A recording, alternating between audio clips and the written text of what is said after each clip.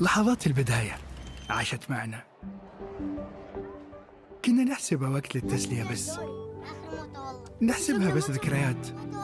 عبود أعطي أختك اليد يا ولد. ابتكرنا فيها ابتكارات، وإذا بغينا قلبناها خرافات.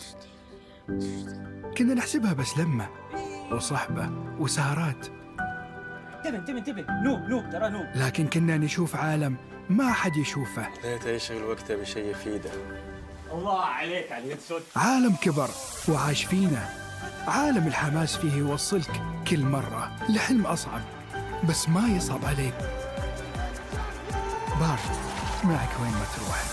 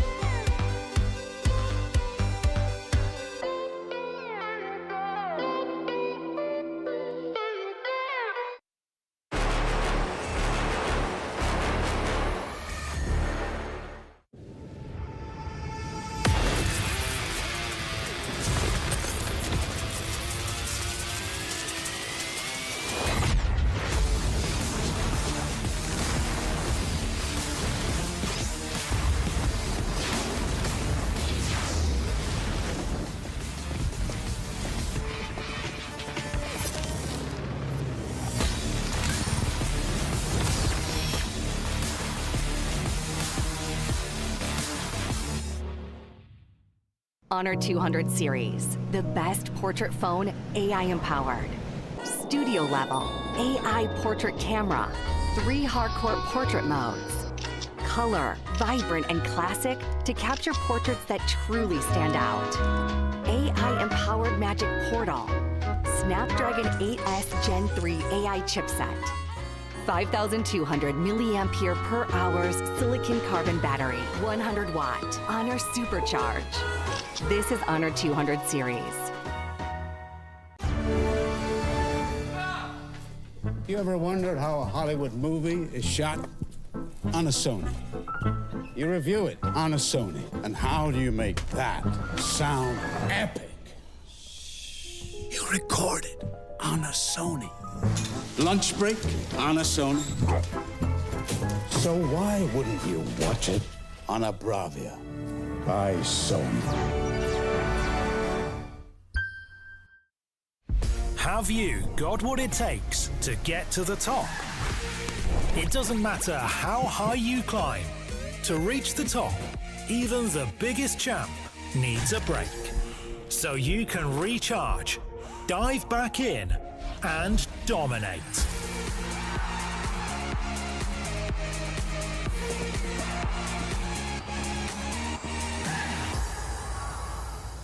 Have a break. Have a Kit Kat.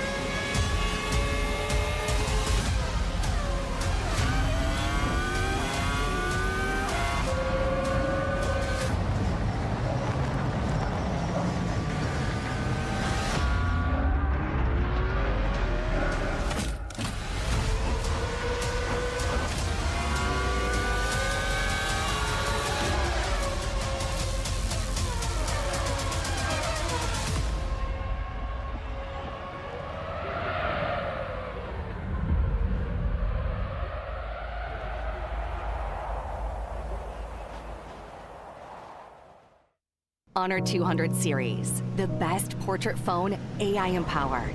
Studio level, AI portrait camera, 3 hardcore portrait modes. Color, vibrant and classic to capture portraits that truly stand out. AI empowered magic portal. Snapdragon 8S Gen 3 AI chipset. 5,200 milliampere per hour silicon carbon battery, 100 watt. Honor Supercharge. This is Honor 200 series.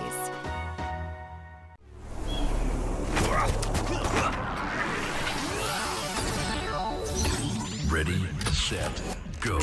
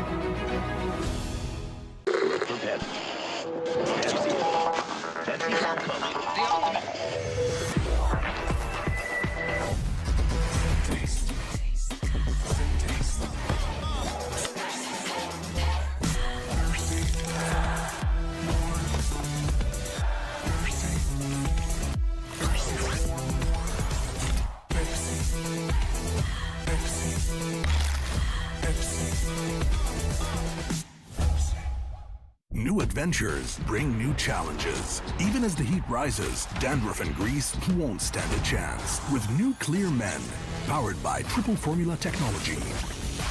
To eliminate dandruff, itch, and grease, gives you 8 hours of freshness and 100% dandruff-free hair.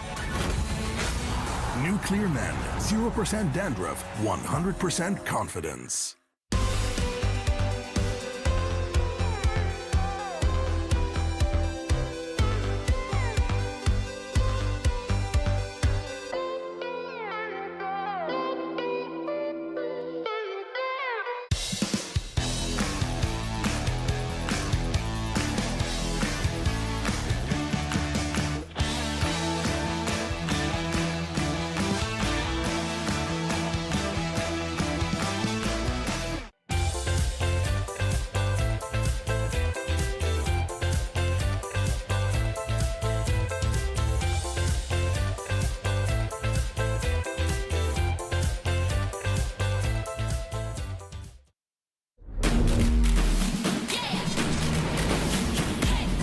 Just like you and me, finding our destiny. Though they may not see, I'll prove what I can be. Aren't we all the same? We're deep in the game. They say this is lame, but we have our own aim. No fear, prove it. Rise up and don't quit. Chasing the same dream, we all are on the same team. Let's go!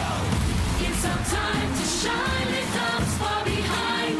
It's our time to show how far we can go. Though they may not see, we show what we can be. It's on you and me, just wait and you'll see. It's our time to show the world who we are. It's our time to shine, we are the rising stars. Our time to shine it. Yeah!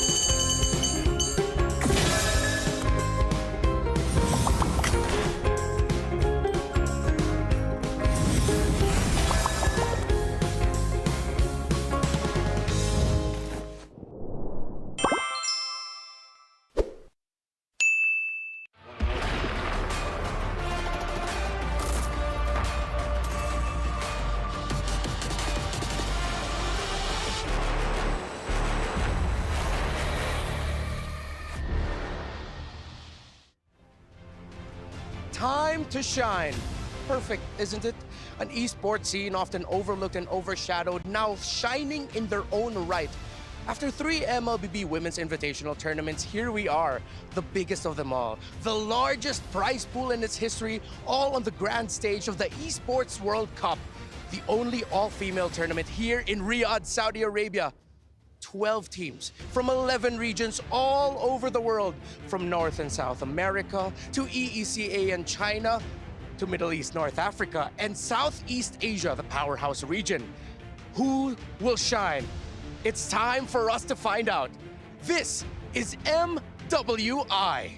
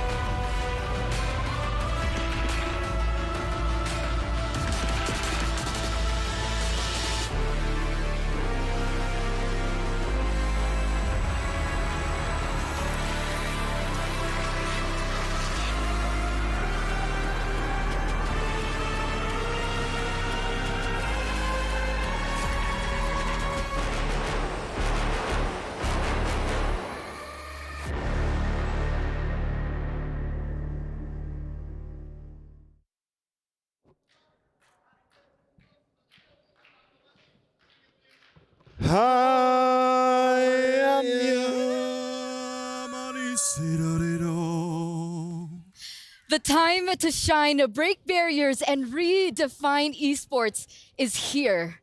And it has finally come today, ladies and gentlemen. Welcome to Mobile Legends Bang Bang Women's Invitational 2024 here at the Esports World Cup. Welcome to Riyadh and welcome to the studio. My name is Eterna, and today I'm going to be your desk host throughout the entirety of this tournament from the group stage up until the playoffs. But of course, here I'm not alone. I'm here with Mirko at the studio as well. Thank you for having me, man. Very, very glad to be here. Obviously, honored to be here casting and analyzing for a lot of the women's divisions teams who've already improved so much. And with how grand, how big MWI is currently here for the Esports World Cup, it's going to be even higher stakes for every single one of them. It's insane. It's insane, right? It's been a long time coming. Finally, that we have a media for all these women teams to finally showcase what they've got and finally show to the world who they are and what they are made of.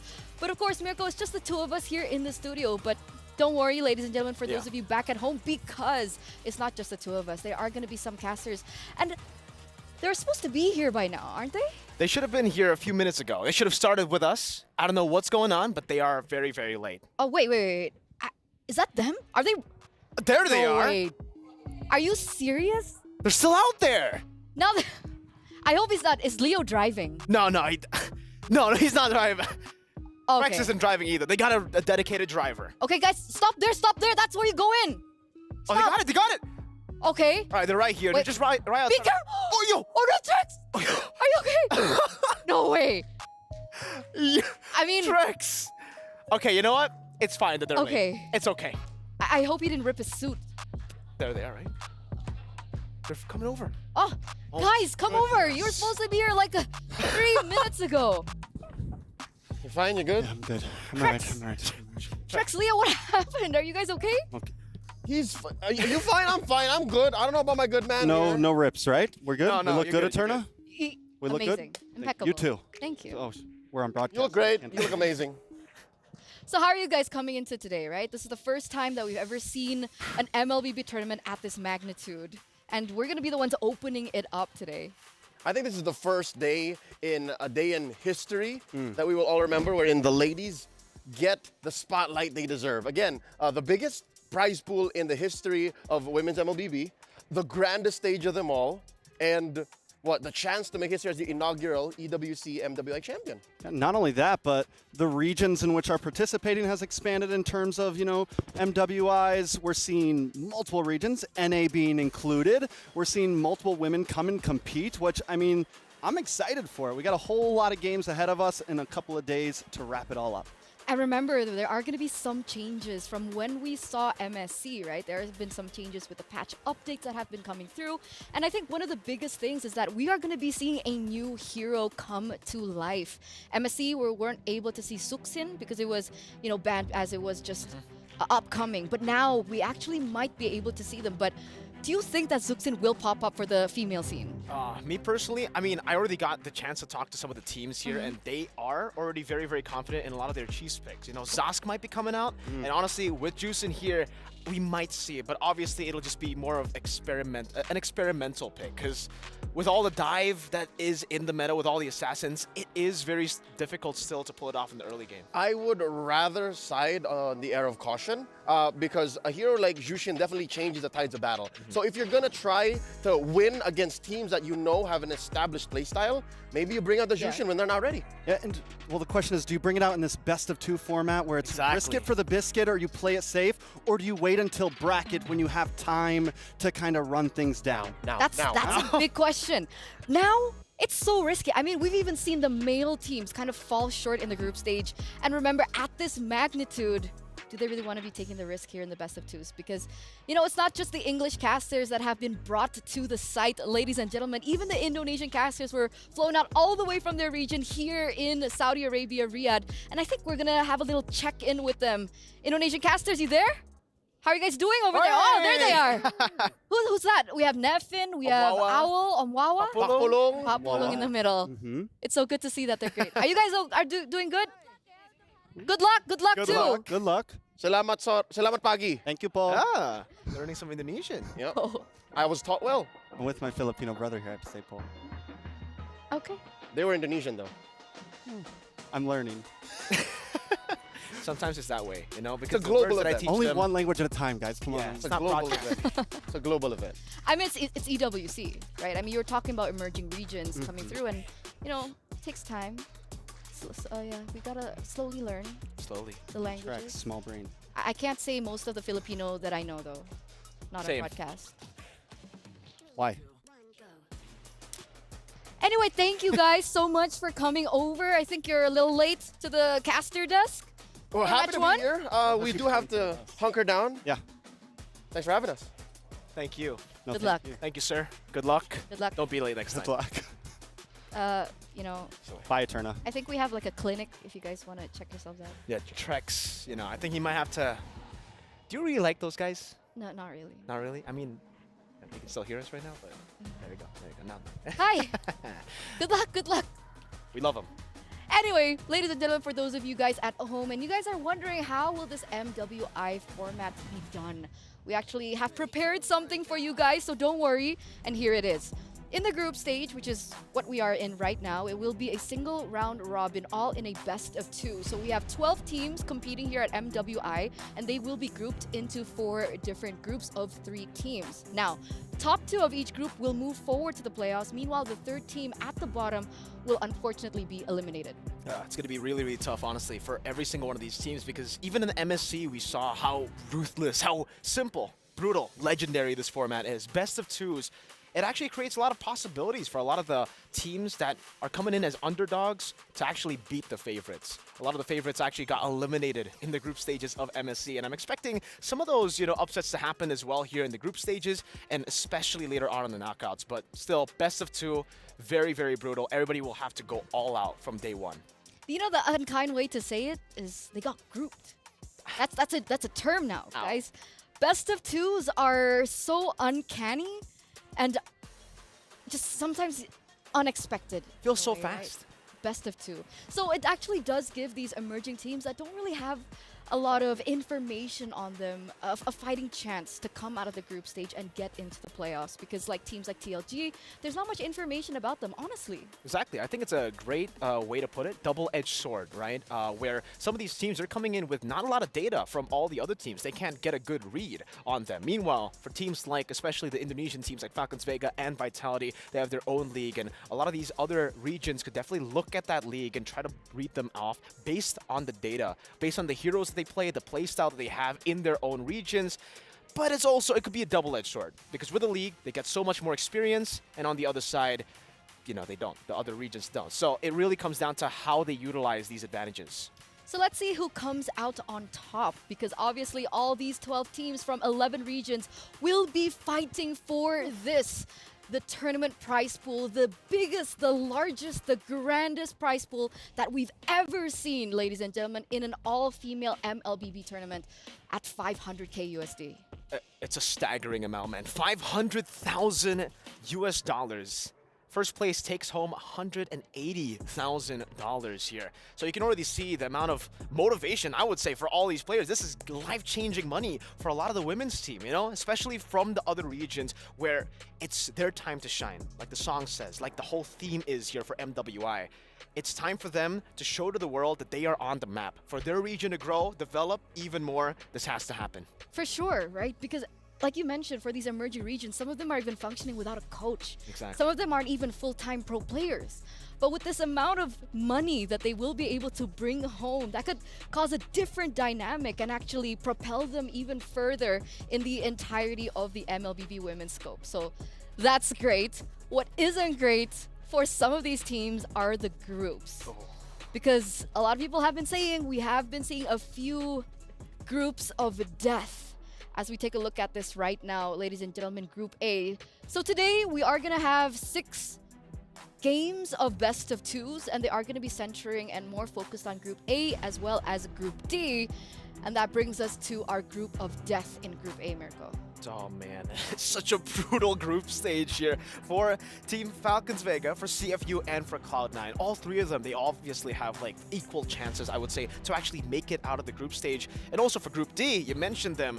It's kind of like a toss-up here between Group D, Group A. Which one is really the group of death? I'll have to side with Group A. You know, it does feel like it's more equally, they're all equally challenged there. Meanwhile, obviously from Group D, this is always kind of a thing that we have, an idea that we have for the Chinese teams, right? How good are they going to be internationally? We had some of those doubts at MSC, and I'm glad to say that some of those doubts were actually already wiped out. Some of the questions that we had for how good they can be, they performed really, really well, taking down almost AP Brandon, going 1-1 against C9, established regions. So here, even in Group D, I'm expecting TLG to maybe pull off at least a few big moments. Let's see who they're actually going to be paired up against today. As we take a look at the schedule, ladies and gentlemen, 6 games ahead of us, 6 matches ahead of us, all in a best of 2. And for TLG, well, I guess we're finishing out the group stage today, as they're going to be playing twice here against Team Vitality, the tournament favorites, the powerhouse of the Indonesian region, and even in the world for 2 times consecutive years, as well as GGHG, an uprising team that people are rooting for, especially after what we saw at MSC with the Selangor Red Giants going all the way to the grand finals and ultimately winning that 1 million USD prize pool.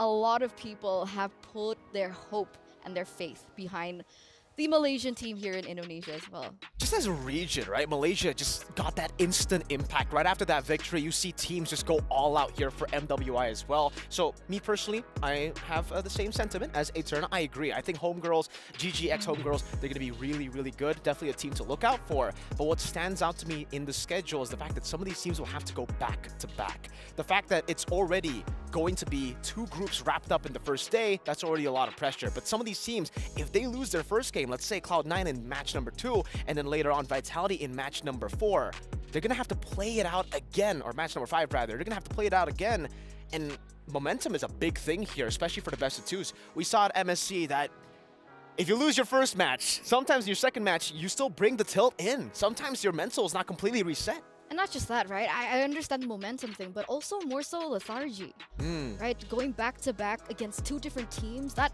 is a different strategy. It requires different preparation. So we're going to see how these queens of MLBB around the world actually fare against one another as we welcome Dr. Sulaiman's upcoming showdown with Falcons Vega against CFU Serendipity up first in this best of 2. I love that we get to start off the day with a banger of a match here. Falcons Vega, obviously, you know, one of the favorites coming into MWI 2024 as well. Falcons Vega, coming in from Indonesia. I think when we're talking about the region as a whole, it's definitely the most developed region when it comes to the female side of MLBB.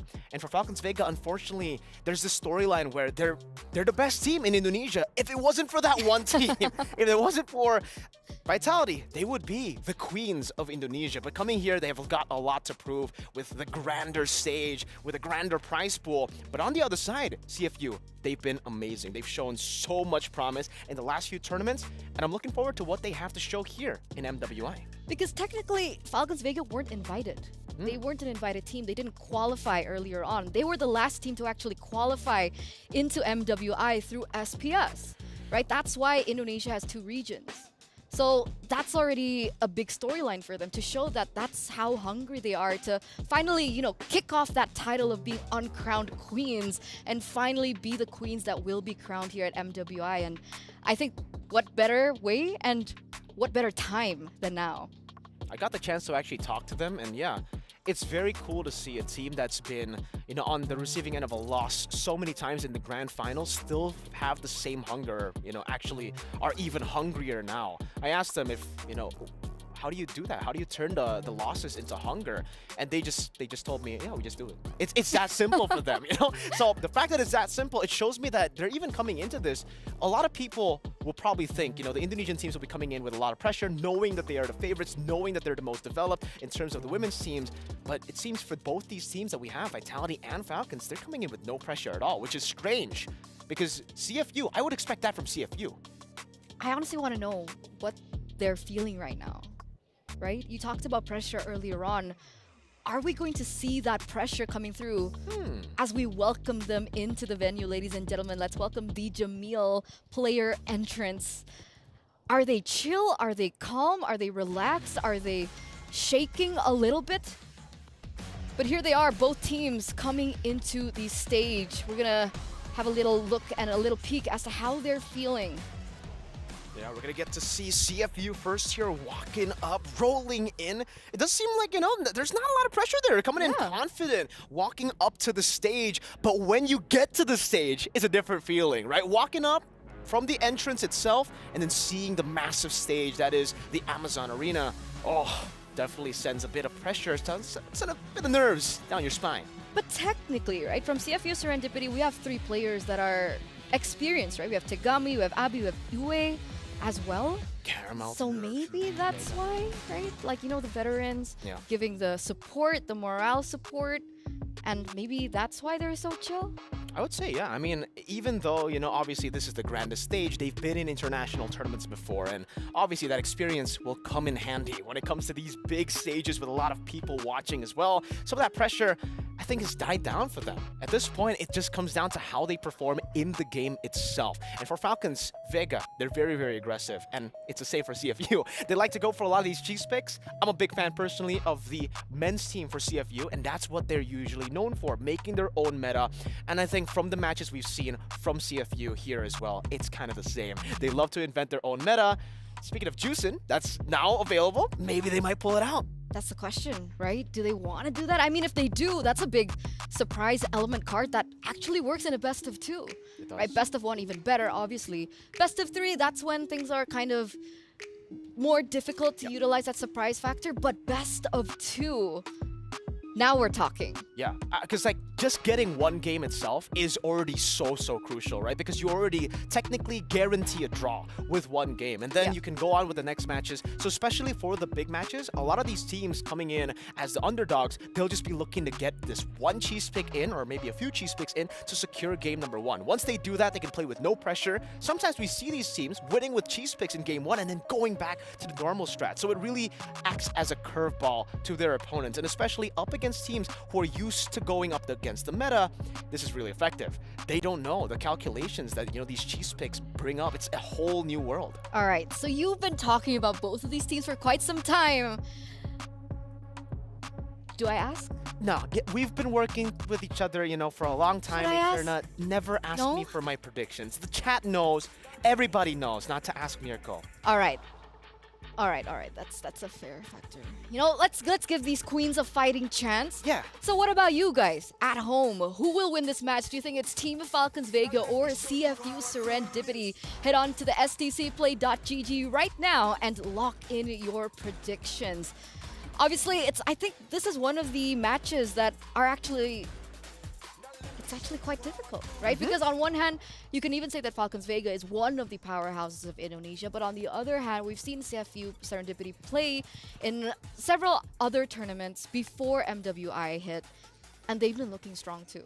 Yeah, I think there are strong points for both these teams. Obviously, for CFU, I would have to say that they've been playing with this roster for such a long time already. So synergy, chemistry, it's already going to be really, really solid for the side of CFU. But if you take a look at Falcons Vega, you can say the same thing if this was like a few months before. But the fact now that they have a few new players, I'm not even sure who the main lineup's going to be. Is it still going to be Funi in the mid lane? Is it going to be Agatha? Is it even going to be a new jungler in place of Caramel? Some of these things we don't know just yet. And it actually works maybe in their favor. You know, up against CFU, a team that wants to stay together, wants to utilize their chemistry, maybe sending them a few of these curveballs for what they prepared. Hold on. To the counter. Why'd you bring that up? Bring what up? A different jungler for Falcons Vega? Yeah. Is that possible? Could we not be seeing Caramel? It sounds weird, right? That okay, Caramel. Uncertainty. Certainty. But you know what's certain? What? The possibility of new skins. Oh, I want new skins. Me too. So let's take a look at the Youth Fair exciting events sneak peek, ladies and gentlemen, because, you know, if you guys participate in this activity, you guys actually stand a chance to get your hands on exclusive new skins. And if you guys are curious as to what skins they are, check it out for yourselves. Do it now. You know, while we're waiting for the teams to get ready, while we're waiting for Falcons Vega as well as CFU Serendipity to get ready, check it out. Obviously, Miracle can't check it out right now. I've been looking at the screen because I want to check it out. Welcome to Guess the Sound. Welcome. Welcome. Her simply means restriction. 1-1 sound. Eh.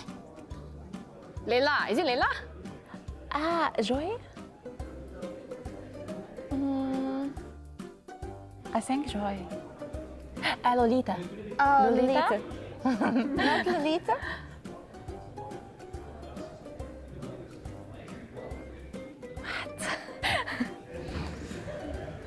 I don't know.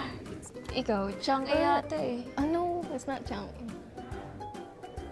Ikaw, guess ka. Give us a clue. What? I'm Chang A. I guess it's Chang A. I don't know what hers. Yeah, it's not Chang.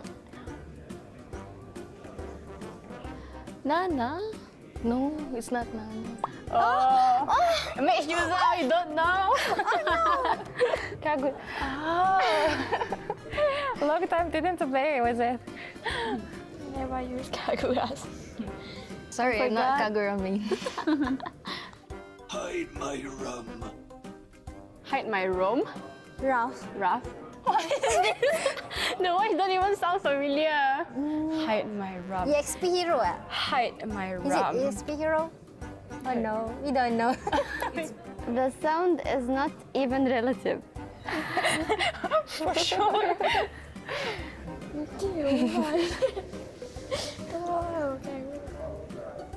Bane.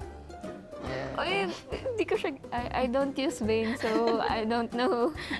Oh my, I'm bleeding. I think I know this song, but I forget. I've never heard that voice before. Oh no, I'm bleeding. Cyclops. You're good. Cyclops?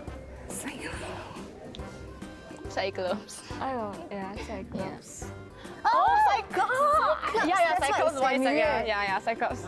Cyclops sound like that. Dude, wrong item choice. And ini Diggy. Diggy? Harry? Diggy. Diggy.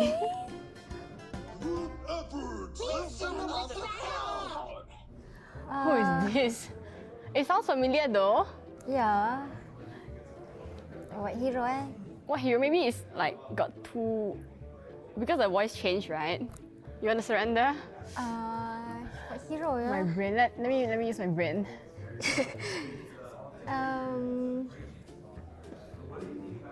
Apa? Jahit. No, Jahit don't sound like that, right?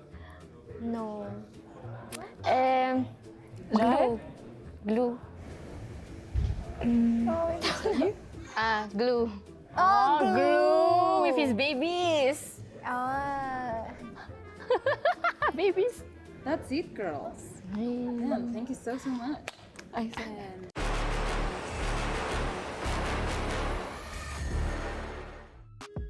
Wow, how did they guess those voice lines? I'm more concerned of the Glue and his babies. I didn't know those were babies. Are they actually Glue's babies? That would be kind of brutal, right? You smack the baby, you step on the baby to get HP? Anyway.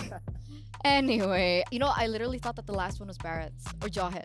I got the Bane one. That's the only one that I got, I think. Okay, give me a voice line now. You put me on the spot, man. I'm not a... I don't... Okay, me first. All right, give me a voice line. When you gaze into the abyss gazes back. Who is it? I got you. Who is it? That one? No, he doesn't know. Tyros. It's not Tyros. Do you guys know? If you guys know, put it into the comments because Miracle's watching. He's always watching. Gaze. When you gaze into the abyss gazes back. Isn't that not Tyros? No. Huh. Yeah, he's not gonna be able to sleep tonight. All right, I got one for you. Okay. Right? The 7 C's. That's it. Kadita. Like hard one. Okay, okay, let's stop. You know what? I'm pretty bad at this. Yeah, I'm supposed to be highlighting the good things about you. You know, sometimes it's hard. I mentioned the curse, your prediction curse, and now... Why do you bully me like this? Guys. Anyway, for our upcoming match, once again, it actually is going to be quite interesting, right? We are going to have Tagami versus Caramel in the jungle, supposedly. Now, from what we've seen from them so far, how do you think that's actually going to go? Well, I mean, both of these players are very well-versed in the Assassins. We know that right now it's currently the Assassin meta. All around the map, we are seeing Lings pop up, Rogers as well, especially Rogers and Lings as first pick. But even then, I think a lot of the other picks that they are known for especially for Caramel, you know, she has played the Martis before. We have seen the Martis that actually has been rising now with maybe the new item involved with the Execute. You know, that definitely helps him, or with some of the Executes as well. But knowing that both of these players want to go for damage output, knowing that both of these players can play Assassins, it'll also be very, very interesting when it comes to the pathing, because I think for an Assassin-Assassin matchup, mainly what differentiates them, what makes it difficult for both these matchups is the pathing. Whoever gets the level advantage first usually has such a massive advantage to play with because mobility is already not a problem, damage is already not a problem, so it all comes down to the little advantage that you can get, and mainly it is usually levels into the neutral objectives. But it looks like the stage is set. Ladies and gentlemen, let's welcome the first game to kick off MWI X EWC 2024.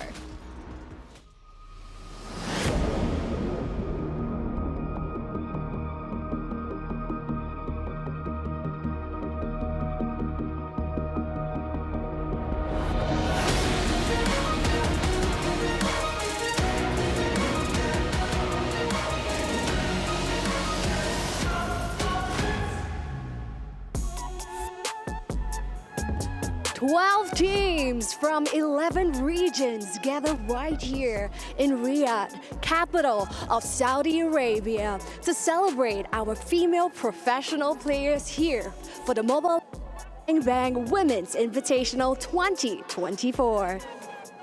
Well, you got that right, Queen Cheryl. May I say it's an honor to co-host with you right here.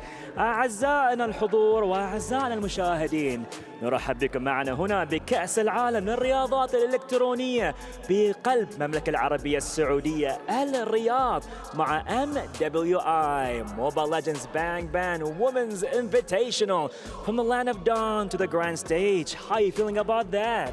I'm feeling super ecstatic and very, very excited indeed indeed, because right here for the next 4 days, we will see 12 teams from 11 regions duke it out over the Land of Dawn to fight and vie for the crown, and that's to be champions of MWI 2024.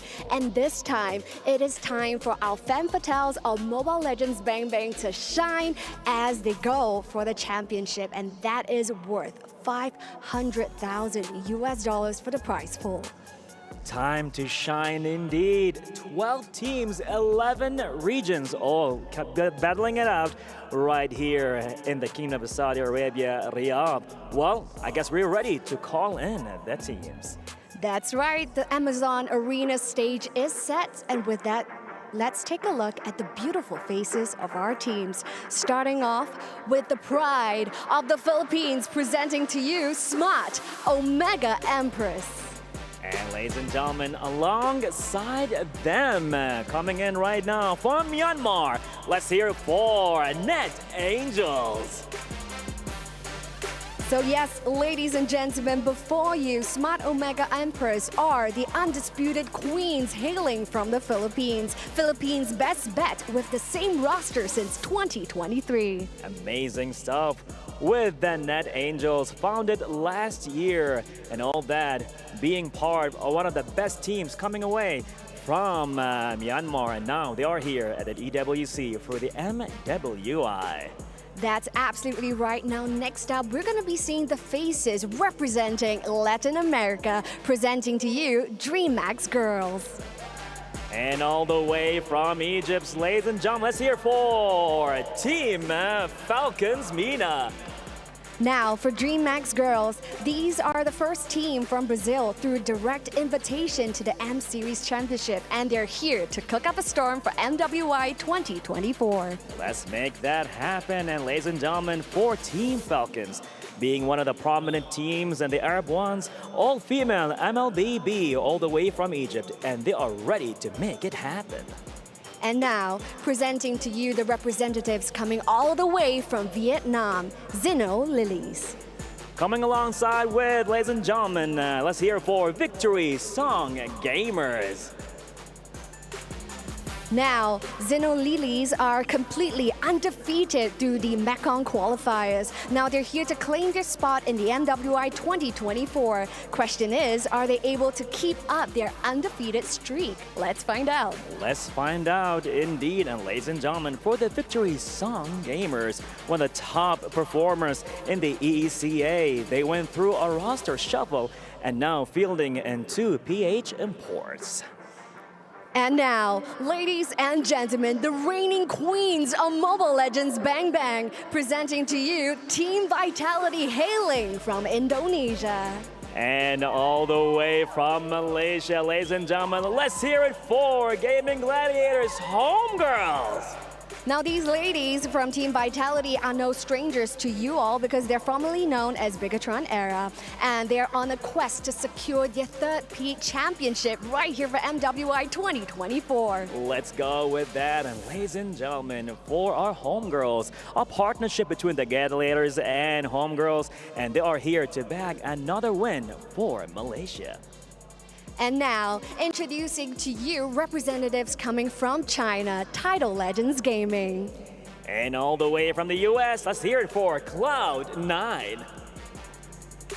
Now, TLG hailing from the land of prodigies, they are poised to show off their prowess on their debut right here on the world stage. A beautiful debut indeed, ladies and gentlemen. And we are here with Cloud9 with some mega players. They will pretty much may have a Cloud9 moment right here. That's right, high on Cloud9 indeed. So with that being said, last but definitely not the least, the teams that will be kicking off match 1 for the day, presenting to you our uncrowned queens right here from Indonesia, presenting to you Team Falcons Vega.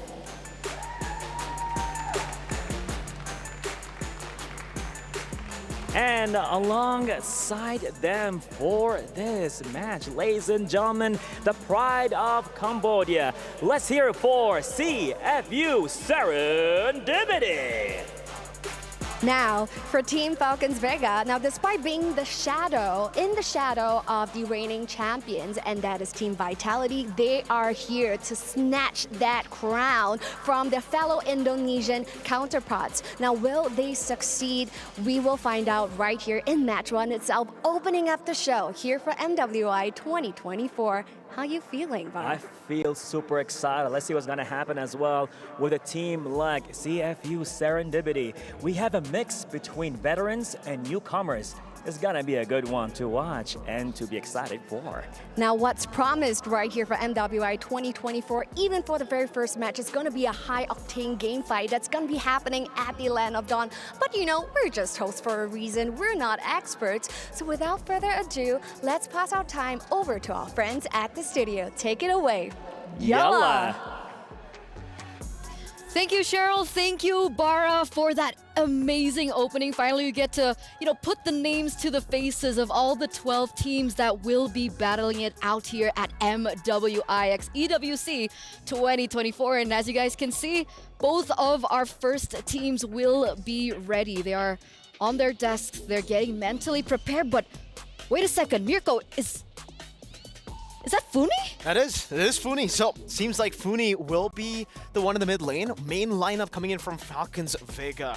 Still have to see the other members here on the team to actually see exactly who's going to be playing for the first game for Falcons Vega. We did mention earlier that they have a lot of new players coming in. They have swapped some of the players here and there, with Agatha stepping in for Funi.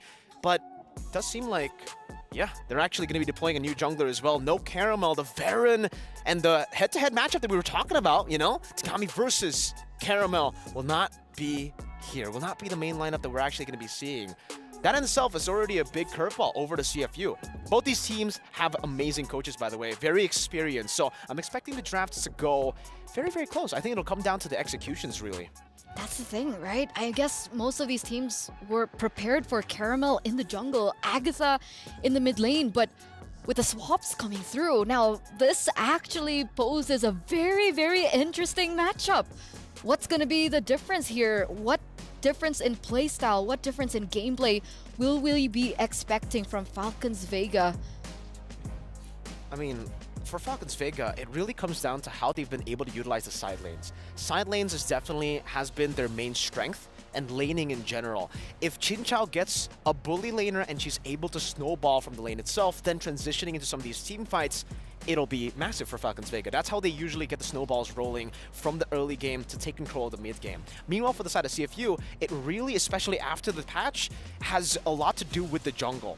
If the jungler can get the snowball going, if they can go and secure some of these neutral objectives, it's going to be really good for them. But here is the new, the addition I want to put in to the fray is for Falcons Vega. It's kind of a, what's it called? It's kind of outdated, the way that they play, right? When it comes to the gold lane, when it comes to the side lane. Meanwhile, for the side of CFU, playing for your jungler as the #1 position has been great so far. We saw at MSC as well. Teams who actually utilize the junglers, give the resources over to the junglers to enable them to pop off, has been able to find a lot more success than teams that actually traditionally play for the side lanes. Maybe that's why that they, subbed in Caramel? Could that be the reason that Falcons Vega are coming through with a completely different roster? Because technically one of the things that Falcons Vega are super known for is that they falter in the late game. Exactly. Right? And with CFU Serendipity being so comfortable in that particular aspect of the game, that's actually a risk, a factor that Falcons Vega are risking here. And what's scary is for CFU, right? They understand how to play the early game too. So even Falcons Vega's strengths here for the early game, usually they get the lane dominance, they control the game through the laning phase, through even individual 1v1s in the mid lane. We expect the mid lane to be, more of a clear shove and rotate over to the side lanes or to the jungle to help enable and get prior on the map. But for Falcons Vega, they've always had a very, very big emphasis on actually getting individual leads. And this is something that might change. Like you said, with the change of Funi coming back into the mid lane, maybe we'll see a more active mid laner as opposed to Agatha, who usually does want to bully a bit more, does want to play into the jungles. And with the new jungler, Meilane, Caramel was a bit of a mix. We saw her do well during the utility jungle meta, but I felt like it's time. This is the time to shine for her. Especially because, you know, the assassin picks, what she's known for, what she's always been known for, has been those assassins. Nolan, Ling. Bennett, Nolan, Ling. I remember the Hayabusa from back then all the way. And Hayabusa has been coming up. So I'm expecting Meilane to maybe play the assassins even better, because why else do you make that kind of choice, right? And I don't think you'd want to go for something experimental in a best of 2. Definitely not. No, right? Not against CFU too, a team that is known to go for experimental picks, to go for cheese picks. All right, so with that being said, what kind of picks are we expecting here in this next lineup, right? Because, I mean, technically when we're talking about the MLBB scene, sure, there are teams that are more formed. There are teams that are coming from a background where their league has been more developed, and they're the ones that usually bring up the meta picks, right? With the Rogers, the Lings, so on and so forth. But another thing that we've actually noticed about female teams is that they really do enjoy sticking to their comfort. They really enjoy utilizing their power picks. So now, ladies and gentlemen, as we get into the drafting phase for game number 1 in this best of 2 series, our opening match of the day, we do see that Falcons Vega are going to have that first pick slot. What are your expectations? Well, expectations instantly is that first pick has been a lot more prio compared to red side, right? Blue side has been finding so much more success. I think even in MSC we saw that, and this is exactly why. On blue side, you can actually dictate the pace of the game, dictate the picks that are going to come out. You don't need to ban out the chips. You don't need to ban out the low yi. You can force your opponents to do so. And for CFU, they're already caught in the spot here where Falcons, they're banning all the respect heroes over to CFU. They're getting rid of that Ling that we were talking about for Tagami. It's going to be massive. The assassin pick that can snowball, that can look to find plays around the map. The Edith as well, knowing that CFU love to go and team fight, love to stay and force you in these team fights for a long period of time for the rest of the members to catch on. And here it is. That's the chip. That's the low yi that we expected. This is why blue side is so scary, man. I mean, we also talked about this earlier on, right? The fact that, you know, CFU Gaming, they're coming in with 3 veterans, right? 3 players that are experienced on the international tournaments. We have Tegami, Abi, and Ue. And these are the 3 respect bands that have been given over from Falcons Vega over to CFU, right? Edith, like you mentioned, with all the advantages that the Edith has, but another thing to point out is the fact that Edith is a big power pick for UA in that roaming position. So now, Lo Yi has been taken off the board. One more. Chip, Lo Yi, they're going to have to choose between Roger or maybe even utility pick or... Yeah, I'm thinking... Juicin, obviously. Juicin is available now to be picked up, ladies and gentlemen. If you guys are just tuning in, it's a big pick. Leo likes it. Leo likes the fact that in a best of 2, maybe you need to go for these cheese picks. Maybe you need to go for these new picks to send a curveball to your opponents. But that does leave a big pick to be left open. The hero that I mentioned should have been banned out, maybe. It's the Roger, right? So much flexibility. On top of that, usually you get like flex heroes or prio heroes. Roger's both. He does both. He's a good flex pick, and he is a monster in both the jungle and the gold lane. I mean, technically, I'm not really sure what Meilane plays, right? Sure, it can be flex, but what we do know is Chinchao is a monster. She is a beast on this Roger. In SPS, as they were going to get their slot to qualify for MWI, Chinchao actually pulled in a split push that was so amazing that I'm pretty sure that it has still been seared into their opponent's mind. So that's definitely something that we do need to pay attention towards. And by the way, this Harith now being picked up by CFU alongside with the Ruby. That's a power pick in for Yui Fendi, their gold laner.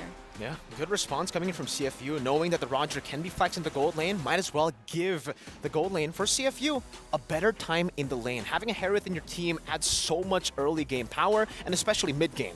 When it comes to these neutral objective battles, the fact that they, by the way, Falcons have banned out the Edith means that Falcons could have taken it in the second phase here, that Harith. Harith, no counter available for the Edith, already banned out. Picking up the Ruby as well to stop any kind of stoppers, to stop the Harith instantly. But now Falcons Vega, they retaliate with a solid choice. Terizla.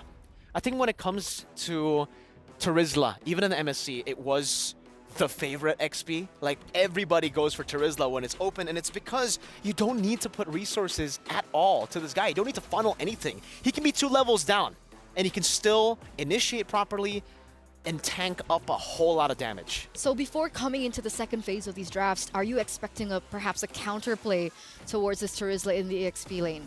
Export, CC? That's the thing, right? What is even a counter for the Terizla? It really is about... Terizla is a non-laner.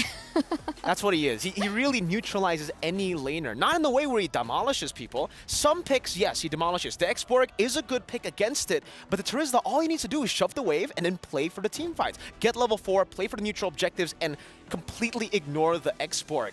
X-Borg, if he doesn't bully the Terizla in the early game, he's going to have a little bit more, struggle, I would say, to get to the mid game to actually deal damage to the rest of the members from Falcons. So the winning conditions are definitely set in stone now for CFU with the choice that they have made here in the first phase. Now coming into the second phase, right now Falcons Vega, with the lineup that they have right now, they have a lot of catch, right? They have catch from the Vexana, they have catch from the Terizla as well, but they're still afraid for CFU Serendipity that they're going to double down on that catch. The Minotaur has been taken away from Falcons Vega. Good ban, reactive ban there. Knowing that CFU wants to be diving deep in these team fights as well with the Harith and the X-Borg, something like a Minotaur is great for the banning phase. But I think for Falcons Vega, this is a good approach for them too, banning out the Lilia and then maybe the Valentina as well to take out, the possibility of CFU getting a pick like the Valentina, who's been able to find so much success in this meta as well. And the Lilia ban's really just about the prio in the mid lane. I think they can go for... Yeah, no, I'm thinking just mid laners. I was about to say maybe they want to go for the Grok ban, but they already have an X-Borg and Ruby, so Ruby's going to go Rom, X-Borg's going to go XP. There's no possibility, I think, for the Grok, unless they want to go jungle. Who knows? So let's talk about the possibility of the mid laners here for CFU, right? The one thing that we know, the data that we have about Abby in the mid lane is that she loves the Vex, Lilia, Nana, Odette, and the Nova. So now that the Lilia has been respect banned away, as well as the Vexana being picked up now by Falcons Vega, do you think that there is still a slot for Nana and Odette to make their appearance in the international stage? Yeah, I think so. Nana and Odette provides a whole lot of security for yourself, right? You have that passive, you can run away from a lot of these dive situations, and Falcons Vega, they're definitely, leaning towards the chain CC to pound down with a Roger combination here. So going for something like a Nana that can actually stop the momentum of a full dive from Falcons would be pretty good. Also, the Molina is a massive tool when you want to kite back. And it seems like they're not going to go for the Valentina ban, actually. Leaving it open, leaving it to CFU to go for these choices and banning out the Baxia, which is interesting. Because with a Tigreal ban, you would expect that CFU want to go for an assassin pick in the jungle. It's still going to be really hard, by the way, to go up against a Terizla, Vexana, and the Roger on the assassin. But hey, if they want to do it, Nolan is still up for grabs. Nolan, Fanny, Amon? Do you think Amon is a possibility? I mean, Tagami she is a master of assassins, right? She loves her assassins, and there's been rumors circling around that Amon has been one of her favorite heroes to utilize in that jungle. Do you think it fits? I guess it fits, right? I think the concern is they already have a Harith and now a Nana, so 2 magic damage dealers. They might want to add on a little bit more physical here. They do have an X-Borg, but it's more of a hybrid damage dealer, so they are setting up for an assassin. They can still go for utility. Amon, I think considering that they have a lot of magic damage and there's a lot of CC, they can catch the Amon, a lot of picks.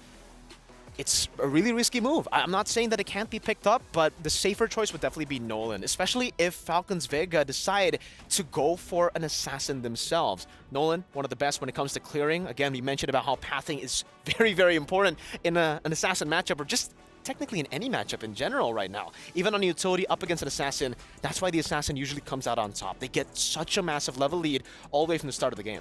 Okay. To round things out, ladies and gentlemen, for Falcons Vega, it's official. It's going to be a Roger in the jungle with a Claude for Chin Chow and addition of Carmilla for that roaming position. That's Thal on Carmilla. Oof. It's a very reactive pick. Fanny comes out as well. No stoppers from Falcons Vega. They went for the Carmilla. They saw the Tigreal. They saw the Minotaur ban. They didn't expect the Fanny. They banned out the Baxia, and now these picks with no stoppers, they're going to have to deal with a Nana Harith and physical damage. Fanny. I'm ready. Are you ready? I'm super ready. Are the casters ready? Trex, Leo, you guys ready? We're more than ready. I can't believe the Fanny slipped through like that. It's looking spicy already in MWI right now. We got a Fanny in the Land of Dawn. Game 1 of MWI. Eternal Miracle bringing us the goods as well as the ladies. Again, this is Falcons Vega and CFU Serendipity coming through. The Sharks versus the Falcons. It's the skies versus the seas. You ever seen a shark fight a falcon? Well, we're gonna today. Never thought I would. Not in my MWI bingo list, ladies and gentlemen. Coming in live from Riyadh. I hope y'all are doing safe. I hope y'all are having a great day or evening as we get into the very first matchup, very first game in this history-making tournament. Starting off in the orange here for Falcons Vega. I'll see if you serendipity dipping into their purple, as you do with the Fanny.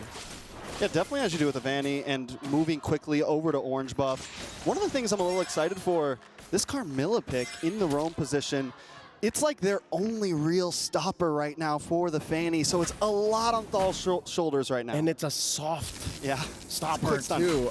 Not to mention maybe, so at best they have like a 1.5, 2 stoppers, right? You have the Eternal Guard and you have the penalty zone. That's it. That's it. I wonder if Falcons Vega are kicking themselves for this now. In mid, Yui playing some footsies here with Thal. Again, I don't know if expected Funi to play today. Yeah. Funi and Mei Lane. Definitely a toss-up. Don't know exactly what happened. This might have been the choice due to some scrim decisions. Who knows? Mirko said it. They must feel confident with this composition. So excited to see exactly how this plans out. But that Tagami pick right there definitely spices things up for game number 1. And this is what we talk about in group stage. These are the possible, strats that can get you that first game 1 win. Yep, and the draft definitely worked out for serendipity this time around. Yui taking a visit down to Yui Fendi. Something to talk about here as well. Chinchaw's not having a great time. It's very difficult now. Yui coming in deep. Yui takes a little bit of damage. Should be okay there. You talked about Yui. You talked about Chincha. I think this Yui Ruby pick is going to be glorious against Mailing on this Roger. Really, I feel like Serendipity just drafted very cleanly in this game.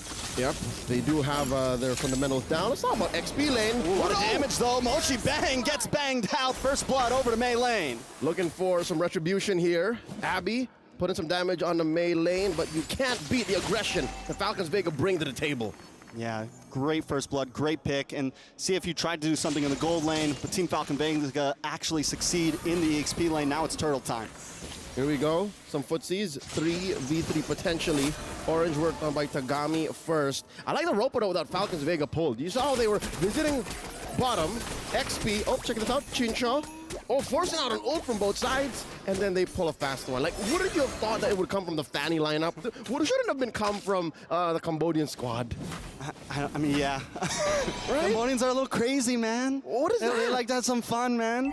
They bring out the Fanny game 1, and it was the fact that it was pick number 5. It's great drafting from Coach, man. Great drafting from Coach for sure. But here comes turtle play. Nice stun onto Yui. Thal going to kind of hold down the front line here. The Carmilla should be able to get a stun done. Does have the ultimate ready. The Blood Pack able to do something here. Mei Lane just dancing around. Nothing too major. Keep our eyes on Tagami though.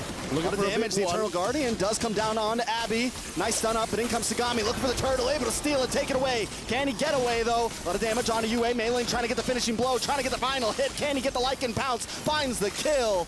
Now Mei Lane locking on to Mochi Bang as well. CFU on the run, loses 2 for the price of a turtle. Mei Lane going ham this time around. 3 on the board already. About 2,000 gold ahead, I'd say, give or take. You expect these values to balloon up in the next few seconds. Again, serendipity, clearly CFU won that draft. They got some sneaky picks through. But they just can't get through Falcon Vega's fundamentals. They're just so clean when it comes to these engages, and they know how to play the map against a lineup that, say what you will about that turtle take. They lost a fight now in bottom. Thal's in trouble. Thal takes a little bit offended. You able to land that I'm offended, but Thal flickers through, and there's your fundamentals right there, feeling comfortable. Even the call from Mei Lane earlier, I don't even want to take this turtle because I know I can get 2 kills. Leaves the turtle behind, goes for the kills. Tagami gets it, but it's a great trade for them. Little intricacies of that flicker from Thal. They knew that there was no one in that river bush. They knew that there was no one coming from mid. So they made the call, all right, flicker over here, you're safe. I got you. Team Falcons Vega covering up the map really, really well. Now you're clearly ahead here in the early game. Again, now we're looking at 2,000. Yui Fendi gets a hit on her, forced out the ult. Zaman's force does come down. Yui there to help out along with Abby, but now it's 4 members of Falcon Vega, and a big Guardian lands right on Yui. In comes Tagami trying to get some damage off. Where's the cut throw? Can he land it? No, doesn't connect. Everyone able to dodge through, even Melee with a beautiful Lycan pounce, but more damage coming on to Melee. Tagami finally finds one. Can they make it 2? A lot of damage onto Tagami. Tagami has to run away, but still gets the double kill from that burn. She got it down. She was trying. All this while, she was trying, and it took maybe 2 or 3 big engages. Here's the STC replay one more time. Again, the Eternal Guard came through, and now maybe we're seeing remnants of that initial dilemma. Oh, wait, what's going on? Nice push. All right, great conversion. Now we're seeing the dilemma coming through now. Where's the hold? If Tagami can keep doing this, then Team Falcons Vega have something to think about now. Melee wailing away. Yeah, Violet getting some nice damage on him. Moshi Bang's frag armor. Melee able to get the turtle this time. Tagami hightails it out. Last Insanity defensively just to try to get away. CFU backs off. All right, clean. CFU Serendipity. I think it's key for these ladies now to pick their fights.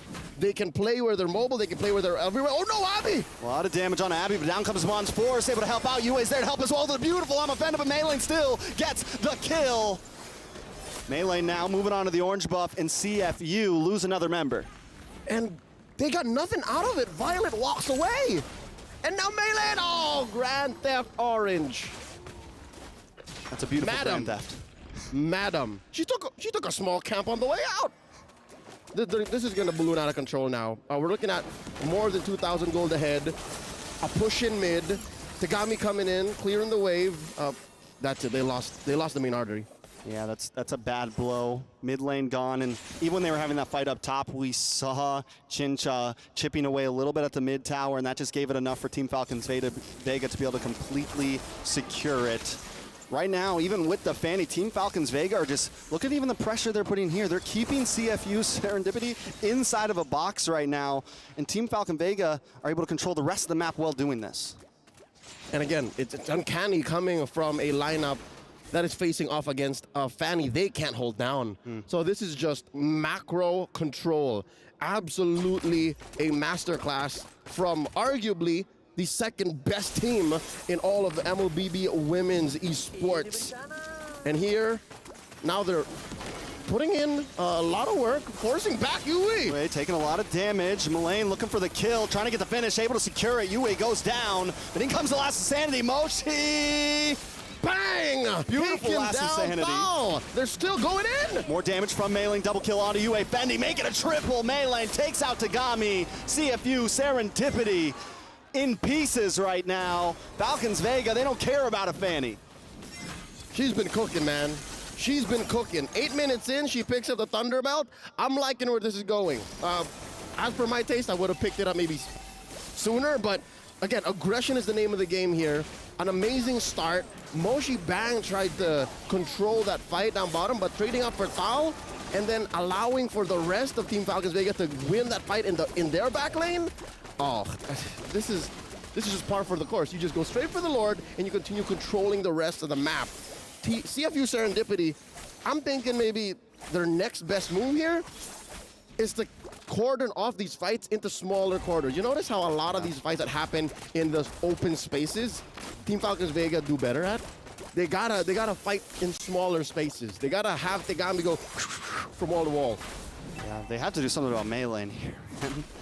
I mean, Melee's just, he shouldn't be, or she shouldn't be able to just jump into this, fight the way she is. She's even getting locked up from Yui in some of those fights and still has time to just do whatever she pleases in these fights. 7-1-1 on a Roger. It's what, almost 3,000 gold lead there? She cooked. It wasn't even second item, it was third item Thunderbelt, first up War Axe, and then the Piercer.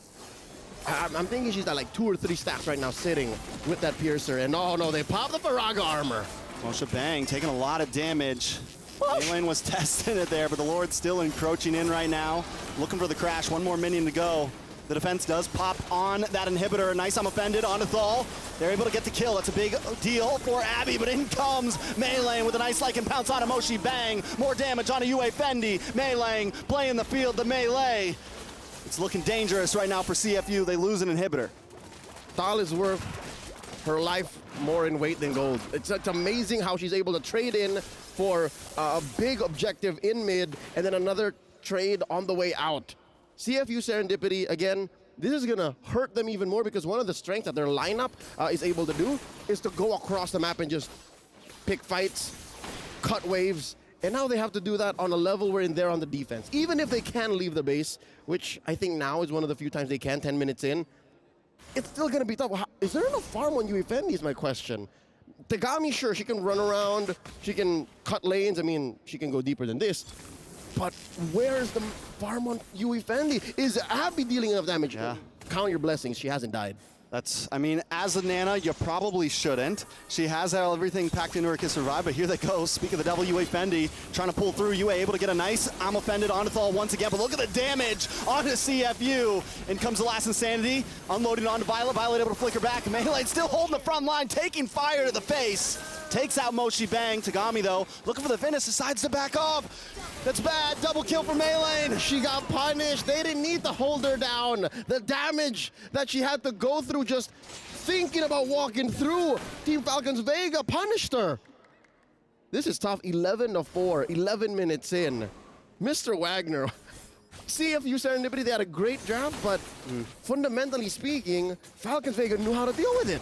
Yeah, I mean, CFU seemed to not be able to play it to its maximum capabilities. Abby taking some more damage, and at this point, as you said, we look at the way that Vega's moving around the map right now. It's always 2-2 and Meilane kind of on her own, because Meilane can handle herself against the Fanny. A Lycan Pounce to dodge a Cutthroat, or a Lycan Pounce to dodge a couple blades and get the damage out, and the rest are covering each other's backs. The only real hero that Meilane has to worry about is Ruby, right? Like that's the only thing that she has to think twice of. Abby, she can just dodge Molina's gift. Forget about it. Like, I can just run around. I can hop through these gifts. And now another fight, breaking out in mid. The pack comes down, so the damage is unloading. Yue goes down first. Next might be Yue Fendi. Able to get the outplay, though. Looking for the final shot. Finally gets the kill onto Meilane. Yue Fendi pulling up in the Fendi. Doing some nice damage onto the Lord now, but it's still coming soon. Team Falcons Vega. Abby made bank. Can they do this? Can they defend? Where is she? Where are they?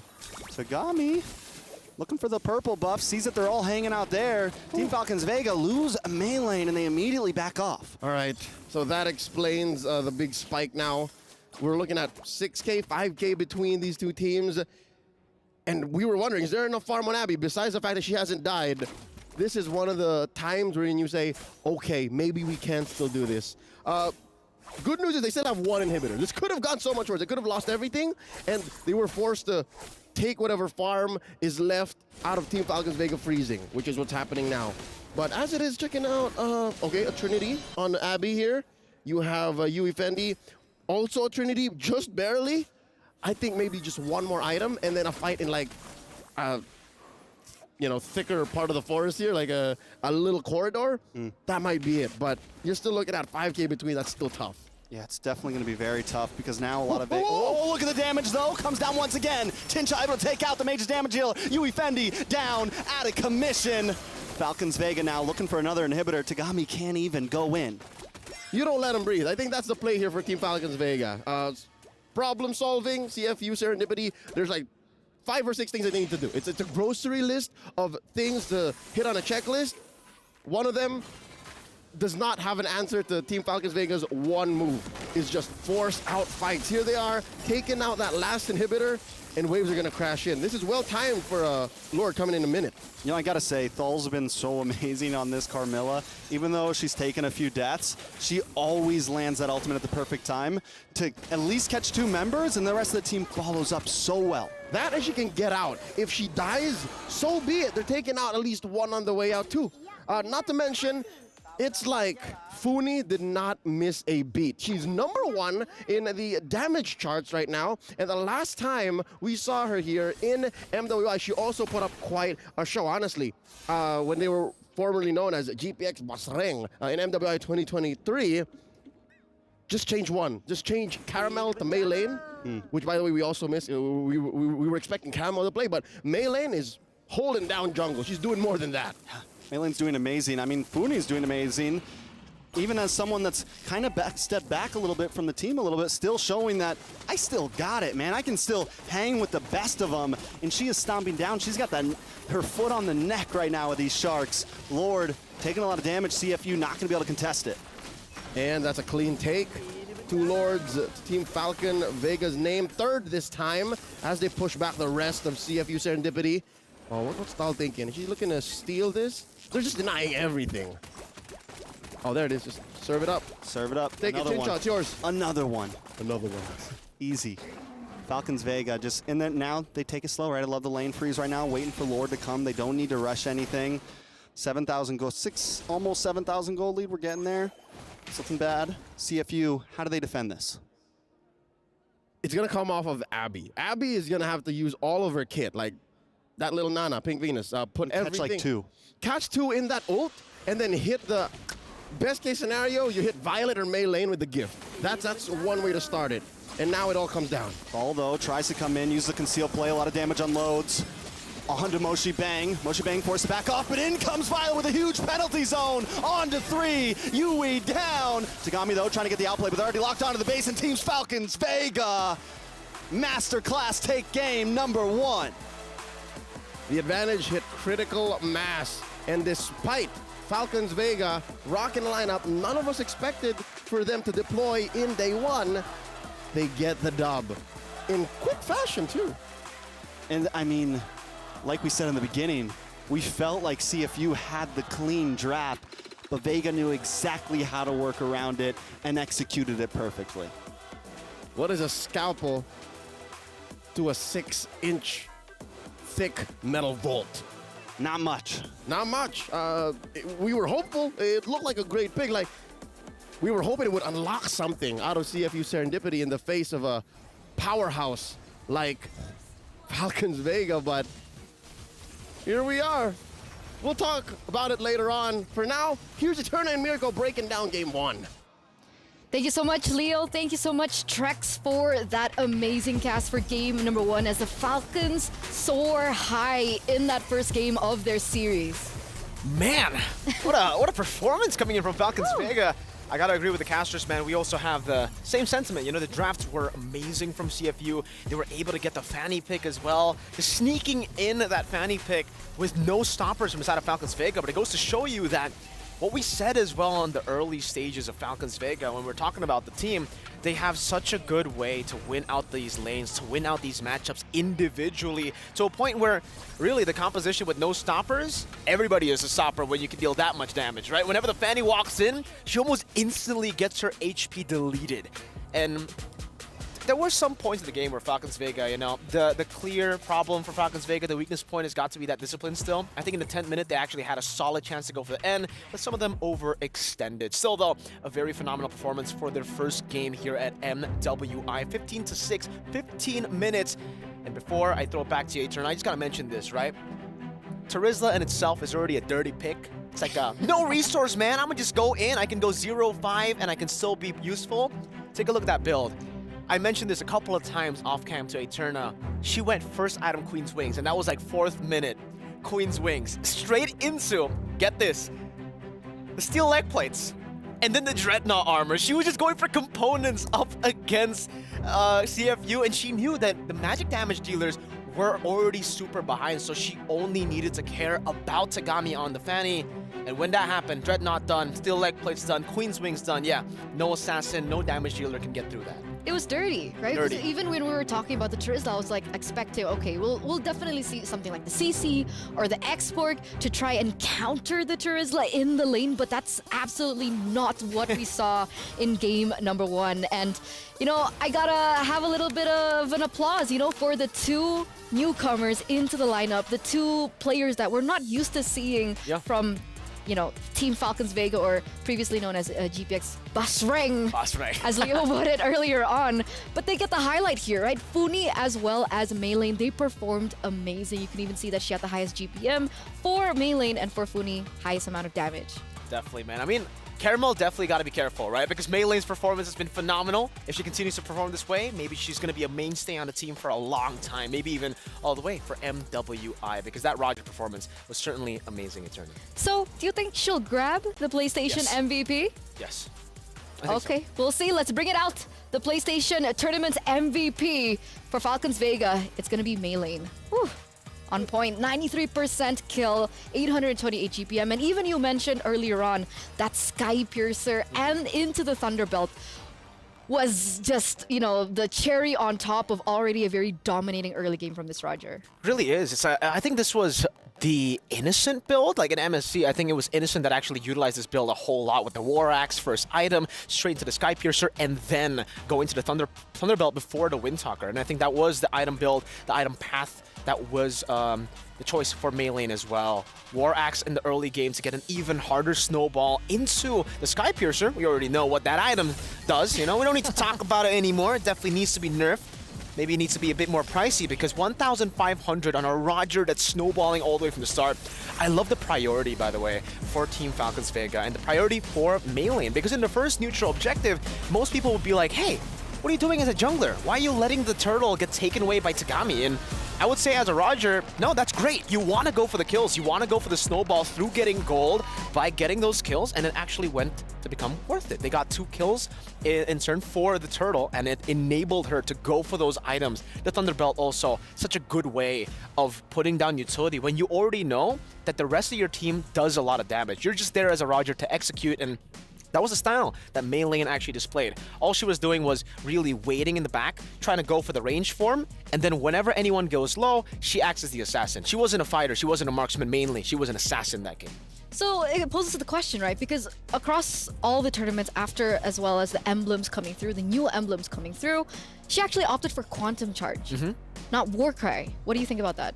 I think the Warcry definitely, you know, it adds a lot of value, but knowing that the playstyle there for her was not about standing there for a long time, not about joining the teamfight for a long time, but actually executing Quantum Charge definitely allows you to go in, get out a little bit faster, knowing that the build she went for was a bit more of the boom, bang, you know, kind of bada hit bing. and run, bada bing. You can add the bada bing too.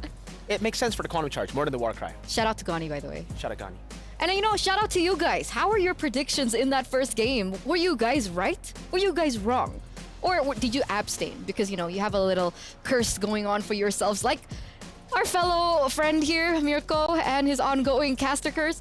You know, you guys can actually let us know of your next audience prediction in the STC predictions earlier on. The website was down there, so you guys can actually go to, you know, a quick refresh to take a look at that. But now, best of 2. We still have one more game between both of these teams. See if you had the better draft. Everyone kept mentioning it. What do they need to do now? That's what's concerning now, especially after taking a big loss like that. It was pretty one-sided in game number 1. Now they're going to have, well, number 1, step number 1 has got to be reset. They really have to try to reset there while we're on a break right now for them, right?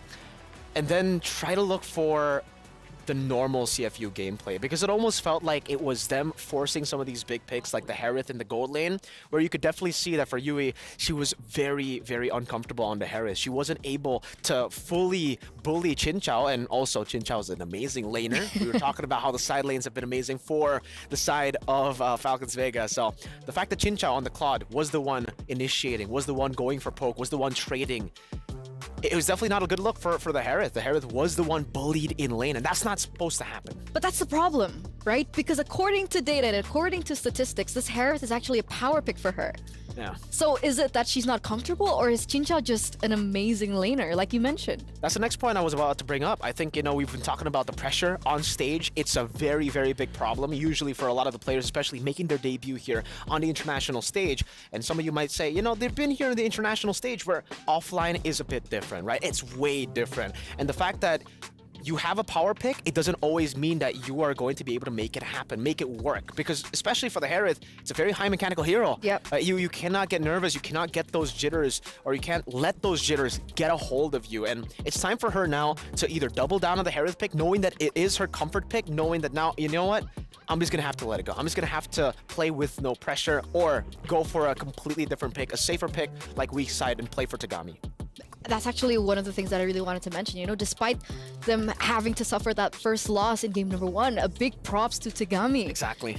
You know, her reputation really preceded herself, right? I mean, a lot of people were saying that she was one of the best assassins in the current meta and so on and so forth. And we actually saw that, right? The Fanny, she was trying her best. At some point, she did go for a turtle steal under the nose of course, Falcons Vega.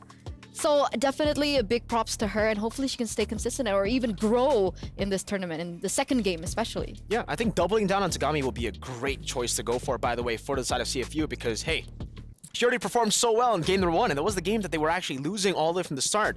I think the way to enable her has got to be pick up the Terizla, or at least try to take that Terizla away, because having the Terizla in the XP lane, where even if you get a lane counter like the X-Borg, like you mentioned earlier, Terizla is a non-lane. So if you pick it up, you have a lot more priority to play and enable your assassin jungler. We've been through this a whole lot as well in MSC. This is why Terizla has been so popular and so amazing. So yeah, either you ban it out or you pick it up. I think now that they are going to be on blue side, they have a chance to actually pick it up for themselves, and they can actually force out a lot of the other bans, like the Loyi, like the Chip, towards Falcons Vega. That was something that Falcons Vega was able to absolutely capitalize on in the drafts. They banned out respect heroes all the way, the Edith, the Ling, and then they left all those picks open. I do believe it was it the Hayabusa last ban for Falcons Vega? Yeah. So full respect. Full respect. But you know what? I'm not worried about CFU. Why? Because they have the support. Ooh, of what? Of the pandas on their jersey. That's have true. you seen them? That's true. Man, guys. The CFU pandas. Once they get on camera, we need to appreciate those pandas, man. I want to appreciate those pandas too. They're so cute. Yeah, during the game, pandas sometimes, you know, the face cams goes to the panda shots and we're just like, oh my god! Was it not highlighting the players? Like the hand cam? Was it the panda? See, it is a hand cam, but I look at the panda. Yeah. Would you perform better if you had a panda, Eterna? I'd love a koala. What I was born in Australia. All right, mate. What about you? I would take a Lafelle? I would take a Lafelle and a nice suit. Okay. That's a good one. Anyway.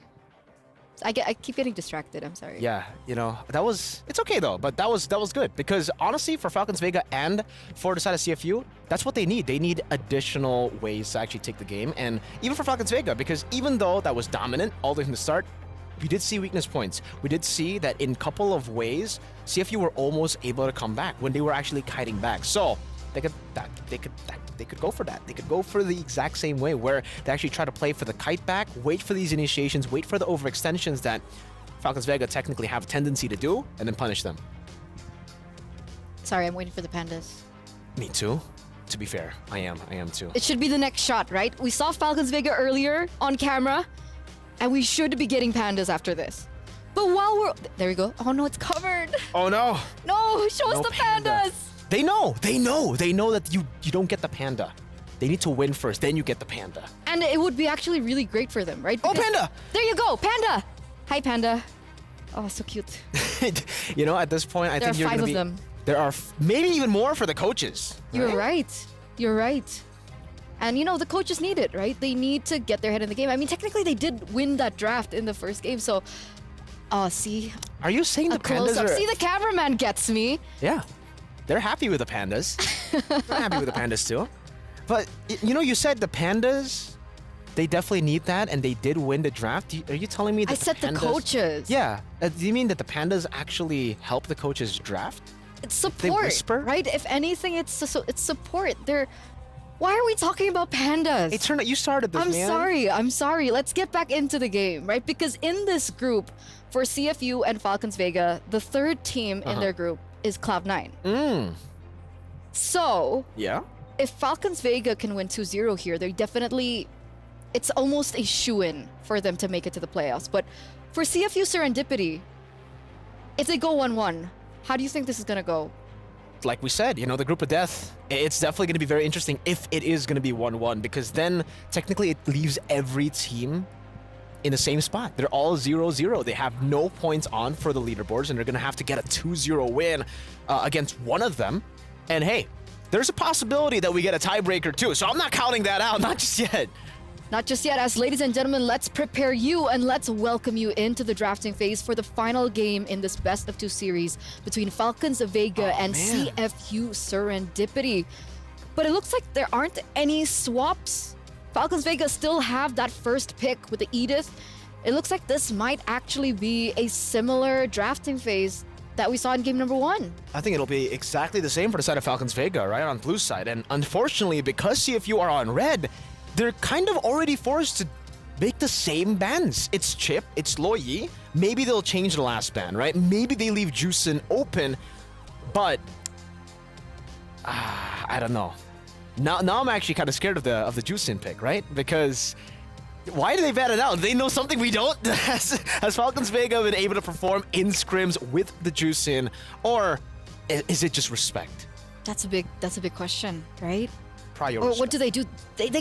They can't leave the Luoyi open either, right? It's too prio at this point. Despite the changes towards the Luoyi and her ultimate, it seems like the Luoyi still does have that impact, especially when pioneered or when steered in with the right person. But Vexana ban, so this is already a very big difference to game number 1, ladies and gentlemen. Last time around it was the Hayabusa, but now it has been changed into the Vexana. The big question is now for CFU, do they want to still leave the Roger open for first pick, or are they still going to go with Susin? I mean, the Hayabusa is up for grabs. Technically, they can go for that, but yeah, that's a big question now for CFU. If they want to leave the Juicin open up against Falcons Vega, I think the other picks to ban, if they really want to go and, enable Tagami, maybe would be...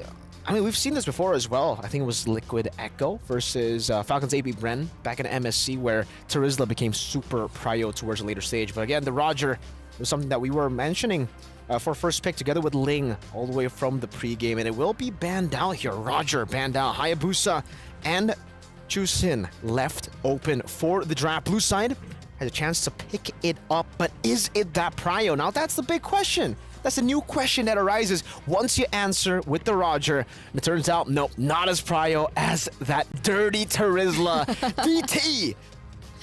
Terizla gonna be first in picked for Falcons Vega.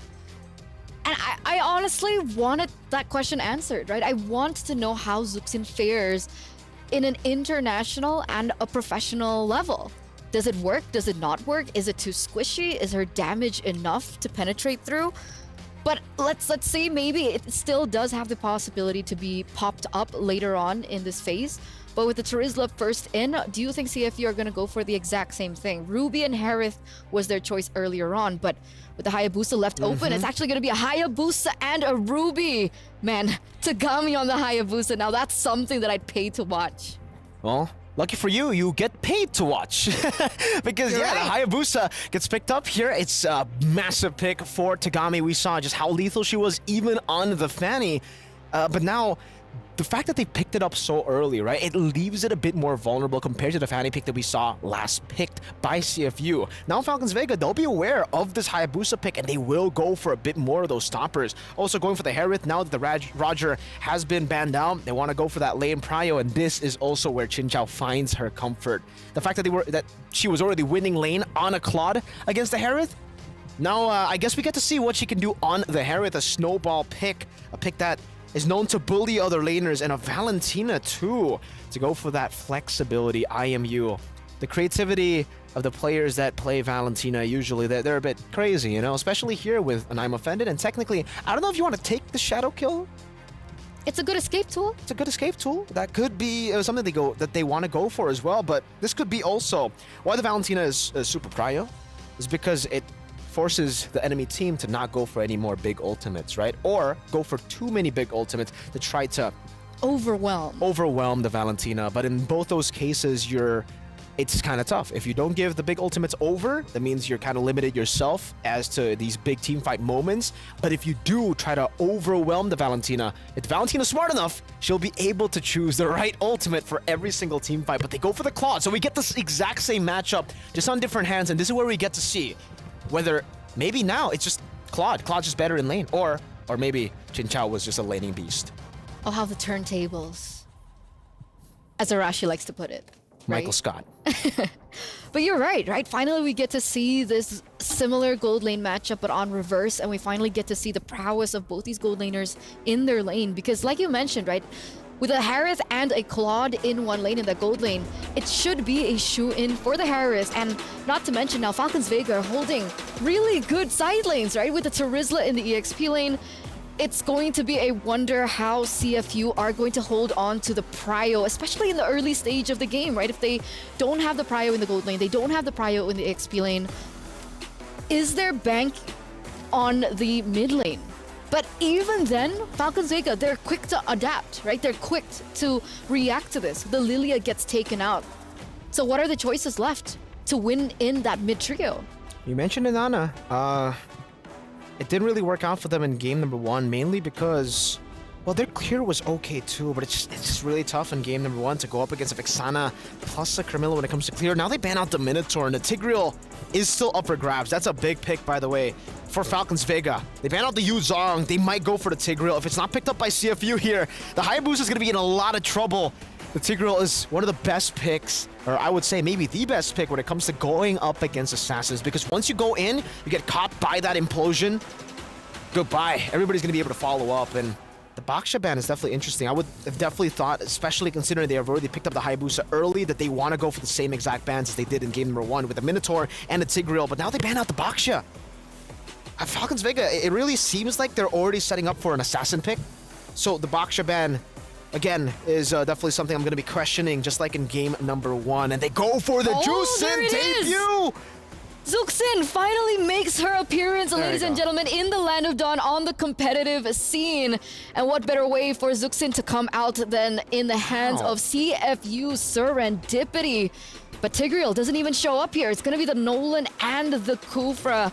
That was one of my main questions, right? You mentioned the Tigreal being one of the best stoppers, but if we're talking about best stoppers against Assassins, I mean, back in the day, it was either Ruby or Kufra. And now Kufra's back. And technically for the Kufra, you get double the value here. You're up against the Hayabusa, you can cancel some of those dashes with the Quad Shadow, and you can also stop Ruby from dashing back and forth with her kit. Now it also kind of forces CFU to go for... What do they want to go for? It's great, by the way, for Falcons Vega, this Kufra pick. The Nolan pick, we expected, you know, an Assassin. That was already a great setup for them. They go for the Aura. Vengeance, yes, can go through the Bouncing Ball. Anti-CC. This time, though, I'm going to have to say Falcons Vega, it seems like they have got a great draft to take it all the way 2-0. Good prio in every single lane. It's definitely a tough battle now for CFU, for our Cambodian representatives, ladies and gentlemen. If they want to have a fighting chance, if they want to put Cloud9, and if they want to eliminate Cloud9 right now, as well as Falcons Vega, they need to be able to at least take this to 1-1. But Mirko, are you ready for the deciding match? Absolutely. I'm ready for the deciding game, and I'm pretty sure the audience here in the Amazon Arena are also ready. So let's take a look into the casters. Leo, Trex, you there? We're here and we're ready to go. The Kamai bring out the Jushin, and in her debut game, can she make it happen? Can she get the upset victory for CFU Serendipity over Team Falcons Vega? Essentially, debut game in any international event, right? I don't think we've seen her anywhere else, really. And CFU is not disappointed with a variety of picks. We saw that they lacked a little bit of fundamentals in the last game. Is this maybe comfort for them? All right, to their defense, it's less about them lacking and more of just Team Falcons Vega having the solution. Team Falcons Vega coming from a very developed region such as Indonesia, going up against CFU Serendipity, who, by the way, have some veterans. It's just tough to cut it close, you know what I mean? Looking at the laning this time around, Yui, and we have here Abby roaming around. I'm still excited to see what this Jushin brings to the table. Going up against the mid lane matchup here. Check it out now. Thal and Funi. Oh, wow, look at this. You can't beat the reliable damage of Valentina.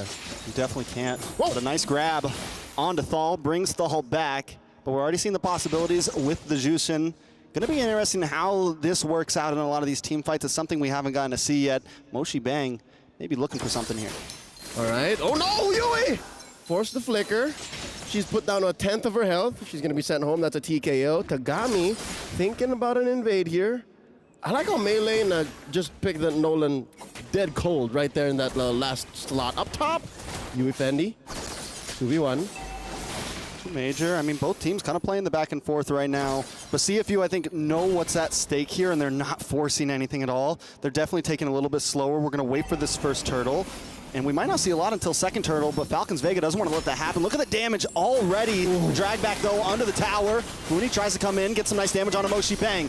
Violet brings out the penalty zone, takes a little bit of damage back to herself, and nobody goes down. All right. I like how CFU Serendipity are playing super disciplined, and they're really holding their ground. The Tagami could have pressed. Oh, no, there's a jump by Thal! Nice knock up, but Yui able to respond back quickly. Yui needs this level 4 before this turtle and finally gets it. Both teams a little bit low on health. Got to go back to these buffs. All right, I'm going to say it now. 2.5 minutes in. There's going to be a point in time where Team Falcons Vega aren't going to rely too heavily on their ults. Like, they can start picking fights. They can just start playing footsies and checking range until CFU Serendipity is forced to push the button, whether that be on a final slash, on a quad shadow kill. And now here we go. Tagami looking for the angle in. Gets in and takes the turtle. A nice take for Tagami.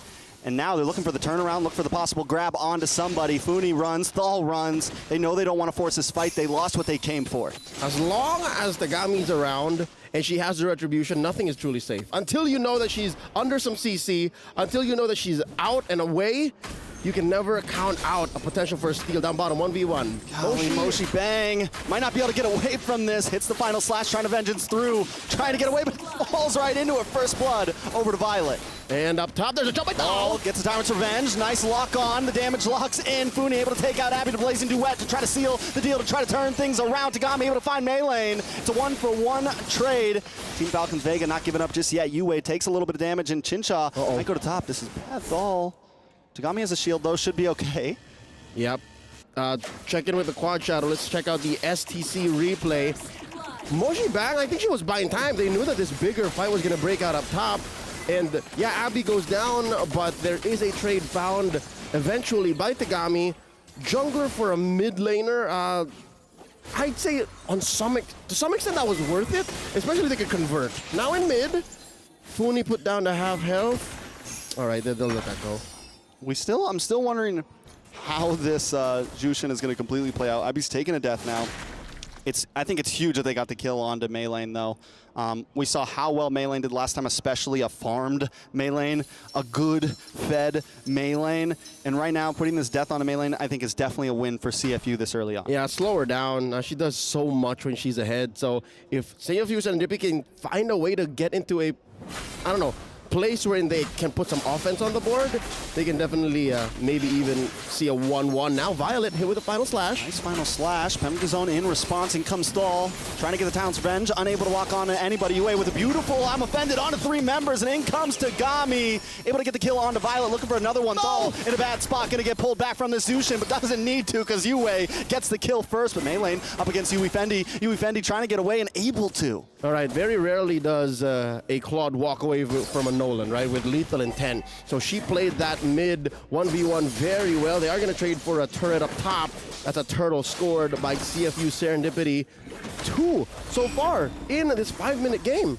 You got to point it out for Team Falcons Vega, though. Still holding a gold lead. After being a little behind on kills, after being down 2 turtles, still just overall controlling the map with Thal. Gets a knock up on Moshi Bang. Tagami playing the quad shadow, looking for the target. Funi is forced to flicker there. Backs off, uses the IMU just to get away. CFU unable to get a kill there, but we see the aggression from both teams. All right, Funi stealing away the ult from Abby's Jushin actually made a difference there. There was a lot of passive ticks that helped not just underneath the turret, but from CFU Serendipity pushing forward. Say what you will about this 500, 600 gold lead that the Kamai are behind on, but they're still very aggressive. Thal now finds one. Oh, continues to be aggressive, just hanging out in these bushes, looking for him nonstop. Able to connect, and if one of those connects onto more than just one person, it's going to be trouble for CFU. And it's likely, it's easy for Team Falcons Vega to set up, because again, a lot of what Thal wants to do are not her ults. Like, her ult is barely what counts. The jump and the ball is what really gives CFU Serendipity here a massive headache. Approaching the final turtle of the game here, about 45 seconds in. Chinshaw scores her Feather of Heaven there. And best believe, we haven't even seen this Harith be part of fights yet. So there is going to be a power spike coming in from Vega. And Funi just took that I'm offended, so watch for the big I'm offended play from Funi here. Funi's been a star from game 1 to now, showing up for Team Vega. CFU, though, we see the possibilities they've had here. We see Tagami actually able to pop off on this hero. Thal misses the jump. CFU will be able to get away from this, and a beautiful I'm offended onto Thal. Thal brought down to about 20% health. Here comes a concealed prey from Tagami and Yue. But Team Falcons know it's coming. They back off down to the turtle pit. A lot of resources spent in there by both roamers. Moshi Bang being an XP laner allows for her to kind of play with the range. Now Thal jumps in. Another big damage onto Yue. Chincha able to get the kill, but more damage responding onto Thal. Chincha with his Mon's Force able to bounce it back and forth, causing destruction. Match team moves forth. Thal, Funi down, Yue down as well, but there goes Abby. It's 2 for 2 now. Team Vega evens the playing field, but watch for Moshi Bang so low right now. Gonna try to vengeance through, but does not get away. Violet gets the kill. Yui Fendi, though, trying to pick up some pieces up in the top side, able to take an inhibitor, but Vega doesn't care because, once again, they get the main artery. STC replay coming in, even in these macro and micro moments, right? The team fight, the map. You see that both teams are trying to one-up each other, but so far, it seems like Falcons Vega are the ones who don't let through much. You give them an inch, they take, maybe not a mile, but they take a yard. And that's a lot when you're looking at a game that's this tight. 5 to 6 right now, last turtle up for grabs. Oh, this is a turtle that's long overdue. Best believe as soon as this resets, it's gonna turn into a Lord. And, all right, Falcons Vega let it go. They might be okay with it. Falcons Vega, they have a little bit of a gold lead. They're not too worried about this. There it goes, gonna turn into a Lord. And while this is happening, Melee knows. Melee's not worried about it. I'm gonna get this purple buff, I'm gonna farm some more, live my best life. Yep, which, by the way, Yui Fendi actually dealt more damage than expected. Thal caught out. More damage on a Thal. Yue tries to lock him up. A nice final slash. Thal unable to do anything. Abby actually gets a kill this time. And here comes a blazing duet. Tagami finds Chinshaw. Violet now on the run. CFU turning the tables, flipping him over, taking him out. It's a disaster for Team Falcons Vega. A 3-0. Can CFU convert this to a Lord, though? Didn't expect to see that come in that quick. Now Funi playing here in the River Brush. Lets it go. Suddenly a turn of events here that none of us expected. CFU Serendipity folded up Team Falcons Vega, put them in a box and sent them home. You see how far away Mei Lane was? Like, she can't fight against 3 or 4 members of CFU Serendipity, not like that. Most definitely. Watch for Thal. I mean, Thal's just... And it's maybe at a point now where Thal has to be a little more careful about those jump-ins, a little bit more careful about those face checks on these bushes. If Yue is able to get the catch first, it becomes a problem. Au contraire, I think it's right for her to just keep throwing herself at the opponent. Okay. Because she can afford it. She's a roamer. Fair. But the rest of the team has to be careful. That, and maybe now you have to consider Team Falcons Vega, they got to be asking themselves, who's the beatdown? Are we in a position of aggression, or should we defend first and then find a way to rope a dope? Right now, I think it's the latter. They're defending up top. There's a mid lane push at CFU. So they might get final slash. Big final slash at that. Zamon's Force does drop. Nice damage from Yui Fendi. Tagami tries to come in, gets bashed against the wall. Can they capitalize? Tagami with the quad shadow gets the unstoppable kill. And that's the thing. Even when they stop Tagami for a second, you just click that ultimate, click that shadow kill, and the damage secured. Not just. Tagami had a safety net. She had a couple more shadows here to jump by Thal. She knows she can't do this. That's a tier 2 taken down. Yui Fendi gets another push. And that's it. Wow. CFU Serendipity. The Kamai are in control. And at the forefront is Tagami, 5-0-3. The Kamai Kunoichi. Dude, that's why Falcons Vega banned out the Hayabusa in game 1. They knew she was up to something. They knew, and I was actually very surprised that they switched it up in the draft, because they won game 1 with that ban phase, and they drop it and ban out the Vexana. They let it through. Yeah, they let it through, ban out the Vexana instead, and now it's fighting. It's taking them down. It's giving comeback. It's giving comeback. All right, so let's talk about Team Falcons Vega's chances for a way to claw back into this. Again, that does sound like we are over-exaggerating the lead that CFU Serendipity has, but honestly, they're playing from a position of I'd say they're down, right? Especially after what happened in game 1. But now, looking at 2,000 ahead, CFU Serendipity have snowballed out of control. I think Team Falcons Vega should have had the easier snowball in the mid-game. So now at what point? I mean, luckily CFU hasn't escaped too far away, right? Team Falcons Vega only about 1,000 behind, 1,500 behind. But CFU has hit a nice spike with Tagami 5-0 and 3. They got the snowball this time. What's the big play for them on this next Lord? Falcons Vega have to get to that point wherein Fal can throw out these jumps without dying. By buying the immortality just about 2 seconds ago, that should help. That, and I haven't really seen Violet hit an amazing penalty zone. Maybe she doesn't have to hit a penalty zone. Maybe she just has to hit 1 or 2. But easier said than done when you're looking at not just an I'm offended, but also a final flash. Moshi Bang has been, you know, doing a lot of work. Like when you see that animation, oh, that's kimochi. That's oishi for the Japanese. I mean, it's a delicious initiation. That's the mochi, the mochi. That's Japanese cuisine. Mochi, They're mochi. kamai. Hey man, they're the kunoichis. No, that's Tagami. Here's a jump by Thal. Ooh, nice pick on to Abby here. The penalty zone misses too. Mochi Bang able to get the final slash, the dash through, and in comes Yui Fendi with the blazing duet, but too much damage onto Yui. Maylane picks it up, finds it. That's 1 down for CFU. Tagami playing the bush, looking for a possible play here. In comes Abby as well. 4 members pushing back Falcon Vega. Oh, wow. Falcons Vega hit him where it hurts. CFU Serendipity, they were still playing the map. They were looking for a play. Team Falcons Vega set it up maybe 5-10 seconds too early. They did not expect. Yui gets a jump in. Yui gonna be in trouble here. The lock on the damage. Luan's force, and that's enough to get Chinsha the kill. Abby! Next gonna move on to Abby. Abby's gotta get back, able to get the stun on a Chinsha. Mochi Bang there as well, but Chinsha able to find Abby. Now Tagami just hiding in the bush. They're gonna have to give this Lord up most likely. They slipped up. This is the equivalent of a banana peel. Honestly, they could have done better to check those bushes, stuck together, knew that there were more members of Falcons Vega on the map, but now they had to concede a massive objective. This is a scaled up Lord. And it all started with that pickoff on Yui Fendi, and then another one on Yui, another one eventually on Abby. It's all crashing down. What is it, 14 minutes? This is the Lord that jumps. This is the Lord that jumps. Very true. Couldn't have said it better myself. Looking at some of these items, there's one thing that Maylane has done great, and that has always kept up with Tagami. Right now, holding the lead.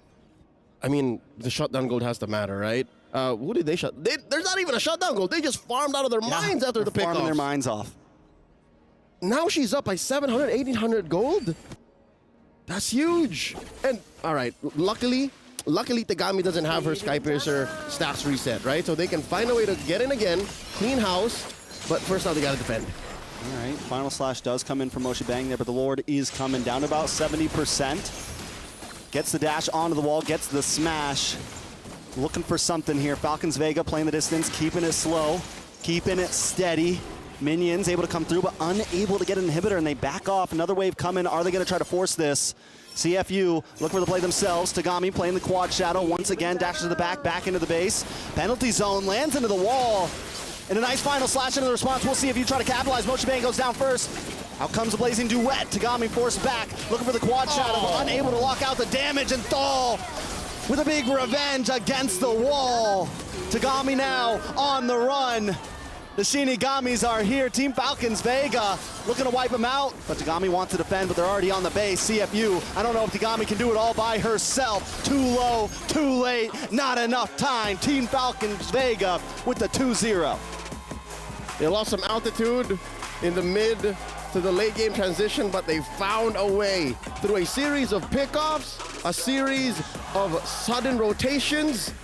CFU, Serendipity, despite being in control for majority of the game, slip up and end on a 2-0 victory for the Falcons. We saw promising hope in that game from CFU, and it makes me excited in the games to come for them. But Team Falcons Vega show that they just have a steadiness to them. They have that, they got that dog in them. They're ready to hold it out and wait for that moment to pull it off. And it's that veterancy combined with, again, that dog, that grit that they've had for a while now, that they had running all through these years. Again, they got a chip on their shoulder.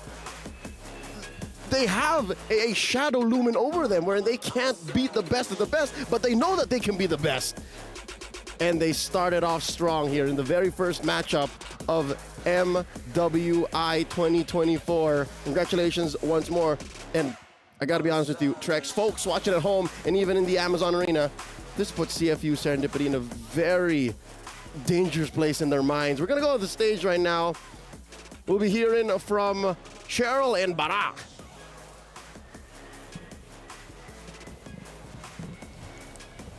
What an amazing, amazing, amazing match there for Falcons Vega as they soar high against the Kamai 2-0, Mirko. Phenomenal performance. It almost looked like CFU were definitely going to take that game, right? I mean, knowing that they were able to take the snowball from the early game as well, some of these fights were really just 50-50. Super, super close, but this was the big fight that really gave CFU a massive advantage. It was the 5th minute of the game. This was when they got the hold of the game. After this, straight into the turtle, straight into these objectives, and then really punishing on these initiations from Falcons Vega.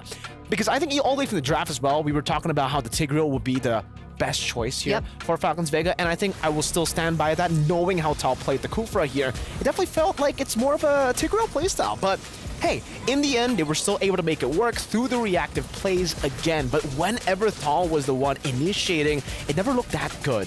Because obviously, with this kind of lineup, when you have a Terizla and a Kufra, you want the Terizla to be the one opening up the map. You want the Terizla to be the one baiting out a lot of these resources and then initiating first for the Kufra then to follow up with the Tyrant's Revenge, with the Rage as well, finding them and really capitalizing on the clump-up team fight that was already set up by the Terizla. And in the end, we definitely got to see that where they actually comboed it perfectly with the Valentina, with the Nolan, and the Harith. And it just goes to show you, by the way, how scary the Harith still is.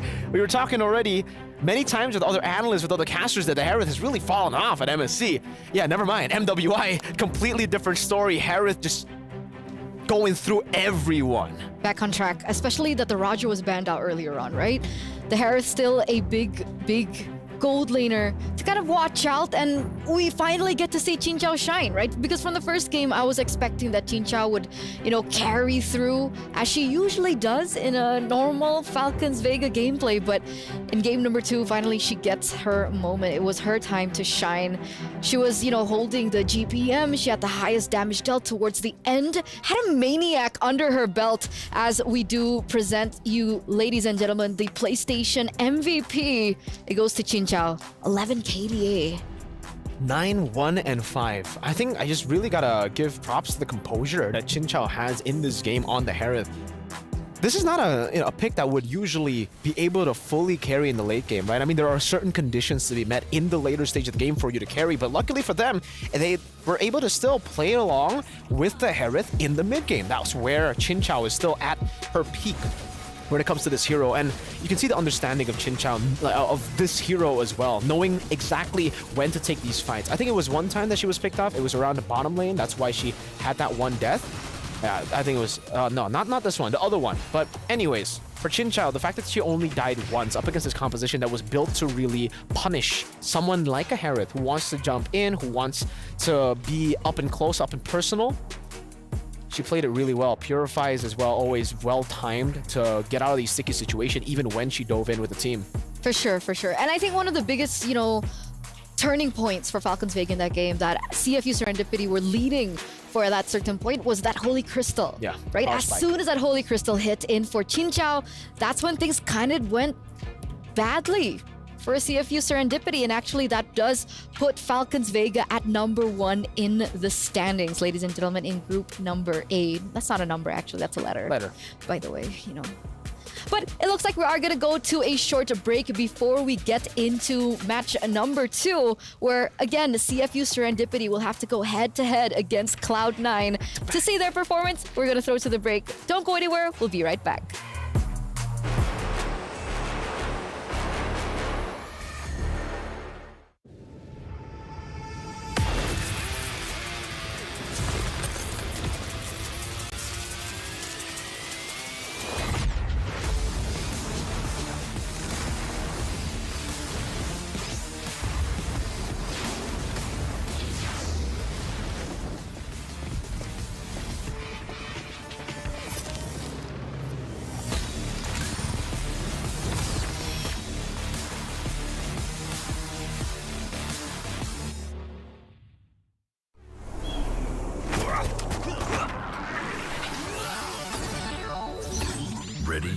set, go.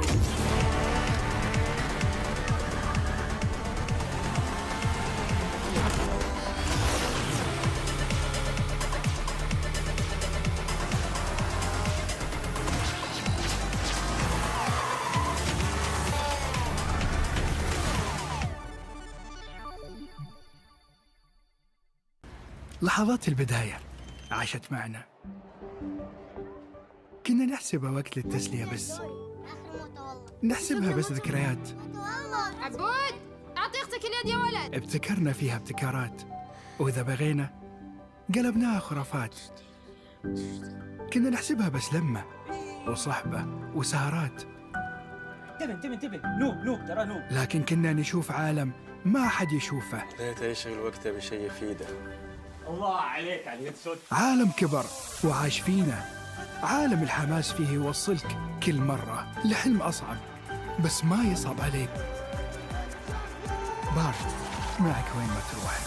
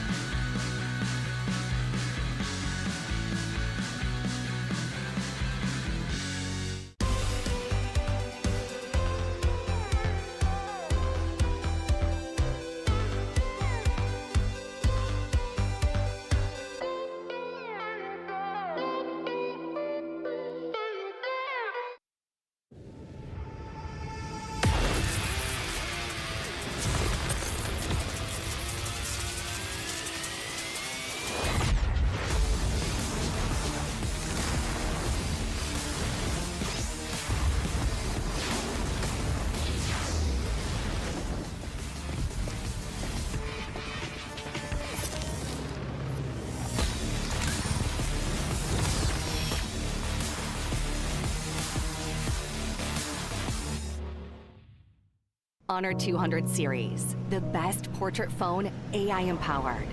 Studio level, AI portrait camera, 3 hardcore portrait modes. Color, vibrant and classic to capture portraits that truly stand out. AI empowered magic portal. Snapdragon 8S Gen 3 AI chipset. 5,200 milliampere per hour's silicon carbon battery, 100 watt, Honor Supercharge. This is Honor 200 series. You ever wondered how a Hollywood movie is shot? On a Sony. You review it on a Sony. And how do you make that sound epic?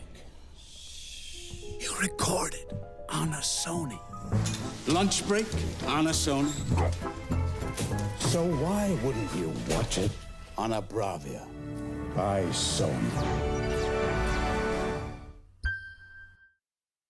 Have you got what it takes to get to the top? It doesn't matter how high you climb. To reach the top, even the biggest champ needs a break. So you can recharge, dive back in, and dominate.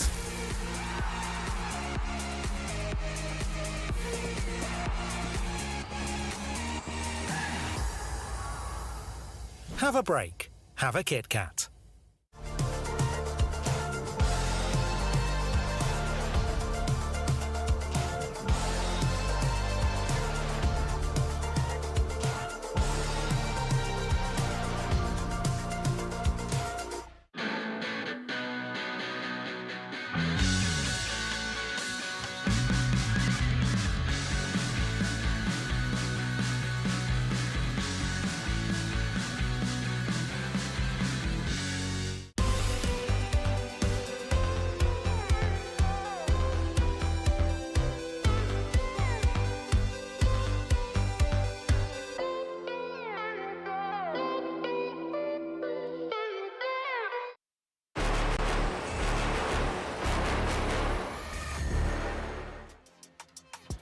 Welcome back, ladies and gentlemen, to the studio here for MWI X EWC. And we have an update now for the audience prediction. 91% for Falcons Vega earlier on, and it looks like you guys were right. 91% to 9%. Like, I don't know what that feels like. I don't know what that feels like, right? I mean, I think if you told me to predict, I definitely would have said CFU. So I'm in the minority. I mean, like, if you make a wrong prediction, you can cover it up and say it was a curse. Right. Yeah. I mean, so do I say it's a curse now? Yeah. CFU will win against Cloud9. Wait. So are you saying? Anyway, let's keep that a secret. Yes. Okay. Anyway, after that grueling match between Falcons Vega and, of course, CFU Gaming, unfortunately for CFU Gaming, they don't have much time as they're going in for the upcoming showdown by, of course, Dr. Sulaiman here. C9 now against CFU Gaming. C9, a region all the way from North America. But, you know, people consider this to be a multinational roster, right? If I open up my stats here, right? We have a Filipino, we have a Chinese representative, we have a player from South Korea and even Thailand, and the coach is Filipino as well. It's Midnight, same coach for the Cloud9 I know him. males. Oh, you do? Mr. MPL, because he casts MPL usually, you know? Yeah, I think for C9, it's really, really cool that we get to see this kind of roster, right, from NA as well. And really, I'm expecting a lot coming in from the C9 roster. The fact that some of these players actually, you know, went and they played the normal league usually. So they have experiences already going up against some of the men's teams. And I think they're definitely going to be able to use that and bring it up here. Especially for Nicolette, right? She has experience from NACT, from BTK, and now she's coming into the female Cloud9 team as their jungler. So she had to transition from that mid lane role into the jungle. Now, a lot of questions are there, right? How well will she do in the jungler position, a new position that she's coming into, straight onto the international stage? Seems like we're definitely going to be seeing an assassin versus assassin battle. We've already seen assassin versus assassin in game 1, so technically for Cloud9 coming in fresh now, up against a team who just suffered a 2-0 loss. It definitely puts the advantage on their side, right? Not a lot of data as well for Cloud9, and meanwhile for CFU, now that game 1 is over, now they also have a lot of data based on the previous tournaments. Takami, Abby, Yue, Yufendi, they're all going to have to pop off. They're all really going to have to show off those unique metas that we were talking about. We were always hyping things off for CFU. It's the thing that we were hyping up about CFU is their cheese picks, their unique picks. So I want to see that now. You know, technically, we should have known a little bit about them, right? Because technically, 3 members from the side of CFU Serendipity were at MWI last year under Impunity Starlets. So 3 of them are utilizing the knowledge that they have as well as the experience that they have to hopefully pull through in their second game of the day to try and lead and come back on track if they do want to make it to the playoffs. So with that being said, ladies and gentlemen, it looks like the stage is ready for the upcoming battle between both of these teams. Let's see what we see on the stage. And ladies and gentlemen, again, welcome back and assalamu alaikum. Salam, Cheryl. Salam indeed. Amazing stuff took place in the first match. 2-0, wow. Yes, I'm incredibly excited, you know, to have watched the very first match opening up MWI 2024. We've seen the likes of CFU, you know, actually losing the first match itself and coming back here into match 2, you know, with barely enough time to come together. What we do know is definitely they are warmed up and ready to go. We have seen Falcons Vega taking the first win with a 2-0 clean sweep, even though in match 2 their positions were a little bit challenged, but they're here to show who is boss. So speaking of which, we're jumping straight in to match 2 for the day. We're gonna be seeing the likes of Cloud9 all the way from America. Let's go.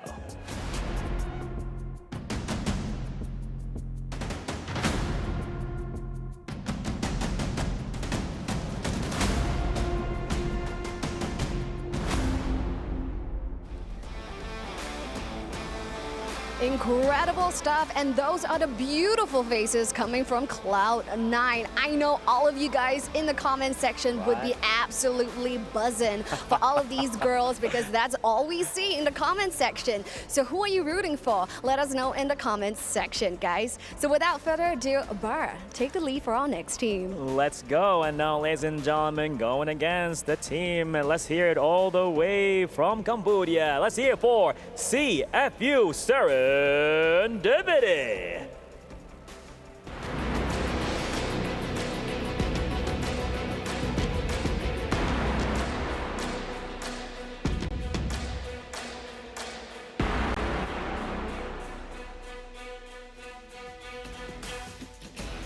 Stuff that are the beautiful ladies coming from CFU Serendipity. Now, despite facing a 2-0 loss earlier, what we do know about competitive players is that they will definitely bounce back.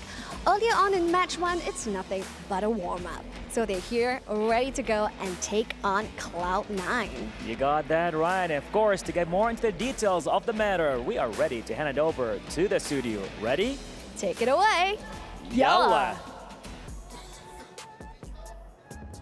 Yalla indeed. Thank you so much, Cheryl. Thank you so much, Bara, for introducing the debut now for Cloud9. Our representatives all the way from North America. Man, how do you think that they will be faring against CFU Serendipity? I think it all comes down to if they feel the jitters, but also side selection. That's a massive, massive choice to go for. Massive decision to make, and CFU this time, after taking 2 consecutive losses on the red side, they will finally go and take the blue side, and this will force the chip ban coming from Cloud9. My question is right now for Midnight, at least for, you know, the men's team, same coach, they don't like to ban the low E. For some reason, they want to leave the low E open, they want to leave some of these big picks open and then try to counter it. My question is, will we see a kind of draft? They're already kind of going for that. Now Ling, banned out, really respecting Tagami as an assassin threat in the jungle. Do you think the Loi is going to be left open? That's the big question. Right? I mean, they're forced to, right? But then that also poses a larger threat at hand, the Roger. The Roger that we've seen just really dominate, especially in that first match of the day, in that game 1, in the hands of none other than Maylene. So, what's the choice here? Luoyi, Roger, and Harith. Harith technically has been banned out now. But what do you think here? I wonder if the Moskov is actually still in priority, right? Because technically in game number 1, or match number 1 rather, both games we did not see the Moskov at all. We got to see the same picks, Claude, Harith in the gold lane, the Roger in the jungle, then banned in game number 2. Hayabusa is going to be banned now. That's interesting already. You can already see the respect given over by CFU towards C9. Knowing that Nicolette, you know, we got this from Mr. Wagner. Mr. Wagner? He said, be careful. Nicolette is probably going to play the Assassins. And I love that, right? Because statistically, people were expecting that Nicolette would bring out, you know, utility jungle, right? Barats, Fredrin. Please, no. I know you don't Not like again. it. I know you don't like it. And I know it doesn't work as well in this current meta, but let's see. Let's see if Nicolette is ready to pick up an assassin in the jungle. We do still have the Nolan. We do still have the Amon technically. But with the Zuxin being banned out here, the Roger and the Luoyi have been left open, ready to be picked up by both of these teams. The priority should definitely be on Roger, right? Right? I don't know. At this point, usually Luoyi... Oh, no, it's not Roger. It's not Luoyi. Does seem like for CFU, they're going to go for the Terizla first pick. Really, really adopting that style that was utilized earlier by Falcons Vega. We were talking about how Terizla just finds so much value, especially if your jungler wants to go for Assassins. And now I'm glad that we see that adaptation being made by CFU, but it gives over the chance for Cloud9 to go for Roger and Luoyi. And it should be the picks here coming in from Cloud9. It should be Roger, it should be Luoyi. They get a good flex pick, they get an amazing mid laner too. And finally, maybe we get to see that Midnight brain power that we've been waiting for since MSC. We'll see. Will it be the Luoyi? Will it be the Roger? Or will they go for more comfort here? I mean, there you go. That's a Luoyi. Not a Roger, though. Carry. It's a carry. I mean, technically, for Panda in the gold lane, that it is one of her comfort heroes, but Roger was also. So technically now CFU can pick it up for themselves and utilize it once again as a great flex. What was the idea behind this carry, Mirko? Is it to shred down the front laners that now CFU are holding? They have the Edith and the Angela. Yeah, I think at first glance you might not like the carry pick, but then if you do your research, right, if you look at CFU, especially considering in game number 1, Edith was banned out, the Terizla was taken away from them. CFU really like to go for these tanky lineups, and going for the carry pick here might actually help them a lot later on in the mid to late game stage, but they still need to try to utilize this low Yi power all the way in the early to mid game. They need to try to capitalize on this, right? Because if they really just play for the carry, then really what's the low Yi for, right? I mean, these ambushes, it's going to be really tough. They can go for a Kaja carry combo plus the low Yi. We've seen that many times before. You get the diversions, get the Kaja into a great spot to go for the flank, and then the carry just goes and light wheels. That's carry's voice time. But they go for the Nolan first, which is interesting because it's technically the complete opposite of what CFU want to go for. CFU, full tanky, sustainability, and the other side is like burst damage. But if they want to go for that pickup strategy, I mean, technically the Nolan still falls in line, and obviously they want to try and utilize their advantage in the timing to prevent CFU from banning it out, because I guess the other assassins that are up on the table would be the Nolan or the Fanny, right? So they pick up the Nolan first in order for it to be secured before it gets banned out by CFU, and if they still want to go for the Kaja, they technically do still have the chance to. And obviously the Kaja carry, the burst coming through from the Nolan as well. Even the Lo Yi does have also bursts as well as a holding onto the side lanes. It can definitely try and hinder if CFU want to go for an assassin too. Yeah, great export ban, by the way, coming in from CFU. It's definitely gonna mention the export here would find a lot of value for Cloud9. But knowing that they have the Lo Yi, the carry, and the Nolan, it's gonna be really hard if CFU actually get an assassin or a physical damage or whatever kind of damage dealer in the gold lane that acts as a hyper carry. So I'm thinking this is going to be a bit scary for CFU, technically, especially up against that Nolan. But if they have this tanky front line already and they want to play front to back, now that the Claude has been banned out, maybe they can go for something like an Atan. Very scary, by the way. It's not the best pick right now, knowing that the early game is, there's a whole lot of emphasis on the early game. You want to get that snowball going, but having these many frontliners, it definitely already kind of increases the threat of an Natan if ever it gets towards the mid game, if ever it gets towards the Holy Crystal. 3 atom power spikes, and with the Angela, maybe none of these members can actually burst him down. CFU, they might also have to think about picks like the Kaja, because if they do want to go for, a hyper carry, whether it be in the jungle or in the gold lane, nothing can really escape the Kaja, huh? That's why for C9 they banned out the Claude, because technically the only way to get out is a blink. Claude has that. Natan has that too, but it's a bit harder to pull off. Not as instant. You have to tap. Double tap. C9 are looking confident here. You can see them, high-fiving one another, holding hands, giving each other support. That's confidence. It's confidence, man. That's why I never high-five. Yeah, Mirko's not that confident. Yeah. So Kaja an option? Could they still go for something else? But they don't. They go for a healer instead. They go for a support in with the Florin being picked up. So who will be their setting here? Their setup hero, right? I mean, technically Terizla's been taken off the board. What's left to set up in that EXP lane, right? Assuming for C9, in order for them to make this lineup work, because they have the damage, they have the healing and the support coming through from the Florin, but what about the setup?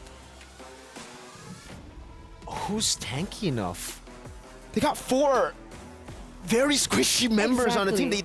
No Terizla, they go for the Roger, CFU, Roger and Joy.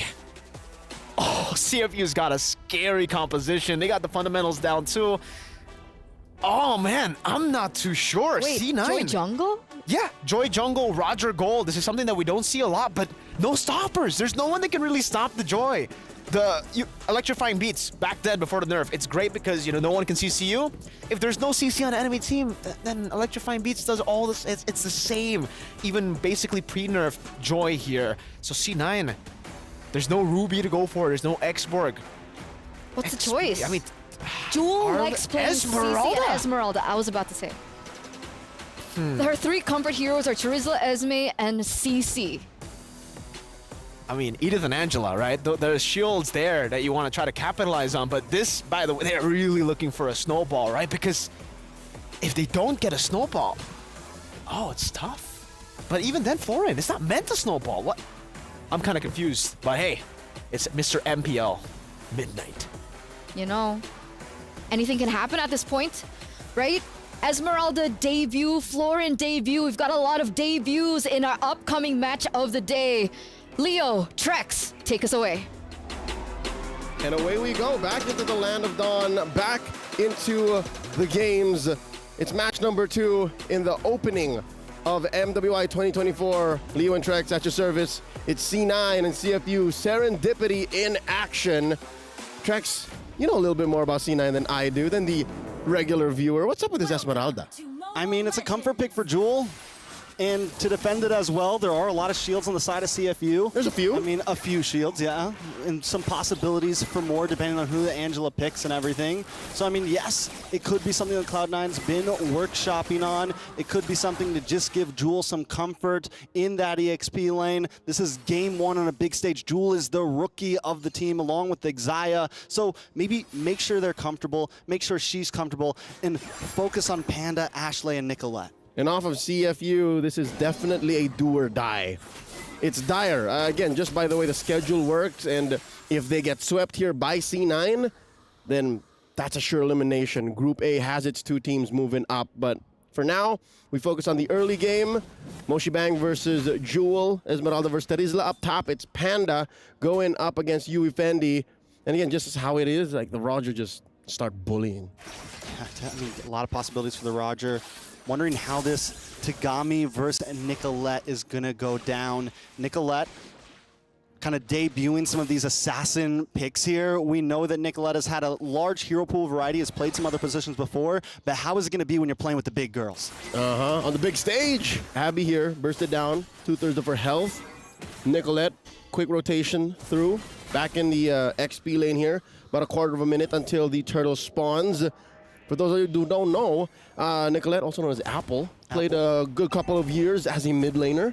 And I guess, you know, from all of those mechanics and all of the map control you have, I guess it was just natural for her to pick up. Oh, nice steal by Moshi. Beautiful steal by Moshi, honestly, very clean. That was a tip from the bush. That was a tip of that revenge strike. Just whoop. That's all it took. Into the bot lane, but both teams taking things slow. CFU knows what's on the line here. They know it's a deciding match for them. They need to at least secure a 1-1 here. Cloud9 also needs to kind of at least secure a 1-1 because they know what's ahead of them. Vega, the monsters of the group, essentially. And here comes Cloud9 looking for the possible dive here. Big penalty zone on 3 members of Cloud9, but the damage does respond. Yue able to get the Earthshaker. Jewel goes down first. Nicolette looking for a target, gets caught up against the wall. This is big damage. Tagami comes in, gets the kill. It's 2-0. Cloud9 down. Single-handedly off of Moshi Bang's monstrous penalty zone. She turns the tide and is my personal MVP in that first engagement, which turns into a massive turtle here. SEC replay, seeing again the aftermath of that penalty zone. I think they missed the most important part. It was just a second prior to this, but this is the aftermath. This is the result. It's going to be huge. They're going to have to find a way to work around that. They're going to have to keep eyes on Moshi Bang. We saw the Terizla in previous games. Moshi Bang is able to pull some big moves off, especially early game. I feel like that's when Moshi Bang really shows up sometimes. Again, benefit of the doubt for Cloud9 looking at it optimistically. This is a lineup that takes a while to get up. You have to wait for Ashley to find these odd angles for maybe Nicolette and Jewel to jump through. But looking at how CFU Serendipity are playing and how they have such a huge chip on their shoulders after what happened in the first series of the day, I don't think these ladies are going to make it easy. Like, they are going to have eyes on the back of their head saying, you know, what's in this bush? Where's the rotation coming in? While being aggressive. Look at this now, Yui Fendi. And Yui, like, Tagami just coming and helping out. Yeah, Tagami, just to make sure that there's no funny business from Cloud9 here. No, I like what you said there. CFU, there's either two ways you take a big sweep like that, like losing like that. You either break down. It crushes you. It crushes you, or now you're angry, right? Now you're hungry, you know what's on the line, and you feed off that. And so far in game number 1, CFU is feeding off of it. Cloud9 needs to find the response. Turtle going to be up in 30 seconds. Jewel having a little bit of trouble against Moshi Bang in the boss side, and Tower goes down in the top side. That's a flicker forced out of Abby here, but I think that should be fine. You are looking at an Angela, relatively low necessity hero. Like, all she needs is her ult, and then she's in the fight, so she can keep herself safe there. Look at this deep cut by Moshi Bang. It's been a while. Like, we rarely see this interaction in the XP lane, right? Because Esmeralda is a non-meta hero. But look at this, a level gap between Moshi Bang and Jewel. And I can only imagine what the gold is like, right? Look at this, 2,000 ahead, CFU Serendipity. Yeah, and a lot of it's probably in the pocket of Moshi Bang. A lot of it. Luckily, Nicolette and Tagami at least at an even leveling field. So it's a good thing for Cloud9 when it comes down to some of these neutral objectives. You do have the dashes, and look at the possible play. Onto Yui Fendi here. Ashley, Xayah both hiding out in the bush. They get the pin. Yui Fendi looking for the getaway. A lot of damage onto Panda with the speedy light wheel. Out comes the Heart Guard. More damage. Can they find Yui Fendi here? Nicolette trying to lock on. Gets the kill. Yui Fendi goes down. It's a 1 kill, though, onto the gold lane for the Turtle. Was the trade worth it? I'd say it wasn't, but Cloud9 are just doing what they can, right? The fact that it being Yui Fendi makes it close to 50-50, makes it almost worth it, almost a wash. But I'd say CFU Serendipity are okay with that, just as long as they don't slip up and let these pickoffs turn into massive objectives. Because look, their map is pristine. All turtles their way, not a single turret taken out.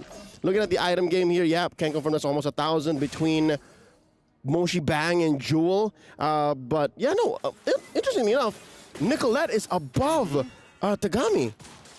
Yeah, which, I mean, it's going to be huge. It's going to be important, even with the death. Holding only 100 gold lead, but still could turn it into more. Cloud9 need to now, I mean, this is their time. They're going to hit a spike at some point, probably around like 3rd turtle. They'll have a moment where maybe they can really do something. First Lord. But if CFU is able to really just give them the stiff arm here, it's going to be trouble. A little bit of damage onto Moshi Bang. Panda with the sidestep, able to get more shots onto Yui. But CFU are playing the macro game. They're taking towers. They don't care about fights. Yep, they're circling their prey as if they took the clouds themselves into the deep blue sea. The Sharks have taken another turret down bottom, and I appreciate what Jewel is trying to do here. Like, again, when the cat's away, the mouse plays, right? So when it's a free lane, you get that push in so that eventually the map opens up for Panda, which, by the way, we got to counter blessings. Panda hasn't died yet. As a C9 fan, as a fan of NA, as a growing and developing scene, again, this is the first time that an NA women's team has joined the MWI in its 3-year history. You kind of want to get what you can, right? Out of these small trades, out of this relatively silent part of the game, like entering the mid game, I think this helps Cloud9. I think just the fact that they're allowed to push a little, jockey for position, allow for Nicolette to take these buffs here and there, this helps Cloud9 maybe find their footing. Yeah, I mean, I think it's one of the reasons they went for that gold lane gank early on, even sacrificing the turtle for it, is give Panda a good game. Make sure Panda's a little bit ahead of Yui Fendi, possibly, because Panda could end up being the big saving grace. They're already kind of locked into a mid-late game condition at this point, taking those few early deaths. They got to look for something. They do have the heal with the floor, and there's some possibilities there. But CFU, all they got to do is just keep pushing, keep playing these off lanes, keep playing the pressure. Don't force fights, just play for objectives. And now there's the last turtle of the game, scored by Tagami, and there's a fight. A lot of damage on Xayah, able to get some heal back though. In comes the penalty zone, able to commit. Abby gets the kill onto Xayah. Ashley now in trouble. The electrifying beat's able to lock on, bringing Ashley down to about half health. Tagami still forcing the field, dancing with danger right now. Jewel gets the falling star moon, but unable to do too much. CFU got what they came for once again, another tower. Whenever you fight CFU, especially with this kind of lineup, it's never a fair fight. You're never thinking, oh, it's just the same 4 or 3 ladies. You always have to think of Abby. And the way that Tagami and Yui Fendi just kind of dove in there and just, all right, threaten these fights. If you even think of diving us, then you suffer the consequences of a puppet on strings. I think Xayah's not there yet. Xayah can hit the blooms, but their lineup isn't built just yet. Her heroes don't have the items just yet, the damage output, to make that heal make sense. Yeah. I think it's completely right? And I think overall, we're looking at Xayah, we're looking at Jewel, the 2 rookies right now on the team. It's their time to step up. They got to be able to do something. Here comes The diversion play, can they lock onto Yui Fendi here? The stun almost connects. Heartguard does come out, but the Lycan pounce onto Xayah, brings her down to about half health. Jewel now on the run as well. Yui Fendi doesn't want to give it up. Yui also looking for Ashley, gets a toss-up, gets a knock-up. Ashley actually able to use the Purify, just dance around that, get some damage back. Jewel now get involved as well. Nobody goes down on either team. That's a pacifist run, just putting enough damage on a Cloud9 to force them back, and they eventually do get that push down bottom. CFU Serendipity shrinking the map up. I'm wondering, now that Xayah has moved over the Bloom to Panda, the Panda, does that mean it's go time? Does she have the items? Because it's going to be much, much difficult for her to get some farm in. They have to wait for these waves to crash in. And Nicolette versus Tagami in the top side. Nicolette having a little bit of trouble. Electrifying Beats comes out. Nicolette gonna go down. Tagami, the Shinigami, taking kills by the minute right now. It's 2-0-1 for her, and with that heart guard, Tagami can do whatever she wants. This is the perfect jungler that's slightly out of meta that fits this lineup well. You got an Angela on you? Anyone diving can really help. This puts Ashley's job a very hard one as the mid laner, because as the Lu Yi, you're the one who wants to find these odd angles to put your opponents in a very uncomfortable position. Quick, easy lord here for CFU Serendipity. Now, when you have an Angela, when you have a Roger, when you have a Joy, suddenly Predator becomes prey. It's like they can't even live in their own jungle now. Look at this. The Sharks are on the prowl right now. They're aiming for the sky. Cloud9 looking a little shaky. Panda still not taking a death, but when does Panda finally do something? Big penalty zone, locks onto Xayah. Jewel taking a little bit of damage. Panda trying to pop off. Jewel still in the midst of it. Able to take a lot of shots to the face. The heal comes in.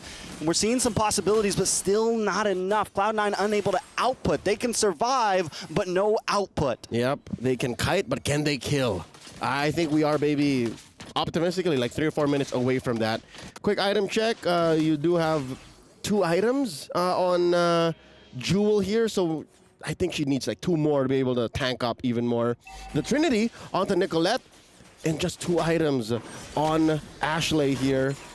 Not even the Trinity on Panda yet. She needs a double time, I'd say. she just got the DHS. Finally locked in, 11 minutes in. Does this mean Panda can finally start outputting? We are seeing Jewel start to be a bit tankier in that last fight, but still CFU, the way they've been playing with this macro game, taking towers, they don't care if they don't get a bunch of kills. It's 5-1 right now, and they're controlling the game. That's right. They're a sledgehammer. They don't have to see results immediately, but as soon as they see cracks, and boy, oh boy, 5-1, 5K head, if that's not a crack, I don't know what is. They'll just keep going, just keep working at it slowly but surely to break down Cloud9 in game 1. But the fact that this is going much slower than we expected means C9 has a chance. C9 can actually just force fights like this. See, Moshi Bang put down half health, and you see here Abby's even thinking about it, throwing it on Yui Fendi, not Moshi Bang.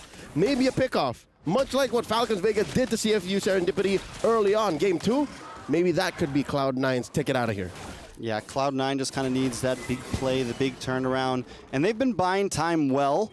They were able to get past the first Lord without losing a single inhibitor. CFU, though, I think they know this, right? And they know, okay, we got to make something happen here. We got to make something shake, because it's true. If Jewel gets out of control, if Panda gets out of control, if Ashley's able to make some cheeky plays, it could be a problem. So the longer this goes, the more Cloud9 starts to have I mean, it's not like a game ender if they get to end game. They still need to pull it off, and we don't even know if they're capable of that yet. Yep. But CFU definitely knows there is a clock ticking. Yeah, long story short, Cloud9 has to find a way to be on the offense. 5-1 here in a very slow-paced matchup just shows that the team that's in control is definitely in control. If Cloud9 can find that odd angle from the back line, maybe take out, this could be it. Oh, nice feint. Yui checking in. If they can do that again while Yui isn't checking these bushes, that might be the start. We can talk about a comeback. We'll see. It's still 1-5 right now. Positions are being held by both teams. Cloud9's taking things slow. So it seems like they do have a bit of a game plan here, but CFU also not scared to let this drag out. They're not rushing anything at all. Possible heart guard onto Yui Fendi here. And look at the positioning from Abby, always just hanging out in the back, going for a purple buff right now. Never showing herself. Hanging out, never showing face at all until the heart guard comes through. They're going to be able to take this Lord. Yep, she's making herself scarce, and that's what you do. The conceal here, coming in from Yui, they're wailing away. A lot of damage thrown out. Impressive. Okay, so there is some potential. Ashley can, maybe given the chance, 2 to 3 seconds of free hits with their spells. Yeah, you get a couple hits, you match it up with, and then you also get some of the bloom shots and everything. Yep. You get some of the stuns. There's some possibilities there, but CFU, they didn't overcommit. They are also playing so cleanly in a sense of like, we got Lord, let's back off, let's wait for the push. Yep, so again, the attempt by Jewel. And again, Exaya, all she can do is just watch the map, right? Now that's her best practice right now. Much like Abby, but you flip the coin over.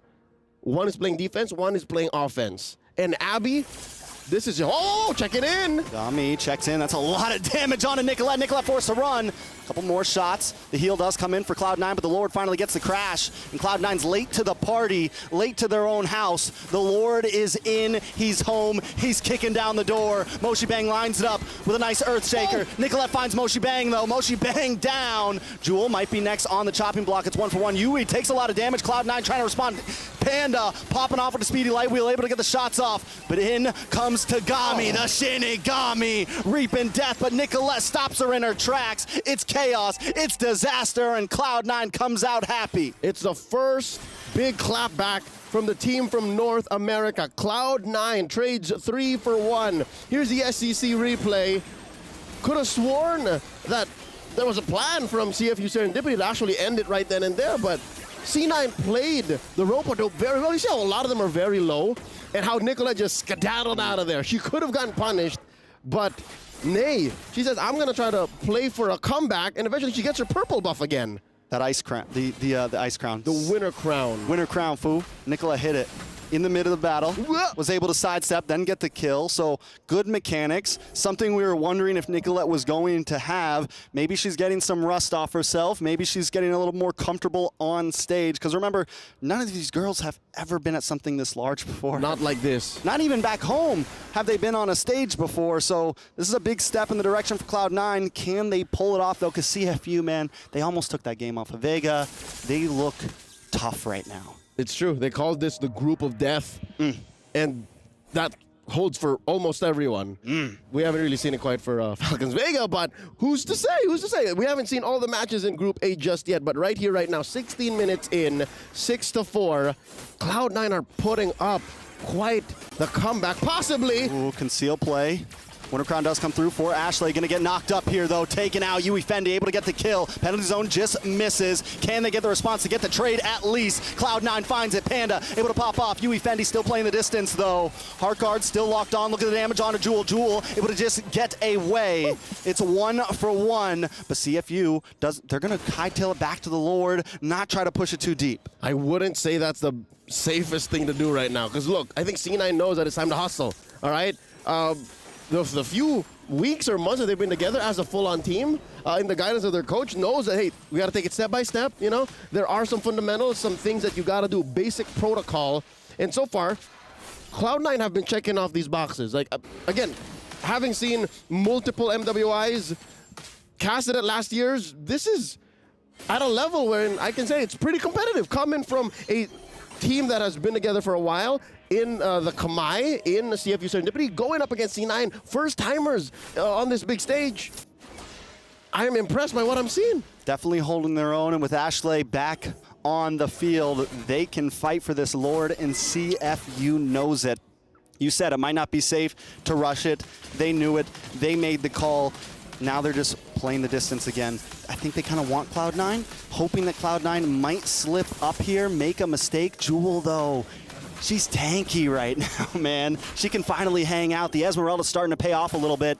Tagami dashing through. Ashley! Looking for the big damage on Ashley. Ashley trying to escape, not going to be able to. Tagami gets the kill, but look at Panda down on the boss side, trying to pop off onto somebody. Speedy light wheel comes out. Tagami gets the winner crown. Can they capitalize? Panda in a little bit of trouble. A lot of damage coming from Moshi Bang. It's still 2 for 1. Yui Fendi, though, in the wolf form, looking for the Lycan pounce. Nicolette switches directions up against Yui here. Doesn't have the fracture, doesn't have the damage, but Panda locks onto Moshi Bang. It's chaos once again, and Moshi Bang goes down 2 for 2. Cloud9 still in the game, but look at Yui. Jewel might not want to be the target. Minions do come out. He has the heart guard ready. Abby is a problem. What's the solution?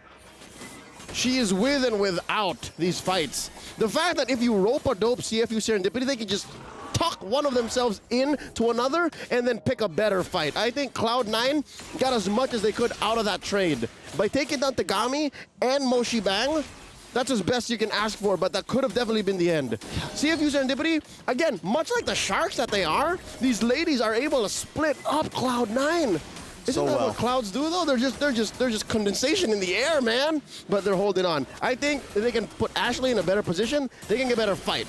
It's like the Russian Lord though. Tagami's ready, Heartguard ready, Cloud9 down. Their health bars are looking a little bit low. They need some heal. They decide to back off. They know it's too late to rush Lord. What I've seen from the past stalemate. 5 or 6 minutes of this bout here is Ashley not finding an angle. Can they get the steal? Nicolette gonna try to dash in here. Can Nicolette pull it off? Tagami able to get it in the big knock-up. Nicolette down. Jewel now on the run. CFU with Lord like this could be dangerous for Cloud9. Jewel still on the run, has a lot of shield, should be able to tank whatever CFU sends. It's 40 seconds on the clock for Cloud9. We're still waiting on a wave. Can they defend this? This is pre-TikTok timers, 18 to 20. This is as good as TikTok timers, especially if there is a gap as tight as this one. And I'm not talking just economy, I'm talking about the map. Look at this now. All 3 waves are crashing in, and Lord hasn't even spawned. This is going to be difficult for Cloud9 to defend. Yes, Nicolette can come through, but they are lacking the map. They are lacking the space to work with this. They can't play on Inception. They can't shock CFU Serendipity anymore. Yeah, it's definitely going to be a big, crucial moment. 4 seconds on the clock for Nicolette. Panda is fed.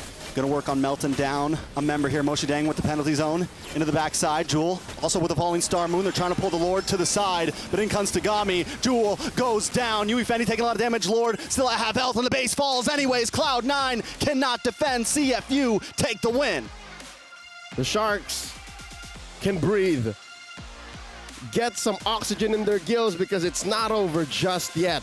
They are still alive. Group A proven to truly be the group of death. C9 had a lot of promise. That lineup, their execution.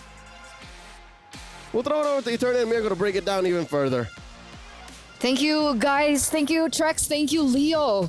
But GG for CFU Gaming, finally coming back from that loss from match number 1 to lead this best of 2 series now here.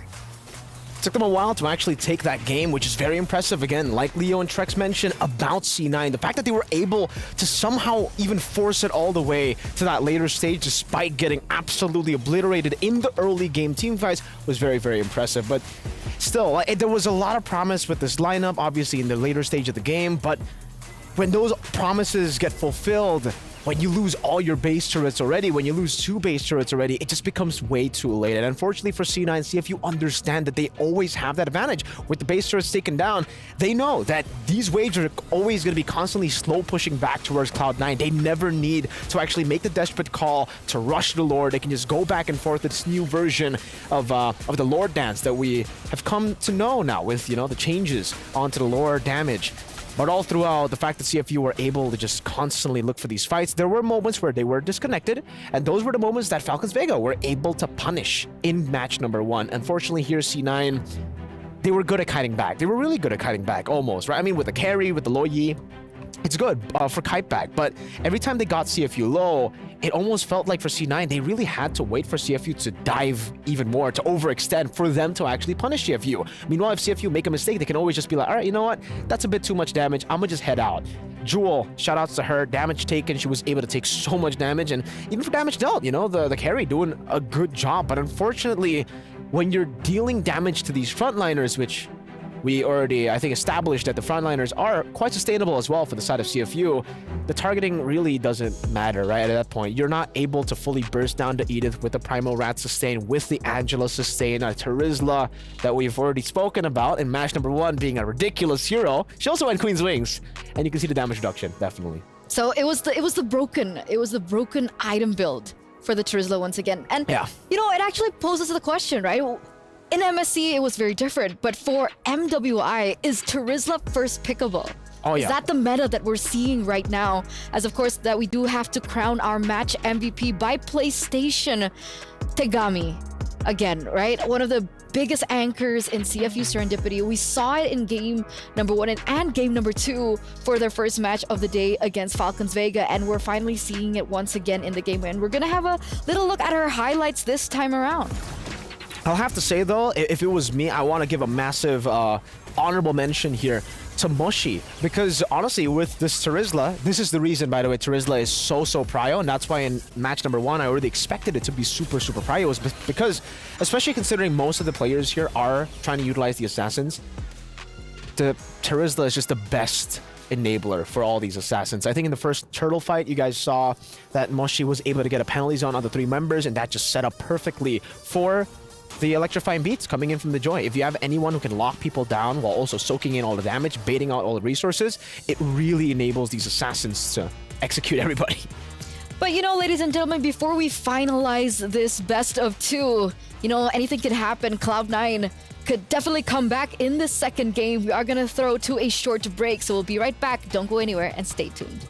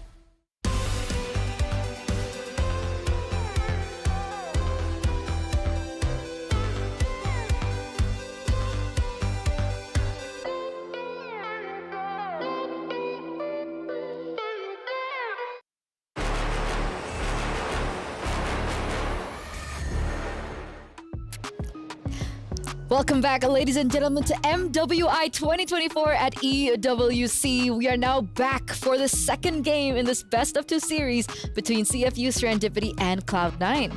Earlier on, CFU Serendipity were able to lead this best of 2 series 1-0, and it's now or never. It's now or never for Cloud9 to make their comeback to push this to a 1-1. Now I'm wondering if game number 1 was a bit more of an experimental game for Cloud9, right? Because obviously it is game number 1 of a best of 2. We were talking about a lot of these cheese picks maybe seeing the light of day here in a best of 2 format, especially in the group stages. But yeah, after that performance, I feel like, you know, it's time to go back to the fundamentals. It's time to go back to the picks that have been meta, right? Especially now, considering if they lose 2-0 against CFU, then they're going to have to bank on a win clean sweep against Falcons Vega. And on that note, right, it's time for you guys to put in your predictions, ladies and gentlemen, the SCC predictions, because we want to know what you think. We don't want to know what Miracle thinks, right? What? We don't want him to curse any of these teams, but we want to know how you feel, because technically, for match number 1 earlier on the day, you guys did it. A 90-ish, 91% prediction, I think, for you guys for Falcons Vega, and you guys successfully predicted that. So what are your predictions for this? Do you think Cloud9 will be able to come back? Do you think that it's going to be a CFU match 2-0 to kind of tie it in with Falcons Vega in Group A? So many questions. Please help us answer it. I'm not going to answer. You say you don't want to... No, you're not allowed to answer. Okay. You can analyze. You can give us speculations of the picks maybe that will change, but no predictions. I'm sorry. No predictions. No. What about statements, right? What kind of statements? Never mind. Let's go back to the game. Let's go back to that draft. Because honestly, I think in the first phase, it was actually already pretty solid from C9, right? The fact that they were able to pick those picks early. I think I was not a big fan of the carry, but then after seeing the Edith and the Terizla, I'm like, okay, I get it, right? I get the Terizla pick, Edith pick, and then straight into a carry. But then in the second phase, the Florian, after having 3 squishy members already, they decided to go for another squishy member. And then on top of that, they put in the Esmeralda. I definitely can see the winning condition for this composition. It really comes down to like early game as well, because for the Esmeralda, it's kind of a weird hero in a sense where the power spike isn't the usual power spike that we are known, that we know of in MLBB. Because Esmeralda, massive power spike at the start of the game. You're really good at lane. Then once people get Dominus Ice, you kind of fall off a bit. So mid-game, down again, and then late game, that's when you get the power spike again. But unfortunately, again, although those promises, all the potential that we saw in the late game for that lineup, they got it a bit too late and they lost so much. So if they want to go and enter with the same approach, they really gotta clean up a lot of the execution, because early on with the Florian, even we are kind of accustomed to that, right? We know that with Florian, you don't go for the first neutral objectives. You leave that open, you go for farm, and you go trade. As made popular by Beloyski. BBB. BBB. Big boy Beloy. So that's the thing, right? How will these teams adjust? How will they come back? Because again, like a lot of people might be questioning the Esmeralda pick, and I think it's a good argument from Trex when we went into the game, was the fact that there were a lot of shieldings on the side of CFU Serendipity, that at the end of the day, when you mentioned the Esmeralda power spike hit, she was a lot more tanky, she was a lot more able to suck in the damage that was thrown at her. And obviously the women's teams, again, they fall to their comfort, right? Despite certain situations, certain scenarios, if it's just comfort over everything, right? They want to make sure that they are able to play it. They understand the fundamentals of the hero and can play it and understand the ins and outs. Yeah. So the Esmeralda at a certain point did work. And I agree with that. I actually really like the Esmeralda pick, but not as the sole frontliner. I think for the most part, Esmeralda, if she's the only frontliner you have in your composition, she's still a bit too squishy, because the sustain she isn't just a brick wall like Terizla, you know what I mean? She needs time to walk around and then sustain around with her skills while she's dancing. You know Esmeralda, but usually... Night Sky tells all, sorry.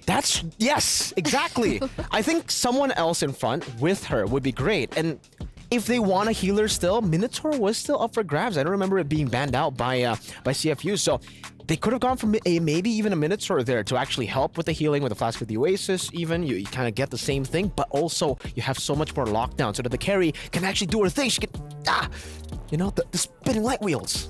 So now the ball is in their court, right, for Cloud9. And definitely, I think we talked about it in the roundtable as well. This was one of the teams that I was so excited to see, especially with Nicolette coming into play. Technically it's her redemption arc. Yeah. It's her time to shine. And I'm pretty That's sure that she... Is it? Yeah. Oh. MWI song, Time to Shine. Oh. Could you sing it for us? No. No. Okay. But back to that point, right? It's her redemption arc. It's her time to shine. It's her time to prove to the world what she's made of. So definitely they're coming back in with a level head. They're coming back to try and at least go for 1-1 now as we enter, ladies and gentlemen, into the drafting phase for the final game in this best of 2 series. And now Cloud9 have first pick. See, this is what's scary, Eterna, because, blue side has had such a massive advantage, but in that game, it was C9 technically with the advantage because they were the ones to leave the Luoyi open. They were the ones to pick it up for themselves. Luoyi has been phenomenal, even in MSC, and usually you pick it up, you get a big advantage. 100% win rate. 100% win rate, exactly. But now that C9 has lost on the Luoyi, I'm actually going to think this is what I would do if I was in CFU's position. I'd be like, all right, let's not ban the Luoyi. We saw what the Luoyi could do in game number 1, and honestly, it was not much. The diversions wasn't being capitalized, wasn't being used by any of the members. And again, it's not their fault because who's going to take it? Florin? All the other squishy members? Carry, solo, flanking? Yeah. I don't know. It just definitely did not fit with the composition that they had. And CFU, it seems like they are taking that route. Maybe even the chip. Knowing how C9 has been playing in game number 1, maybe they leave the chip open because then they're forcing C9 to pick up the chip or give it over to CFU. And I know for a fact, if chip gets left open, CFU will like that pick. Oh man, I've been hearing so many things when it comes to CFU, not just the women's team, but the men's team as well. So they definitely have been sharing a lot of their strategies. Chip, their combination, they know how to play the chip. They're chip FU. And and the thing is, like, even despite that fact, right, Chip is just so good in this current meta. Yeah. Because if you want to go for heroes that like to split push, if you want to go for heroes that like to play in the far lane, like assassins normally do, especially when we get into that mid game to try and control these side lanes, the Chip just does so well. Has so much advantage to go in and make those plays happen, the pickoff plays from happening. And it looks like the chip has actually been left open up until this point. Suxin gets banned in from C9, and CFU have opted to take away the Terizla to try and have a more level advantage in the EXP lane. And do you think with this, Yuzong might be the choice that they go for? First pick? Not too sure if it's going to be first pick. No, but like generally out. for the EXP lane. Yeah, I guess that definitely will be one of the choices. I think in MMSC as well, when the Terizla gets banned out, we usually see it's open. But they go for the Angela ban. It is open. It is up for grabs. They can go for the chip now. Will Cloud9 steal the chip away from CFU? Will they trade it out with the Luoyi? Will they go for Roger? Because technically Roger is still up for grabs. And again, it was completely ignored in the first phase of game number 1. CFU didn't pick it up, but they picked it up in the second phase. C9, they're definitely going to have to think about that because it's a great flex pick. It doesn't matter if you can only play it in the jungle. It's still very prio in that jungle. I mean, technically Luoyi has also been opened up. Yeah. Right? Do they want to go for the same approach as they did in game number 1? Sure, it didn't really work out for them, but that burst potential from the Luoyi in the early stage of the game is still something to fight for. But they go for a different route. No Chip, no Roger, no Luoyi. They go for the Ruby instead. So this time, they do have a setup hero. They do have a hero to make the plays happen. Yeah, trying to anticipate the Chip pick or a Luoyi pick here to try to go for it, but I think it is going to be a Chip Roger here. For the side of CFU, we're talking about how the Roger should always be prioritized. You know, we have seen that many times before, and now for CFU, knowing that the Edith is not up for grabs, the Angela, the Terizla, they will just go for the Roger, but they don't go for the chip. Maybe they're trying to read out or trying to feign out. I don't know. This might be overthinking, right? But maybe CFU, they think C9 didn't pick the chip, so they have no intention to pick it up. Maybe we just go for a mid lane first, like a Vexana, and then end off the first phase with the chip, knowing C9 will probably just go for a counter. It's a good priority lane as well, right, the Vexana?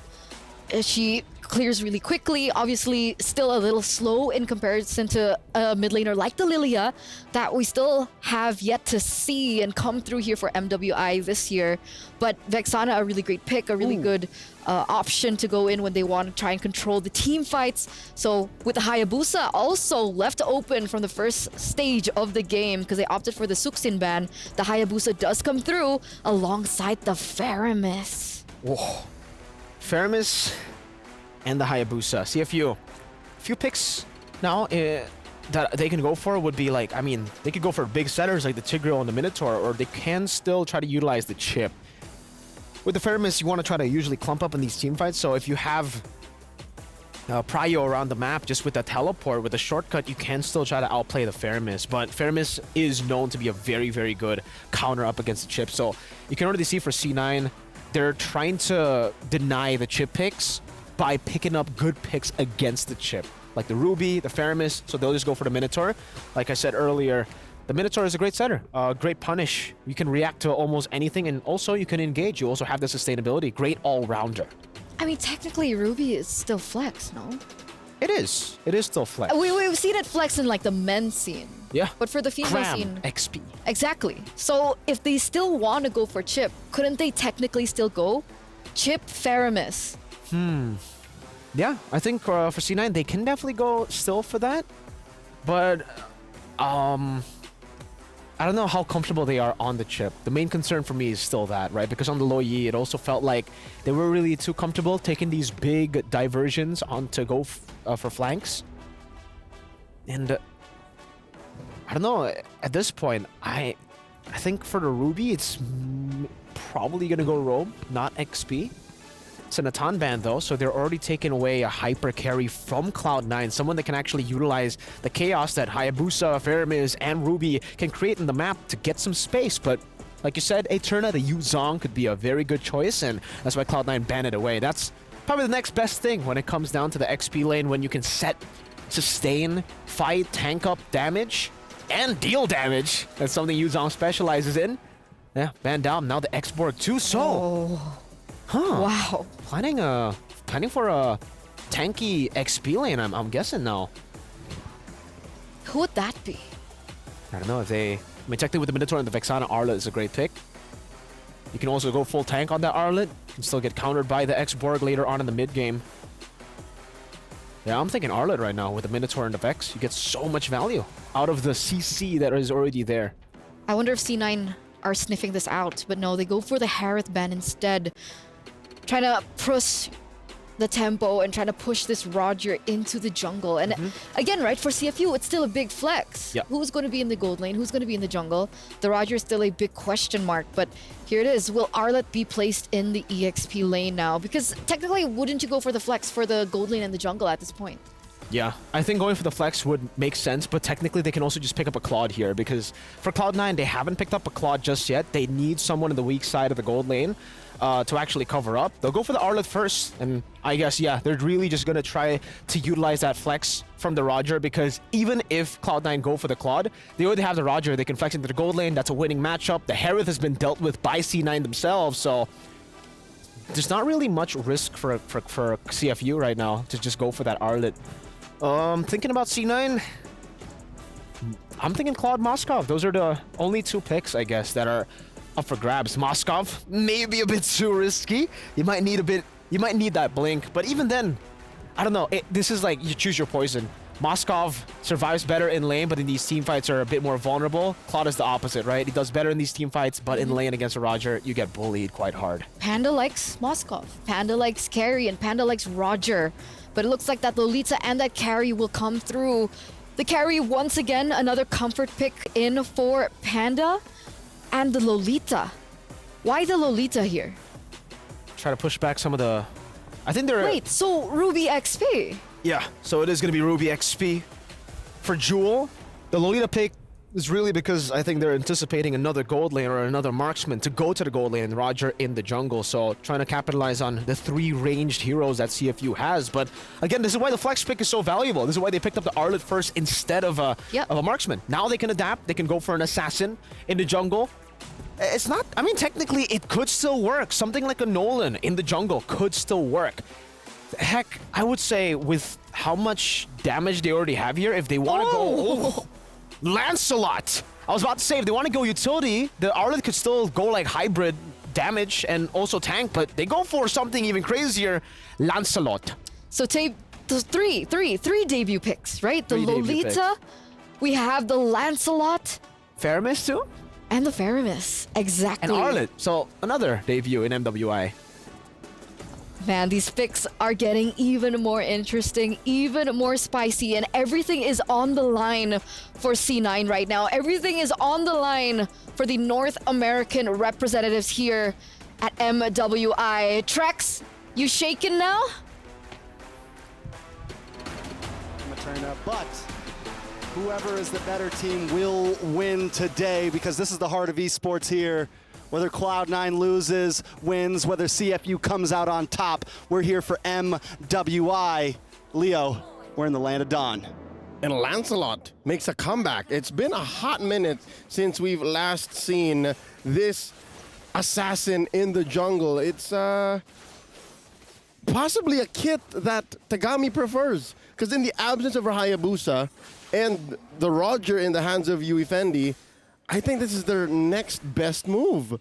I appreciate it, though. I can see how, because of Moshi Bang and Yui's CC, they needed extra damage. They needed good cleanup. How do you get that? Well, you could have picked the Nolan, but they preferred the Lancelot, so I think they needed a better way out for her. And not only that, after seeing the joy on Tagami, Tagami does great into getting to that back line, targeting, you know, just locking on to exactly who she needs to lock onto. And that could be a problem here for Panda. Could be a problem for Nicolette, maybe. But Cloud9, I think what's going to be huge for them is how Ashley utilizes this NetherRealm, if they're able to really capitalize it, and can Xayah finally land some big sets and make her hero count? That's right. The mid lane duo from Cloud9 had a tough game one, so this might be them course correcting. Now they got eyes on Xayah. Moshi Bang sends her back. That's going to be a small camp invade here. Jewel can only watch. Something to note, Ashley's rocking Lethal Ignition on the farmers. We don't see this anymore. I mean, hey man, rock it, drop it, try to pull something off here. Ashley's going to go back to base now. 15 seconds on the clock for this turtle. Nicolette on the opposite side of the map. Xayah doing a good job of like keeping cues on CFU. Not going too deep, not getting cut off, but at least giving vision to Cloud9. But CFU, they know she's there. They don't care. They're ready to position. Look at all four of them kind of making this box around this turtle. Now let's see exactly what happens. Abby taking a little bit of damage. Ooh. Abby and Jewel holding the brunt of the charge. CFU backed off.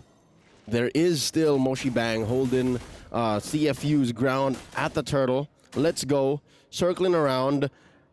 Something to know as well, if I'm going to nitpick about the emblem on Ashley, check out Tagami. She's rocking Lancelot with a Warcry. So all of those little basics, and then the Thorn Rose, like eventually, this tells me she's going to deal damage. Like we've seen hybrids, we've seen Tanksalots make a showing here and there in the past few months, but this is full-on damage Lancelot. Let's see how it works out. A relatively mum and quiet first 3 minutes. Like nothing has happened. These girls got their gloves on. They're stalling right now. They're waiting. The mitts are on. The mitts are on. The gloves are on. They're ready to throw some punches. Both teams taking some aggressive routes here. This time Cloud9 does have some heavy CC. They have some possibilities, but CFU answered so well with the Minotaur.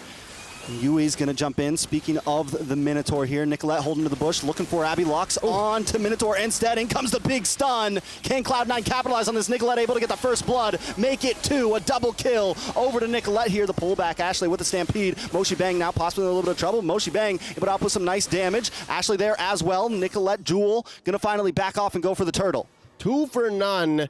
Giving Cloud9 the go-ahead, the green light to take out this turtle. They're going for it. Moshi Bang versus Ashley and Jewel. Will they force this? Oh, turtle at a 10th. Got me down to half health. Maybe still want to go for the dive in. Nicolette able to get the turtle, but a nice final slash does connect on to Jewel and Ashley. They're still able to get away. Cloud9 escape unscathed. Clean. CFU starting to walk away with nothing. 2 minutes until the next turtle, and I can expect the same kind of pacing. Again, this does propel Cloud9 up by about 1,000 gold, and based on how the first 3 minutes of the game went, that's an astronomical lead already, because they made the first move. They got away with everything they needed to do, and there was very little punish. It looks like those CFU are looking to put pressure on Panda. I'd reckon that's the best part to put it into. Wait lang, hold up. Was that? Is Yui Fendi up on gold? Did you see that? Don't know. I didn't see exactly. Was that Yui like 500 gold or something like that? It's it's definitely possible. You know, the Roger's got great poke. He's able to maybe even force him. Panda seems to be a bit more of the safe player. We're taking a look at gold now. Yui Fendi up about 200 in gold right now. So Panda not too far behind, but definitely Yui Fendi has gotten a couple extra last shots in, maybe denied Panda of a minion. A lot of action has been down on this boss side, so we haven't been able to see them too much. But in terms of XP right now, Panda's a little bit up. So definitely there's some trading going back and forth up in the top lane. And this has been I mean, even from last game to now, it's been a nice fight between these two. We've seen a lot show up from both teams. Panda last time wasn't able to have the space to capitalize. Well, they have it now. Nicolette with the quad shadow. Yui Fendi, we've seen this position before from Xi and the rest of the team, punishing down on Yui Fendi, but this time he's not going to let it happen. Oh, she did find the out there, especially with the backup coming through. Tagami, Abby, and Yui kicking out the rest of C9, forcing them to rotate away. Look at how deep in Moshi Bang is. Moshi, what you doing? Cotton, proxy, and controlling the lower quarter so that the rest of her team can make moves up top. Oh, Minoan Fury, no one home. Big miss, but Panda still takes some damage. 4 members of CFU up in the top side. Are they going to try to force in this tower? Look at Zaya with the conceal play, looking for the stun. Hits the flicker, misses as well. Both roamers whipping there a little bit. And now both teams are going to be forced to back off. It's a lot of ultimates down. Going to move down to this turtle. Jewel's already waiting for it. A swing and a miss. Both also committed their flickers. So that's tough. Like, that is 2 minutes of hard engages, honest to God, angles that you got to find. Still 1,000 between these two teams. C9 and CFU Serendipity back at the turtle pit. A pulse light, setting it to reset. Xia spotted out, forced out of the Pixel brush. And Tagami, I'm wondering if she's thinking purple or turtle? Purple or turtle? I think she can buy time. This is enough time to go purple first, because I think they got the go signal that Nicolette is also still just farming up. Yeah, Nicolette makes the same decision, but Tagami's not going to go for this orange, right? Going to have to commit. Nicolette's there as well. Jewel able to get a little bit of a stun on Moshi Bang. Ashley Xia looking for the angle as well from the mid bushes. Now Turtle into the hands of CFU, but Nicolette loves this bush here. Wants to hang out. Target on Moshi Bang. Gets the shadow kill. Not enough damage though. NetherRealm does come out, but the big knockup. Tagami able to secure that turtle. Now Nicolette brought down to about half health. Firing back onto Tagami. Tagami trying to puncture through, puncture away. Cloud9 loses the turtle, but nobody goes down. Despite the Cloud9 collision, I call it that because they just want to ram themselves into all 5 members of CFU Serendipity.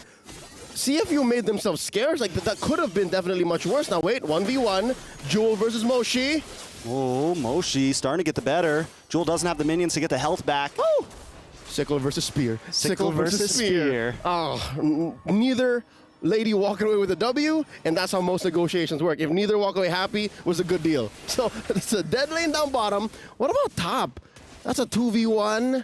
Xia about ready to make her way there. There's a flicker back up on both of them. I wonder who's going to hit it this time. But the rest of CFU now showing up. They're going to be able to take this tower, Panda. Not going to play it too dangerous. Does get the stun onto Yui. Panda lets it happen. All right. They all retreat. That was a 4v4 waiting to happen. Possibly a 5v5 because Tagami was a little way off here. She is hitting level 11. Let's see now. She's down 500 gold. Which is good for Nicolette, right? This is where the shadows allow for faster rotations compared to the dashes on the lands. Yeah, I mean, I think the dashes come in play really well in team fights, but when it comes to the jungle, I definitely think Nicolette, and we already saw even in last game, Nicolette was great at farming, great at, keeping up with Tagami even when the team was losing. She knows. So now we're seeing it really pop off here, but Nicolette maybe needs to look for some pickoffs at this point and try to make this lead a little bit more. Yeah, she's got a rhythm to it, and I think what she's doing is she's leveraging the fact that she can rotate faster, get far more efficiently than Tagami, but let's see, they are looking to collapse down here onto the bottom. All right, eventually we'll get pushed in. Moshi can't take down. Oh, she saved the turret, but for now, that worked out. Oh. A lot of damage, though. I'm offended. Does luck on Moshi Bang, and all gone. Shadow kill comes in. One more shot. Nicolette unable to secure it. Force it back off, and that's another ult down. Cloud9 might have to buy some time. CFU, though, knows the damage there and isn't going to force this Lord either. Yep. In the realm of ults from the meta assassins right now, Shadow kill takes a while. Shadow kill might as well have been an eternity if nothing comes out of it. Like, you got to reset, find another angle, maybe after another huge team fight or a trade, and then it comes back on. See, look, I've been ranting about Shadow kill. It's still up. Jewel going to be in a little bit of trouble. Yui Fendi able to get the kill there. Cloud9 trades it for a tower up top. This time Cloud9 playing some more of the macro game. Minions coming down the mid side as well, but CFU now with a man up, a girl up, I should say. They're going to be on this Lord. Xia Looking for an angle. The knockup does connect onto Abby. Nicolette into the backside, gets a lot of damage onto Abby, able to secure the kill. Lord down to about 10%. It's going to be a 50-50. Tagami comes out on top of the coin flip, but now Moshi Moshi in trouble. CX Panda looking for the kill, looking for the takeout. Ashley able to secure it. Nicolette looking for one as well. Yue goes down. 3 numbers drop for CFU. Cloud9 going to be able to come out on top even after losing the Lord. The apple of my eye, a plan well executed. Amazing team fight, amazing collapse. Sure, Tagami walks away with the Lord, scoring it for CFU Serendipity, but at the end of it, what do you get when you lose a chunk of the map? Because Cloud9's gonna run roughshod. Look, they're gonna push down bottom. Panda left a lane up top. Even if Lord is there, they can get to it eventually, and then they're gonna try to push in mid again. Look at this now, 3K ahead. C9 up on CFU Serendipity. Items-wise, again, say what you will about that team fight dash, but when you're down about 2K gold like this, it's hard to think of how else Tagami can affect the map. Besides, again, objectives and team fighting. I definitely agree. I think one of the saving graces here for CFU, Moshi Bang still holding a gold lead over Jewel there. And Moshi Bang's just been able to tank around, get some of these big final slashes, and it's something that Cloud9 consistently has to watch out for. And even there, they know they're going up top. They know Cloud9 has to defend Lord, and what does CFU do? They cut bottom lane, they open up space for their minions to get there, and they get a tower. So even though they lost out on that Lord, they still found something in the chaos. And it just goes to show they always have a macro mindset. CFU just doing wonders with it. Yep, and I think as soon as Cloud9 transcends to that level, because again, they're winning team fights, they're winning trades. As soon as they're able to turn that into a macro movement, then CFU Serendipity might be looking at checkmate. But for now, they're clawing back. It's giving comeback, as it is. Moshi Bang checks in with the bush, spots Jewel, and Xayah there. Oh no, 1v1, could this be? A lot of damage on Tagami. No shadow kill. Yui Fendi able to get the kill on Nicolette. The shutdown, putting a nice chunk of gold into the pocket. CFU now looking for the takeoff, looking for the moment, looking for the engage. I'm offended, connects onto Yui. Xayah gets the stun. Whoa. Can the team follow up? They get stunned as well. Unable to fully commit, but now they're locking on. Panda with a speedy light wheel, trying to get some free shots. Tagami on the run. Panda needs one more and finds the kill. Tagami down. Moshi Bang might be the next on the block. Chop, chop, chop. But wait, the final slash. Panda unable to connect. Finally gets a double. Finally looking for the triple, but Yui Fendi and Yui don't want to give it up. Cloud9 finds something. It's a 2-for-1. Can they take a tower too? And suddenly it comes to a stop, stop, stop. Here's the SCC replay one more time. I could have sworn Nicolette was going to get it, but here comes the cavalry, the sharks of CFU Serendipity. They overloaded Nicolette. She wasn't even expecting it. Oh, what? There were 3 in there? And I'm not so sure, but there might have been a Minoan Fury committed. Is this real time? Are we looking at real? No, it's still the replay. It's the aftermath of that fight. And that's Moshi Bang looking for the chop, chop, and then the stop. They eventually won the trade still. So what I'm trying to say is Cloud9, the thesis statement is they love team fighting. They're winning most of their team fights, save for like weird pickoffs. Nicolette was out of her breath there. But as soon as they can turn it into huge conversions, then we're talking. Then maybe we can see a 1-1. Thesis statement, Cloud9, they're a young team essentially, right? Barely young team months in NA, old. but they're bringing that old school young team NA vibe, loving team fights. We want to clash. We want to try to win in micro mechanics. How far will that take them though? They did just get the push on the top lane. If they're going to get the outplay here, I think this far in the game, that's just how they have to win it, right? It has to be the big team fight. The Ohio brothers. You were naming American teams. I just had it to get in there. But yeah, you're right. It reminds me a lot of a young team from 2021 who made it all the way to 3rd place in the World Championships. BTK played a very similar play style, and here now I'm seeing signs of that, little hints of that in Cloud9's play style, but they gotta bring it up. If they can turn this team fight excellence into a Lord here, then CFU Serendipity might be staring at a base defense. Very true, and Cloud9 knows they're on the ledge. We saw the reaction from Nicolette. Just shows how invested into this she is. But CFU always keep their cool, man. Even when they were behind against Vega in the previous game, they still seemed to keep their cool. They came into this series feeling good about themselves, ready to play. And all they got to do is get this one win. They're 3,000 gold behind, but just a few minutes from possibly, maybe securing group stage. That's the Kamai cool in play.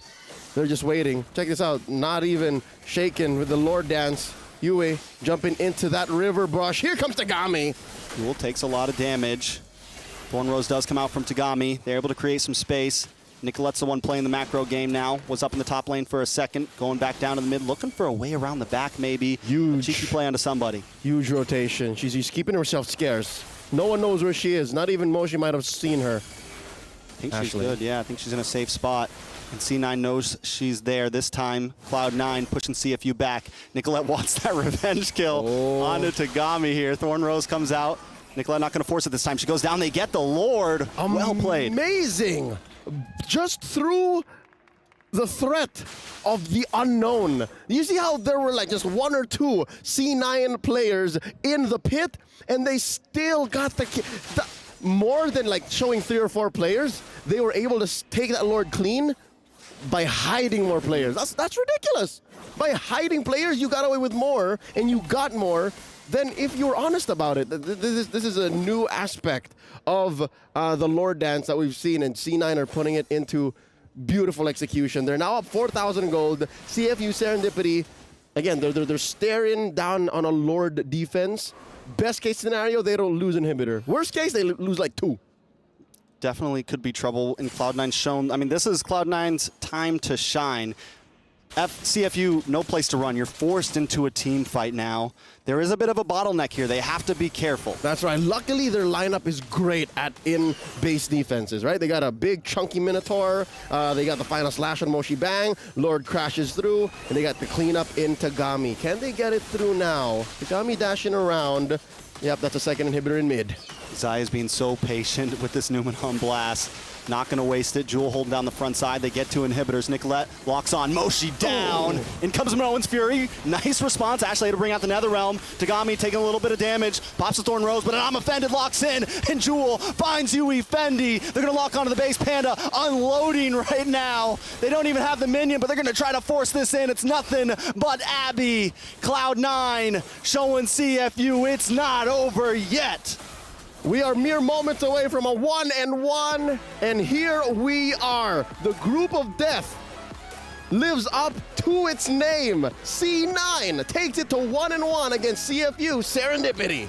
What does that mean, Leo? Big possibilities for a future tiebreaker in this one. We might see Game 3 eventually, but Cloud9 shows up. They had a rough draft, a rough game in number 1. But just like CFU proved themselves in Game 1, Cloud9 responds, and the group of death definitely prevails to hold its name. Word of advice, C9 currently on Cloud9. They got to keep their feet on the ground. Their next matchup ain't going to be an easy one. They're facing off in a best of 2 against possibly the best of the best in the world in Falcons of Vegas. So that's up next. If they can score 1 against them, I guess that's a lock-in. But if they don't, then we are definitely looking at a tiebreaker situation. A game number 3, and you know, throughout all of MSC, we didn't get to see one, I don't think.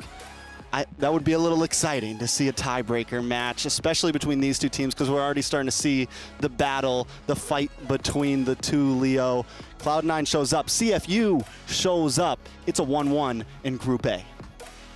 The ladies came to play, and color me impressed. I love this throwback to an old school metagame, and I love how the aggression from C9 is what puts them over. This is impressive. Let's go over to the stage for an interview. Incredible, incredible stuff right now. We have Ashley here from Cloud9 for this interview segment, and we're very excited. Why not let's start with your questions first, Bar. Thank you very much, Cheryl. So, 1-1, but how did you bounce back from the first match? You know what's interesting? I actually, before I went to sleep yesterday and when I woke up, I had a feeling we would go 1-1 to them and then get a point from the next team. Like manifestation kind of thing. Yeah, and that's pretty much the reason why I'm here now with my team, so. Let's go, Cloud9 moment indeed. Absolutely amazing. And now, of course, you know, your chemistry is undeniable right here at the Land of Dawn. We have seen really good team fights happening, especially in Game 2. How has, you know, Midnight coming on as coach to you girls, you know, making this already great team, you know, so powerful right here for MWI 2024? So I would put a lot of emphasis on Midnight's help on our team, because even though he put such a short amount of time and like attention on us because of the other team, he was giving us like limited information, but that limited information was like enough for us to improve like dramatically. So very thankful to him. And finally, what can we anticipate right here from Cloud9 moving on into the next game where you guys will be meeting Falcons Vega? Well, we have to make it out of groups, and I think we will. Fantastic. Fingers crossed. Now time is ticking for you guys because you're going to come on for the next match. So go prepare. Thank you so much for joining us right here, Ashley. Thank you. So without further ado, we're going to hand our time over to the studio to break it down for us. Take it away, guys. Talk about redemption arc, right? I mean, that comeback coming in from C9 has actually put us in a position where we might see a tiebreaker today. Of course, with the, the situation being that Cloud9 wins 2-0 or goes 1-1 against Team Falcons Vega. Goes to show you, by the way, that in this game, if they get a draft that has fundamentals in it, they can still make it happen. They don't need those crazy experimental drafts like we saw in game number 1. But I understand, right? In the best of 2, game number 1, maybe you want to try to shock your opponents. And here, we finally get the real C9. We finally get them on picks that we're used to seeing from, just normal teams. So Cloud9, really fantastic team fighting. I think the casters pointed out many, many times. Definitely, I think for Leo, he said it reminded him of the M3 success of BTK through the team fighting prowess. And yeah, ultimately they were able to finally, after getting a lot of the team fights in the early game, but somehow also losing out on the neutral objectives, they were able to finally get the neutral objectives, get the structures as well on top of these big team fights. And you can see that hug as well, man. I mean, you definitely get the feeling that there was a lot of pressure on them, especially after game 1. Losing out in game number 1 like that, the fact that they were able to come back in such a dominant fashion too. If we take a look at the scoreboard, 11-2. CFU, the only thing keeping them in this game was their neutral objective control, which again was still very, very impressive considering they were down gold, I think, at every single point of the game. It felt like they shook the jitters, right? I think game number 1, it was a big warm-up for them. And in game number 2, they just really popped off with, of course, the drafts that were given to them. But the PlayStation MVP presented is going to be Nicolette. As the casters pass it down, redemption arc. Talk about her redemption arc. Being the MVP here, let's hope that she can carry on and manifest for game number 2. From a mid laner to a jungler, first we got to talk about that adaptation, that's right? True, because that's true. It's already such a different role. In the mid lane, you usually play to enable other people to carry. Depends on the hero you use, obviously. But here, it almost seems like it was seamless. The way that she was able to adapt into the jungle role, acting as the carry. And again, I would say, even though she missed out on a lot of the neutral objective when it comes down to the contest, Hayabusa isn't really a neutral objective secure man hero, It's more of a fight hero, fight man hero. Yeah, and Cloud9 now 1-1, CFU 1-3. So they already mentioned about the possibility if Falcons Vega take them down 2-0, that means we're gonna have a tiebreaker between CFU and Cloud9. All right, you're right. It's an interesting group of death. Already. What if they take first group? If they take a tiebreaker game out of if they take a game, they're through, and CFU will be eliminated. So it'll be Cloud9 and Falcons Vega. So all Cloud9 needs to do now. One game. I mean, Ashley, she was talking about it in her interview, right? She had that vision.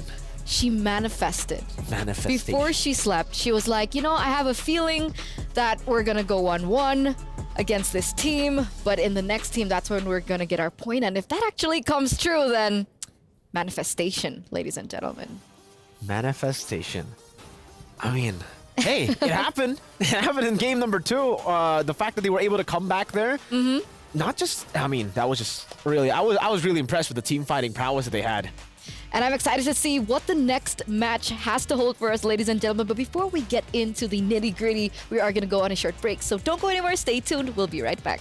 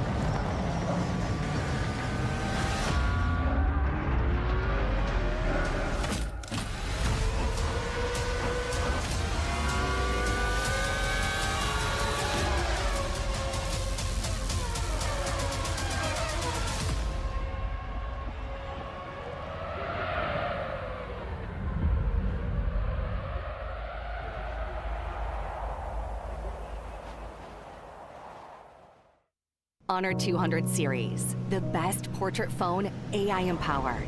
Studio level, AI portrait camera, 3 hardcore portrait modes.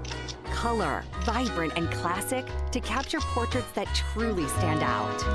AI empowered magic portal.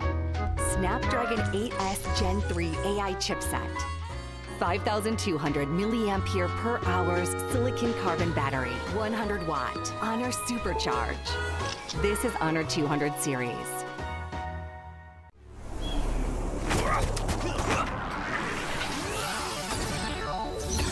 Ready, set, go.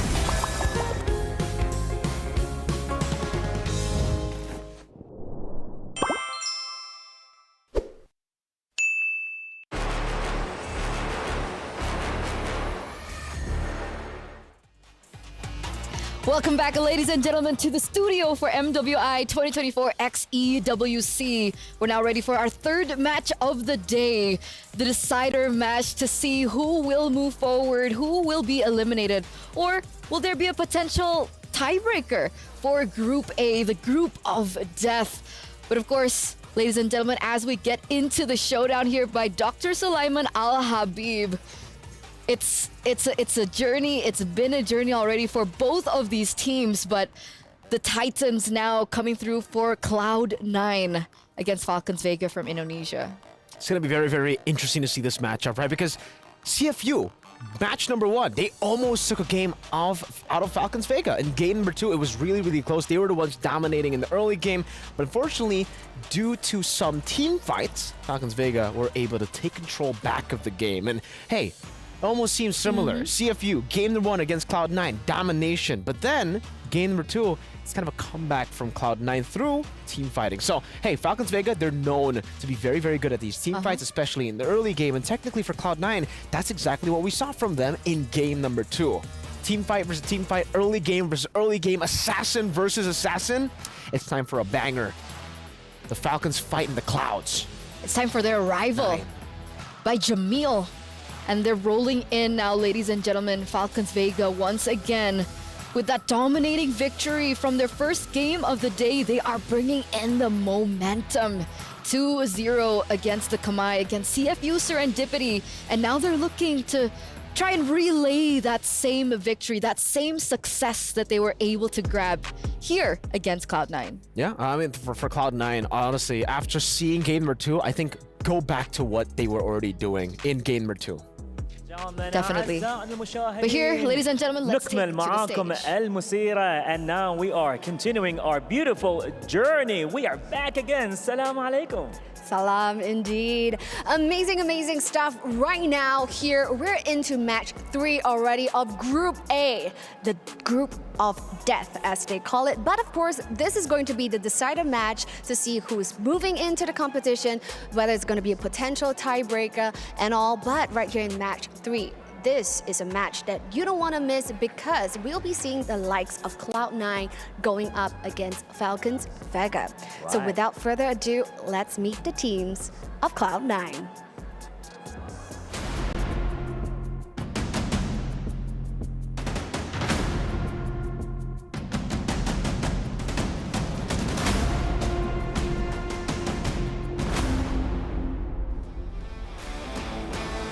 Incredible stuff. Now, the beautiful faces of Cloud9 is something that you guys are not familiar with, right? So now we have seen their prowess over at the Land of Dawn. The sisters are now in sync. Question is, can they take match 3?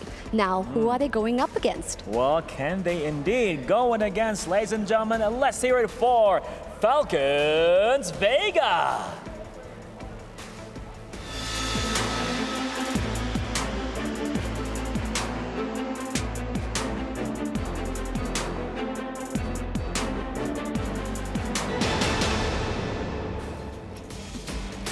Incredible stuff. Now we have met the 2 teams right here on either side, Cloud9 and Falcons Vega. Now this is going to be a very exciting match. Will the Falcons be flying through clear skies, or are they going to meet some sort of turbulence right here from Cloud9? So without further ado, let's pass our time back on over to the studio. Take it away, Yalla!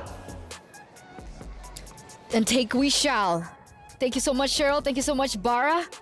And we're about to get it. We're about to get into the deciding match of Group A, our group of death. But you're right, Mirko is pointing in right now. It looks like Caramel is stepping back into the jungle position. No Mei lane this time around. Yeah, and it seems like, I mean, from what I saw earlier, my eyes sometimes deceive me, but hopefully not this time. But Agatha is going to be in the mid lane too, so no Funi, no Mei lane. It's going to be Caramel and Agatha, and this, there you go, Agatha's here. So the main lineup, it seems, for Falcons Vega, this was the lineup that we were all expecting as well. They decided to go for a different lineup up against CFU, but now up against Cloud9, they decide, you know what? It's time to bring out the big guns. Or technically, at this point, what is the big guns anymore? Which one? Which one? Which one? They're both big guns. Because like earlier on, I mean, Mei lane as well as Funi, they were performing out of their mind as well. So we're not gonna really see the sister dynamic that we saw earlier on from Falcons Vega, as Funi as well as Chin Chao. They're sisters, for those of you who aren't aware. But we're going back into the roster that we thought that they were going in. And that just poses another threat for everyone out there, right? The fact that Falcons Vega can come in with 2 different lineups, 2 different rosters as one of their ace cards. We've seen in the past, though, if you keep on shuffling rosters, it's not really that good. It can be good, but it can also be very bad, right? It's a double-edged sword. Exactly, where in one way, it's good because technically your opponents don't know what to plan, like whether to plan against that roster or the roster now with Agatha and Caramel. But on the other side, team synergy is definitely a very important thing. The fact that they are trading in 2 players and not the whole team with another team means that these players that are staying, Chin Chao, Tal, and Violet, they're going to have to understand that they're playing with completely different people with completely different styles, right? I think for Caramel, not really the case when it comes to like how she plays, because Caramel is an assassin too. She likes dealing damage. She likes going on those picks like the Roger and the Nolan. So maybe not the biggest difference there, but I would say for Agatha and Funny, that's got to be the big difference here in the team for Agatha and Funny. So with Agatha coming back in the lineup, maybe we'll see more of the carry heroes instead of the enablers. Funny, she played Vexana 2 games in a row, right? So she really was there to follow up, put on more CC, and add on more utility to enable the team. Meanwhile, for Agatha, she sometimes goes on the Valentina. She loves playing these carry picks as well. So don't be surprised if they actually go for a secondary carry in the mid lane. You know what you'd be surprised about? What? A fun fact. Whoa! We like fun facts, right? Surprised, yeah. I'm pretty sure the audience likes fun facts as well. Go and shoot out the fun fact. Now that Caramel has swapped in for the jungler, I'm going to tell you later. Suspense, ladies and gentlemen. Let's head over to this video with an interview. What is it, man?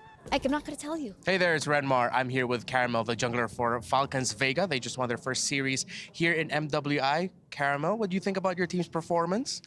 They are doing so good, and I think we will do perfectly for the next match. All right, good. They're going to go from good to perfect. Is there one player in the team right now that you want to highlight? I really want to highlight Chinchao's performance from the previous game because she is so strong in laning, and I think she carries the game well. Oh, okay. So Chinchao, their gold laner, carries the game really well according to Caramel. Now, actually, there's another thing I wanted to ask you.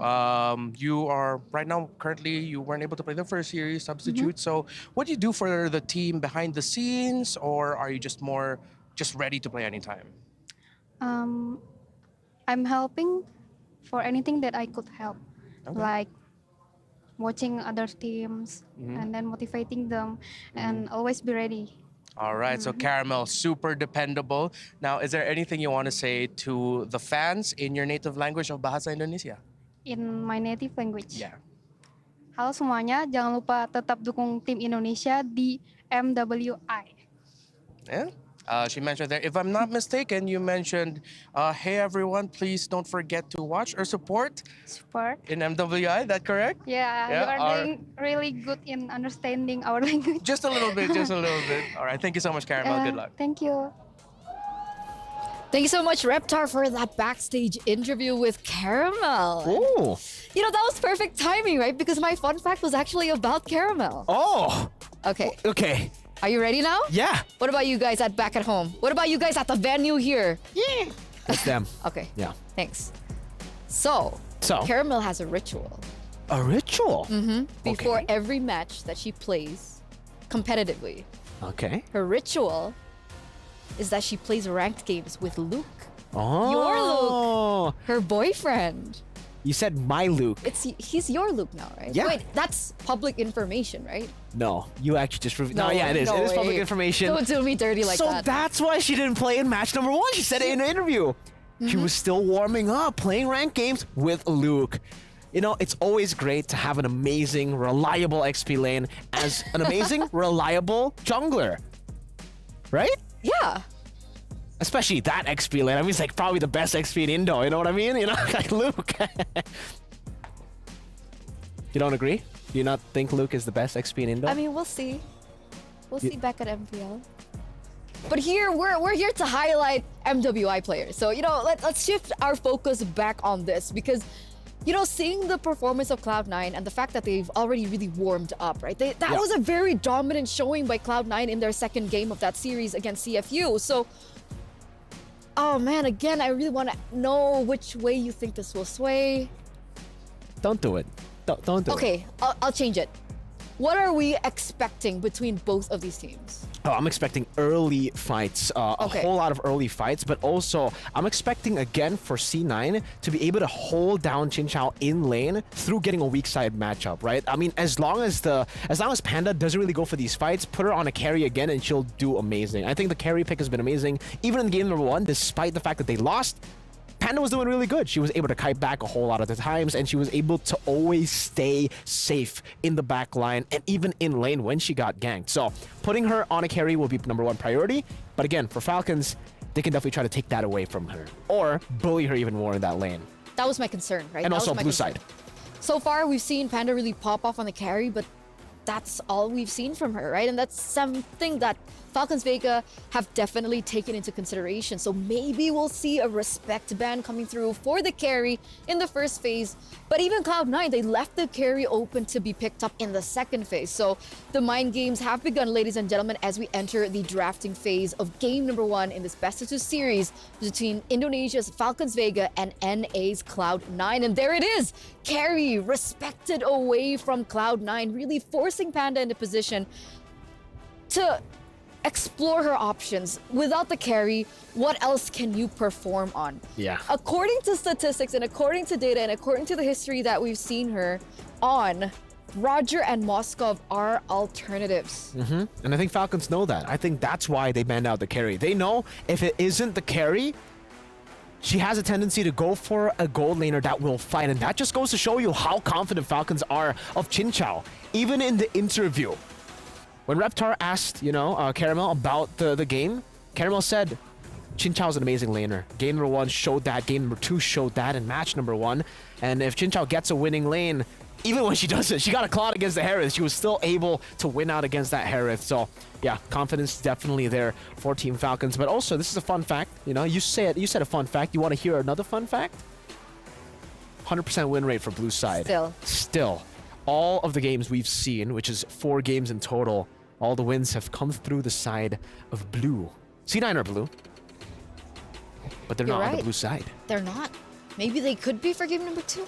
Are they forcing the Moscow, by the way? They banned out the Roger and the flex pick away. 2 heroes from Panda have been eliminated from Falcons Vega. They understand the pivotal role that Panda has in the gameplay and in the success that C9 were able to get earlier on. So definitely off the table, perhaps forcing that. But remember, the Harith is still on the table, ladies and gentlemen. The big question is, can C9 utilize it? Is Panda comfortable on the Harith? Maybe the Harith gets first pick by Cloud9, but the thing is, the Ling has been left open as well. We know that Caramel can play the Ling, and she's pretty good at it. Chip Loyi banned out Ling for the first time, I think, in MWI today. That we're seeing the Ling up for grabs. Now the decision is, Falcons, do they want to pick up the Ling? Do they want to pick up the Angela? The Angela can combo together with a whole lot of different heroes. They go for the Hayabusa instead, and this is also a Caramel signature. But is it more prio than the Ling? Because Cloud9, I think they're also quite comfortable to go for the Ling pick on Nicolette. And the Angela, they can get Angeline. That's a problem here, right? They could even go, I don't know, are they trying to gamble with the Harith? Is that what we're going for? I mean, with the Roger being taken out, Harith is a big prio in that gold lane if they still want to control these side lanes. Terizla as well, by the way, has been left open. So this time around, C9, they're going to prioritize that EXP lane. They're going to pick up that Terizla, and they're also going to have that Valentina flex in that mid lane for her to utilize. But Falcons Vega, if they want to go for it, they can. Harith and Angela. Oh, they go for the Edith. So that's a way to battle out, but I don't know about this Edith pick. I'm not a big fan of it, especially considering Cloud9 have already picked up the Valentina, right? That's a big ultimate to be able to be utilized now. Primal Wrath in a lot of these early team fights, knowing that they already have a Terizla. That Primal Wrath is going to be very, very lethal on the hands of the Valentina. They go for the Harith too. Makes sense. They pick up the counter to the Harith to deny it away from Cloud9, and then they pick up the Harith, so really trying to enable the Harith pick. But again, the Primal Wrath can be stolen, so it's not completely taken off the board. Is this the time? Is this the time? Is this the time for Nicoling? Nicoling? No, it's time for Pandakov. Okay. Panda Moscow. Oh, there we go. Okay, so those are her comfort heroes, right? This just really confirms it in, right? With the Roger with the carry being taken away, she falls onto her comfort. Yep. She falls onto Moskov. But now Falcons Vega, if they want, they can eliminate the Ling. Would that be in their best interest? I think so. I don't know. Maybe they want to try to force out the Ling. That could be a... I don't know, though. Personally, I would say ban the Ling. Hayabusa versus Ling. I would personally give the Ling a little bit of an edge in that matchup when it comes to clear speed, when it comes to also 1v1s, because you can actually dictate to how to, like, get out of the shadow kill with the Tempest of Blades. But here for C9, yeah, it's definitely going to be the Minotaur ban here for them. I think they're happy enough with already the Primal Wrath. They don't want to give Falcons too many big ultimates, and Now the big question for me is, they're banning out the Minotaur, so are they trying to force this Edith to be a roamer? So they're banning as many roamers as they can, and I think that's a great response, by the way, from Falcons. They noticed that C9 are already banning the Minotaur, trying to force that Edith to go roam. Falcons say, hey, we can do that. We can force the Edith to go roam, and then we're just going to ban out the Kufra, ban out more roamers, so that now Xayah will be the one placed in a tough spot. Tigreal, right? I think you mentioned against the Assassins that Tigreal could definitely be a big factor to how this game turns out. Are they going to leave it open, or are they going to ban it? I don't know about this game. Because again, they might want to pick it up themselves up against this Hayabusa. That could be a great option to go for, especially considering, you know, the Valentina can steal the Primal Wrath, so even more lockdown. But honestly, knowing that they already have a Terizla, if they want to pull off the Florin, it's not that crazy. I think to think about the Florin here in this game. They ban out the Yuzong too. So setting up for the Moskov to have a better time in these team fights so that he can actually space better. Yuzong is a great tool that Falcons could have used to actually help the Hayabusa get towards the Moskov, get towards the Valentina. Now for Falcons, Vega, final ban. No Kufra. They might ban a Tigreal. Tigreal, Ruby? Ruby's banned out, so... Oh, yeah. You're right. Tigreal or an assassin. A jungler. Ling, Nolan, I would say Ling. Fanny. Probably, if they were to choose, I think it should be Ling or Tigreal. They go for the Tigreal ban. They're trying to set up for the Hayabusa. And now it's C9's time. They need a roamer, they need a jungler. Ling is still up for grabs. They don't really have any flex towards Angela's the jungle. technically still open. Yeah, they could still go for the Angeling. They could pick up the Angela here. And honestly, Falcons could also pick up the Angela, so that's also a pretty ridiculous combo if they get the Angela on top of the Harith and the Edith. But maybe C9 with the Valentina pick, they're already they're kind of set up for it already. But there you go, Florin. It makes sense to go for the Florin here, at least. I like it way more compared to the 5 squishy members in the early game for game number 1 against CFU. Now they have a Terizla. And there you go, Florin. Some solid stuff. But that means they might need to have to play with the Moskov. Maybe they go for another tank in the jungle. Baksh is still up for grabs. It's a good pick here. If it were on the side of Falcons, oh, there it is. Arlet and Vexana gonna be the choice in for Falcons Vega, and now one last pick for Cloud9. If it was Caramel, I'd probably be like, would Mardis be the option? But Baxia, there you go. Nice prediction. Thank you. So let's throw it over to our casters. Trex, Leo, what you got? We got an unexpected return of utility junglers. Baksha is back in this matchup. Falcons Vega versus C9. Well, how do you feel about this? Because it's a 4-in-1 now. It's all in on Panda.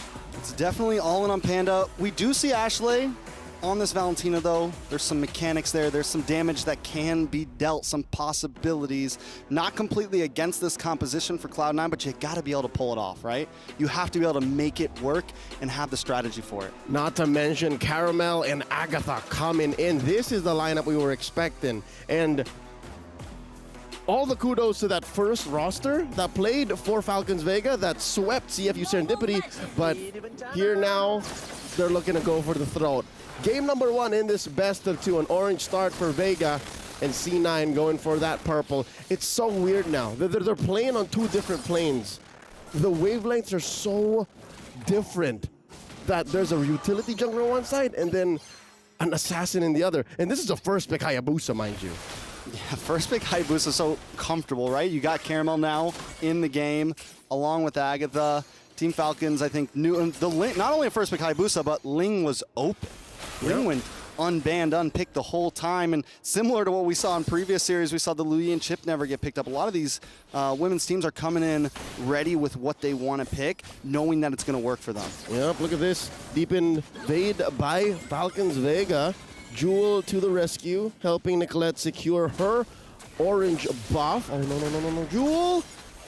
They are playing so aggressive. Vega showing up in the early game already. And they're just hanging out, man. They're not even worried about Ashley. Not getting involved as well. Thaul takes a lot of damage, able to get a 4-man knock up there. Nicolette, though, forcing the engage possibly here. Ashley there as well. Violet responding. Gets the vengeance through. More damage. Jewel looking for the kill on Thal. Thal able to dash away. It's back and forth, but it's still 0-0. Could have gotten that first blood, but both of these XP laners are chunky in their own right. Now this lane right here, the Moscow versus the Harith, it's clearly a Chincha in control. Look at that. This is a TKO if I've ever seen one. She sent home Panda. And again, as mentioned as the match started, Panda needs to get on top of things. Yeah, Panda needs time to farm. And right now, Chincha, what did the interview say with Renmar? They said, we have faith in Chincha. Chincha is going to perform in the lane, and right now it is showing. Panda has to sit back at the tier 2 right now and watch the gold plating just be taken away. That's a lot of money on Chincha. She is making bank. Almost 200 gold. Under 2 minutes. Now Jewel here, 1v2. Turtle already spawned. Both teams taking their time. Ashley very low. Yeah, playing the distance. A lot of damage from the Eternal Guardian. Cloud9 are hanging on, but how long will the thread hold until Team Falcons Vega cut it through? Nicolette in a little bit of trouble, down to about 20% health already. The final slash connects. Eternal Guardian there to help out. Ball taken low, but Violet taken out. Cloud9 able to get the kill. Carmel still walks away with the turtle. Easy money for Vega. Sharp. Falcons of Vega score the turtle at the cost of Violet's life.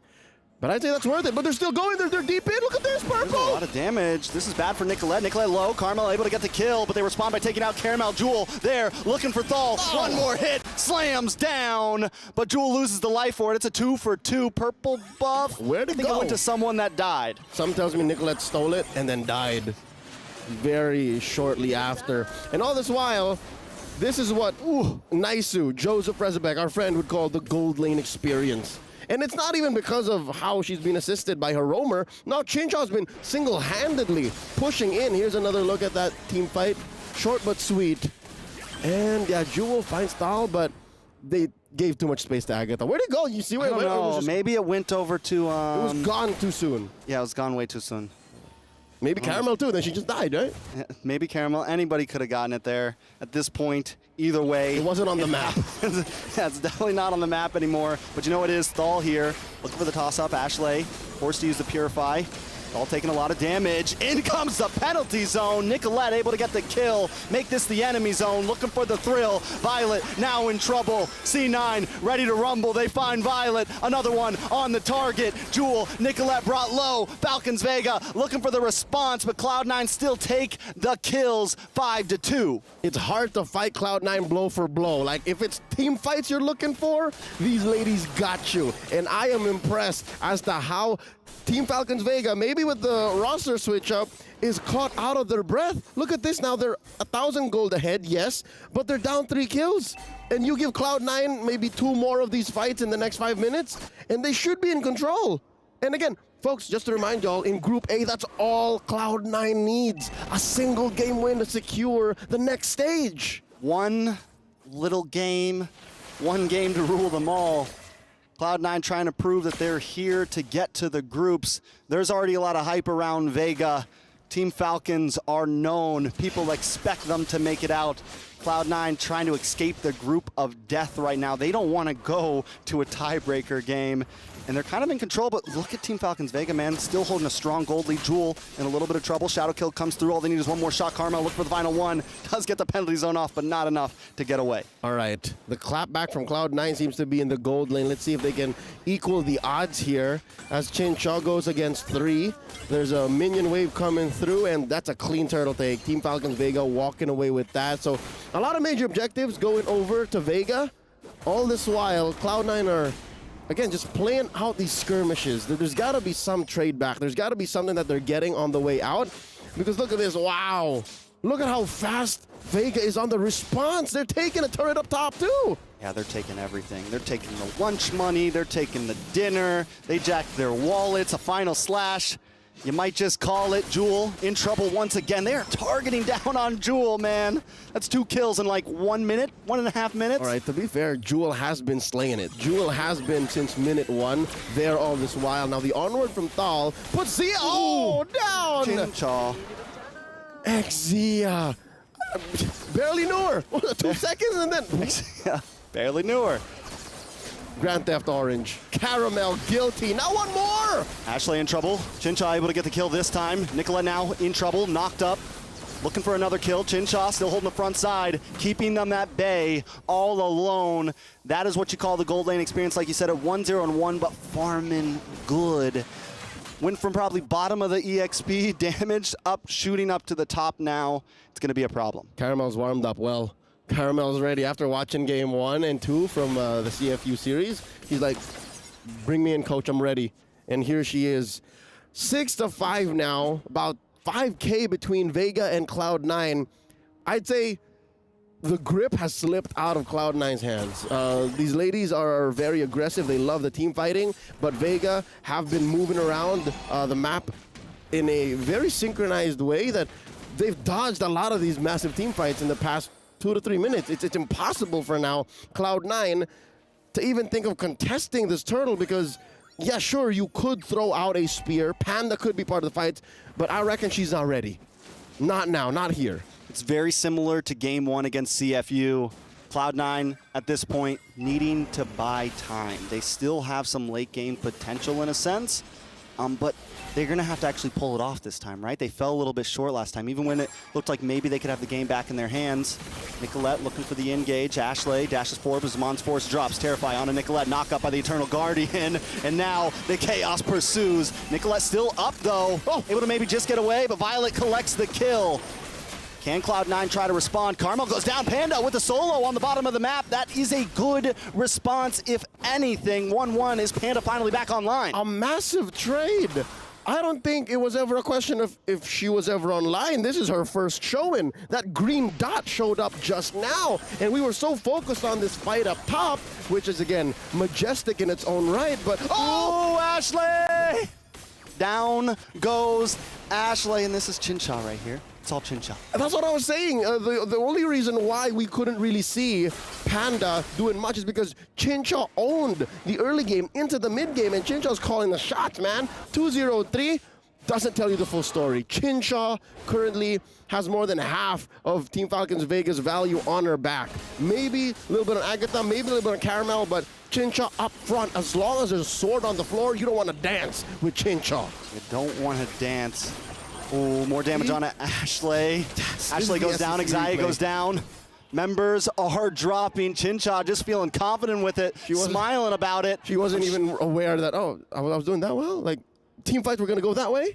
Oh, that was a replay. That was a replay. I'm so used to the small screen. Yeah, it was a replay, and again, Chincha just back to regular programming. Like, she knows, right? She got her feet up. It's calm and collected into the late game. 9 minutes, 30 seconds in. Lord marching through down bottom. Well synchronized by Falcons Vega. Look at this. Another Terrify. The Falcons Vega never force it, right? They never do the full-in dive. They take their time. They're meticulous with their pushes. Yep. There's so many ways for them to engage. Off of an Eternal Guard, off of a Final Slash, off of an Onward Earth Shatter, and Thal can play with the angles, right? Thal can find one up front and then flicker into the back, dash in, and this is spelling disaster currently for Cloud9. I'm looking to them losing maybe one inhibitor. That's what's going to happen here. They don't get the big Lord push, but look at the big Final Slash. Cloud9 brought back into him, but now a little bit of trouble. Nice penalty zone. Is Panda going to commit here? Violet goes down. Xayah able to get the kill. Inhibitor goes down, but it's 2 members down for Cloud9. Chincha holding the front line, saying this base is mine. Team Falcons Vega going to back off, though. They found 2 members. They found an inhibitor. They're feeling comfy. That's a 2-for-1 trade. Costly defense for Cloud9, but they can rest easy knowing that their base is only cracked open and vulnerable from one side. And that's strong side, if I'm not mistaken. That's easier to defend, save for the fact that it is a long lane. Like, you have a Lord spawning at 60. What's difficult for Cloud9 is they are a Lord dancing lineup. This is a utility jungler, so you want to hold on to this Lord, play for it the long way around, Luckily, they do have a Moscow. This is a fight breaking out. No, Thal coming in. Another big knock-up. Nicolette in a little bit of trouble, but able to just withstand. Can they get a kill? Jewel able to find Chincha. That's huge for Cloud9, but still they got to back off. The damage is still there from the rest of the team. Thal trying to lock in. Violet takes out Jewel. An eye for an eye. 1 for 1. But Cloud9 still defend, looking for a comeback angle, but Team Falcons Vega doesn't care. They're ready to finish this anytime. And now they're going to steal away the orange. Not that Caramel needs it. She has one on her. And I was just going to say, this bottom lane defense, Cloud9, they can do it, given that they have a Moscow, so they can just throw out the SOD. Panda can redeploy herself. Here's an SDC replay of, again, yes, checklist of how to survive, how to win, right? Take out Chincha, yes. Force out the early Zaman Force, yes. Get out of here, get out of there. But they forgot that there's so many other members of Falcons Vega that they got to deal with, right? Violet is willing to trade. Caramel is still a lethal member, and Agatha definitely deals a lot of damage, and now that's a pickoff.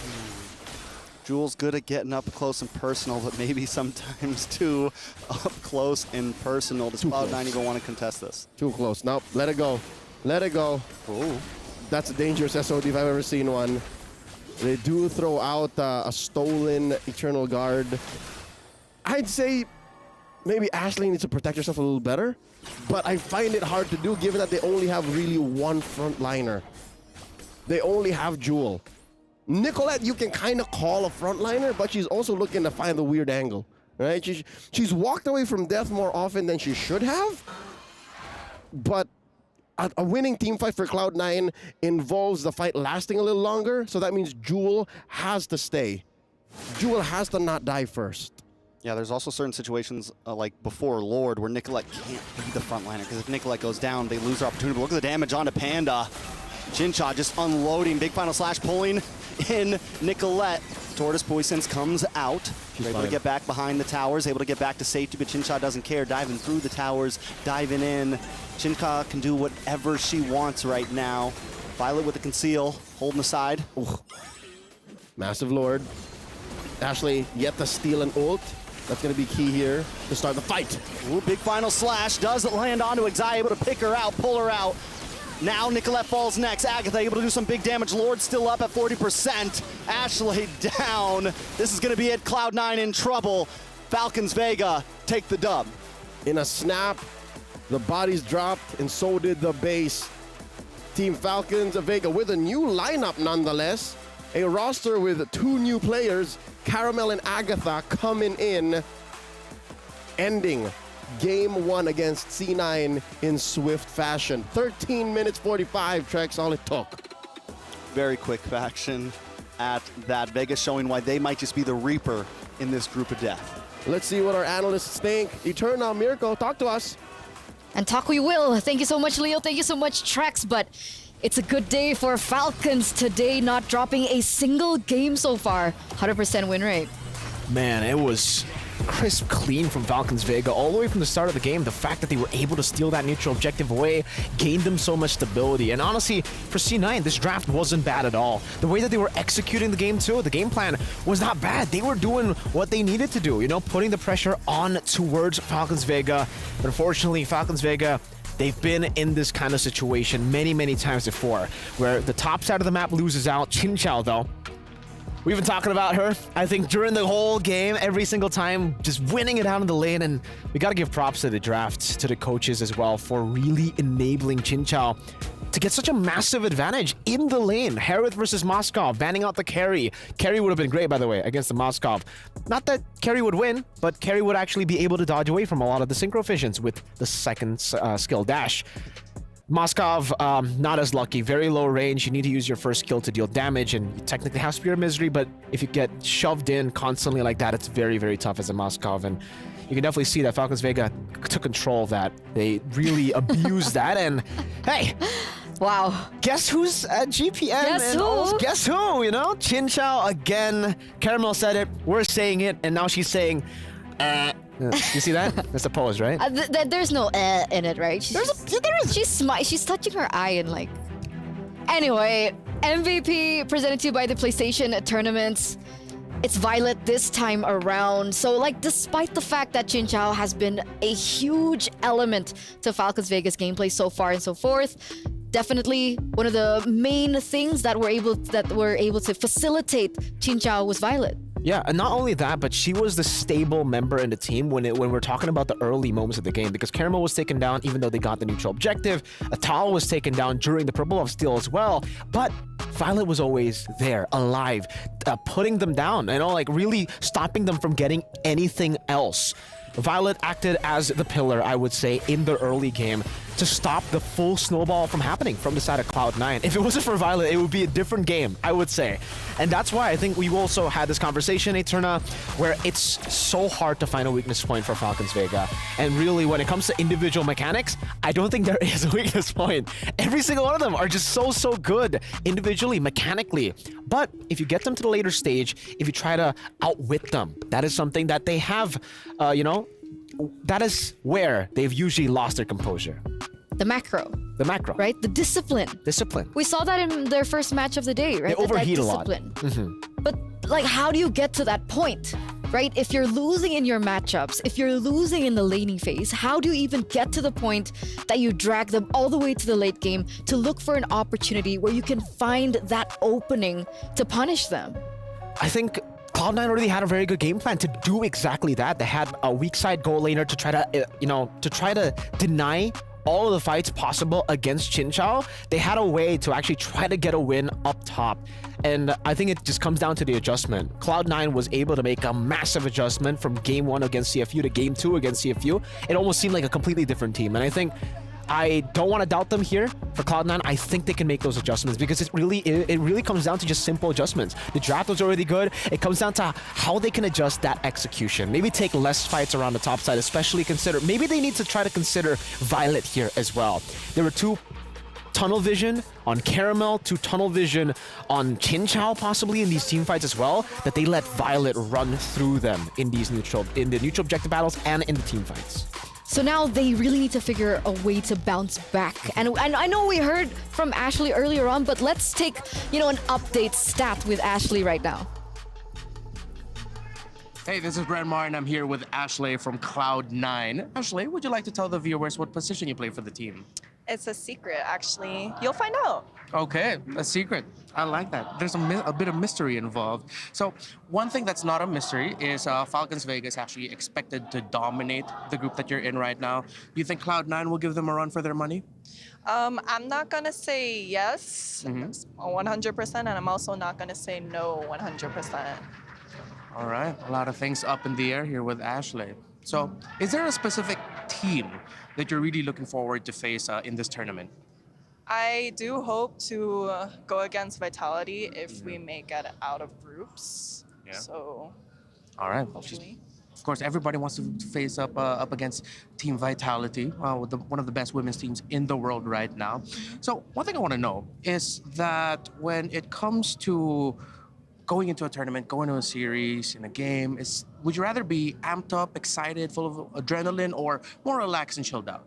I would say the first part, because I usually thrive off of like chaos, if that makes sense. But at the same time, my attitude is very like nonchalant almost. All right, nonchalant and filled with adrenaline. I could see where that's going. Can you? I can. Okay. Is there a song that you like to listen to, or a genre of music that you like to listen to hype yourself up?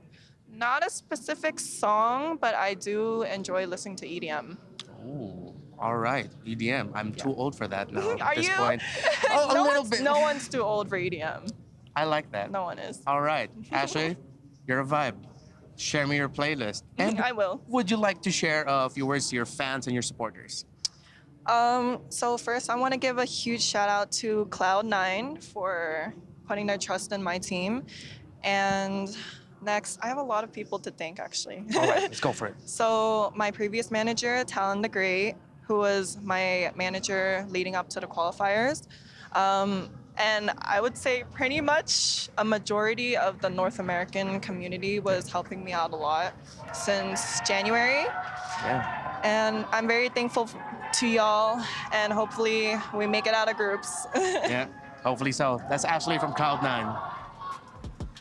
Thank you, Reptar, for that interview with Ashley. And you know what, guys, for context, it turns out it wasn't a check-in, right? Because like she was mentioning that it was a secret. what her position was, and she was being very vague. But like now we know. It's great to be vague as a mid laner, Eterna. Okay. Because technically you gotta keep on feinting. You gotta keep on feinting, you know, back and forth. No, not faint, like faint as in like, you know, like. Oh, okay. I thought like fainting. That wouldn't be good for anything. That's why I was a little confused. But you know what? EDM.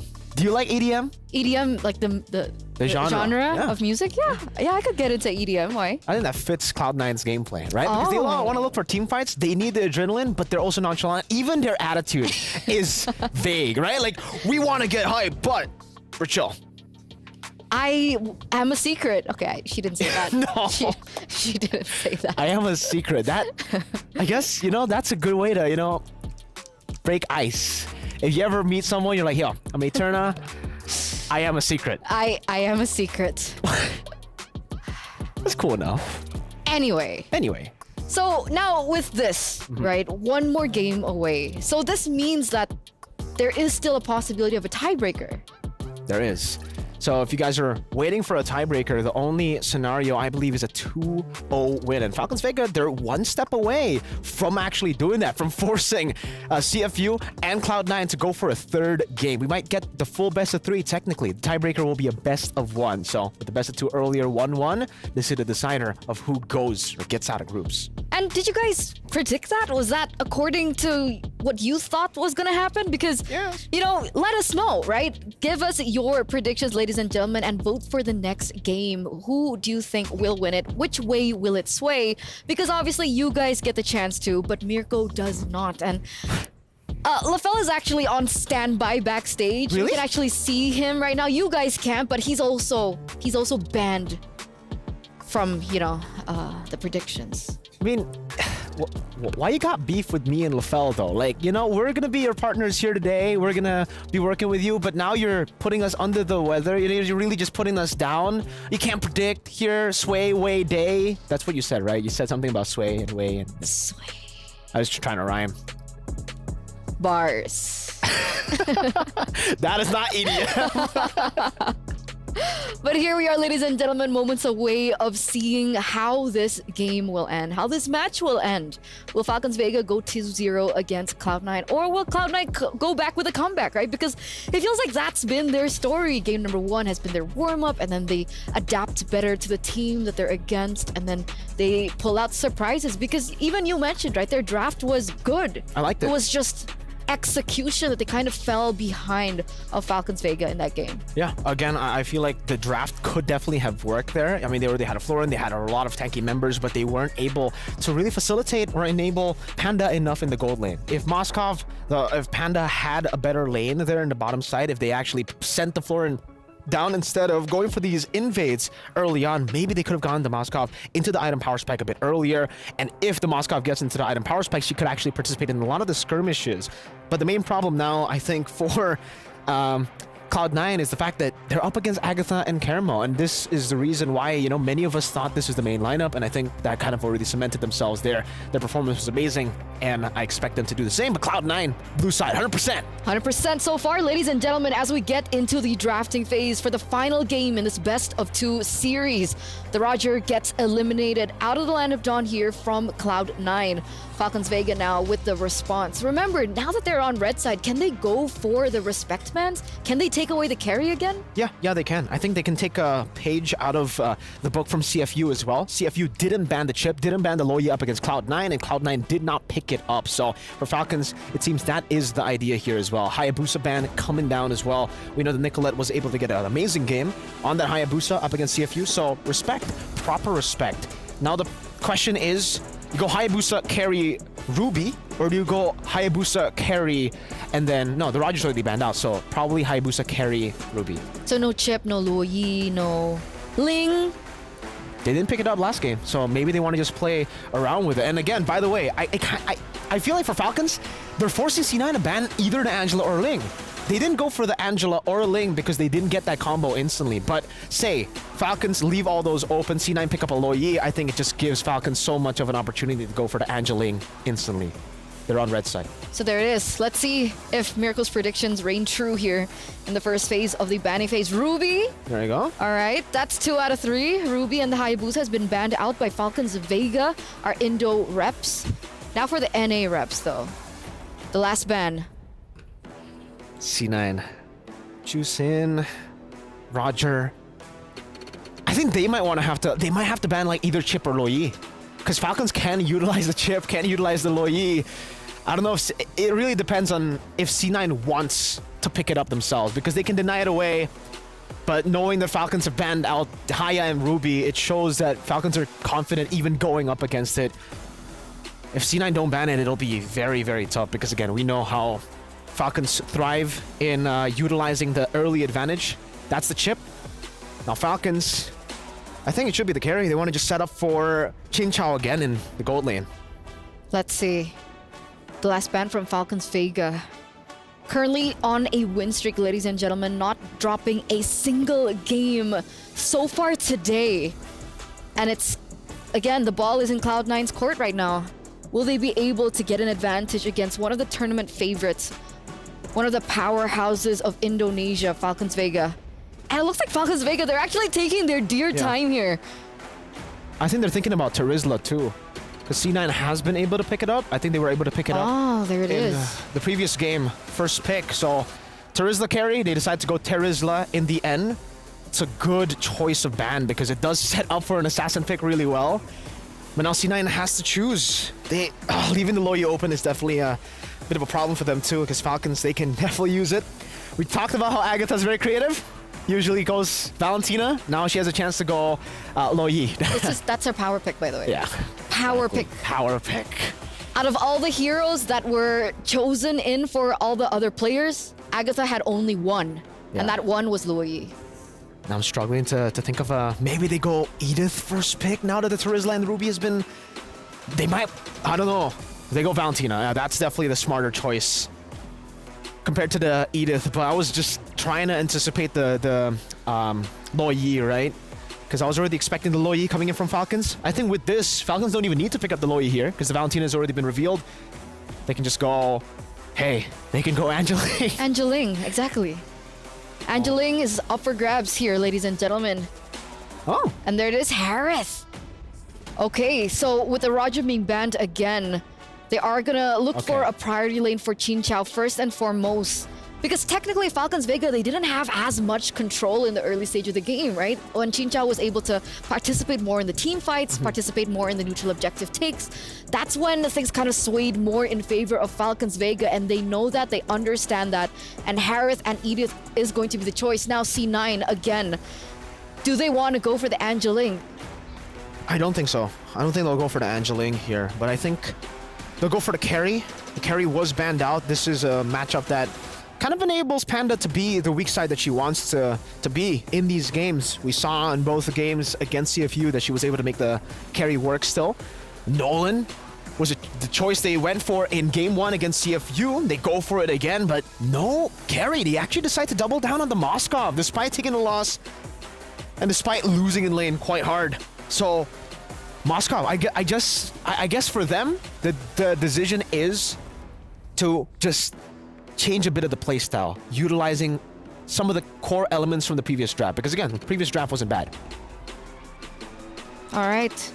Arlet now going to be the last pick in for Falcons Vega as we head into the second phase of the drafts. With the Terizla being banned out, Arlet, Yu Zong is actually still an option. What is a good laner against the Arlet? Yu Zong. Yu Zong. Yeah, that's why they take it away instantly. The Yu Zong is amazing up against the Arlet. Usually when you get that matchup, it's automatically just like Arlet just has to sit under turret. It's very tough unless you send some members up top, and yeah, they'll just ban it out. That's the easy way out of that tough lane. Terizla, Yu Zong. I think they should be okay. Maybe they ban the X-Borg last for Falcons, knowing that that would also create a lot of problems for them. Cloud9 though, at this point, I don't think they really need to care about the Tigreal. Usually we expect the Tigreal, especially considering they already have an assassin, but Falcons have already picked up the Edith and the Arlet. It'll be very weird to see the Arlet or Edith not go to like XP/Roam and for them to pick up a Tig. So that should be out of the book, so C9 decides to just ban out the Ling. No assassins, it seems, for Caramel. What about Fanny? Right, I guess, well, Caramel is known to play the Benedetta and the Martis, right? Those are the two heroes that are left open. So do you think that the Benedetta can work in this current meta, or do you think something like the Fanny would be more appropriate? Ooh, the Fanny. I think, again, considering C9 haven't picked a roam, it's still very, very scary to go for the Fanny. They can go and try to pick it up. Last pick, they're on red side. They have the chance to do that. But C9 can take it away. I think they should be able to read this out as well. Ling ban, they should get rid of another assassin. Or hey, they might actually just try to take the Martis away. The Martis is a signature pick for Caramel. Angela? There you go, Angela. What? Huh. So I guess they're thinking that the Angela could be used as a mid laner, right? Edith roam, Angela mid. You're right.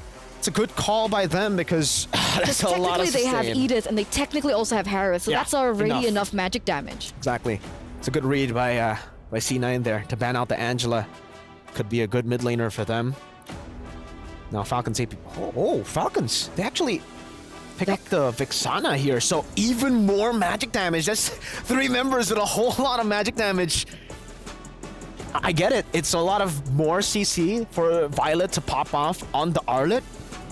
But also, it's going to give C9, I think, a great chance to counter with like some of these magic defense items. Especially considering Chinchao has been, the main spear head for Falcons. I think C9 can go for... I think they can even go for, I don't know, Tig, Minotaur. What about the EXP lane? X-Borg. I think the X-Borg would be solid here for C9. Against the Arlet. Yeah, against the Arlet, Okay. against the Edith. A lot of tanky members here, but they go for CC and Florin. They love it. This is their playstyle. I love the Florin. They love to double down on this Florin. CC is a good lane, by the way, against the Arlet. All right.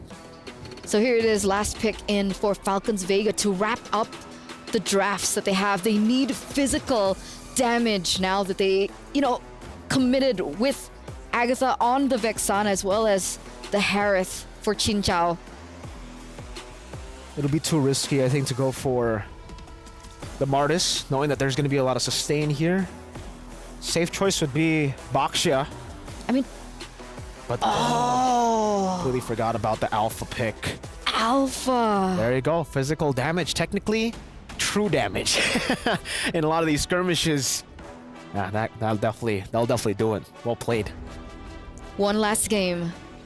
Ladies and gentlemen, the decider whether or not Cloud9 can move forward into the playoffs. One more match to decide whether or not we will have a tiebreaker by the end of Group A's games. Are you ready, Mirko? For sure. Let's see. I'm ready too. I'm nervous, but I'm ready. The audience, they're ready as well. Casters, are you ready? I don't speak for both of us, but I'm ready. Looking at the draft, though, our friend here, HB Trex Wagner, notes the scary lack of CC from Cloud9. Not a scary lack of CC, scary fact that there isn't CC. There is a CC, though, on the map, so they made up for it. They do have some CC on their team, but it is a hero in the shape of a little girl. So let's see. Not that little. If anything, Jewel has to be a colossal force in their lineup because, look, she's the only real frontliner, and I'm putting up air quotes, the only real frontliner for Cloud9. Yeah, how do you even approach this, right? I mean, it's definitely tough for Cloud9, especially the way that Vega's been playing. Falcons Vega have been doing a great job at macro. They've been doing a great job at engaging, catching Cloud9 off guard. Cloud9, they just kite. There's a reason why Falcons Vega is a constant grand finalist in any and all major women's MLBB tournaments. Now Nicolette's in trouble. Nicolette's in a lot of trouble. Able to just dash away. A little bit of true damage connects, but Nicolette will be able to get home safely. But now Vega's going to take a camp. They're going to eat good for a little bit. Beta almost took Nicolette down. Caramel with the clutch alpha pick. That's one of the sweetest alphas I've seen in a while. Like that last slot, no one was expecting it. Now, here comes Thal. Big toss up. Thal takes a little bit of damage, but knows Caramel's there. Panda now. Ashley shows up, able to get the kill onto Thal. Brings down Caramel as well. That's 2 for 0. First blood over to Ashley. Le Paniche, she gets 2 on the way out. And that was a blindside from Falcons Vega. To be fair, here's the SDC replay one more time. That's some quick work. Ashley, amazingly, didn't even clear the wave. So there really wasn't much for Agatha to go off. She was just like, all right, she must be somewhere in the bushes. Didn't expect for her to be that far up. You've got crowd control. I've got to terrify. I mean, I'd like to think it's more of the damage. The damage. It's damage over crowd control. Now down bottom. Ooh, Violet dance, man. Violet is clean. That's right. She should dance around like that. Dance around too. Just a monster, able to come through, deal with 2 members, has been so good. From last game to this game, has been so good on this R-Lock. Yep. Now we see Nicolette trying to secure the orange buff for Cloud9. Turtle at 1/3 of its health. That's a non-contest. Zaya backs off. Are they going to look for a dive here? Ashley. Ooh, no one home. Just misses. All right. So this is Violet. Again, as long as it costs nothing, a flubbed ult is as good as a hit ult. You know what I mean? Like, especially in these early stages of the game. We're looking at about 3 minutes in. 2 kills for Cloud9. And again, Team Falcons Vega's overall game sense and IQ that they've honed for years together as a team just shows that even if they are down, they're still up on economy. How are they 200, 300 gold up? And they're pushing in to into Nicolette and Ashley now. Oh no. Panda takes a lot of damage, able to get some life back though. Got the bloom, got the heals. Right, Xayah, clutch. Keep diving. Vega keeps on pushing. In comes Ashley, though. Nicolette there as well. Look for the damage on Agatha. Unable to get the finishing blow. The fracture comes through, but it's still not enough. Chincha firing back shot after shot. Cloud9 now pushed away from the tower. Team Falcons Vega may be able to pull something off here. Watch for Violet. This is going to be dangerous. Big. Oh! 4 members taken out of the bush, and Cloud9 are grabbed from the sky. Team Falcons Vega showing up. That was majestic. That was beautiful, elegant, near perfection. She literally animation canceled into the bush, almost the whole length of that bush with her. Oh, let's see it one more time. The SEC replay will tell the whole story. Even caught out Xayah. She was exiting the bush too. That was disgusting. That's what you call, like I said, Violet right now. Violet's oiled up right now, ready to go. Violet's on this Arlo, as you like to say, Mr. Dan. She was born to play the Arlo. Like, that was, say what you will about the first Final Slash, but that was definitely what she was going for. She had to pick up. She had to heat it up, like a diesel engine. Took a little time, get it going, the rev. And now we're here. They're up by about 1,000 gold, 1,000 and change, 2-2. No major objectives scored as far yet. There is a turtle to Vega's name, and they are going to take down Panda, 2v1. Panda's been having a hard time from this game to last game, but now a little bit of damage on a Chincha. Can they get the kill? Nicolette's there to help out. Should be able to find it. Finds Chincha. Thal now. A little bit of trouble. Terrify. Is it going to be enough CC? Nicolette looking for the final hit. Doesn't have the fracture. One more shot. That's how it takes. Thal gets away, though. With the spear. 1 HP. She sidesteps or forward steps it, and Agatha to the rescue. That was so close. She was like 3 feet away from that spear. The SOD. Panda misses so close. Another check. The SEC replay here. So the 2v1, that was definitely painful. And then the clap back. Here's the backup. There they are. All right, so Chincha was way underneath the turret. Took way too much. And then eventually Thal walks away. Thal walked away from a 3v1, man. Think about that. Think about the mechanics that's on this young lady. Look at that. The spear so close. Look at it coming up. I saw it. Oh. She hit the matrix on it. I mean, a slow-mo matrix. But now we've lost the tower in the bot lane. Just as quickly. Nicolette has not gone down. I was a little worried when I saw her in a weird position. Violet, though, taking a lot of damage. Ashley able to unload. Here comes Thal and the rest of the gang. Oh, no. Caramel heated up. Looking for something here. Nicolette looking for a target as well. Gets the final slash to the face. In comes Jewel. Getting a few free shots onto Violet. Chincha drops him on Force, but unable to connect on anybody. Nobody goes down. 3-3. Yep, the SOD went right through the crowd. Interestingly enough, I'm seeing already a dilemma for Cloud9's lineup here. They're unable to close the gap. They're unable to finish off. There's a Purify. Exile should be fine or not. Okay, she's fine. Damage. Here we go, the clap back. Panda's starting to output though a little bit. Yeah. But again, back to my point, they're unable to close the gap. Whether it be through a failed SOD engage or just finishing the job. Like, there have been multiple times Nicolette walks away that they couldn't finish. Like, they couldn't kill who they put the damage on, right? It's true. So, I mean, unless they can solve that, then we could maybe think of this going late.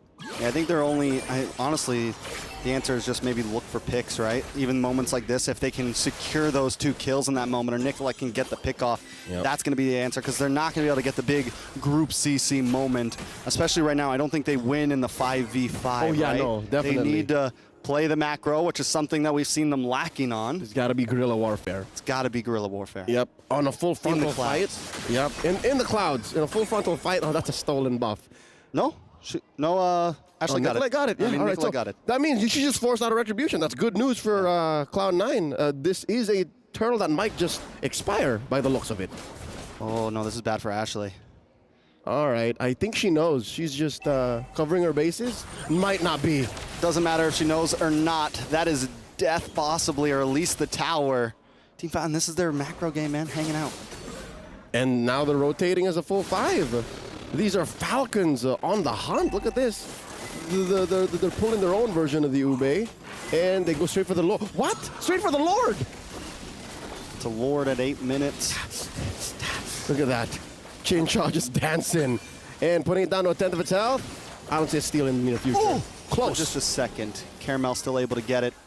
I think it's a smart move that Cloud9 doesn't go for, right? I think if anything, Panda maybe could have tried to force that top tower, but they back off. Yeah, could have went in all the way, but again, in a moment of confusion, when the call is not unanimous, you play defensive, because you could get punished hard. And Team Falcons Vega, they know when you show a moment of weakness, they know what a window looks like, and they take advantage. Now, at a 2,500 gold lead, 3-3, map definitely belongs to Team Falcons Vega. I'm wondering when Panda will feel confident enough that she doesn't have to wait for the SOD engage. She's short on money. She's broke. I don't want to say it, but yeah, she is broke. She's on hard times. Hard times. In the jungle right now, you know? It's not easy out She's here in the red. Land of Dawn. She's in the red. The streets are cold.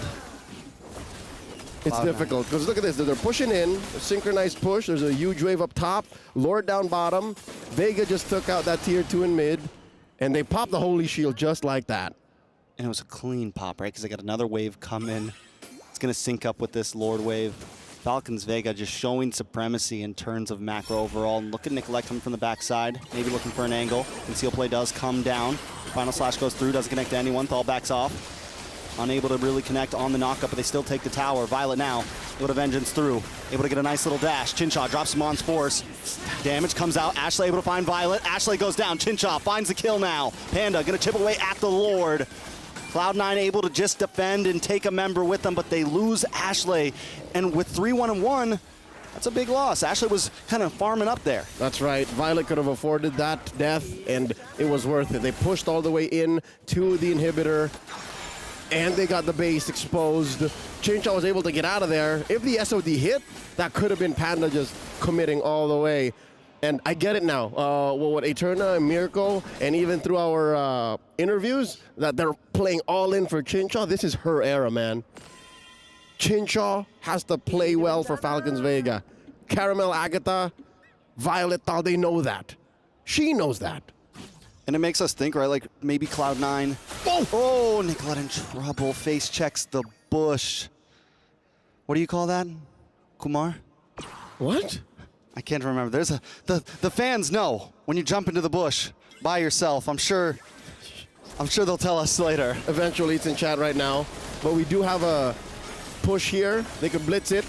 Chincha could wail away. There's but one wagon, and they take it down. All right, they'll play it safe here. About 10 seconds until another Lord, and you're looking at a 5,000, 6,000 gold lead for Falcons Vega. It slipped away slowly but surely out of C9's control. All right, they're just going to rush this. Cloud9 can't even fight for it, right? I mean... Nope, they shouldn't. There were but 2 or 3 major slip-ups, a pick-off here and there that just got this way out of their breath. Like, it was a stone throw away earlier, but now they're looking to burst him. Slash comes down, Nicola terrified, locked up. Caramel gets the kill.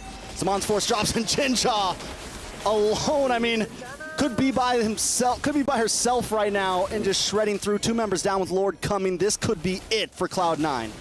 Very rarely do you see 3,000, 4,000 gold be the difference when it comes to an arms race. But here, with the way Team Falcons Vegas playing, oh, Violet with a final slash! Big final slash at that. Panda now alone. 4 members down, nothing but Panda against the world. Team Falcon Vega. The Reapers in the group of death seem to prevail with their onslaught. No one can stand against them. Unscathed, unbeaten, and undisputed in Group A. Team Falcons Vega force a tie between CFU and Cloud9.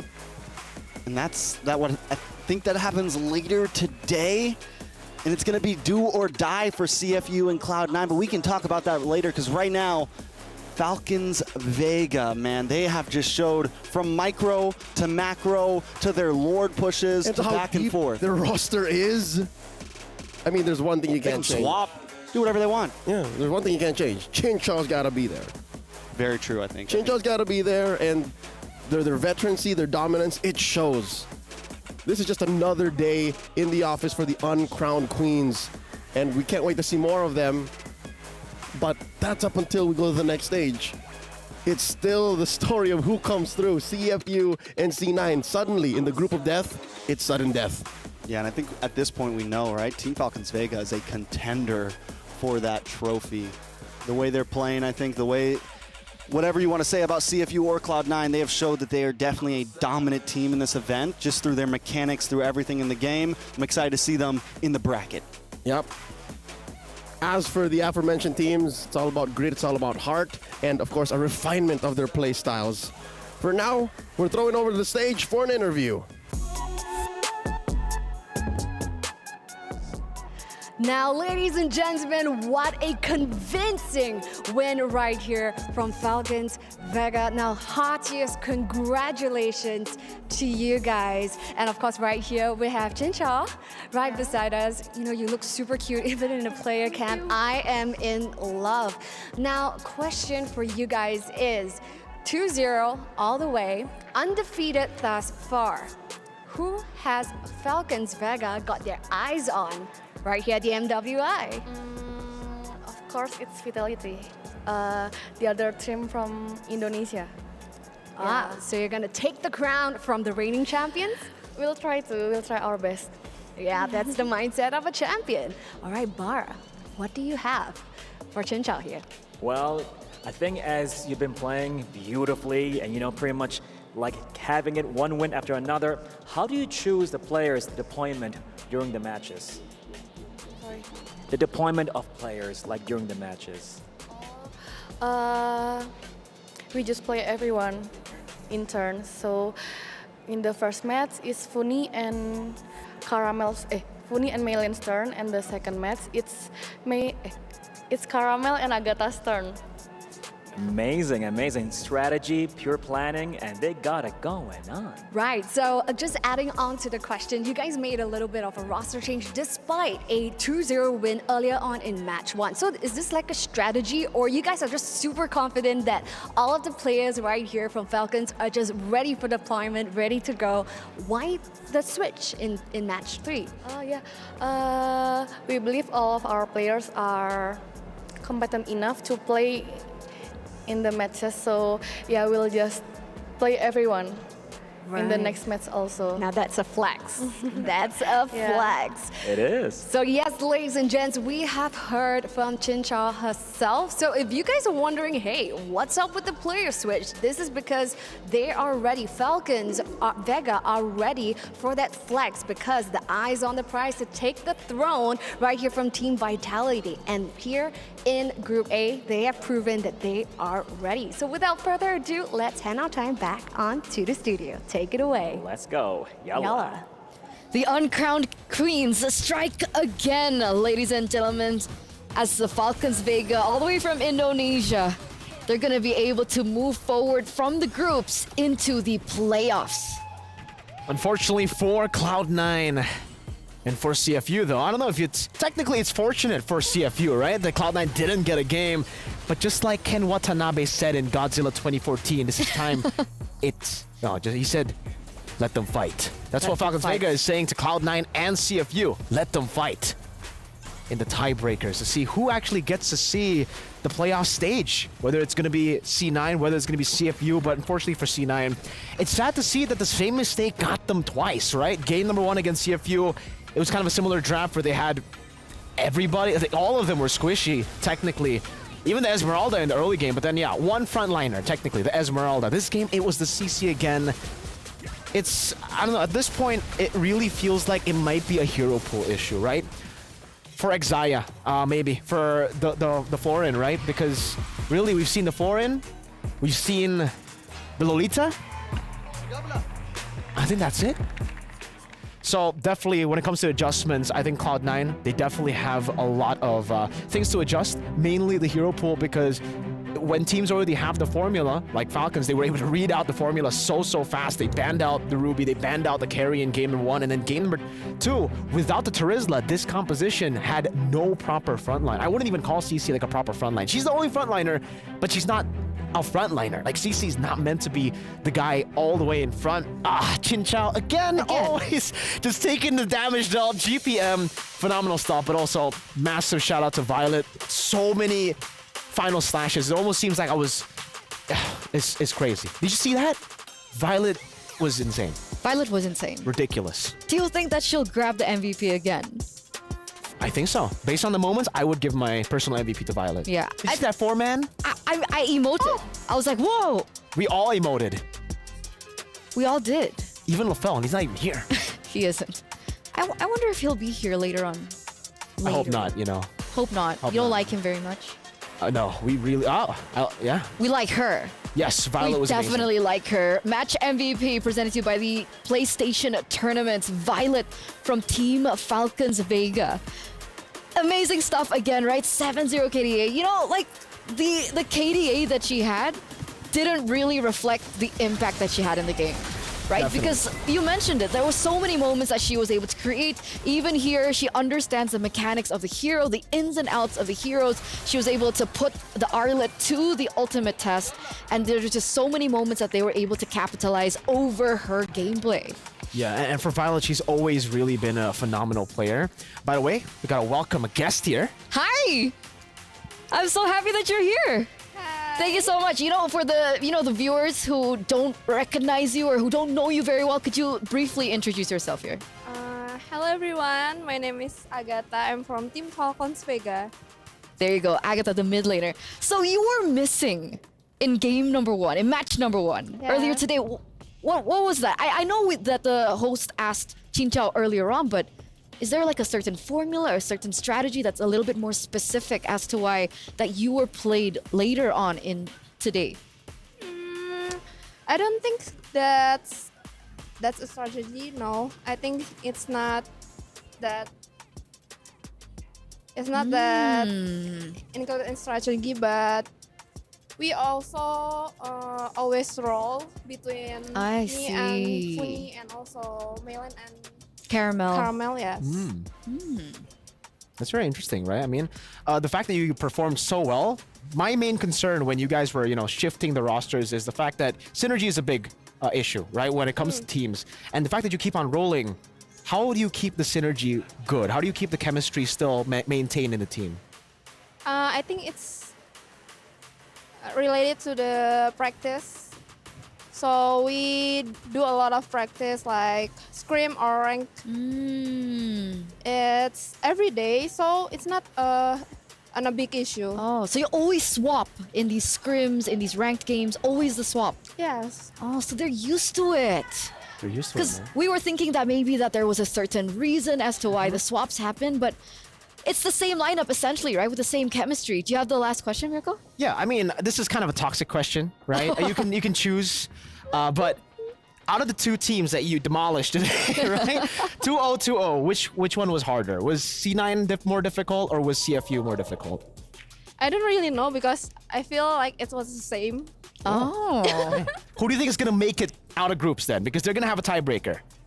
I think CFU. Oh, okay. CFU. They had the longer game with CFU, by the way. They did. Right? It was like a 15-minute game on average. That's true. And against Cloud9, it was 12 to 13 minutes.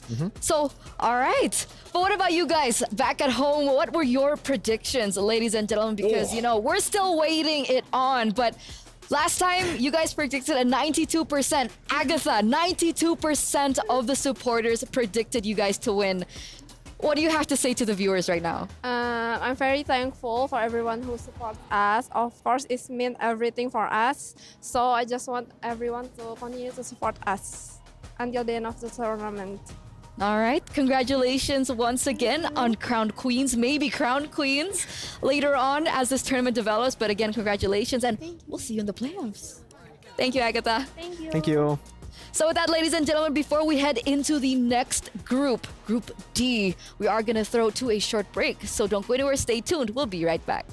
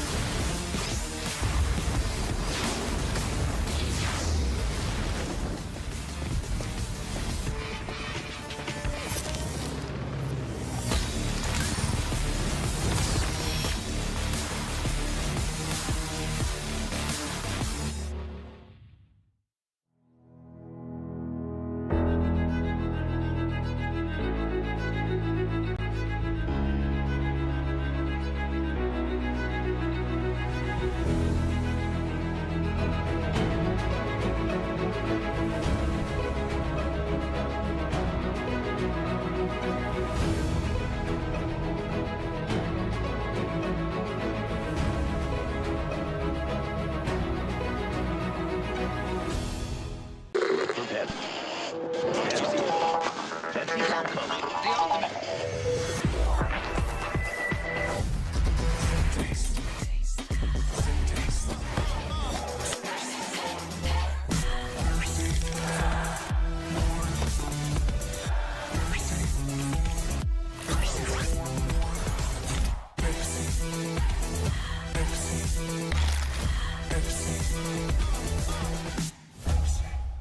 New adventures bring new challenges. Even as the heat rises, dandruff and grease won't stand a chance. With new Clear Men, powered by triple formula technology. To eliminate dandruff, itch, and grease, gives you 8 hours of freshness and 100% dandruff-free hair. New Clear Men, 0% dandruff, 100% confidence.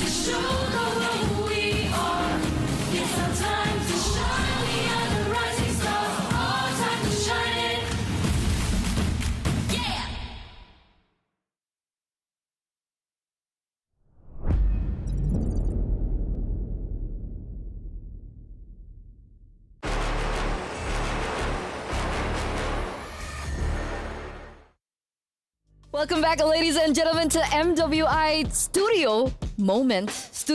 Wait. Mirko, you got more handsome. Oh, you know what? I'll take that because you guys look like you guys had a lot of fun without me. Hi, guys. My name is Afel. Just in case if she doesn't know who I am, you know? I was like, why did Mirko get more handsome? It's the hair. I've grown to live The with it. microwave hair. Sorry, it's what the viewers are calling it. I'm thinking about the viewers. You know this? Do you see this? It's a hurt. It's a hurt. My heart is a hurt. I don't know what that is, but I know of the Dr. Sulaiman Showdown. Which is great, which is awesome. Which is going to come up, ladies and gentlemen, as we get into the fourth match of the day. And we're going to be shifting over from Group A over to Group D. And for those of you guys who are wondering, when is the best of one tiebreaker going to happen? It's actually going to happen tomorrow on Stream B. And that's going to be, brought to you by Husky as well as Abstract. I love those guys. Those guys are amazing. One time I saw them and there was a stray cat walking around. Yeah? And they give them their food. That's so sweet. They gave the cat pizza. I don't think... Don't judge the cat. Is that safe? You know what's not safe? Mirko's prediction so far, right? And I keep telling the audience and I keep telling the viewers that that's not okay. But it's okay if you guys want to participate in this, right? Audience predictions by SDC. Head on over and show us what you got. Do you think... Who's gonna get it? Do you think it's going to be... Oh, it's your team. Yeah, it's Homegirls, of course. I mean, like, why you got... Wait, do you have a curse? Because I'm pretty sure you have like an ongoing curse happening as well, right? Eterna, you have to learn the meta, right? If I'm casting, sure, there might be a curse. Wait, when I was a desk host, it's fine. I have no idea as an analyst what I'm gonna... how is it gonna be? Well, we'll test it out. So what's your prediction? Gaming Gladiators, Homegirls. Okay. So GG XHG. Yes. All right. So let's see if TLG has a fighting chance as we welcome them into the venue, ladies and gentlemen. Let's see the Jamil Motorsport player arrivals, and there it is. We're gonna see what's the thing again? GGXHG. It's a mouthful. They were previously known as Homegirls, right? Yeah, and Gaming Gladiators was able to deal with them to acquire them. And honestly, it's a pretty good collaboration here. Looking at the players, we see Fao here where it's like, the players like unsure, just like, just walk.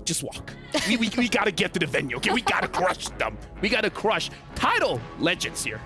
TLG. You know, fun fact, do you know how they got their name? You know what? I love fun, sure. Okay.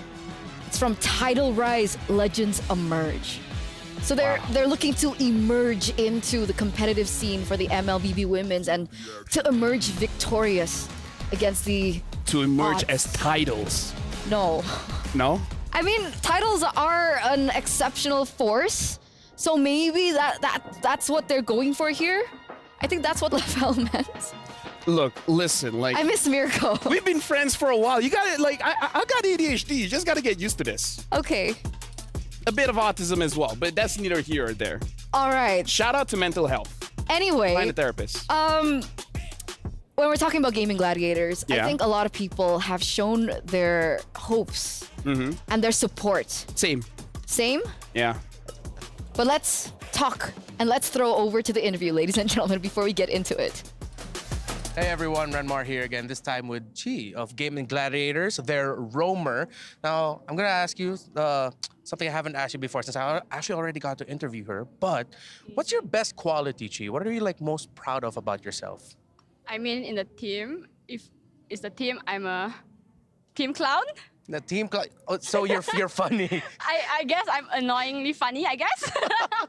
I hear I was thinking you were gonna talk about like, I'm a really good roamer, Okay. I can set up really well, but you know what, that's fine. Yes, Like, I can. And yes, you can. I and can. she's funny I too. can do that too. And she can do that too. So I can see that maybe you're a little bit more confident, a little bit more loose. It's your first tournament Yeah. outside of Malaysia, big tournament Yep. in this scale. How are you feeling? Excited, nervous, happy. I can't wait to bantai everyone. Yeah, all of the emotions here for Chi. Now, do you have any messages that you want to say for the Malaysian fans at home supporting Gaming Gladiators homegirls? And you can say it in Bahasa Melayu if you want. Terima kasih semua yang support kita. Semoga kita boleh menang and don't forget to support us later too. Thank you. All right. I love her already. I love agree her with her. already. Yeah, I agree that she said she's annoyingly funny. I agree.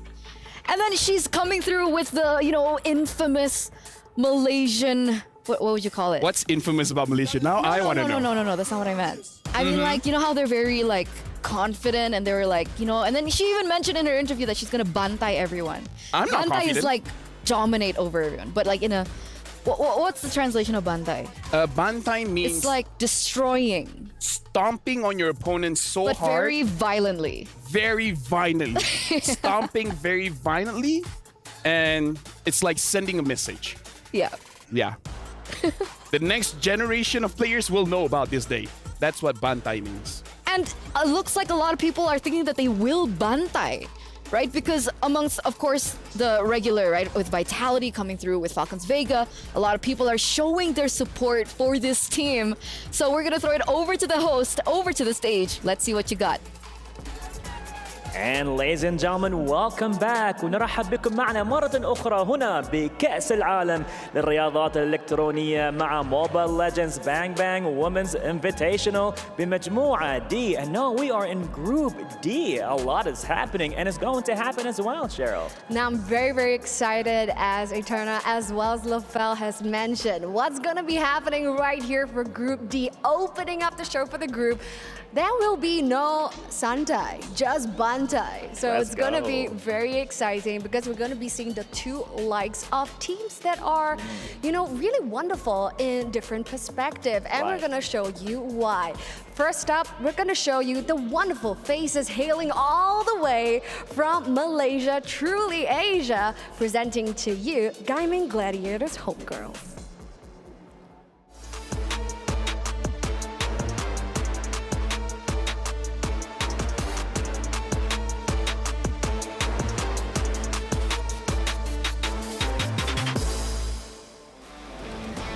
Now, I don't know about you, but for me, I'm incredibly excited about what Gaming Gladiators can do. Okay, LaFell, don't get excited, calm down.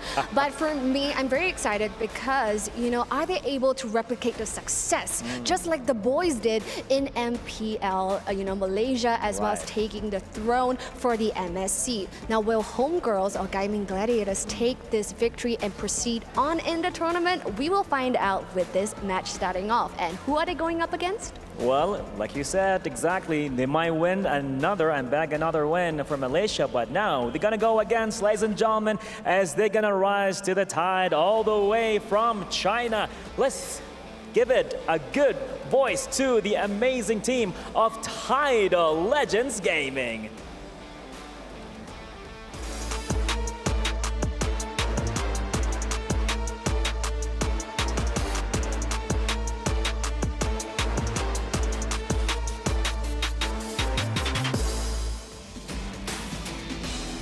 Incredibly amazing stuff. Now, those are the beautiful faces coming from Tidal Legends Gaming.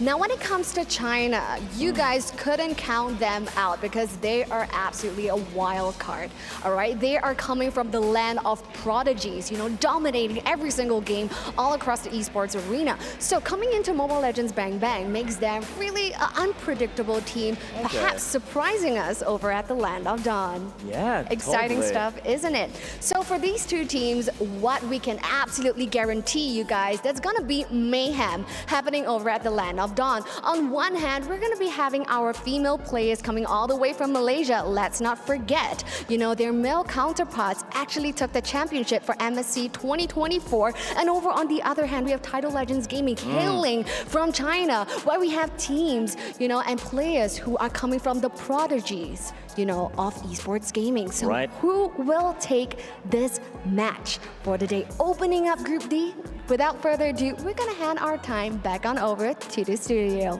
Yalla. Let's go, yalla. Yalla, thank you so much, Cheryl. Thank you so much, Bara. And that is the ultimate question, right? Who will be able to get this victory in our fourth match of the day? And remember, this is China's first time participating at MWI. And fun fact is, another fun fact, I love my fun facts. But fun fact is TLG reigned over CN qualifiers and they were able to win 14 out of the 16 games played. So they were dominating in that region. You know, before we start breaking apart what's going to happen in this game, big shout outs to Cheryl Yao. You know, no Santai, just Bantai. Which means no chill, just destructive force. That is scary. No, it's not. Do you have a voice changer? Are you hiding a voice changer right now? It's all from the stomach, bro. That's amazing. Thank you. I have a big stomach. But now we're going to head over to the drafting phase, ladies and gentlemen, for game number 1 in this best of 2 series between TLG and Homegirls. Let's get into it. TLG with the first pick. The Hayabusa actually gets taken out first. Interesting to see that the Hayabusa is a hot commodity here, but I have to start throwing down concerns here because for TLG, looking at their gold laner, amazing player, of course, but looking at the heroes that she uses, is the Brody, is the Melissa, which really isn't meta for the meta that we have right now. So I don't know if she's going for those marksmen's picked or she will go for something like a Roger, like a Moskov that we're used to see. And Chip still gets banned here. So it looks like Homegirls are still giving this respect that anyone with the chip is going to be amazing. So we're going to throw it away. I have a question here. I don't have to answer though. Oh man, but you're the analyst, unfortunately. You're replacing I Mirko, so you have to answer my questions. Is that okay? You know what? That was already the first question. Gotcha. What's your real question? My question is Fao Fao truly the pillar of this team? Yes. Is that the person that they have to be aware of, and is that the person that we have to start to respect in the bans in the first phase? Does it warrant a first phase ban? So here's the thing. When it comes to the Homegirls, their mid trio is amazing. They really set the tempo. Fao Fao is more like, if you guys can't do it, I will, right? So she gives the chance to her teams, like, Chi, can you set things up? Can you give the kills over to Queen? If you guys can do that, then I'm just gonna clear the turrets, I'm just gonna push, and then we're gonna win. If you guys start losing the team fights, then I'm gonna join in and I'm gonna assert dominance. Okay, so that's what we're expecting. And so far, it's been true, right? For the first game, we see a Hayabusa. We also see a Ling being banned out. And I feel like this has been the recurring pattern that we've seen for MWI. These heroes always taken off the board. And now the Roger also gets eliminated. I feel like Terizla should be respected as well, because if TLG gets the Terizla first pick, it's going to be a little bit more difficult for Queen to go for a damage dealer in the jungle unless she wants to go for something like the Alpha. You know, this is a two-way conversation. You can... You know. Oh, I thought you were going to elaborate. Well, expect the unexpected. We have been getting the unexpected so far. So I think we can add a hashtag here for MWI. It's not just, it's time to rise. It's time to shine. Time to shine and rise as well. Of course. But it's also hashtag expect the unexpected. Unexpect the expected. Okay, Angela now being banned out here for TLG. And so the Terizla has still been left open. And if they go for the Terizla here, then obviously the Luo Yi will be opened up for TLG to pick up in the first phase. But another thing that we've seen is Harith has also been a recurring pattern. Which is something that homegirls will prioritize if it is open, because Fafao has been a monster on the Harith as well. Mainly, she's not super aggressive. She just waits for her 2-item or 3-item power spike. Afterwards, she's just like, the game is mine. I'm going to do it. You guys just chill out. Now, for this pick here, I do feel like TLG should go for it at Terizla just to make sure that they have a winning lane in the EXP and then having an advantage when it comes to the Turtles, because just looking at today, Terizla is a tempo setter. It's going to make it easy for your team to actually start the fights, to grab neutral objectives, and to potentially slow down the game if you needed to. So it's an expensive pick. And Yes. we've seen that it's been very difficult to counter it, right? Because like, you know, on paper, a lot of things happen on paper, but in the Land of Dawn, it can be executed very differently because notoriously, when we think about, oh man, we forgot that she was opened up with Angela being banned out here in the first phase by TLG. But Juicin has actually been left open. But that would also first phase, first homegirls pick. can pick up the Terizla. Terizla, Harith? Harith, exactly. Yeah. What do you think?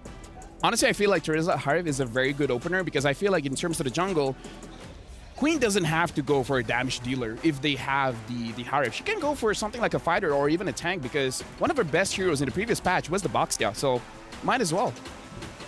Do you think it still can work? We saw a Boxtia being picked up earlier on and it didn't have the effect that they wanted, obviously. No, with that mindset, if you think you can, then you can. Right? Yeah. Don't what have a was your downer tagline attitude. at MSC? That was so long ago. You had a tagline. You forgot. Admit it. Dude. Oh, Minotaur Terizla. Let's look at the draft. All right. Minotaur is great. They're not forcing out the Harith because I kind of feel like Fafao's top heroes are the Moskov, the Harith, as well as the Claude. So I feel like she's okay fighting against the Harith. Or, like I said, so far, Yinhuai has been using the Melissa as well as the Brody. So they're probably expecting her not being able to use the Harith because that's a difficult hero to pilot. I believe that Bruno was also an option that she utilized back in the day, but again, with it being so out of the meta, so outdated, it's very situational and conditional for these heroes to pop up into the Land of Dawn. So it really forces her in a spot to either go for comfort that might not work, or they stray into the meta again. But Xborg gonna be the choice alongside the Harith. Now, there you go. You know, you're very negative. You should relax a bit. I want to expand more on this Juicin because honestly, Vermont, the mid laner during the China qualifiers, whenever we see an MVP, it's all her. She has been able to set the tempo for her team because she's very good at moving around the map and making sure that her side lanes actually excel in the laning phase, and then moving to a point where they go for a 3-2 or a 4-1 formation and let the jungler as well as the gold laner to pick off the turrets one by one. So grabbing more advantage there. It looks like Fafao will be going for the Claw to go up against the Harith, where I feel like she has this matchup quite a lot in her competitive career. So she's on her comfort at this point. I mean, technically, it's not the best matchup for the Claw. Not with that mindset. Eterna, Wow. I need to teach you how to be positive. I'm not done. Okay. But we saw Chinchao being able to do it and being able to dominate in the lane against the Harith on the Claude. That's how you should be. Guys, I miss Mirko. Can we bring him back? Is me and Mirko so different? You're more handsome with the hair. Thank you very much. I'll take that. Now we got to look at the bans here. I feel like for homegirls, they might consider this X-Borg possibly going into the jungle. So when it comes to the bans, I feel like, oh, never mind. They feel like this X-Borg maybe could go to the jungle, but banning out the Julian is going to be good here. So I kind of feel like they're making sure that Chi on this Minotaur is going to have a good time. So probably ban out heroes that is able to punish the Minotaur, and then you're going to be good. And on that note, right, we were talking about the Zask earlier on with the patch updates coming into MWI from MSC, and finally we see the Zask coming through. Okay, getting banned. Not getting played, Yeah. banned, but at least we see Zask on screen, right? Because I think a lot of people were anticipating that Zask would be a lot more popular coming into MWI. I get it. It's okay. You know what? Looking at the bans here, I wonder though, why do they ban the Zask? What do they know that we don't? Which is very interesting because I feel like Zask is good in the mid lane if you're fighting against a damage dealer because you're able to outplay that kind of situation. Maybe they want to go for a damage dealer in the jungle. The question is what? Because Link is banned, the Hayabusa is banned, the Roger is banned as well, and now even the Nolan. So what else do you go for? Do they go for the Fanny? Like, that's very risky, especially when the Terizla is there. Like, going for a damage dealer when the Terizla is on the opposing side may not be the best idea. So what do you think? Honestly, Alpha. Alpha. Alpha to go up against the Terizla as well as the Minotaur with the X-Borg. There's a lot of true damage going on. So you can have a prolonged team fight, especially when you have Zushin as well, using the Lantern Flare, able to move people around. It's possible. It's definitely possible. So Alpha, one of the options that they can utilize here, and it still works despite them not going against a utility jungler. I mean, we don't know just yet, right? True, we don't know. True. So homegirls maybe don't show the jungler now. They're picking up the Novaria. The Novaria kind of shows that you kind of want to go for a utility jungler because it helps the team out, right? It helps Terizla, it helps the Minotaur to set things up for a fight around the turtle. Okay, so the Novaria being picked up now. And I thought the mid laner for Gaming Gladiators, she likes to opt for more support instead of damage. Novaria can give a lot of support, right? It's gonna make them able to... It's an enabler. Novaria is an enabler, giving vision, as well as a bigger, hitbox to make sure that the Minotaur, as well as the Terizla, can actually execute their skills. Oh, wait, that's a Bane! Ooh. Casters, are you there? Are you seeing this? A Bane debut coming through. That's Bane. As you can see, he's very excited. I'm Naisu. This is Leo still. We did a little swip swap, just like we did with Mirko and LaFell. How are we feeling about the Bane? Y'all know I'm in love with the Bane, but I'm also excited to see how GGHG and TLG do it in the Land of Dawn.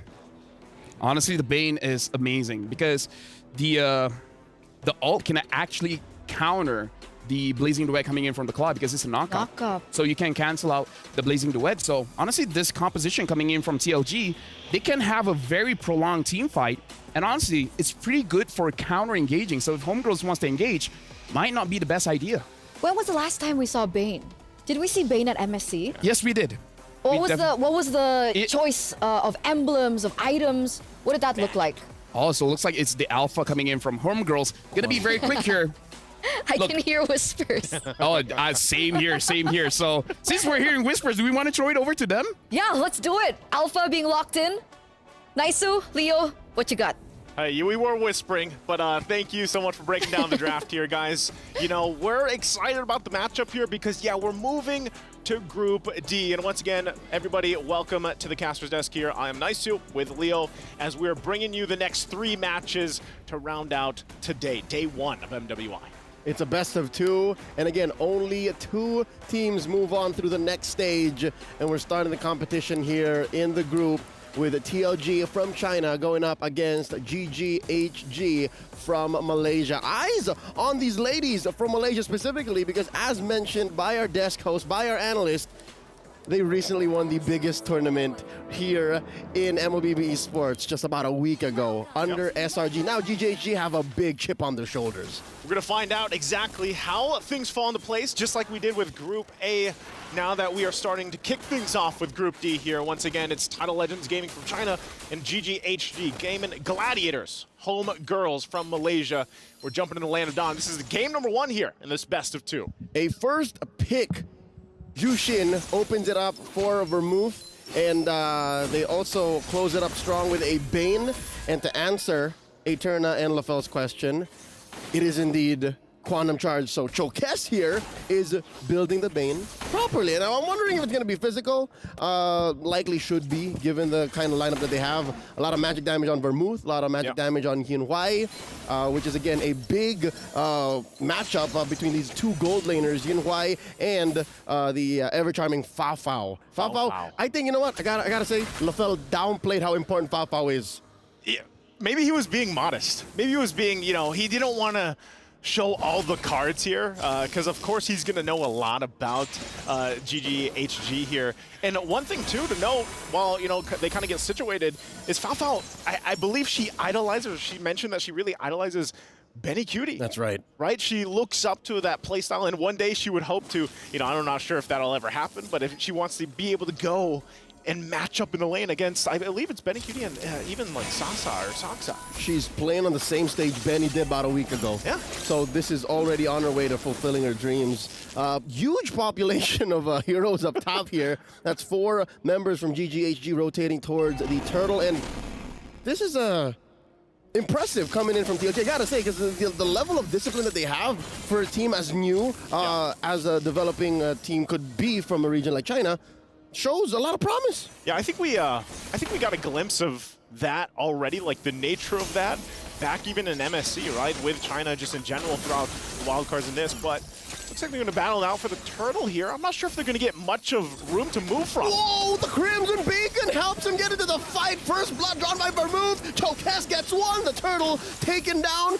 Quinn as well. Ash, can she get away? No! That's what a Bane does! That's what a Bane does! Kinzaki, though, traded out for off-camera. But I gotta say, wow, TLG coming in like a huge tidal wave! I was gonna say, they are rising here. This title is going for it. This was great placement for this objective. Look at the deadliest catch timing, too. I know that. I know you're smiling. I know you're happy. That's a slam dunk. That Coach Leo appreciates. Coach Leo appreciates it because, hey man, look at that! Look, already getting themselves a good lead here early on, and this is something we don't often see, right? We don't often see a Bane versus an Alpha matchup in the jungle. But I think this is the natural progression. We'll talk about it in just a bit. Chi here gets caught one more time. As if the deadly catch wasn't enough, how about a Z-Force 2? Oh, you were saying? Yeah, this is not a matchup we often see. Bane and Alpha. But I do believe this is the sweet spot between utility and assassin. And there is a room in our metagame that's currently developing for a fighter versus fighter jungle matchup. Jungle matchup, so the door is open, basically, is what we've seen. And so far, it's Bane walking through that door. I don't know how well he can fit through it, but it's going to be a pretty big door for him. In the hands of Chokes, it's looking like any door is no match. She's doing it, you know, at this point. And that's something, because when you look at this, even the gold difference that they've gotten themselves at this point, helping them get that little bit of lead for a lineup that they have. Again, that's something you really have to point out, because with the Harith even, you know, Harith damage is going to be quite insane later on, especially once you build up. But if you can rely on the Bane to pump out the damage this early on, paired up with having just a lot of utility, even with an X-Borg on your side with Bay here, there's a lot TLG can do in the early game. And again, I think everybody, I'm not even sure just yet. We'll have to see the predictions later.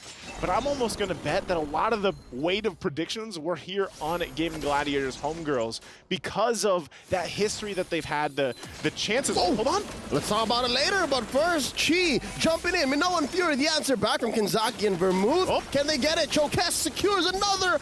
Turtle and Quinn gets taken down by Kinzaki again off the back of a deadly catch. They don't call it deadly for nothing. Yeah, they don't. And it's interesting to see the way that it's working with Jushin, because Jushin, sorry, Jushin, you know, that's still, I'm still it's a stuck new with hero. the It's card, fine. man. Yeah, you know, we've been talking about it for like about 6 hours tops. I can't remember what Eterna called it, but either Jushin or We'll ask her later. Zusin. I think she said Zusin. She'll mention it later for sure. Yeah, but either way, wow! Look at that, turret down. Title Legends game incoming. Are you surprised? We didn't know their game. We didn't? It's a very limited amount of information on them, and now Quinn's in trouble. Another try from Ash coming in. Chi Boy still holding down. Vermouth gets taken out by Hani. All right, GGHG on the board. Okay, they're on the board. They lose an objective down bottom. They've lost 2 turtles. So for they're gonna lose. Yin, why? Why? A 1v1. They lose. What was Fafo doing? Maybe that's why LaFell wasn't talking so much. You know, Fafo gets 1v1 there against the Harith. What's happening? Oh, here we go. Fight's continuing. Quinn's in trouble. The knock up, the deadly catch. Spear of Alpha out. Okay, Spear of Alpha out. They manage. This is at a point where GGHG has to recalibrate. Oh, again, Quinn could be in trouble here. Why don't do this? 2v1. As far as GGHG is concerned, it's a 2v1. Now Kenzaki makes yourself known. You were saying they're gonna push him off. So you know that's what I'm saying. GGHG has to go ahead and kind of recalibrate a little bit. This early game, very in favor of TLG. Oh, huge fight up top. Kenzaki taken down. Chi gets a score. Yin White dancing. Summon Force. 3 come through. Bay pushing Ashi back. This is favorable for the X-Borg if the fight goes long enough. Yeah. And they let go. All right. All turtles so far up until this point went to TLG. Now with woman down, Kenzaki just about to catch up. Kencho Castile. I think you're going to see her be very patient, but Asher's going to go ahead and spot this out. Forces her back, so no. Turtles secured here finally. They get an objective for GGHG.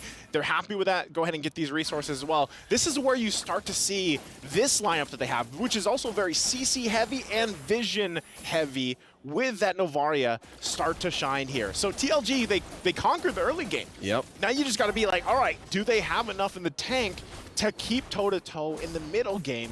Now with this lineup, as you see, they're going ahead trading objectives around the map. They're working around with that. Fafao gets the DHS locked in now too. What Yinwai is doing is what they should actually be doing. Forcing all of these objectives, these fights, and these takes while GGHG aren't quite ready yet. Again, the early game, the first 6 minutes, what it did was put them up 3,000 gold. Yeah. Right? Now slowly GGHG is catching up. I think there will be a point of no return if TLG can get there. If they can all but secure this Lord coming in a minute, that should be it. But because here's my theory. GGHG, if you're just talking about clear macro, they might be better. If they're able to hold out. Right. Which is most likely, again, an experience thing. Yeah. Like, they have so much more, I would say, because TLG was what? They were originally formed, I think, beginning of the year, 2024. You know, they came in. Tops. Yeah, tops at that point. So, you know, in terms of the macro level, hold on.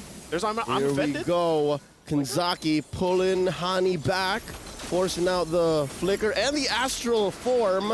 And now Ashi gets caught out. Could it be the jump in, the last insanity, the punching base strikes? And she's able to get out of there. The Spear of Alpha knocking him out. Plus, Key coming through. Chokes taken down. Kenzaki as well, 2-for-1 trade. They spent a little too long underneath that tier 1 in mid now. The fight up top. Foul caught out. Can Yinwei end the job? No, she gets away. She gets away. Man, that would have been way better if TLG managed to get the kill. We're going to look at the replay here brought to us by STC. Yep. Look at the CC that I was talking about, especially with this Minotaur setup from Chi. So they fight under the turret. They jump in, a Spear of Alpha to connect, and they're just... The title legends they were the ones in the air. That's right. They were getting the tide at that point. A trampoline. Yeah. And now because of that, GGHG have a clear go at the Lord. Clean take by Quinn. And now the ladies have to pace themselves. Kenzaki gets the I'm offended. That's the knock-up on the Chi. Chi gets hit by the Crimson Beacon, gets moved out by the snare. And that's a pick-off, but too little too late. The objective goes over to GGHG. And they've closed the gap by about 1,000 ahead now. Yeah. Just barely. Again, the lineup they have is going to shine at this point. And we saw it just from that last replay, too. So we'll see how does Title Legends take what they've done. Again, even on the macro level, Yunhoi's been doing great work, focusing on these turrets, getting them down, but they also have to worry about the Lord now going up on the top side. So I'm wondering how they're going to go ahead and rotate there, keep that under control. And you can already see, too, Fafao is farming on that top side, waiting for the rotation to come out. but TLG will stick together. That's part of the main thing that they have to do. And, you know, one thing is, again, Unihai hasn't died, has a Starlium Scythe, Feather of Heaven, working on the Holy Crystal, and that's all right on time, man. Under the 11 mark, if she's able to go ahead and finish that, she is going to be even more of a threat if TLG goes for that fight. Golden Staff, Wings also picked up here too, so big power spikes for both teams. Look at that. That's I don't know, what do you call that? The soul snare. The soul snare. Yeah. Grabbing their soul, pull them towards you if you want. That could play a part in some of these skirmishes and team fights. Yeah, that's the difference between GGHG and TLG's CC. Like, it's utility for Tidal Legends. Like, they make up for it in damage and utility. But if you're just talking about CC, just clear out crowd control, knock up stuns, nothing comes close to what GGHG has done here. Yeah, I think they're, like, I guess their layering is... Oh, wait. Forcing out an SOA. It's out defensively. Yeah. That's okay, though. You know, there's the Holy Crystal. So right at the 11-minute mark, it is picked up. That is just the proof of work that we've seen from UAHI so far. Oh, jump in! Ash coming in, a surprise penalty zone, no one home. Now we know if you're the answer by Key, and they're all knocked out, Vermouth down. Kinzaki gonna be following her up soon. And here's a clapback, Yunhai dancing. This Harith Bay punching Quinn down into the ground. 3 for 2 so far, and TLG stand tall. Okay, as I was saying. You blink and you miss it. You blink, you miss it, and there is Yunhai with that Holy Crystal damage. And that was a great team fight there overall. So now I know Zaman Force, that's what it sounds like. She's dancing. Look at this. Look at it again. Look at the replay here from STC. This was an initiation from GGHG. And a great placement. I mean, look at this. Again, the placement of the Zaman Force was right on where it needed to be. And the angle of the catch, too. Oh. She's all in the right to be screaming with that set, because it was honestly beautiful from GGHG, right? Yeah. But how TLG responded. Good response. That was a creme de la creme. Yeah, that is the creme de la creme. Yeah. I don't know what else is better than that, but there's a conceal. I don't know. They might force a fight again. Coming through from an odd angle, Kinzaki with the I'm offended, forcing out of known fury from Chi. And the deadly catch coming through, the soul snare. All right, again. Great placement by the Z-Force. Good for a pickoff. Nothing sure quite yet. Good time to go for the Lord. Good time. They got Chi down. Lord's half health here. Keep an eye on Ash. She might force an initiation with the penalty zone, so they're gonna have to go ahead and take their time with this, but they get the reset, and that might be what they're looking for. It still hasn't fully reset just yet, but they go back to this point. They hold it together, and here we go. Vermouth also picking up an item here, has the glowing wand available. Ash still waiting patiently. It seems like Tidal Legends Gaming is like, yeah, we don't know if we want to commit to this just yet. Yeah, there is a Purify Yunhai. Walks into that bush where Ash is hanging out. The full reset coming through. The forced flicker from Ash. So that's a huge resource that now GGHG have to count out for. Interestingly enough, the dance continues. And look at Foul Foul. Look at Foul Foul. Yeah. Farming her mind out at this point, you know? And when it gets to it, this is where we see these Claudes. In a way, I don't know who I would pick more in the late game, Claude or Harith. I'd probably go with Claude, especially with the lineup that they have, especially because the value of a blazing duet is so good here. That's where it differs. Now, wait, the fight continues. Forced out, the deadly catch. Ash goes up against Chokes. Again, deadly catch comes off cooldown like 8-9 seconds. Yeah, that's no problem. Should be fine.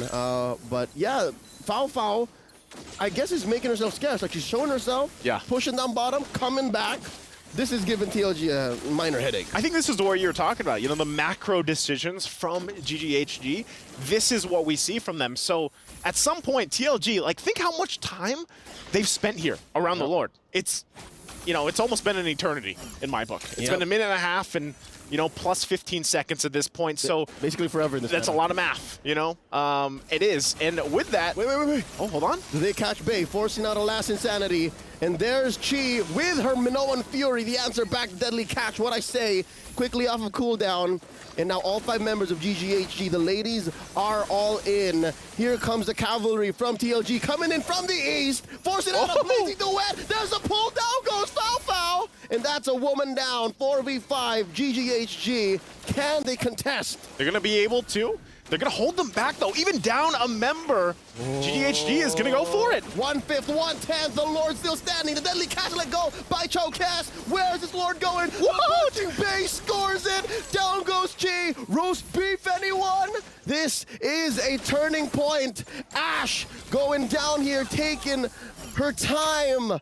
Bay right now is Kabir. That one's for the Amazon Arena. That means huge. Check out the replay. Look at this, with the last Insanity. Punching Bay here. She gets in with the last Insanity. Flamin' Bay. Flamin' Bay. And gets them a huge objective. Imagine, you know, they got to feel pretty good about that. I would be hyped too, because this just swings this in their favor now. And to top it all off, the creme de la creme, if it's still that. Creme de la creme. Creme de la creme. The Divine Glaive picked up by Yunhui. Yunhui has slipped up not but once. Yeah. This whole game. She died. She put TLG on her back, and everyone's just doing their job. Just put them on the wave. They're right in the wave. They're right in the wave. They were able to penetrate up top, almost taken down bottom. Mid lane still standing, and you're looking at a 7K gold lead, Joseph. 7K! 7K. This is quite massive here. Hanny does pick up the Divine Glaive herself, so she's got, you know, some good damage that will come from these echoes. They lose those 2 base turrets, though. They hold on to the mid one in the base. They keep that, at least. All right, let's talk about how GGHG could still come back. I reckon if they can get another trampoline, bouncy house situation back in, then yes, because it can't just be off of Fao. We've seen that. You reckon it was Claude, right? Yeah. Yunhui's making you double take. It's Kenzaki, though. She's the one that caught Fao. Even with a Purify. So there's 1 layer of protection for Fao. Yeah. But what I'm saying is, Hani has to come in through. Quinn has to get... Is it just me or is this a CC overload? It is. Right? I like the way you put it, though. Bring them to the funhouse. You know, take them to the funhouse with the CC train that they have for GGHG. But there's got to be more than just the fun. There's got to be damage. No, there's not. I think that's... Oh, hold on. Conceal going to be used. All Forces them out. Zaman Force drop too. Early Z-Force. In comes Kenzaki, forcing out a blazing duet. Here comes Chi. Using her middle Fury and the flicker. The animation cancel. Here comes Vermouth. Ash the answer with the penalty zone. Kenzaki down. Chi as well. Trades that 1-for-1. Look at Ash in the back line. Vermouth looking for the snare. Oh, there's the delivery right into Chokes. 2-for-1 the trade. Oh, that feels tough. You know, already Terizla is not the hero that has a lot of mobility, but then you get dragged back, and now Quinn in trouble. Okay. Yunhui. At this point, Yunhui can go to 1v2, 1v3. Yeah. No problem. 4-0 and 6. Vermouth walking away. That Crimson Beacon, the fact that it gives you a shield allows for her to kind of tank a little bit of the funhouse. Yeah, I think so. And they're going to lose this last turret in the base now for GGHG. This is... Where do they pull the discipline, the mechanics, and the killer instinct from? TLG's on a whole nother level. They are, and that's why I'm saying I think a lot of people coming into this for day one. I didn't know their game. I'm gonna apologize ahead of time. I'm sure maybe a Turner and LaFell as well, but look at this. Here Chi in trouble.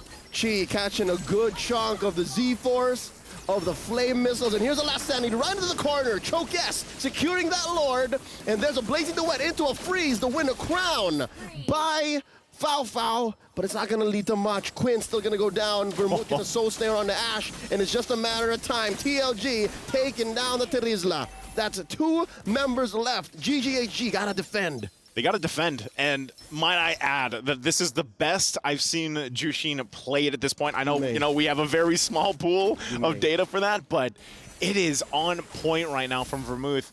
So with this, look at this. They're actually just going to keep putting pressure. You don't want to go to the fountain? Oh, Vermouth! Okay. Takes a little too long. Try to get the snow snare, but could this be it? Fao gets knocked up. Gets her immortality pop. Here comes the Zaman Force. Down she goes. Hani left to defend. And Chi. And there's the Minoan Fury. Can they end this? The base standing tall. Now it's down. TLG washing through. Hey, TLG, you can see the claps coming out too because they have to feel good about that. Again, I'm sure back, even looking at the audience prediction when we see it later, it's going to be heavy for GGHG, man. A wash. It washed it all out. All doubts. This TLG came to play. TLG came to play. The title is here. The title waves. And it's rising. It has risen. The tide is rising. The tide is rising. Yeah, that's got to feel pretty good because, man, talk about a performance for game one. You got to wonder, too, where does this put GGHG, especially with all the eyes and the pressure on them? Exactly. All the expectations. Exactly, because they were asking, you know, we already saw what Malaysia did at MSC. They're on top right now. They're on top right now, and look at this. It's, again, performance that even for me, myself, I was just kind of taken aback from because of, you know, hearing where they came from, hearing their journey up to this point. And I don't know, I think even looking at the player cams here, you know, they're probably a little bit even surprised how it went. But let's throw it over to the panelists to break it through. Thank you so much, Leo. Thank you so much, Naisu. But I think we've got another group of death on our hands. Wow. I guess coming into MWI, a lot of people have been saying that Group A is the group of death, but looking at the performance by TLG, wow.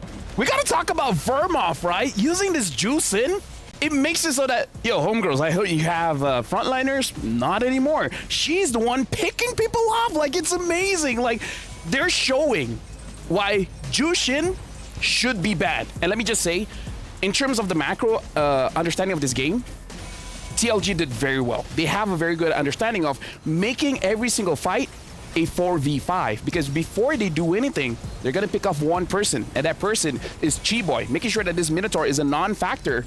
And then after that, everyone else from homegirls makes it much more easier. Like, look at this.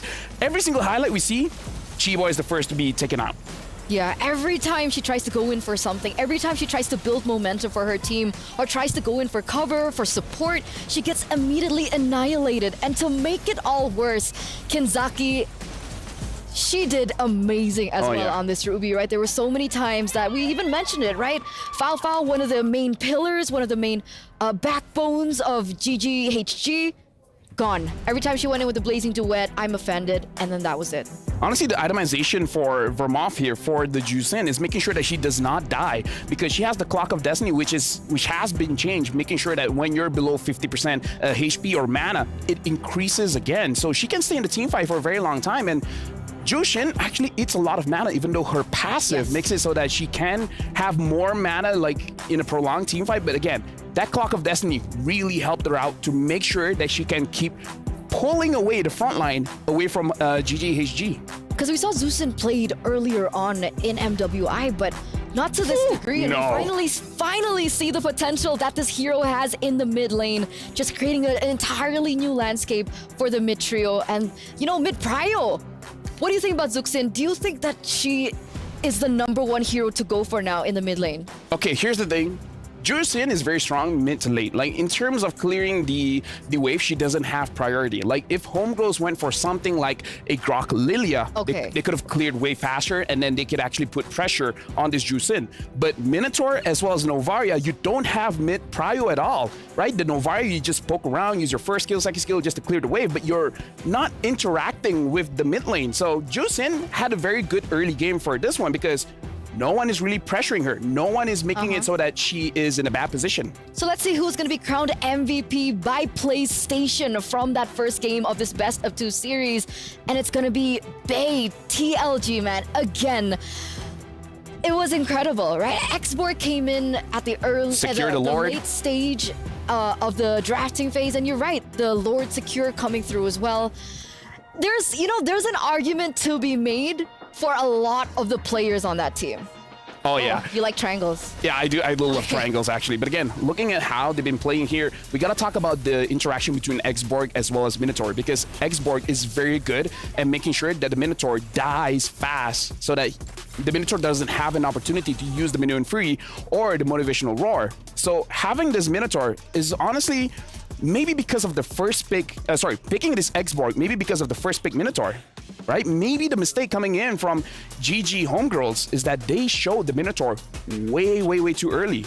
So let's talk to the coach. Let's talk to TLG right now, because they're the highlight. It's time for them to rise and it's time for them to shine as well. So let's head over to the interview. Hey, Redmar here, and we're currently with the coach of TLG, Katvin, and we have Betty here to help us translate. So, Coach Katvin, how did your team prepare for their first major tournament out in a foreign country? 教练您好，请问在准备第一次国内的 Major 大师赛的时候，我们团队做了哪些准备？我们是更多是在学习其他赛区的一些优秀的打法，然后结合我们本土的一些MOBA的经验，然后再去做一些准备。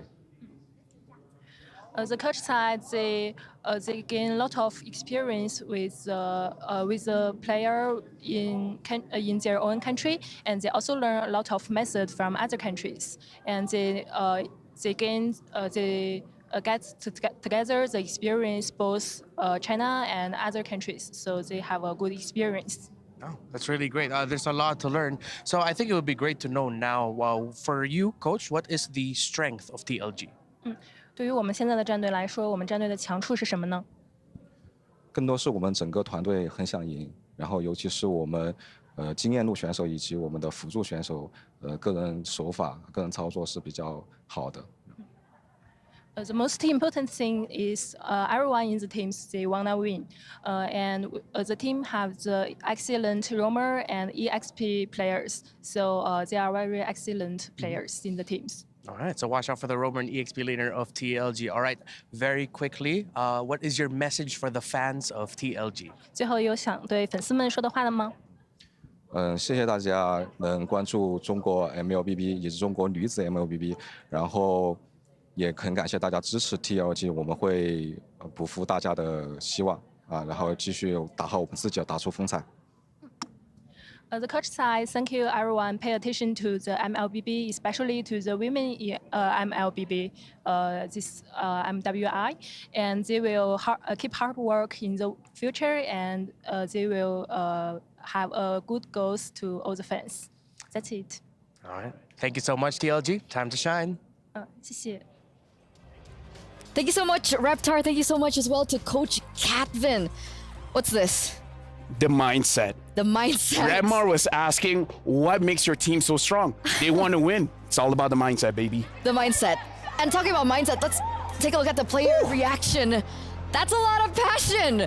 That's a lot of, wow, look at that. I feel like I understand what they say. Okay. You gonna go for a shot? She's even choking on the victory. That's how passionate they were. Grab her some water. She needs water. Wow, that's just great to see. It is great to see. Because I think coming into this matchup, we're going to take a look at the audience prediction as well, but I'm pretty sure a lot of people are hoping that GGHG would win this and then TLG do that. Maybe I do have a curse. Maybe when I'm a Decimals, it's fine. I don't think you can say anything. But what about you guys? What were your votes? What do you think is, what's your prediction for the next one? You know, let us know at stc.gg. For the next game, do you think that TLG can go 2-0 against, I would say, I mean, tournament favorites is Vitality, but I think GGHG they're up there, you know? If it was me, I would go to stcplay.gg and actually vote for TLG so that it could be a 1-1, so that maybe we have more tiebreakers, right? Okay. The more games, the better. Don't you love more games? Like, aren't you hype? Yeah, let's put Abstract and Husky to the test, man. Let's give them all the tiebreakers. Give them all the tiebreakers. Give them all the tiebreakers. I love the energy. Yes. That's the energy that we want. Okay. All tiebreakers. Mindset. No clean sweep. Mindset. Mindset. It's all about the mindset. And it's the mindset for GGHG as well to come back because, again, momentum is such a big factor, especially in a best of two. Bandit Juicin? Juicin is pretty strong. Okay, we need to have like a discussion about how to pronounce Zusin. No, it's pronounced as Juicin. Juicin. So it's not Zusin. I can speak Mandarin. Okay. 大家好. 我不知道. Yes, there you go. So honestly, like Juicin has been proven to be very strong. If you want to let go of that, you need an assassin jungler because how is Juicin going to protect herself? Using the Crimson Beacon, sure, you can. Takes time. You can glide away, but I think that's why the Hayabusa and the Ling is banned out because imagine if Hayabusa was there, imagine if Ling was there, what's the Juicin going to do? So like, you know, that's her skill. You're not wrong. I am not. Okay, so coming into the second game, drafting phase. What's your thing? What's my your thing? suggestion? What my thing is, you know. If I was TLG, ban out assassins, you know, Hayabusa Ling out of here. Okay. And then win. It's not that difficult. Oh, what about Zusin? No. honestly, I feel like homegirls, Honey can use Juicin very well as well. So I kind of feel like, as long as you know that the threat of assassins or a Roger isn't there, because the Roger can probably do well against the Juicin as well, then you should be fine. But here's another thing. Okay. If you pick up the Juicin and then you pick up a Tigreal, oh, that's going to be difficult for you to deal with. Yeah. Even like for any teams, you want to go in to kill the Juicin and then you're caught by the implosion. And then that's it. You know, you can have your blanket because you're going to sleep. So it's not a bouncing castle scenario. It's like a maelstrom scenario. Female strum scenario. I'm not saving you this time. I don't Clean it need up saving. yourself. I don't need saving. I think what I said, moi perfecto. Clean it up. Nope. We're keeping it female strum. You're the host. Control the conversation. I'm sorry. Okay. I don't want to clean it up anymore. No. Okay. Listen. Okay. I'm listen. an experience. Okay. Okay. Like, I'm here. You are an experience. I'm an experience. Okay. Like, we saw Ashley is a secret. I'm an experience. Here's the thing. And I'm a victim. But ladies and gentlemen, let's get into the drafts for game number 2 in this best of 2 series. The final game in this match. Homegirls, next up, they're going to be facing off against the defending champions, the reigning queens of MLBB Vitality. So, I mean, it's not that hard. Just break the crystal and then you're fine, right? yeah. Just like maybe 1 or 2 turrets here and there, maybe get a few kills, Yeah, and then of course. winning isn't that hard if you have the right mindset. The mindset. Speaking of which, GG Gaming Gladiators Homegirls, either they ban out the Juicin or first pick it, because again, if you're not going to be having access to assassins, because we saw Alpha, even with the Spear of Alpha, you're able to go to the back lines.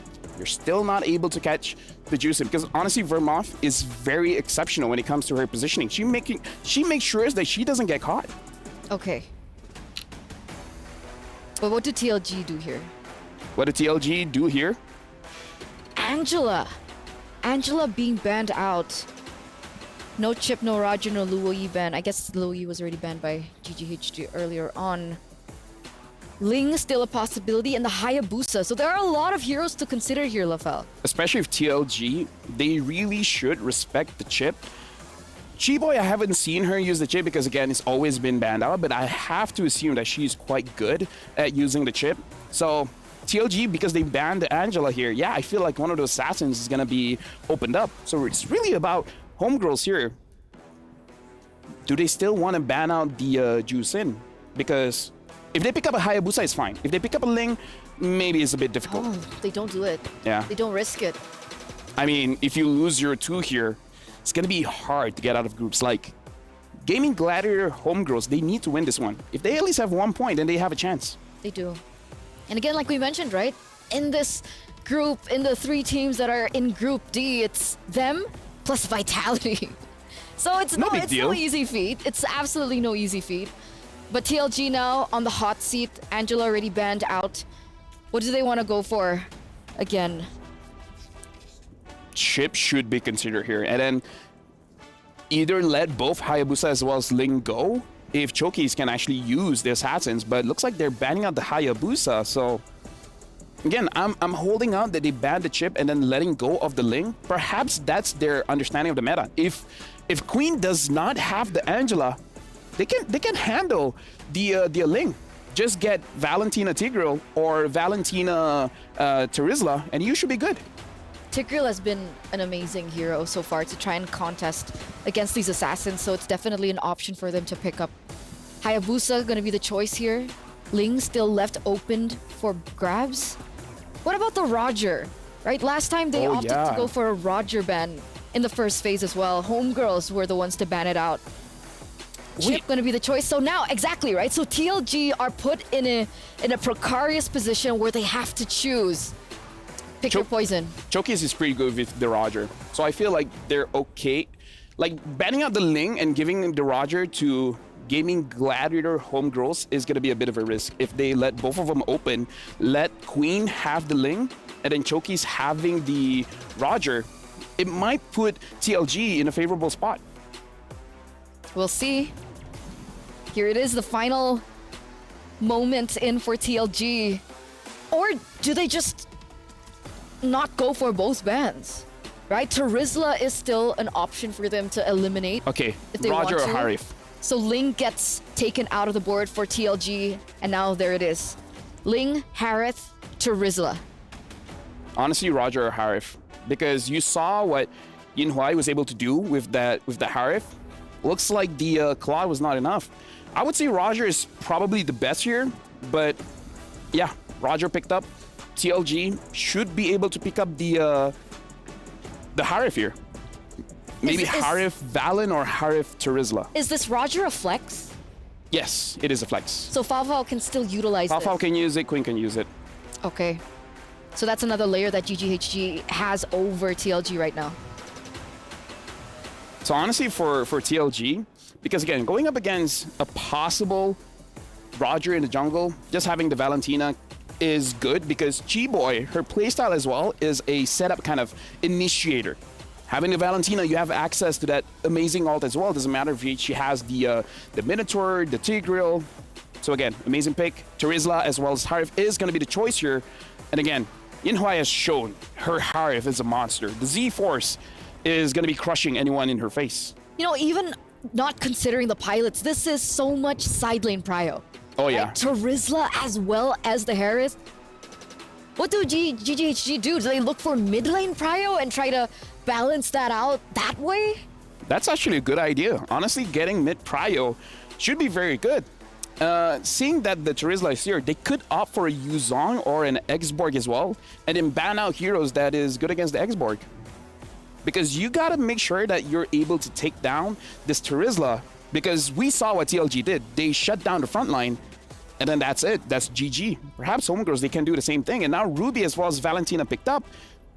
I don't see Fafao use a lot of Ruby gold lane, but that is an option to go up against this Harif. Does it work? Oh yeah, it works, but it works until the Holy Crystal is picked up. Honestly, like if your Ruby is that good, yeah, the Harif will have some problems going up against the Ruby. And I mean, technically it's balanced, right? Because of the Roger, let's say if it's being placed into the jungle, then that's something that can carry over into the later stage of the game. So that's definitely a strategy that we need to look out for from GGHG. Meanwhile, TLG, to close this out in the first phase of the drafts, Nolan is their choice. Nolan is their answer. Honestly, looking at this, there's a lot of prio. Nolan can clear the jungle very, very fast. Exactly.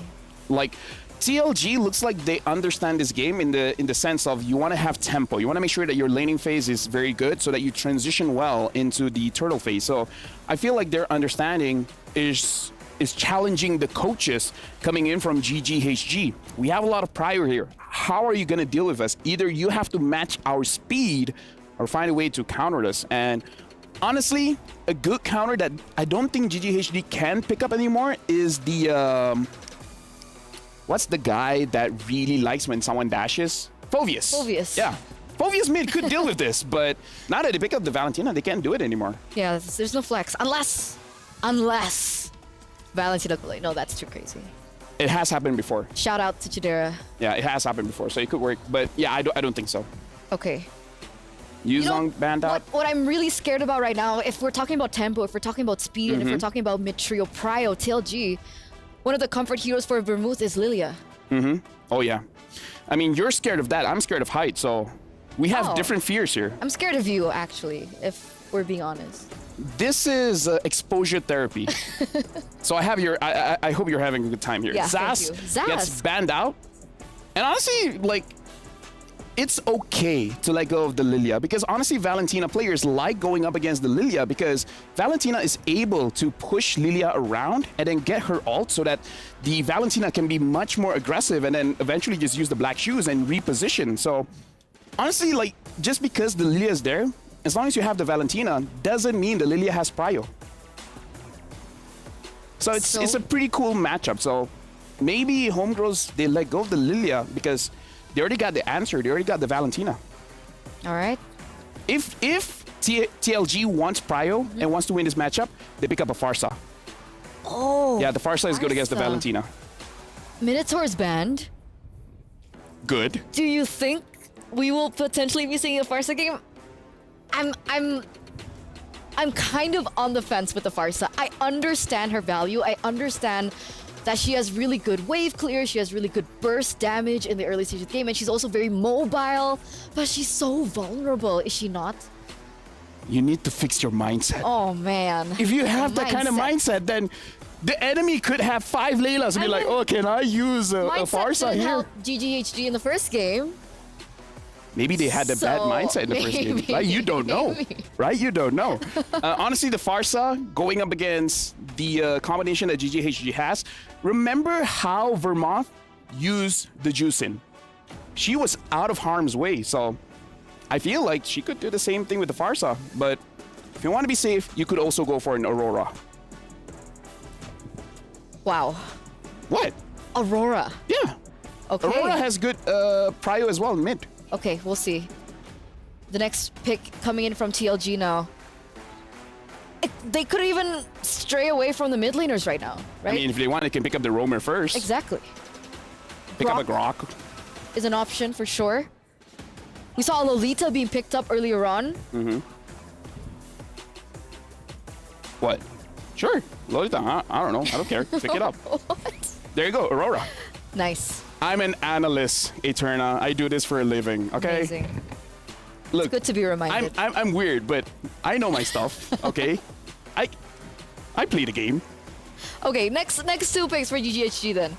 It really depends. I feel like, honestly, Roger has a good matchup going up against the Harif. So I kind of prefer just let the Roger be in the gold lane for this one.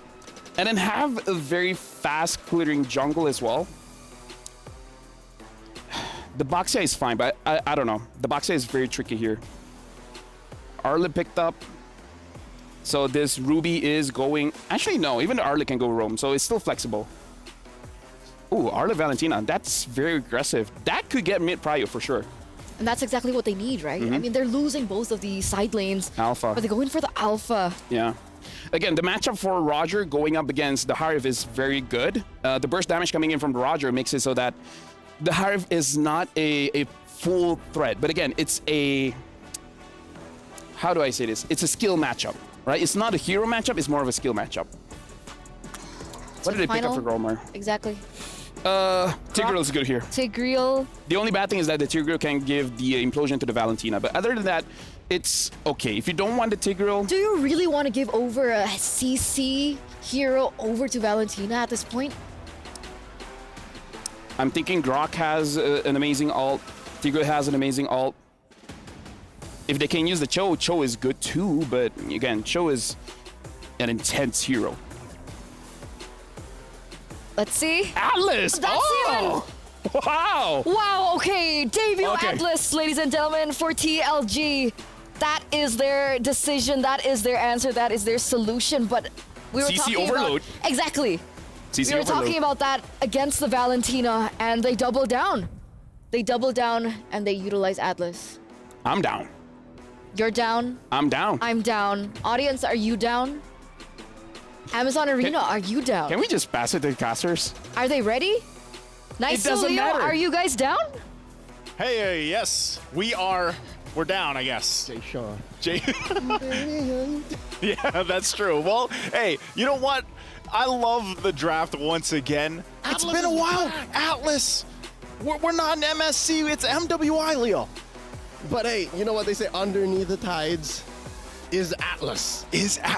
So fitting. It's lore. It's lore. It's lore accurate. It's lore accurate. Well, let's jump into the game here. It's game number 2 for TLG versus GGHG. It's China and Malaysia, the two teams here battling it out. It's Group D in this first matchup. Once again, TLG surprised us in game 1 already. Okay, game 1, we had a taste of what TLG and GGHG were bringing to the table as per their identity, right? Yeah. Now, TLG's identity is challenged. The Jushin was taken away. For some reason, Chokias decided to go for an early... Oh, wait, what? No, she's good. Okay, I She's thought, fine. yeah. Chokias goes for an early Nolan. Yep. And they bring in an Atlas. So they gotta be onto something, right? They must know something. There's gotta be a plan. It's called, you know, just use which is surprising because I just saw the concussive blast too. But I was gonna say, you know, use that fatal links with this lineup that they have. In the frigid, yes, it's the frigid breath glacier. Yeah, frigid glacier. It's a crazy level of CC layering that, again, she's gonna make the most out of Fafao and Hani's Purify. That's for sure. Yes, and I think part of it too, if you want to go ahead and fix what happened, also a major part from game 1 was control Yinyue on this Harith again, man. I think she was a key component for that #1 victory that they got in the previous game, and how she played on a macro level. But something tells me this is enough. Again, GGHG, one of their main strengths from game 1 was an ungodly amount of CC. Here they kind of eased up on it.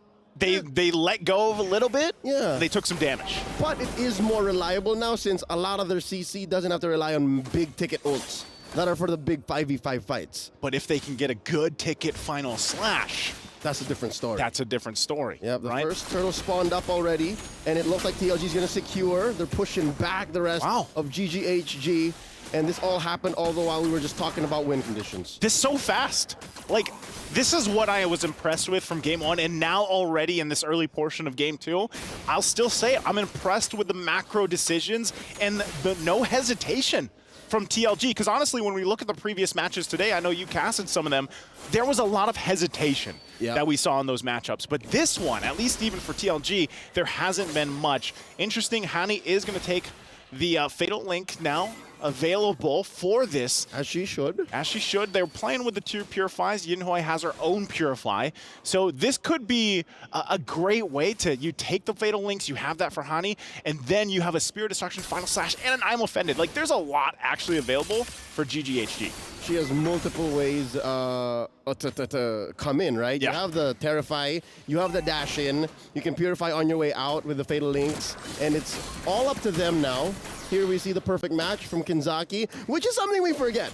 I think maybe second to none, Atlas has the easiest way out of most things. Now here's a big team fight. Oh, the Fatal Links! Plus Yeguan, and then the answer, the Fatal Links and the Fatal Links! And they do draw first blood onto the Atlas. The Spear of Alpha coming through. Yinhui down, 3 for 1. The trade, all for Quinn. GGHG starting up strong. Okay, taking a look at the STC replay. Look at this. Like you said, Fatal Links upon the Fatal Links. I'll drag you here, I'll drag you back.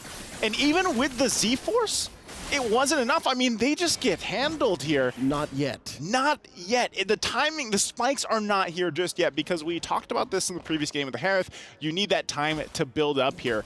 And, you know, with that, it was an even spread for those kills for GGHG across the board between Chi, Hani, and Fafu. You know what they look like? Who? Combat ropes. I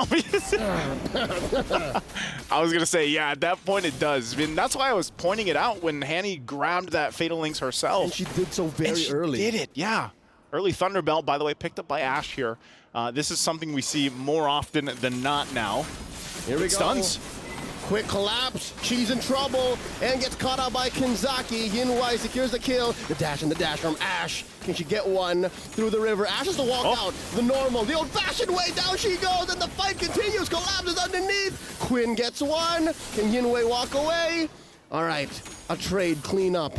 1 for 1, which still puts GGHG on. Whoa! Chokes! Chokes, can she get Quinn? She gets a double kill! I thought they were done, and they're still going! Oh, she's going to be able to... Okay, she gets away, but man, just when you think that it was over, Choka says, no, it's not. And also, with all that, you know, at least for them, they made something better out of that situation. And on top of it, Chokez, like we saw what she did in the previous game, now she's able to replicate it here. At this point, a turret goes down as well.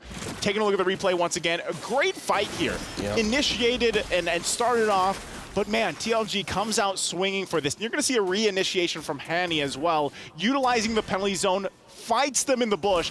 A ton of damage is there with the Spear of Alpha, but then Chokez finds this moment to bring it back, you know, to equalize the favor. Oh no, here we go one more time. A stolen Fatal Links, Vermouth down, Kinzaki too. This is looking bad for TLG. Base sent back. Is there enough of a body of Smith on her? No! Ash gets one, 3 for none. Clean wipeout. Oh, clean wipeout. They're still gonna fight though, Hanny. Yinwei finds Hanny. That's a kill. Ash up left, Alpha pushing off camera. Ash. Oh! No, 2K for Yinwei. And now they're still going.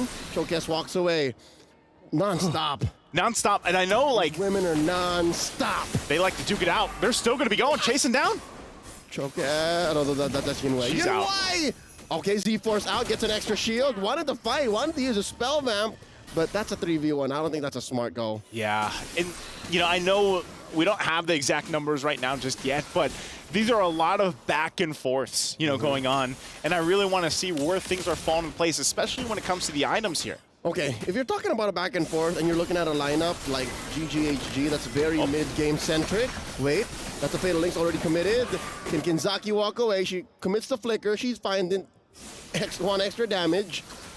As you were saying, back and forth. GGHG, they always will come out on top. They will come out on top of economy. They will come out up on trades. It's because they're a very mid-game centric lineup, and now they're still going. Vermouth used to force a flicker. There's a fridge of ice, and they do take down Hani. 2v2 up top. Chi and Fao, and I think Fao says it's out. Let's get out of here. Yeah, get out of there. That's fine. Great usage. I mean, for TLG, they're finding their little moments in these exchanges. I mean, even when a team fight happens and it's highly in favor of GGHG, it's usually Chokez able to find at least something in the exchange, or even Yin Yao. So with that, you have to go ahead and start to kind of think about, all right, these objectives, this next hurdle is coming up here.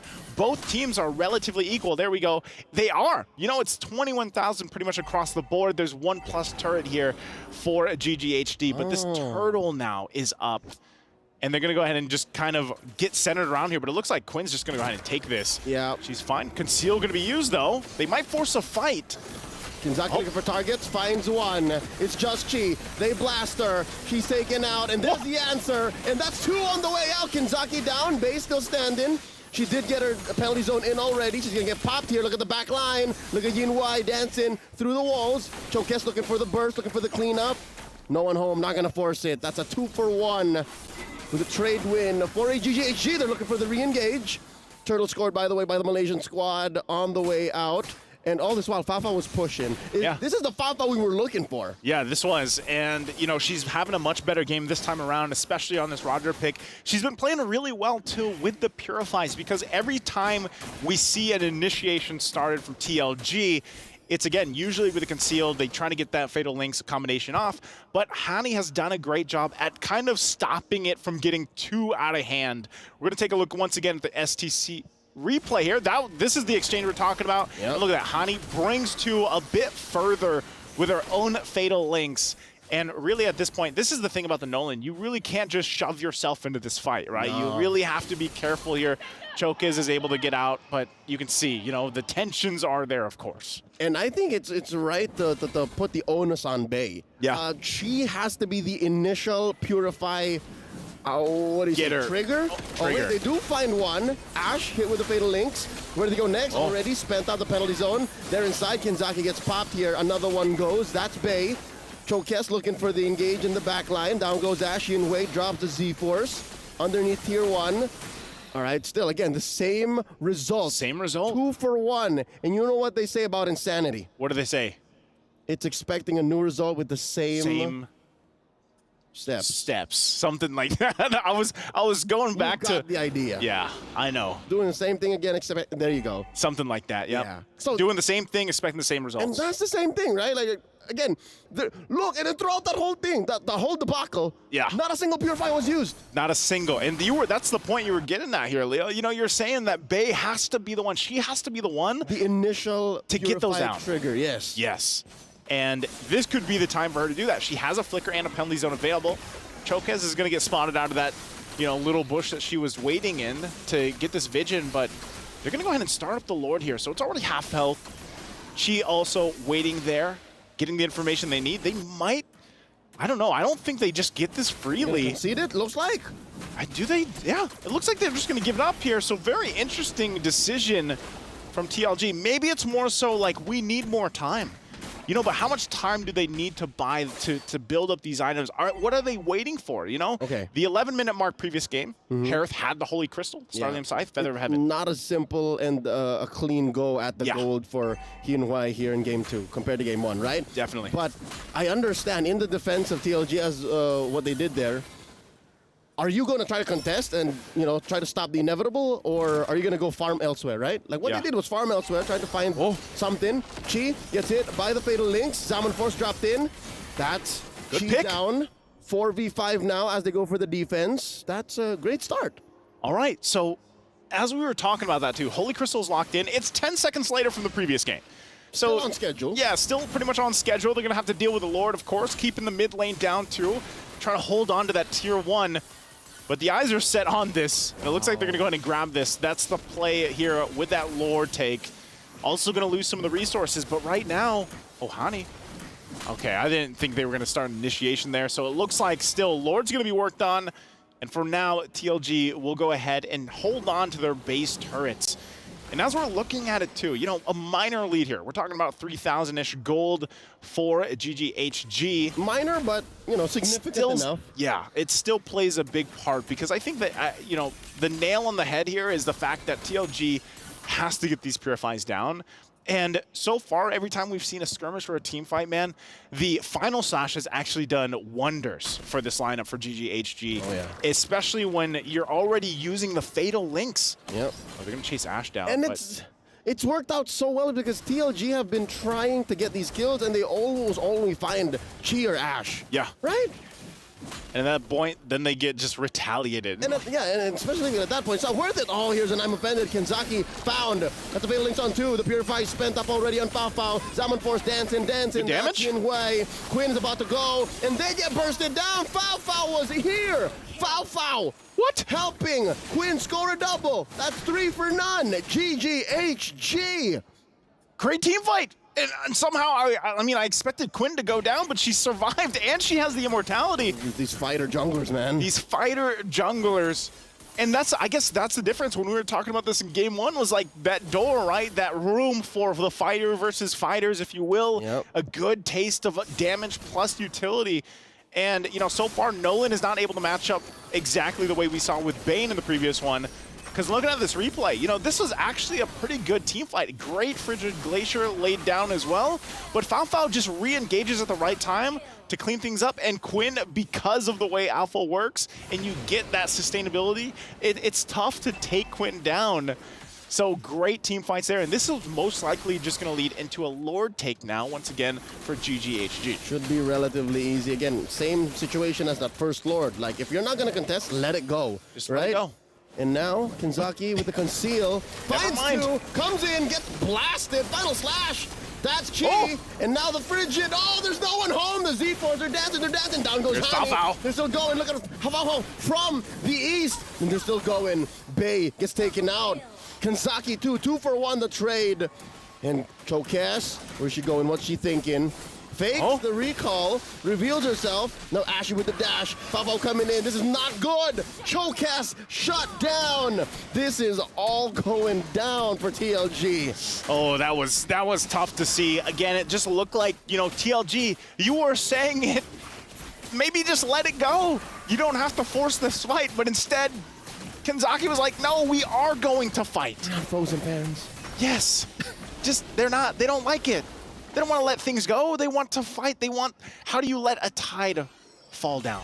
Best grossing film of 2013. That's true. Here we go, an SCC replay one more time. This is the tail end of the disaster. That was the Hani for Kenzaki and Bay trade. Usually when you take out a gold laner, or rather a mid laner, it's a good deal, right? That's a huge amount of damage and utility. You take a Hani, but if for the price of Kenzaki and Bay, that's a high price here. It's expensive. Yeah. It's a big take. That's quite expensive. It's quite expensive. And right now, they're going to have to defend against this push. I mean, Lord's still making its way in the bottom side. You're going to try to hold this on. But I think, you have to watch it. At least zone used. Defensively, at least to clear the wave, at least to deal with it. No Purifies spent, but it should be fine. Again, given maybe 15, 20 seconds, they should be back in shape. Kanzaki still has her Fatal Links, though, so just say goodbye to this turret. Yeah, Hani has it as well. This is what we've seen time and time again. Woo. This is that insanity. So turrets are going to go down to mid and bottom. Lord's still up. It's quite healthy. TLG's got to deal with it. That's a half-health Lord coming through. Bay hits him with the penalty zone, and there's a Fatal Links. Looking great. Quinn down. Inside the base, Chi and Hani fall as well. Oh, Yi-Hwan just dancing. And they almost get a wipe out. Just TLG! And that's it. What? Why? All the way, taking everyone down from GGHG. And I'm not so sure if this is enough to call a GG. I guess they're not insane. As we look at the STC replay, they have done this time and time again. Penalty zone used, a Fatal Links used, and they win this fight. Talk about a setup from Vermouth too. Man, the Frigid Glacier, multiple targets. This is a comeback-based defense moment, unlike those we've seen from the heyday of the old Smart Omega Execration days. Like, that's how they used to play. Inside the base, underneath their own objectives, they would pull off a wipeout like that. Again, a lot of the map belonged to GGHG, so this is still recovery mode for TLG, but I could have sworn that was going to end right then and there. I would say that too. And again, when you look at it, it's like, all right, you know, they didn't get anything off of that aside from getting some big gold now in their pockets, which is a big part that at least makes them, it makes them competitive for the next objective. Because without that, yes, they didn't go and march down the mid lane, you know, and run it down mid or anything like that, but they've got plenty of items. This is a power spike for them as well. You can see exactly where Yinhao is. I mean, she is on line here, even though with the Divine Glaive locked in now. And, you know, for the rest, that could be all it takes, man. A good placement of the Frigid Glacier, even following up to the Fatal Links or the penalty zone. Yeah, despite Bay dying like 6 times, she's still able to build a full kit at 17 minutes. That's something about the Rizzler. It's something about Terizla where you can literally be 0 and 5. Yeah, she's not the punching base. The Hammer Bay, final slash, pushing out 2. That's the perfect match. It was Bay and Kanzaki in that bush. Now Quinn back to the job. Vermouth forced to flicker back. So she's gonna have to recover for a bit, make sure she's topped up and ready. Ash dancing here with Chokes, and they continue. They're gonna fight. They're gonna actually go for it. Fatal Link's only gonna find 1. And there we go. Falfo looking for targets. A big knockup from the Lord. Yunhui with the dance. Z-Force. Where's the targets? Down goes Bay. Down goes Ash. 1 for 1. The trade so far, and the Lord gets reset. Chokes keeping this bush. Chi spots her, and there's a jump. Oh, gets a double kill. Kanzaki down. Chokes versus the world. 3v1. Not gonna happen. And it's just Yinhui and Vermouth inside the base, not going TLG's way. Again, they'll have enough time to wait for this defense, but that's objective secured, that's team fight secured. As we look at the STC replay again, Falfo comes in.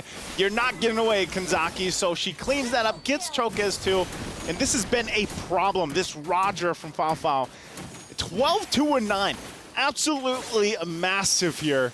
And she's having a hell of a game, and now they're gonna hold on the best they can. Cheeto! Yeah, pops her immortality. The Frigid Glacier caught no one home. That's the freeze by Quinn. The Z-Force still alive for Yinhui. She is rocking all of the shields and the immortality. She's fine. Let me ask you this. How can you freeze me with Frigid Glacier if I have a Winter's Crown? That's right. You can't freeze me. I'll freeze myself. I'll freeze myself. I'll one-up you. Yeah, but TLG aren't out of the woods just yet. They're not. There is a massive Lord in mid, and if I'm not mistaken, this should be an evolved Lord, so it's the worst kind. And their wave clear isn't the best, right? They can force a fight under the Zaman Force, especially. It looks like they're going to do just that. So, GGHG, are they going to force the fight themselves here? Trying to clear out some of these waves, feel this out, but they're going to go in. Oh no, Yinhui from the back gets hit by a lot of CC. Gets your mentality popped, and she gets frozen underneath the final slash. And she's dashing. Lord still up. Lord at 10th of its health. And look at the back line. Kanzaki hits 1 in the base. Got overloaded with damage. We're at a 1-1 between GGHG and TLG. Group D. Man, it's looking to be very spicy here too. Just like what we saw from Group A. I don't know where we're going to end up. Maybe some more tiebreakers as we get through the next matches for this group, but hey, it's 1-1. Good readjustment as well from GGHG after what happened when what TLG did in a surprising manner for game 1. It was inevitable that GGHG would take game 2 given how in control they were for a majority of this 20-minute bout. Yeah. So if the macro was sound and they were making a majority of the right decisions leading up to those final moments, yep, game was theirs to take. Game was theirs. I mean, even with Fao, this is where, I felt like she fell short in game 1. This one, though, especially, she came up and just had a massive game on the Roger. And I don't know, man. Blue side is still very strong. That was the Fao we were all expecting. That was. And, I mean, even when you look at it from TLG, that defense that we saw was really good. They actually, just the series as a whole, this is a great showing from TLG. I just want to see what else they have because, again, they have some pretty big opponents ahead of them. It's a massive tug of war. Yeah. And I'm happy and I am surprised as to how this group started out. Definitely. And I'm here for it. I'm all for it, man. I can't wait to see what's in store for us, but we're going to actually throw it over on stage for the interview. Again, I'm Nice Sue, that's Leo. We'll be back to cast after this, but let's hear from the stage.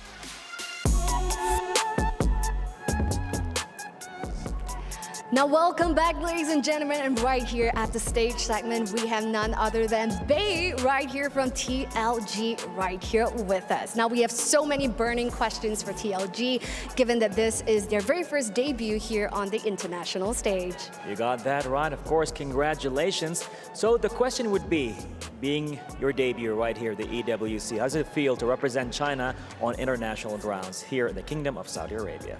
想要问的就是，你们首次就是在这个国际舞台上就是登场，有什么感想？很开心吧，然后也很荣幸，很感谢沙特主办方能给我们，就是给我们一个这样的机会，然后也很感谢国内的生态，就是女子电竞的生态环境，然后才能让我们一起能站到这个舞台上面。 Now it's very inspiring to say that they're very excited to be here and they're very thankful for the support from Saudi to give them the opportunity to come on board right here on the international stage. Amazing stuff. Well, go ahead. Let's see what's going to happen. 还有第二个问题想要问你，就是想要了解一下稍后的这一场游戏，你们会遇到这个印度尼西亚的这个战队，那他是前冠，就是 MWI 2023年的这个冠军。 来就是玩这场游戏，您有什么准备吗？有什么感想？我们会尽自己最大的努力去准备好每一场比赛。 All right, so the question posed to Bebe was that, they will be facing off the defending champions of MWI, and that is Team Vitality, which is whom they're going up against next. They said that they will do everything in their power to play all the games to the best of their efforts to take the match coming up next. So, 谢谢，感谢贝贝，就是让我们更深入了解你们中国战队，谢谢。 Thank you. So yes, thank you so much, Bei, for this interview right here. Now they're going to be going up against the queens of MLBB next, and this is Team Vitality. So stick around, and we're going to hand it back to the studio. Take it away. Yalla. Thank you so much, Cheryl. Thank you so much, Bara. And oh wow, is it too early to say that we are in another group of Deathlevel? I feel like yes, because this is the very first match of Group D, and I really feel like for both teams, it's a roller coaster of emotions because winning and losing, and like we see the intense moments coming in from the players, like they're very passionate about making sure that they get a 2-0. Both teams failed to get a 2-0 here, but again, starting things off with a 1-for-1, I feel like even Team Vitality, it caught their attention. Definitely. Because now it's up to them, because they're going to be the ones, the team that has to go back-to-back later on, first up against TLG and then against GGHG. I feel like one thing that Gaming Gladiators homegirls have shown is that the juicing is very strong. Like we see how the mid lane coming in from TLG is very strong, supporting her own team. So I feel like if they take that out or just prepare an assassin to deal with it, this is a lot of information coming in for Team Vitality after this. Yeah. For GGHG, we see that sometimes they overcommit. So it's definitely a dangerous situation where I feel like Team Vitality should be able to handle. I mean, technically, they do still have a bit of time to prepare, right? Especially for GGHG into... Is it enough, though? That's the question. But that's the beauty of a best of two, and that's the beauty of having 6 games of that best of two in an entire day. Oh, yeah. Don't you just love it? We have 6 games back to back to back. 20 minutes, by the way. 20 minutes. I gotta say, Eterna, you must love this, right? But either ways, right now, looking at the stats here, something that we do have to say is that Fafao, yes, she did perform very, very well. But again, it did seem like TLG, they had the reactions to actually deal with the Roger in the goal lane. So I feel like this is a wake-up call for both teams. Like, as strong as they think they are, all the other teams here are potentially stronger. Wake-up call. Ring, ring, hello, it's like 4 a.m., wake up, you gotta pray. And also, you gotta give in your predictions, right? Ladies and gentlemen, so let's take a look at what you guys voted for. Audience predictions was 75% for GGHG and 25% for TLG. I mean, that's expected. Yeah, because right? if you combine... That's expected. They came into this matchup as the favorite, I would assume, right? And the fact that TLG was able to get that first game away from GGHG, that was an upset in itself. And the second game, it was a difficult win. Yeah. Sure, GGHG won, but it wasn't easy. That was... Do you remember that final moment? Oh, yeah. Oh. If the Waves... Nerve-wracking. If the Waves were in a better position, honestly, TLG could have ended it. So let's crown our MVP by PlayStation for game number 2. Because again, right, it was so close.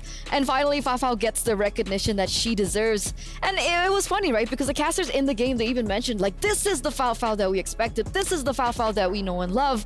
And Fafao gets to show off in game number 2. Again, I feel like the first game she couldn't perform well was because of the Bane. The deadly catch is deadly. Like, the moment Fafao goes in, even, like, you don't have to think about the Blazing Duet getting interrupted. She died immediately when she goes up against the Bane. So, honestly, like, game number 1, she couldn't do it because the jungler is a direct counter to what she's trying to do. In this game, is a little bit easier. The Roger has a lot more burst damage. Looking at the itemization that she has, it is going for a cleanup kind of Roger, making sure that they're around 40-50% HP, and then she can deal the rest. And, you know, one of the other things is that she was in a matchup that was unfavorable to her, right? Harith and Claude. But in this particular situation, in this particular scenario, we see time and time again, when she's given that space, when she's given that time to farm from the early stage of the game, that's what she does. Yeah, because the annoying thing about a Harith is that you generate a lot of shield, but the Roger just destroys the shield so fast. So that's why the Roger is honestly a very good pickup going up against the Harith. There you go. Over and over and over and over again, she gets her moments. It's her time to shine. I see what you did there. Nice. But again, for both teams, I didn't know that Roger was taller than me. He's pretty big. I'm kind of scared. Don't be scared. Roger is scary in particular hands. I don't want any part of this. Well, he's not here anymore. I need a break. I'm too scared. I'm shaking in my heels right now. So we're gonna throw over to a break, ladies and gentlemen, for the next match of the day. So we'll see you right after. We'll be right back.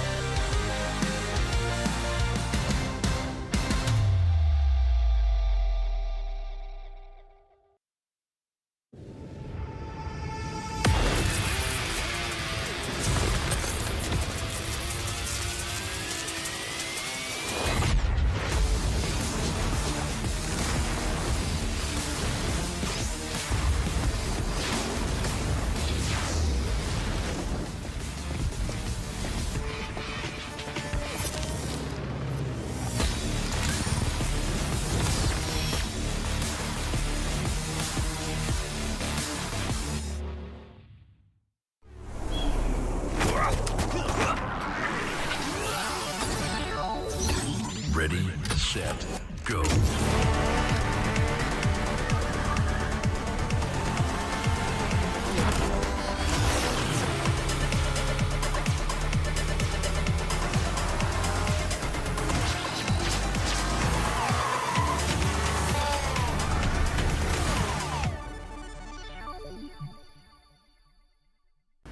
لحظات البداية عاشت معنا.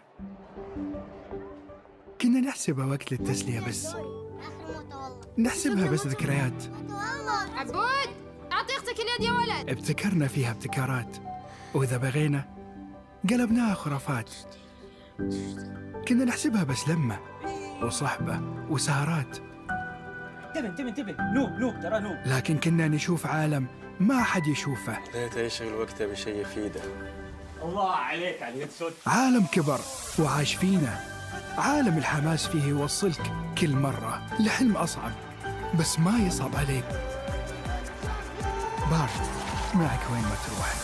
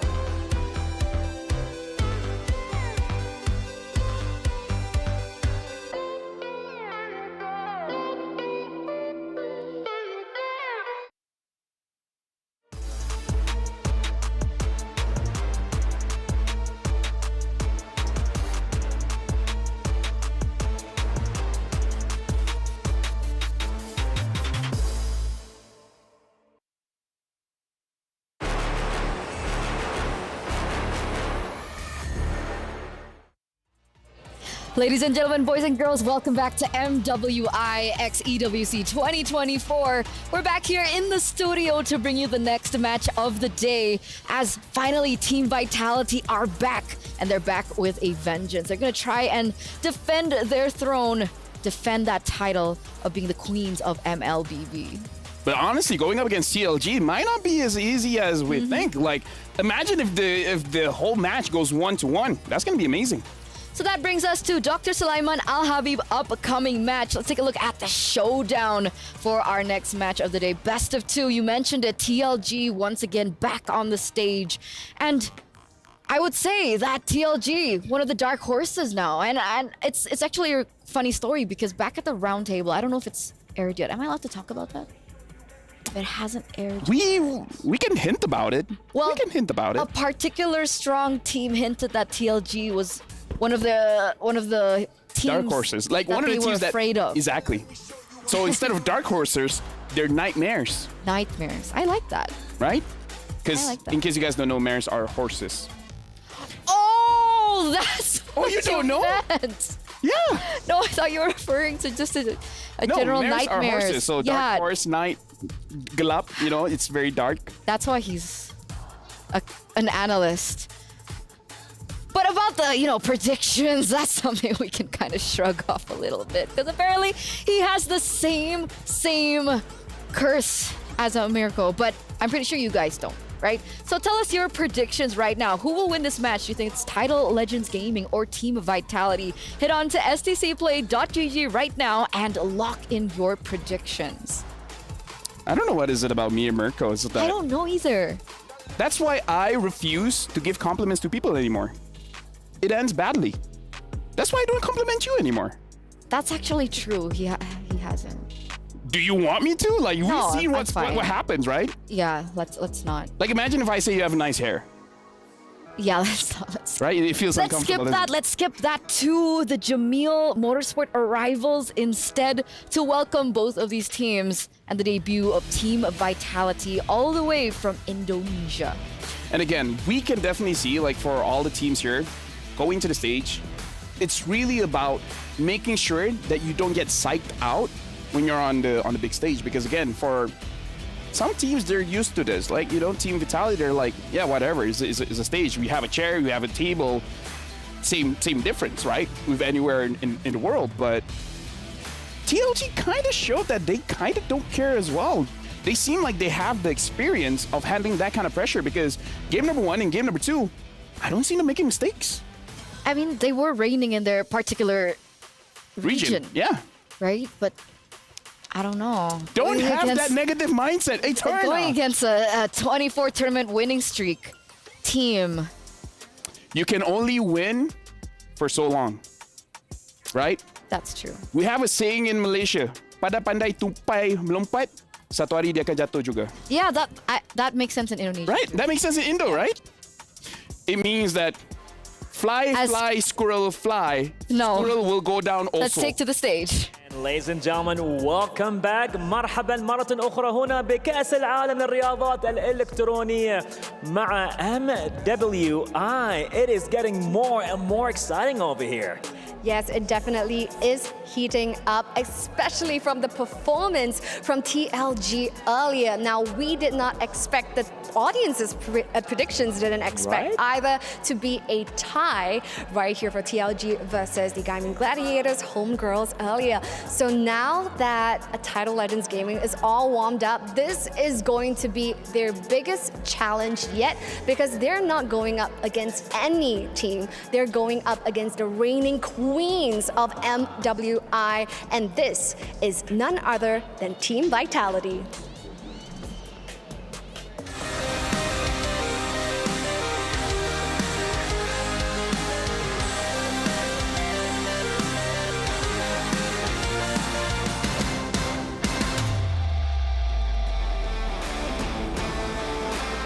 Absolutely amazing. Now, if you're looking to get the championship for MWI 2024, this is the team that you're looking to beat, all right? And of course, this is not an easy feat, by the way. We're talking about Team Vitality. They are the reigning champions right here for MWI, and they are looking for their three-peat win. And speaking of which, what makes this such a tough challenge for any team that's looking to take the throne is because they have a 27 consecutive tournament win.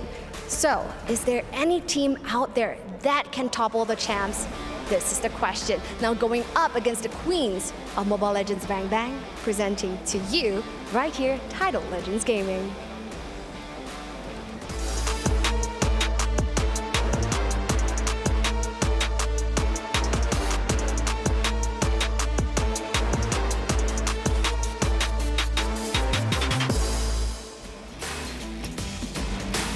And ladies and gentlemen, yes, this is gonna be it. Debuting for the first time, representing China right here at the EWC, Saudi Arabia.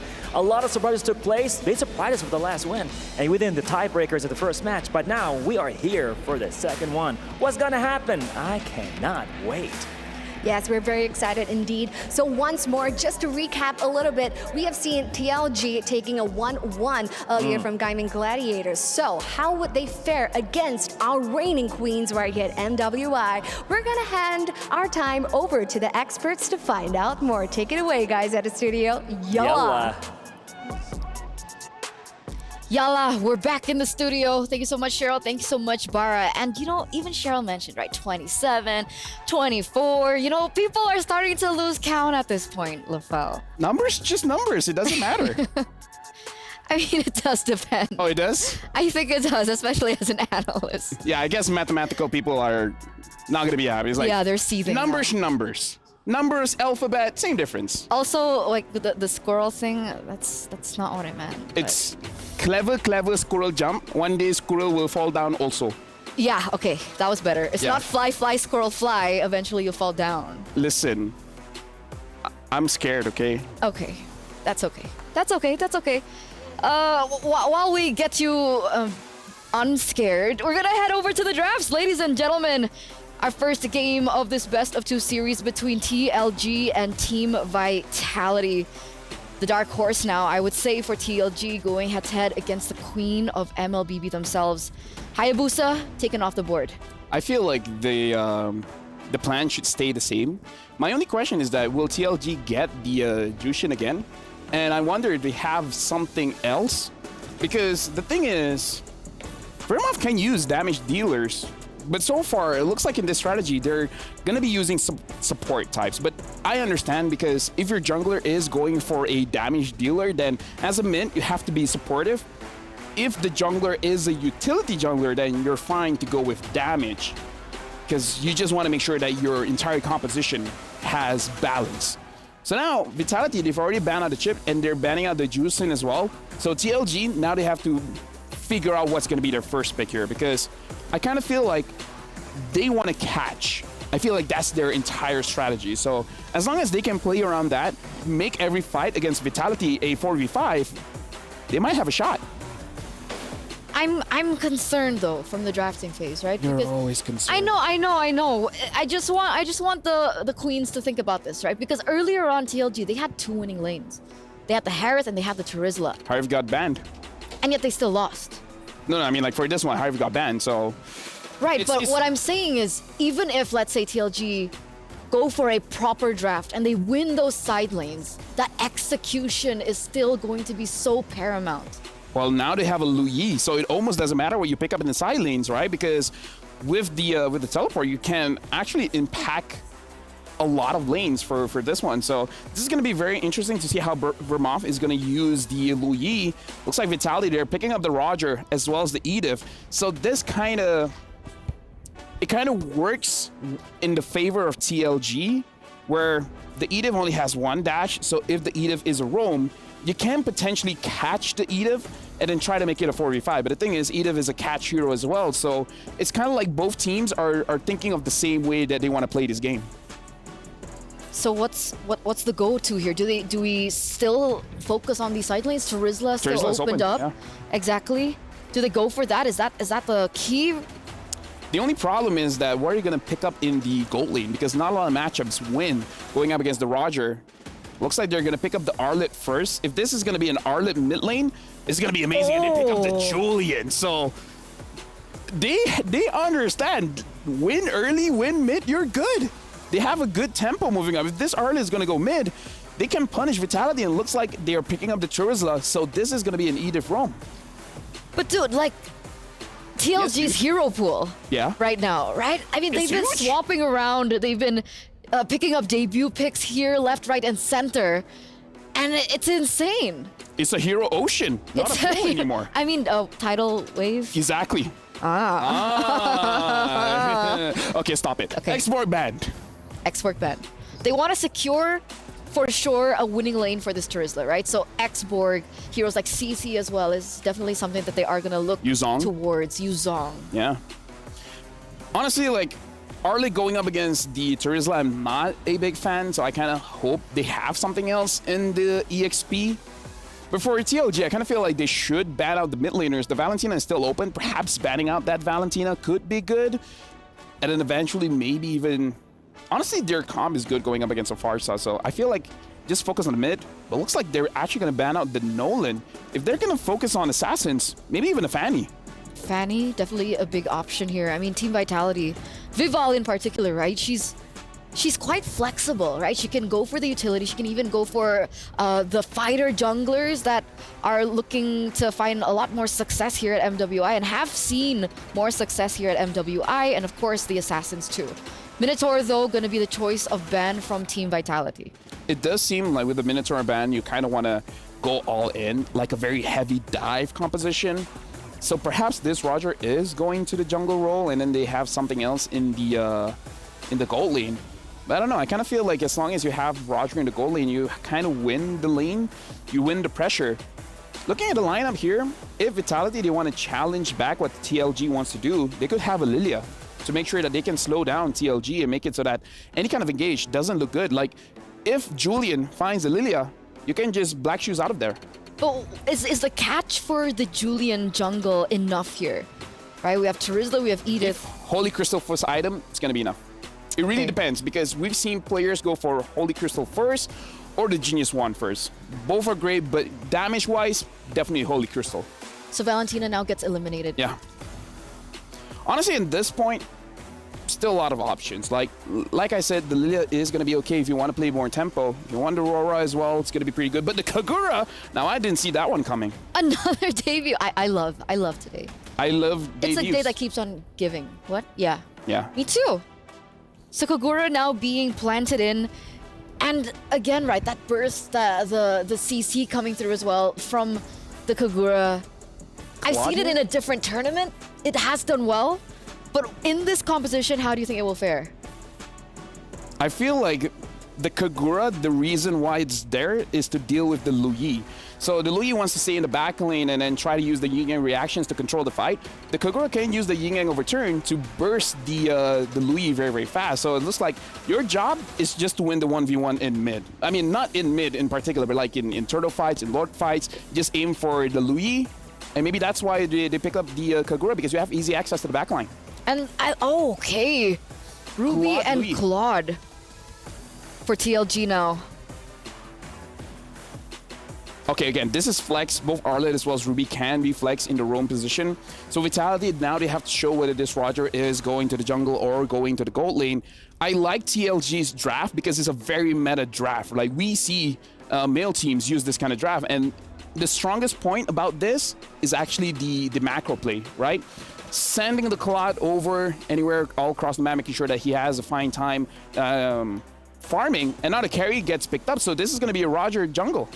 Yep, Roger in the jungle. I'm actually quite surprised, right? Because last time at SPS, when Falcons Vega qualified for MWI of Team Vitality, they did so well with Shell on Roger and Shell on Clint.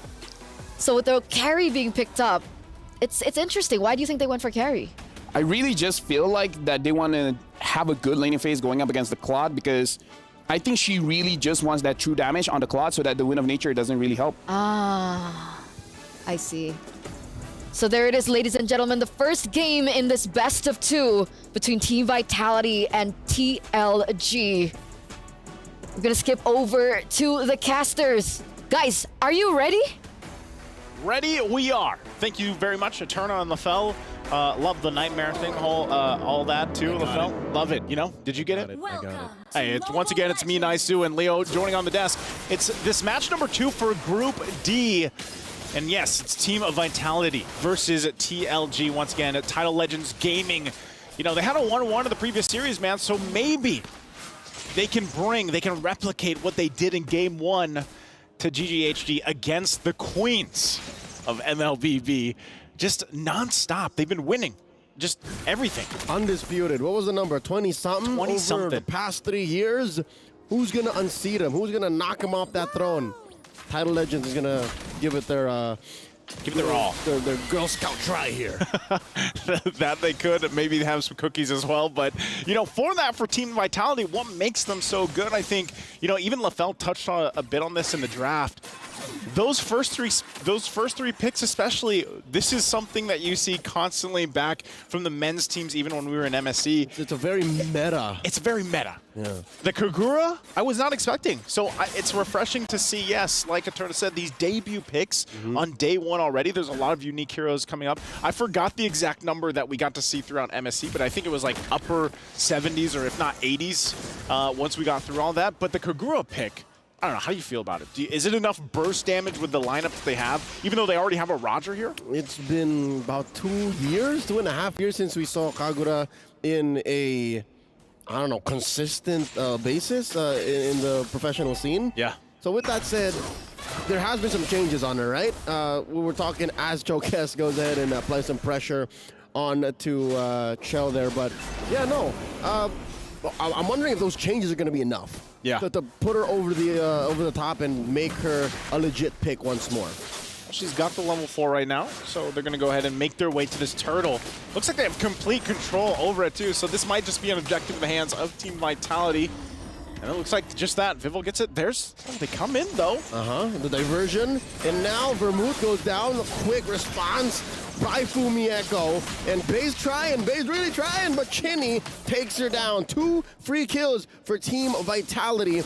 And now that's a purple attempt by Chokes. I'm not so sure this is wise. Yeah, Chokes, you might want to get out of there. Looks like she's going to be forced back. Whoa! All right. Okay. So she dashes through. Again, I think they knew that they weren't going to get punished hard. Yeah. Well, looking at the SCC replay here, this is what I'm saying. They came in with the diversion. They wanted to fight, but I don't know. They were they weren't even fully healthy here when this fight broke out. And, you know, with the advantage of, like, if you're just looking at this early game advantage of having a Terizla in the hands of Fumieko, who, you know, naturally Terizla, especially early on with the Brave Smite and that body of Smith, he's tough. She's tough to take down. Yeah. Even with this, I mean, look at this. You're just going to force her back and she's going to be fine and will sustain back up here. And taking a look at the items, you know, early on, you got a lot of penetration coming out with the arcane boots. Because that's all they need, that's really. There's an overabundance of CC coming in from the Queens of MLBB, and they're coming in at a low cost. Wow. I don't know how they call Vermouth there. Something tells me it's off of Vivian. The queen, the mother of tanks here, just caught her out of breath. And again, she had like 10 seconds left on that Purify. Yeah. Vermouth had nowhere to go. This is, again, as you're looking at just how they're dominating this early game, it's a rotation that you guys have seen many times if you've been fans of esports for MLBB. They've been doing this since 2021. Yeah. This is the same play style. Even under the utility jungler meta, Vival was living in their opponent's jungles already. Yeah. Pretty much. And, you know, this allows her, because of how this is going, diversion's going to be used. I don't think they can stop that from happening. Just turret take already this early on, under the 5-minute mark. Okay. No Kez, though. She's trying. Does she get it? She did. Now she's in trouble. Can Chokes finish the job? Oh, Chokes gets it. But where is the clapback? Chokes walks away. Off camera, Team Vitality scores another turtle off of Vival. And I guess that was enough of a tempo break, but you're still looking at about 2,500 gold ahead for Team Vitality. Whoa, whoa! Shell! All right, Shell. I didn't expect her. Like, she didn't even use the flicker. She didn't have to. Nothing. It was just full-on commit. I don't know what Yinwei was trying to get at there, but I hope that the death was worth the gold she was getting off of the plate. I was going to say, she got some gold, but, like, even with that, look, 2,000 ahead for Team Vitality because of this macro play that they're making, that they've done time and time again, which is reason why they've just been so dominant in the women's scene here for MLBB. So for TLG, it's like, you know, they're trying to find something. It's almost at this point where, you know, as we even look at the replay, this is already after Yunhoi was pushing for that gold. We get a slow-mo look too, because just Shell comes in. Of course, she's gonna feel good about that. She didn't even expect that she would get it that quickly, right? Yeah. And now here's a concealed play coming in. The BMI out. Yinhua is not going anywhere.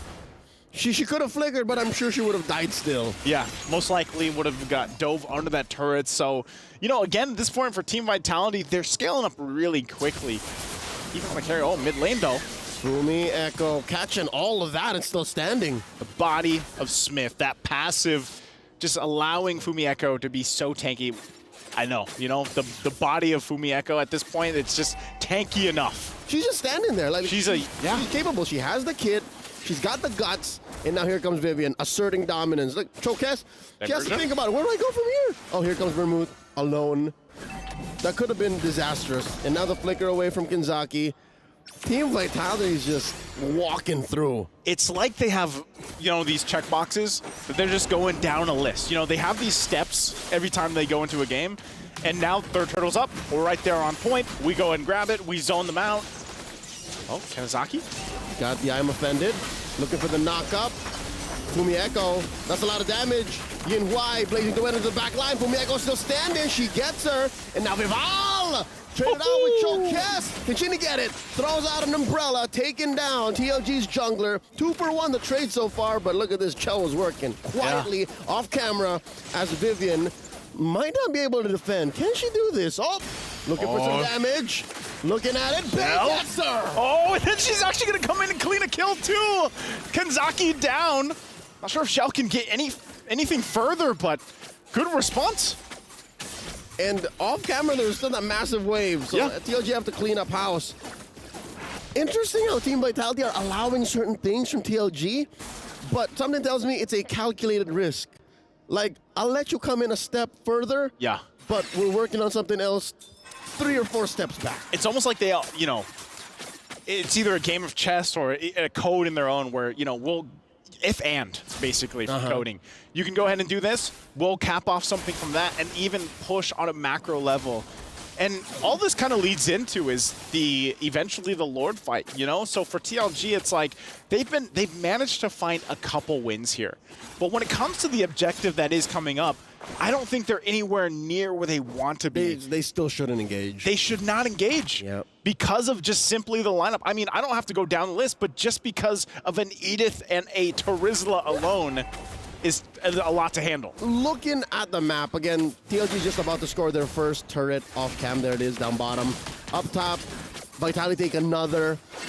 I'd say it's a little bit closer to chest. We'll talk about it later after Fumi Echo goes in with the penalty zone. Lost a lot of damage coming through. Pulled in underneath tier 1 in mid. Chokes goes down. Can they get the revenge kill on the Vivian? The answer is no. Hyunwei falls. In comes Bay, dashing from one to another. Not before she goes down. 2. The shutdown on the Bay. Double kill on the way out. 3 for 2 the trade. I'm saying it's closer to chess. Like, take this juicy knight, but we're taking your queen. Yeah. And with that, they're going to go ahead and get themselves this Lord off of that. You know, as we look at the replay, this is exactly what Team Vitality wanted to do. Fumi Echo goes down, and Vivian. They both go down in the exchange, but they get the 3 from a TLG plus the objective. All part of the plan, and Shell is just completely fine firing off. You know, having this time, and of course there's going to be some frustration there, TLG. But again, they know what they're up against. And something tells me even TLG knows what they're capable of getting on the back end too, because that's why Hyunwei and Bay are saying, that was close, we could have gotten them, because they were the 2 closest to achieving something against Team Vitality in that moment. They could have, Bay got the double. Hyunwei was blazing the wedding into the back line there. It's just she's taken care of so fast. And like, that's the problem. She's not fully kitted out just She's yet. not kitted out. That's the point, right? I think especially when you're talking about defensively, usually you see those Wind of Nature's picked up. Look at the items here. She's just got 2. Not even she doesn't have the Trinity. And I think even if you get to that point where you have the Trinity, you also have to account for that magic burst, you know, coming out from this pit, because that's a holy crystal now online for Cine. So Lord's taken care of. They at least deal with that. But I'm not sure. Does Team Vitality want to push this any further? I think they're still going to go ahead and be the discipline. Like I said, they got boxes, man. And they'll go down those steps and check those off one by one. They're very disciplined in how they approach this, even with the lead that they have. I mean, looking at the damage, you know, this Kagura pick was a surprise, something we typically don't see often, but it's paying dividends. Again, you're talking about discipline. She's one of the heroes that you can just leave the damage out there and protect yourself with, and you have a cleanse built in. That's the concealed play coming in from Vivian. Finds no one.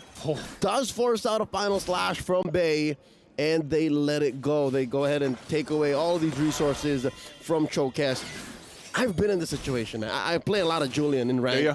And when you can't jump in because your opponent outvalues you in CC, it's kind of miserable. You're just walking around like, how do I, you know, at least you can retreat. Like you have a way to retreat, but your whole point they talked about this in the draft, was that interaction where we usually see the Genius Wands built up, you know, or the Holy Crystals, whatever path is taken first, and you work really well with kind of like a burst combination, especially with a Luo Yi. And unfortunately, that just has not worked. That game plan that they approach this from TLG has not worked for them. And part of it is just the way that Team Vitality's been playing with their frontliners. Tanking that up, it works great. Because you can see, she's got the Genius Wand, she's got the Divine Glaive. And the Feather. And the Feather. So the damage should be there. It's more so like, can we get the placement? Oh, they go in. And there's the pull. Vivian welcoming it. Look at Vival looking for targets. Vivian very low. The blazing the back line. Bay goes down. Vermouth as well. Inway follows. That's just 3 free for Team Vitality. And they collapse. Rojo Kess runs. He's going to fall. There's just about one left. Kinzaki, the lone survivor for TLG. Kinzaki, she's just going to be able to watch this as a full force of Team Vitality. Just 1 minion, is that all Team Vitality needs? The answer is yes. The Queens end at 12-22. The Queens of MLBB. Victorious 20+ times at this point. Going on 3 years further. And you can see why. Again, TLG, very impressive in the game that they had previously, but man, this just looks like you know, they couldn't stand a chance on what Team Vitality threw at them in this game. They might have found, you know, some moments here and there, but I think it was just part of the game plan from Team Vitality. It was them utilizing that front line, willing to sacrifice some of their members for the greater plan, the greater good in this matchup. In multiple ways, it was a checkmate. Well, you guys go ahead and break it down there in the studio. Eternal LFL, take it away. Thank you again, guys. Thank you, Naisu. Thank you, Leo, as well, for bringing us that game. But again, it was insane. And right now, Vitality, they're still sitting at a win streak, you know, even through from SPS. Let me just say, I would describe it as Team Vitality is just way ahead of the curve, right? Okay. Because I see the 1v1s that they do is very good. Their rotations is very solid. And TLG, honestly, they made quite a few mistakes here. Like, for example, the earlier diversion coming in from Vermont, it was ambitious because their HP was so low, so I don't know why they tried to go for that fight. And then later on, we see Chokis. Honestly, is amazing using the Julian, able to get out of very sticky situations, but you're taking a lot of a risk for very small return. So I kind of feel like them going up against Team Vitality, where Team Vitality has a very strong base, very strong core understanding of the game, they just make better decisions. Where compared to TLG, sometimes the choices they make have a lot of risk, it just doesn't have a lot of return. Fundamentals. Yeah, the fundamentals. Right? The fundamentals of the game. And I agree, right? And if you keep trading in like that with a team that has as much experience as Team Vitality and as much knowledge as Team Vitality, it really is quite difficult. And I think this is our fastest game so far, 12 minutes and 25 seconds. Yeah, and also you look at Shell, right? This is why you pick up a carry going up against the Claude is if you really have very strong lane mechanics, you can do with the Claude very, very well because the Claude, after the BMI, honestly, if the Claude has full stacks, you can run away from the carry. But if not, the carry can just go up against you. And usually we see for Claudes, they will pick up something like a Vengeance or a Sprint just to make sure they survive the laning phase. The Flicker is too long of a cooldown, so it's not going to work out that well.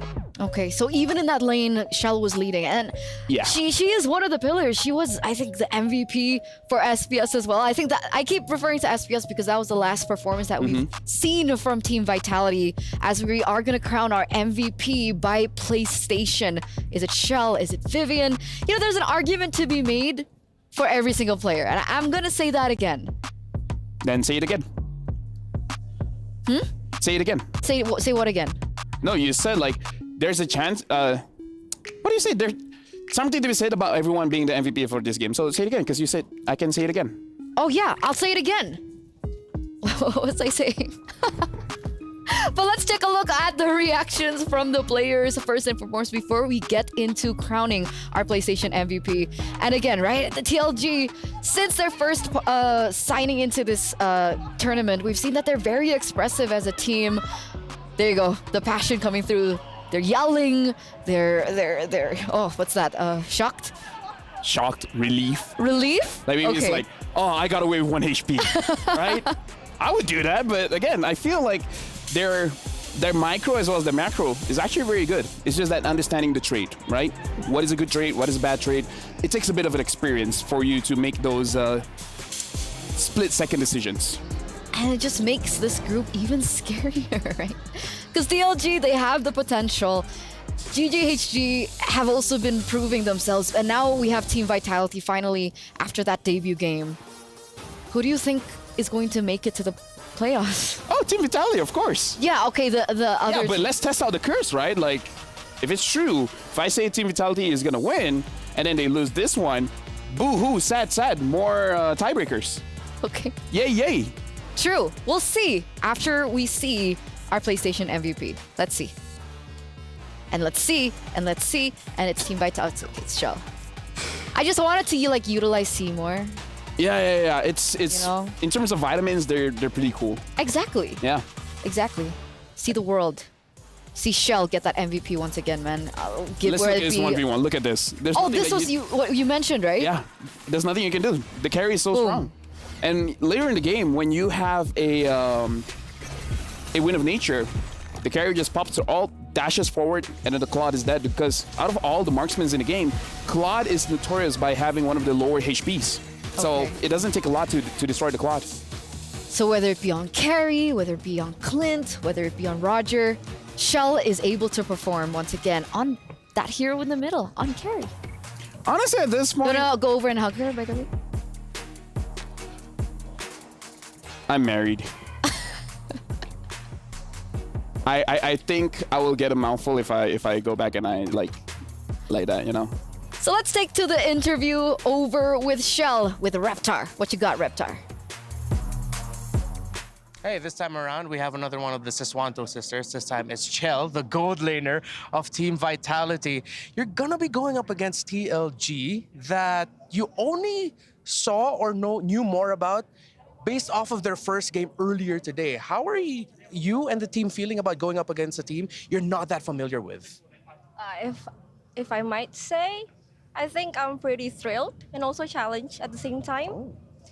But we're gonna do our best, and we're just gonna focus on ourselves and make sure that we have enough preparations. All right, so just focus on yourself, and I like that you really want to face the challenge of a team that you're not so familiar with. That confidence is important. Another important thing is the fact that, again, you're in the same team with your sister. So how do you guys usually like to spend time? Because I went through your Instagram. Seems like you guys enjoy hot pot. Are there any activities that you guys enjoy together? Go out to eat or spend a lot of time just joking around? What is it? Yeah, basically we love eating, especially hot pot and Korean barbecue. We love Korean barbecue so much. All right, so hey, if ever Korean barbecue, that would be great. That'd be great, yeah. All right, so do you have any messages for the Indonesian fans watching at home and supporting Team Vitality? Should I say in Indonesian? Oh, yes. Okay. Buat fans Indonesia, tetap dukung kita, nonton match-match kita. Pokoknya dukung kita terus lah, karena meskipun kita bawa nama tim luar, tapi kita tetap Indonesia, kita tetap bawa nama Indonesia. Kalaupun kita menang, pasti Indonesia bangga lah. All right, thank you so much, and good luck to Team Vitality. Thank you. Technically, I actually did find a really good Korean barbecue restaurant in Riyadh, yeah. I think I'll talk to Shell about it later on. For me, I'm just missing spicy food. Bring your own. That's what OG's doing. Really? Yeah, Ranger Mas, KB, Owl, they all brought their own sambal. It's sambal. Let's talk about the game, shall we? I mean, honestly, Shell, I like that she also is like, you know what? We haven't faced this team, so it's gonna be thrilling. It's gonna be challenging for us to go up against them. But so far, Shell did show gold lane, mine. It has been for so long. It seems like she's very comfortable on it. It's very similar to Chin Chao, right? Even being in a losing matchup, she's able to excel, and it's very similar to Shell too. So it's very interesting to see them actually in a 1v1, and maybe we'll get to see that. Honestly, we might, because so far, looking at Team Vitality, because that match really wasn't as close as GG Homegirls going up against TLG. So honestly, this is one of the matches that can go 2-0, but we have to talk about this. If Team Vitality goes 2-0 against both TLG as well as GGHG, same thing. Another tiebreaker. And if you see me, what I'm wearing, I like ties. So you're the curse. You're the reason. No, it's me. Why we're having a lot of tiebreakers. We come as a package. Okay. We're born from different parents. I checked just to make sure. But yeah, we both carry this power and curse. Because our uncle did say one time, with great power comes great curses. Not responsibility? That's Uncle Ben. Our uncle. Oh, it's a different uncle. Yeah, our Is it Uncle Wawa? Yeah. Wawa. Yeah. He's over in the Indo desk, guys. We have a weird family tree. Yeah. I would assume so. But I love my family, Go whatever we have. So right now, Team Vitality are leading their best-of-2 series against TLG, and hopefully TLG can come back, because there are a lot of teams that kind of fall short in the first game, but they go for a terrifying comeback that is quite unexpected, and maybe that's all they need, right? Maybe they just needed to adjust to Vitality's gameplay, because technically this is the first time that they have met, seeing as this is the debut of TLG on the international stage. Maybe the Kagura really threw them off. Because Vermont usually had amazing games, but with the Louise, she didn't seem all that confident. Because again, before she can actually execute her combo, she gets executed. And she's like, wait, I'm not used to dying this fast. You mentioned that, right? The burst potential coming in from the Kagura? I know! Let's appreciate Lefel first. Thank you. I act stupid, but I have my moments. You too. Don't agree.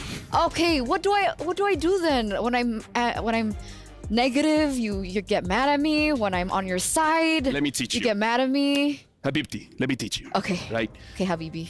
Whenever we are in an awkward situation, we don't know where the conversation is going. We change conversations. That's what I do. If I say something that I shouldn't have said, by the way, how about the weather? The weather is quite nice, actually. Yeah, see, this is why I have a lot of icebreakers, because I don't want to talk about the weather, because if we talk about the weather, it's pretty dry. Get it? Oh, because... Get it? What about we get into the drafting phase? Ladies and gentlemen, for our second and final game of this best of 2 series, Vitality now on blue side, TLG on red. And again, right, so far, blue side has the best win rate. But Falcons Vega... TLG just had blue side. Yeah, exactly. But Falcons Vega... Yeah, this is the out-of-the-box moment. I'm colorblind, so I really don't care. Okay. Naisu's colorblind too. Shout out to Naisu. Shout out to all the colorblind people. We're special. Shout out to us. Speaking of which, looking at draft here, Vitality definitely wants some kind of jungler, assassin jungler, betting out of Valentina. And if you don't allow those assassin junglers to go through, the chip is going to get through because they already banned out the juicing, right? So looks like Vitality, they'll be having either Ling or Hayabusa or the chip. So this is why blue side is actually pretty strong. And they banned out the Angela as well, so oof. Roger still up for grabs, however. Luo Yi, definitely an option. They go for the chip ban. Like you mentioned here, for Team Vitality and now TLG are put in a position where they have to choose their poison. We have Ling, we have Roger, Charizla, Hayabusa, you're right. Yeah. Honestly, I can definitely see Vitality just first picking an assassin and just like, yeah, this is going to be a sub 13-minute game again. Because again, I kind of feel like TLG, their micro and macro is there. It's just that the experience isn't there yet. Like, I feel like they don't understand the limit of every single hero just yet. For example, like the Kagura. So if Vitality comes out with a hero that they're not used to playing against, they will have bad decisions. And it showed. So we'll see now, ladies and gentlemen, as we get after this. Oh, there you go. The Ling first pick, very quick, very confidently, even without the Angela. They don't mind, they don't care. They understand the limits of this hero, and now TLG will have to go and pick against it. Tigreal is still opened up for grabs. Charizla as well. They need it. And, huh? No, they need it, because imagine Charizla and a Ling, how are you going to deal with that? Exactly. So I feel like TLG, they need to pick up the Charizla here and then start figuring out whether they want the Harif, because the Harif is open, or they pick up a priority mid laner and then last pick picking up something like a Hayabusa. So they pick up a priority mid laner here, they're picking up the Vexana, and they're picking up the Edith as well. This is a bit dangerous because they're giving away the Charizla over to the Ling. So you have one opponent that's hard to catch and one opponent that's hard to kill. And there's also a Tigreal that's still left open. Can Edith be flexed into the EXP lane? Is that... Yeah. Okay. So Charizla has been picked up by Team Vitality. You said this was scary, and now it's actually coming true. Minotaur and Tigreal, the option now. Or they can pick up a mid, something very aggressive, just so that the Ling won't be invaded, right? But going up against Vexana... Do you want to go for wave clear? Lilia? Oh, they're picking up a Claude first, but again, this if TLG doesn't pick up Harif now, it's gonna get banned out for sure. I feel like they need to pick up Harif right now. It's a good lane against the Claude. It wins that lane as well. They can try and shut down Shell. She was the PlayStation MVP in our first game from Team Vitality. So they need to figure out a way. How do we shut Shell down? And maybe that starts with having a better setup, a better lineup in that gold lane. The thing is, Ling is going to be quite good going up against the Harif, but again, it's kind of like pick your poison. If you have something else like other than Harif, then sure, go for it. They're picking up a Ruby, so they're making sure that their front line is pretty solid here. And again, this is still flexible, but based on what we saw just now, the Ruby did go to the roam position, so maybe it's the same thing here where they put the Edith on the EXP. Okay. So now... Ban mid. Honestly... Because, you know, Claude technically did lose in lane against the carry, right? So is TLG, is that what they're kind of fighting for right now? Sure. Take the Harith, whatever, pick up the Claude, and then now we're trying to counter it with a carry. It could be an option. I'm thinking of something else because I feel like something bursty could do well going up against the Claude as well as the Ling. I feel like Faramis is a good ban here because if Vitality has a Faramis as well, you have to kill them twice. Killing them once is hard enough. But then maybe that's when the Hayabusa comes to play. Yeah, actually you're right. Yeah, you're right. The Hayabusa can deal, but the Hayabusa gets banned. So this feels like a Faramis pickup. It's just that TLG, are they seeing this Faramis? Man, that's so scary. If it's not that Faramis, team fight. If it's not Faramis, honestly, there's a lot of very good mid laners. I'm just thinking of a situation where TLG, as an inexperienced team, they just want to go for team fights. Pick up a Faramis and deny all the aggression that they're going to show. So let's see. The next ban coming in from TLG. They're taking their sweet dear time here. Are they going to go for the Faramis ban, taking it away from Team Vitality? What's on the board? I mean, we've seen an Aurora today. We've seen a Nana today as well.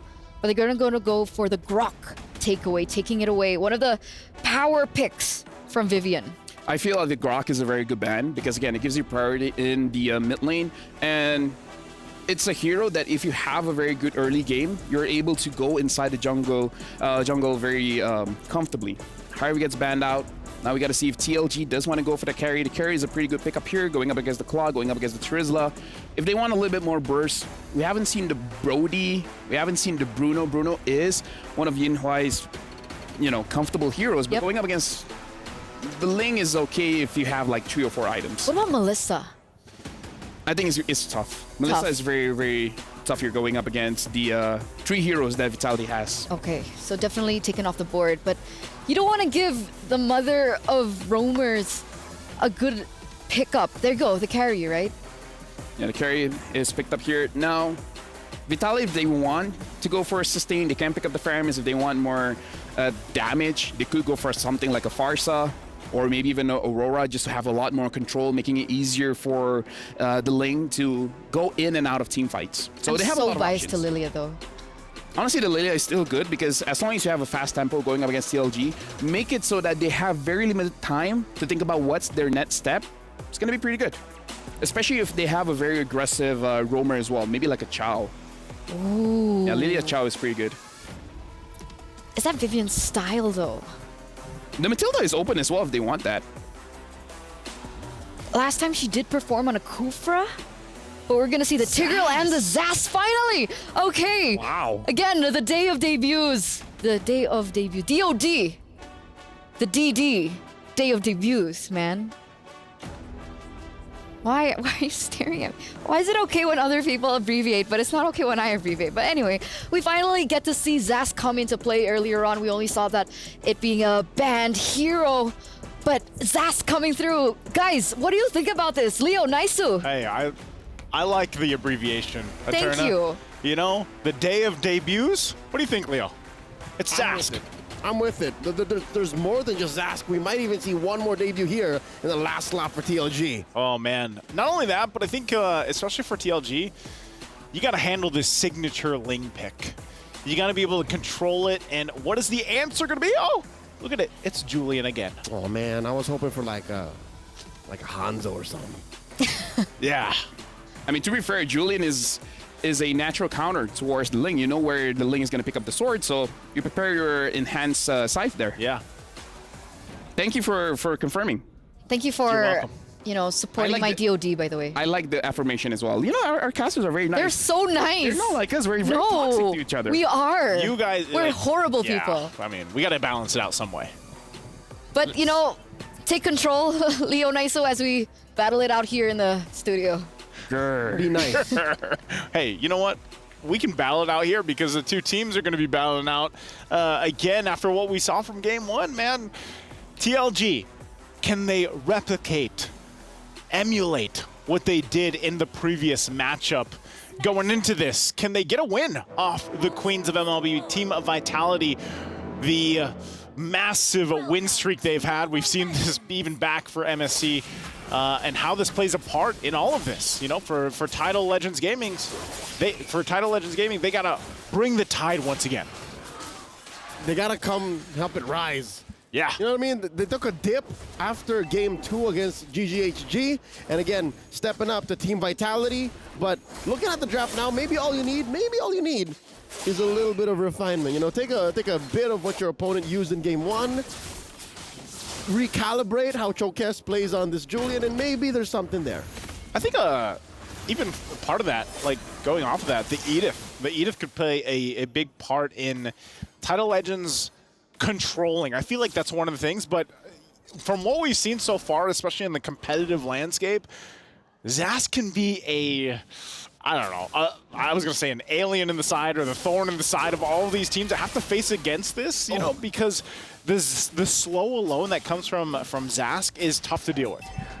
I see what you're trying to say, and from my point of view, it's such an alien pace to fight a Zask. Yeah. He ends up with an extra life, a style of damage that we're not used to. Like it's a DOT with a little bit of a slow. It feels awkward. It's very awkward. Like again, you're from a different planet when you fight a Zas, and is TLG ready for that? That's the question. Yeah, I think that is. Nothing too crazy happening in the early portion of this game. It's very calm. It's very calm leading into this first objective, because I feel like for both teams, that's really what they want to play around is these level 4s. Once Fumieko also gets this penalty zone, that's where you're going to see them try to make a play. If anything, now that the turtles spawned, you'll notice that TLG are up maybe 300, 400 gold, stable. Their farming is a better rate now, at least against Team Vitality in the opening minutes. Now the turtles up, less than half health. Chokes very far off. Kinzaki with the spear and the suplex coming through big penalty zone. What? Down goes the turtle. Chokes secures it. She's on fire right now. And so is Kinzaki taken down, serving up the kill to Chinny. Another one. Bay goes, but Vival falls at the hands of Chokes. Now the fight continues. Can Vival get out of there? She dashes through. Chokes wants to finish the job. Knocks her off, but again, tricky passive on that Tigreal. And both teams walk away with a little something. Yeah, they both get something out of that. You know, it's they win in. Interesting, because I want to look at this again from STC, the replay. Interesting that Chokes gets that turtle. I feel like the retribution was also just off from Vival there, and even the placement wasn't on par from from TLG. It's level 5 retri. Chokes on the Druid was just a little faster than the scaling Ling. That's true. That's true. You know, which is interesting the way that it went, because for Team Vitality, you still see that awkwardness with the Zask playing part in that. Gets 2 kills. Yeah, deal with it. Yeah, so Sydney has 2 kills now that she can go ahead and play around with. The spike of the Zas too. You know, dealing with these little aliens is already enough. Nightmare spawns. The nightmare spawns. Such a perfect name. It's a nightmare dealing with them. Hey, it is. It is. And now that you have an early kill, two early kills on the Zask, it will be more of a nuisance to deal with. But we'll see for TLG. They are maintaining that minor gold lead that they had. But I think this is where you want to see, okay, at this point, you have to make plays. You have to find setups. You have Bay able to use I'm Offended when she rotates to these objectives, if that's the choice. But even so, like, this is what I was saying with the Edith, you know? Like, this is a big play potential that you can use with the Earth Shadow combination. Yeah, despite being at 2-1, TLG are in a much better shape than they ever were in game 1. Yeah, right? definitely. 4 minutes in, they're up by about 300, 400 gold. Again, they're keeping that solid lead. As small as it is, it at least allows them to be competitive and forces Team Vitality to choose how they engage. Now the turtle's up, less than half health now. Oh, this is a quick take. I think they just give it up. Oh.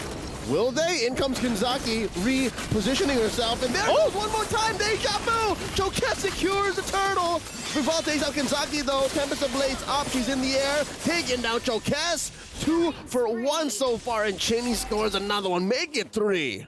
All right, that, you know, Chokes gets the turtle, but at what cost? Right? I mean, look at this again, the STC replay. good setup, but look at the implosion. That was, I mean, we have talked about the Tigreal pickup so many times. That's why. All on Vivian. Yeah. All on Vivian. And the truth of the matter is, I'd reckon a huge chunk of why she is able to walk into these engagements and be on the brink of death or even barely take any damage is because of how well she plays the passive. Yeah. She stack. I'm coming in. Yep, I'm here, right? And she does it like, that was a multiple setup implosion, and we saw this even previously in an exchange where she didn't go down. Like you said, she plays with that passive very well, and that's a cornerstone of what's allowing even this lineup from Team Vitality to build up the way that it needs to. Again, we're talking about timing. Shell is just having that hell of a time farming up. What do they call it? What would they call that? We call it the gold lane experience. And what's crazy about her gold lane experience is in olden times, I'm talking about like Olden 9 months times. back. Yeah. Back in my day. You would need a roamer to help you out. Yeah. Right? Or a massive rotation from your mid. Duo even. But so far, even in game 1 of this series, she's been having the golden experience alone. Yeah. And I think, again, when you have, it's usually for a Claude especially, that's exactly what you want. Uh-oh. They're actually going to go for Vivian, but... Find her. Kanzaki was like an inch off on the onward. Yeah, unfortunately. So they're not going to get anything off of that. Also, Turtle's now up here. So far, though, hey, Chokas has been on point. We'll see if she can grab another one and make it 3 for 3, but they don't want to have that same kind of at the cost that they had in the previous one. It can't be a Pyrrhic victory anymore. Like, it has to be as clean as possible. Maybe a trade, but not a losing trade the way that last engagement went. Bay here pulls the trigger on the I'm offended. I don't know why she pulled it so early. Now the turtle at a third of its health. Showcase looking for the again? The implosion! Chinny secures the turtle and it's all going downhill from here. Tidal Legends crashing into a wall and it's named Team Vitality. Oh, yeah, the wave can't get over that one. Okay, she's gonna get spotted out too by the little alien. Goes in. It's a losing battle, Chokes. Uh-oh. Spotted out by Vivian. Vivian. Knocked off. Chinny's gonna deal enough damage here. Oh, dashing through the iframes. Shell gets the kill. Yeah. So, and I wanted to say before that turtle broke out, TLG has done a good job, I would say, in game 2 in comparison to what we saw in game 1. But with these exchanges, they haven't found out an answer to that play yet. Like, they haven't dealt with Vivian's setup potential. Yeah. And I think that's already step 1. You have to get over that obstacle somehow, some way. How do you do that? To be honest, again, just how Chinny's Zask is playing a very alien game and how its pacing is so unfamiliar, almost extraterrestrial. Yeah. It's the same with how TLG are focusing so hard on the turtle that maybe Team Vitality doesn't even want the turtle.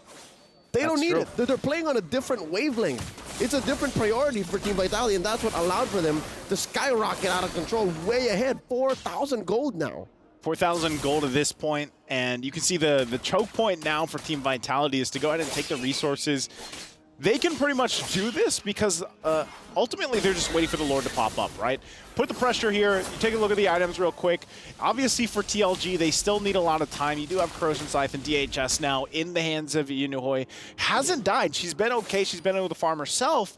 But at what point does this carry start to play the role in these team fights, in these exchanges? You know, for the most part, like we said, even in the beginning of the game, you're really just kind of relying on the fact that you have a Julian that can use a lot of damage early on. You've got a Vexana, but it's not enough to deal with that lead that Team Vitality has now. And now Lord's up. When? I'd say after the implosion. After Vivian commits and shows herself and it's a clean go for Tidal Legends Gaming, that's when Yunuhoi is able to do her job. But looking at the map and how quickly Team Vitality makes work of that Lord, TLG are clearly on the back foot. Maybe under their turret, under the base. That's my guess. They might be under their own wave at this point because like we saw, Lord was just cleanly taken. Lead is there for Team Vitality. And like we saw from game 1, they ended it in about 12 minutes, 20 seconds. They're gearing up to get close to that position. They're going to take these tier 2s now, especially on the bottom lane, and put the pressure on TLG's base. Let's talk real quick Oh, hold on. Oh, no. We'll talk about it later. After Chokes is taken down, there was what, a 2% chance she would have survived that. Yeah, see, how do you avoid the implosion when it comes from the bush? You know, like, you can't. To be fair, TLG have a huge dilemma, right? They have very little checking potential. And now Bei's in trouble. Taken down by Fumieko, one quick swing of the mallet. And just like that, TLG are holding on for their inhibitors. Yeah, going back to this, shields are all going to go down too. Lord's still top side, so they're down 2 members as well. And it looks like Team Vitality, again, might try to do the same thing, possibly even quicker. That last shield's going to go down here. Lord makes its way. They got 4 members now up. Bei should be up in just a second as well. So they're going to have the full force defense. They're going to lose that mid lane turret, though. They deal with the Lord. I think their eyes are going to be set on this top side, too. Even bottom. Vivian once again. All the way. Big 3-woman implosion. Down goes Jinwei. Chokes as well. This is just a matter of time. Bei goes down. So does Kinzaki. And it's just Vermouth left. Just Vermouth, and that's Vivian. That's my MVP. That's my GOAT for this game, too. And in fashion, there it is. The Queens of MLBB. It's giving Slay. It's giving Slay. The mother of tanks. Undoubtedly #1. I'd say MVP of this game, maybe even the series. Yeah. Never missed a beat. Never. I felt the pull. I was getting implosion. I was going to say, I felt like I was a part of the implosion. I need a Purify. That's how amazing Vivian was. And TLG, they tried. They were in control for like all of 3 minutes. And they did great. Two turtles. Yeah, that would be about, you know, if we broke it down in percentages and how fast this game was, that was about 25%. 11 minutes is the game time. 11:01. All right, so that's about 30%-ish. Which is like a good chunk of the early game. It's a good chunk of the early game. Even after the second turtle. Yeah.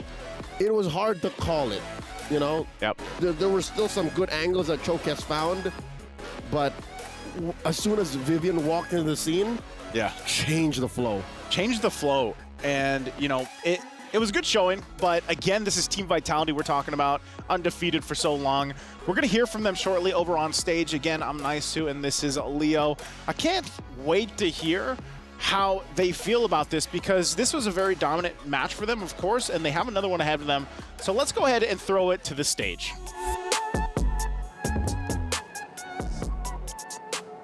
Indeed, that was a very, very dominant win right here from our reigning queens of Mobile Legends Bang Bang Women's International. And right here for Team Vitality, we have Shell right here beside us. Hi. Hey.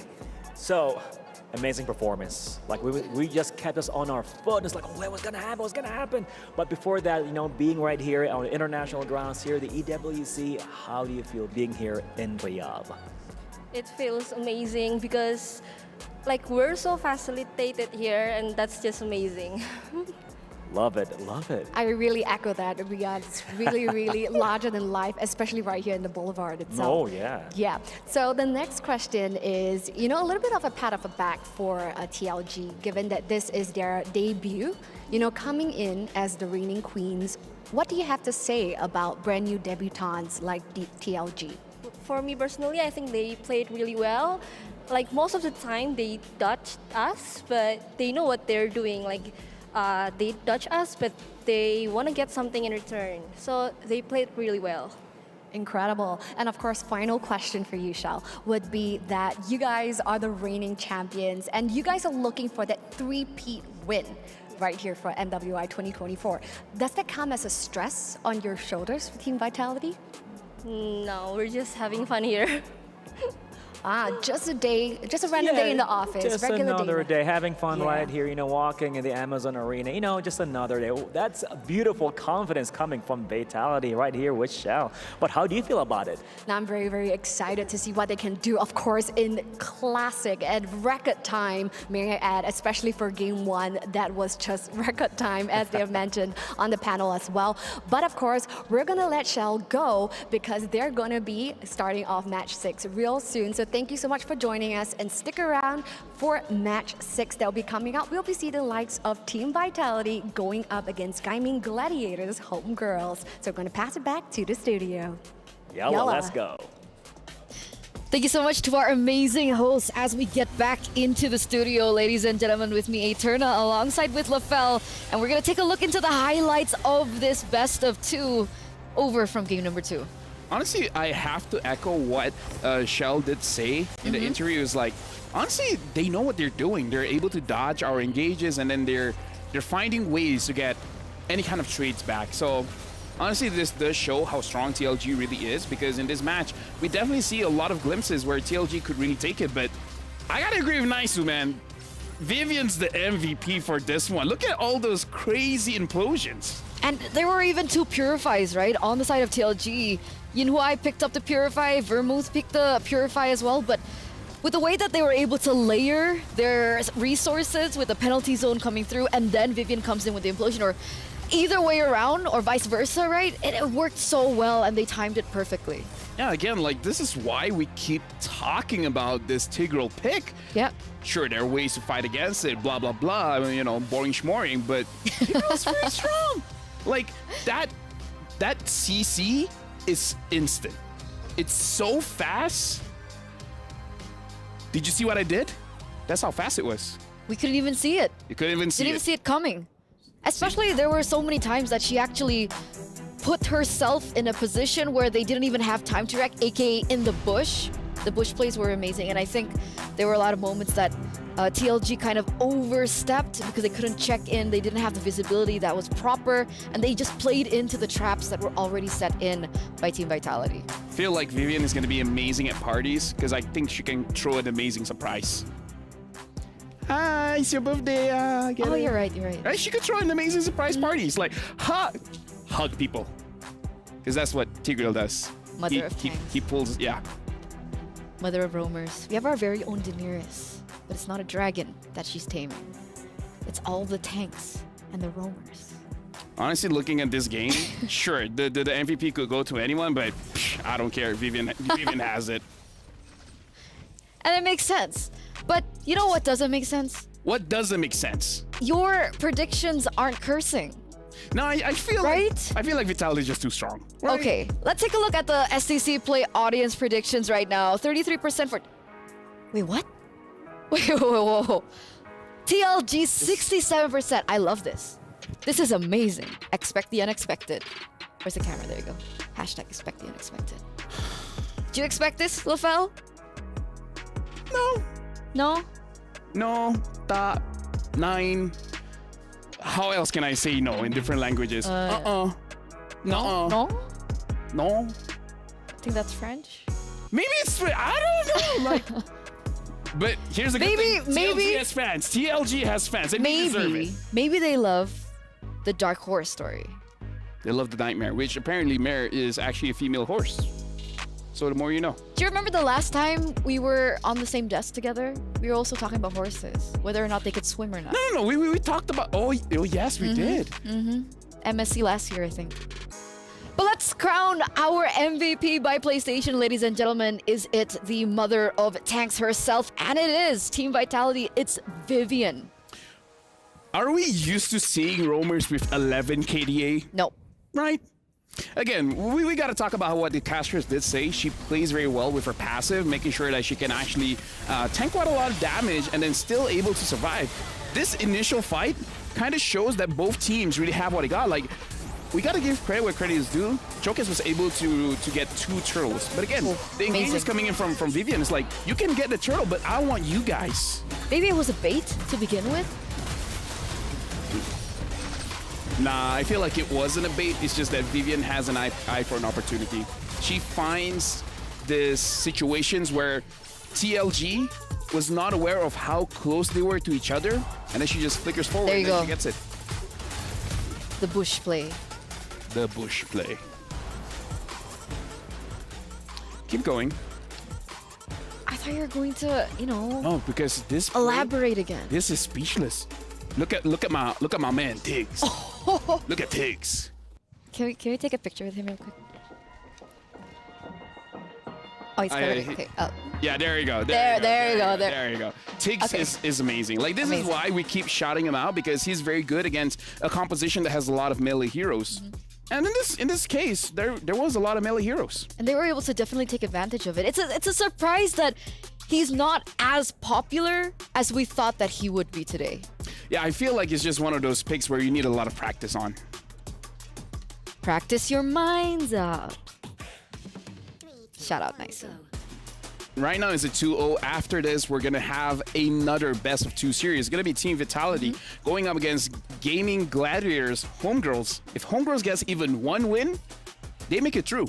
If they lose 0-2, then it's going to be a tiebreaker situation. And I don't know, going up against CLG, it looks like the more matches they play, the stronger they get. So if I was Homegirls, I want to get at least 1 point against Vitality. At least. At least. But before we get into that, let's take a look at their reactions from earlier on. Man, you know what? She's feeling it. She's like, oh, man.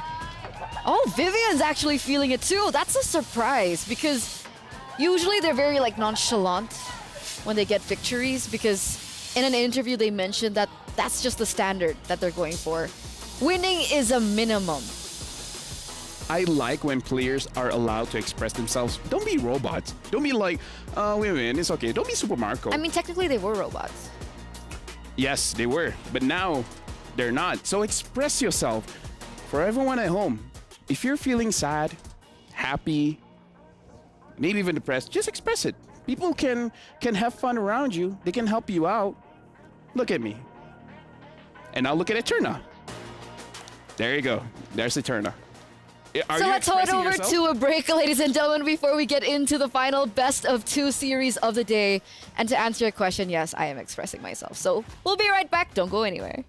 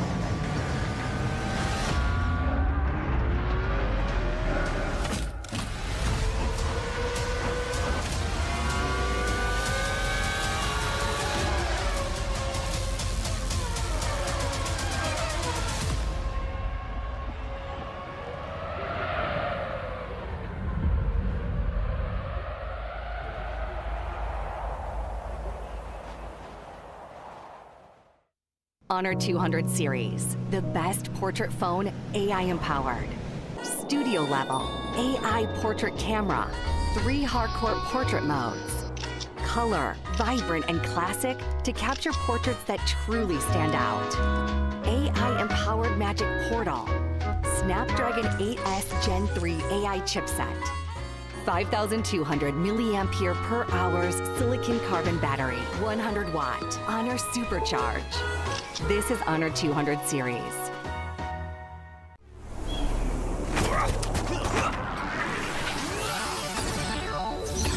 Ready, set, go.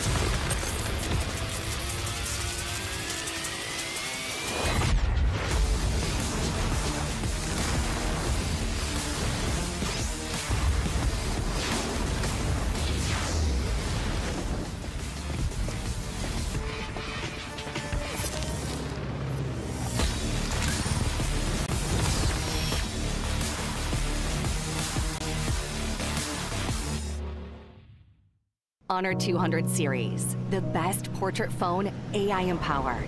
Studio level, AI portrait camera, 3 hardcore portrait modes. Color, vibrant and classic to capture portraits that truly stand out. AI empowered magic portal. Snapdragon 8S Gen 3 AI chipset. 5,200 milliampere per hour's silicon carbon battery, 100 watt, Honor Supercharge. This is Honor 200 series. You ever wondered how a Hollywood movie is shot? On a Sony. You review it on a Sony. And how do you make that sound epic? You record it on a Sony. Lunch break on a Sony. So why wouldn't you watch it on a Bravia by Sony? Have you got what it takes to get to the top? It doesn't matter how high you climb. To reach the top, even the biggest champ needs a break. So you can recharge, dive back in, and dominate.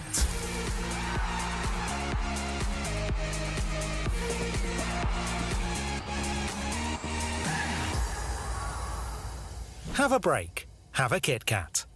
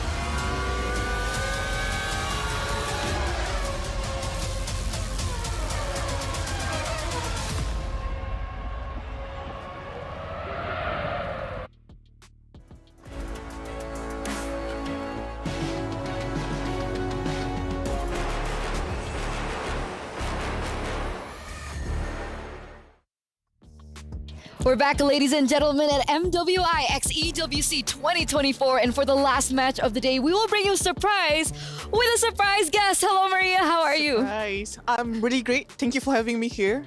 Thank you so much. Orang Malaysia. Yeah.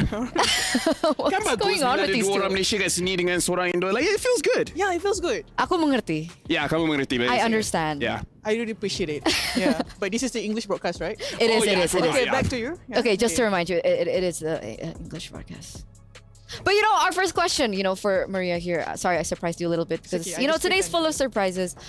How do you think of today? It was the first day of MWI to open it up. It's one of the biggest events that we've ever seen for the MLBB women's scene. How are you feeling about it so far? I feel so empowered to see all the ladies out there competing with full of their heart to prove something. Maybe to prove other people wrong, or maybe to prove they are right to be here for their dreams. And especially for GGHG, really proud that they are here. And I'm really hope that they're gonna make it to the next stage, because we're gonna against team that is so huge. So Yeah, that actually brings me to my next question, right? And I think we regarded Group A as the group of death, but now Group D, after seeing everyone's performance, they have been popping off. And it looks like GGHG are struggling now, right? Yeah. Because technically, if they don't find a win against Team Vitality, they might not make it to the playoffs. How confident are you that GGHG can actually move forward to the playoff stage? super confident because you know recently that Malaysia won the MSC, so we have the motivation, we have the high spirit in the name of Malaysia. We can in the recent interview, Fafau, she said that she's motivated because of the recent winning. Of course, because we are always like not to be seen between Philippines and Indonesia, but it gives us motivation. It boosts our, fighting spirit to prove that we are here to be the world champion. Of course, for me, I can say as an audience or maybe just an observer, I'm really confident. I'm really hope that can make it to the stage because we know they are very consistent. It's just that they really need to avoid small mistake because this is international stage. No mistake are allowed. So any kind of small mistake, like tiny, you're gonna get punished. So I'm hoping that they're gonna get focused and consistent. So that's the key because we are right here bringing the spirit of Malaysia boleh or Malaysia can do it. Malaysia boy. I need her confidence, man. Like, she's very confident that homegirl's gonna do it. I'm like, I'm a bit 50-50. And I agree with her. Like, don't do small mistakes. Let's go 100. Yeah, don't do small mistakes. Yes. Yalla. Do the big one. Yalla. Wait, what? Wait, what? No. Oh, no, that wasn't the point. Let's don't do a mistake. Oh, let's embrace mistake and you fix it up. See, like, and woo. Like, you never expect the big mistake. So if you do it, then you're like, oh. Okay, that's a bad idea. Maybe don't. But you know, GGHG now against Vitality, that's actually the highlight of the day by Jamil Motorsports. So everyone's actually waiting for this matchup to come through. And here it is, right? Team Vitality, once again, like you mentioned earlier on. Thank you so much, Maria, by the way. And of course, good luck to GGHG. Okay, yeah. Thank you, Maria. She's awesome. I love her already. That was the first time I met her. Really? Yeah. And then she not already... the first time. Oh. She's great. She has an amazing personality and I love her confidence as well. I really like her editing skills. Her editing skills. Again, Maria is the head of WTM, and honestly, looking at the social media, she really brings the story of all the Malaysian teams in Malaysia to the eyes of everyone watching the esports scene. Like, she's honestly a critical point that makes Malaysia strong today. You know, on that note of strong, we're gonna welcome the two strong teams, right? Jamil Motorsport walk-in, player arrivals as they are rolling in, ladies and gentlemen, for the final match of the day. And it always comes back down to that final point, right? Again, if Team Vitality go 2-0, I believe that is the scenario when we will be expecting a tiebreaker. Yeah, and again, I feel like tiebreakers are very tricky, right? Because you've went up against those opponents before, so, and because it's going to be happening tomorrow, it's not going to be happening today. There's going to be ample time for both teams to do their research. So if we're going for a tiebreaker, honestly, it's a bigger matchup for the coaches because the coaches have to figure out what's the real weakness You're right. But we're going to throw it over to the stage because it seems like our players are ready and our hosts are ready. Go ahead. And we are back again أعزائي المشاهدين هنا بكأس العالم للرياضات الإلكترونية مع موبايل ليجندز بانج بانج وومنز انفيتيشنال في المباراة الأخيرة. Last match taking place right here. It's been an amazing day and with a lot of exciting things and surprises. That's right, we're only in day one and just take a look at the Land of Dawn. It's just absolute havoc caused by the femme fatales of Mobile Legends Bang Bang. And right now here, we're down to the final match of the day. And right now we're gonna be seeing the likes of the reigning queens of MWI, and that is Team Vitality going up against the Gaming Gladiators homegirls. So with that being said, let's take a look at the beautiful faces of our reigning queens, and that is Team Vitality.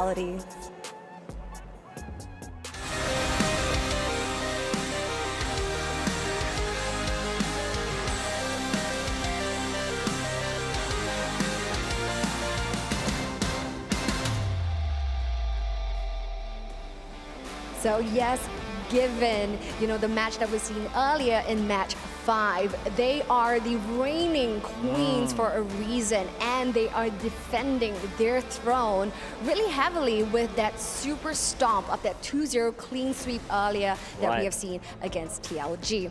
Now, they're going to be facing off against the Malaysian players, Malaysian representatives. And with that being said, presenting to you, Gaming Gladiators homegirls.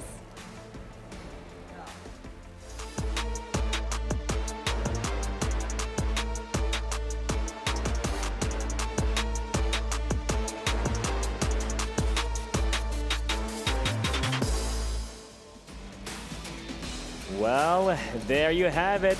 Gaming Gladiators homegirls change the narrative so beautifully. Will they be able to hold on to that narration of even winning this championship? Now, I wouldn't discount the Gaming Gladiators homegirls for a reason, because when it comes to Malaysia, they have taken MSC 2024, so they are also a region to look out for. But is that enough to take on the defending champions right here for MWI 2024? And that is Team Vitality coming from Indonesia.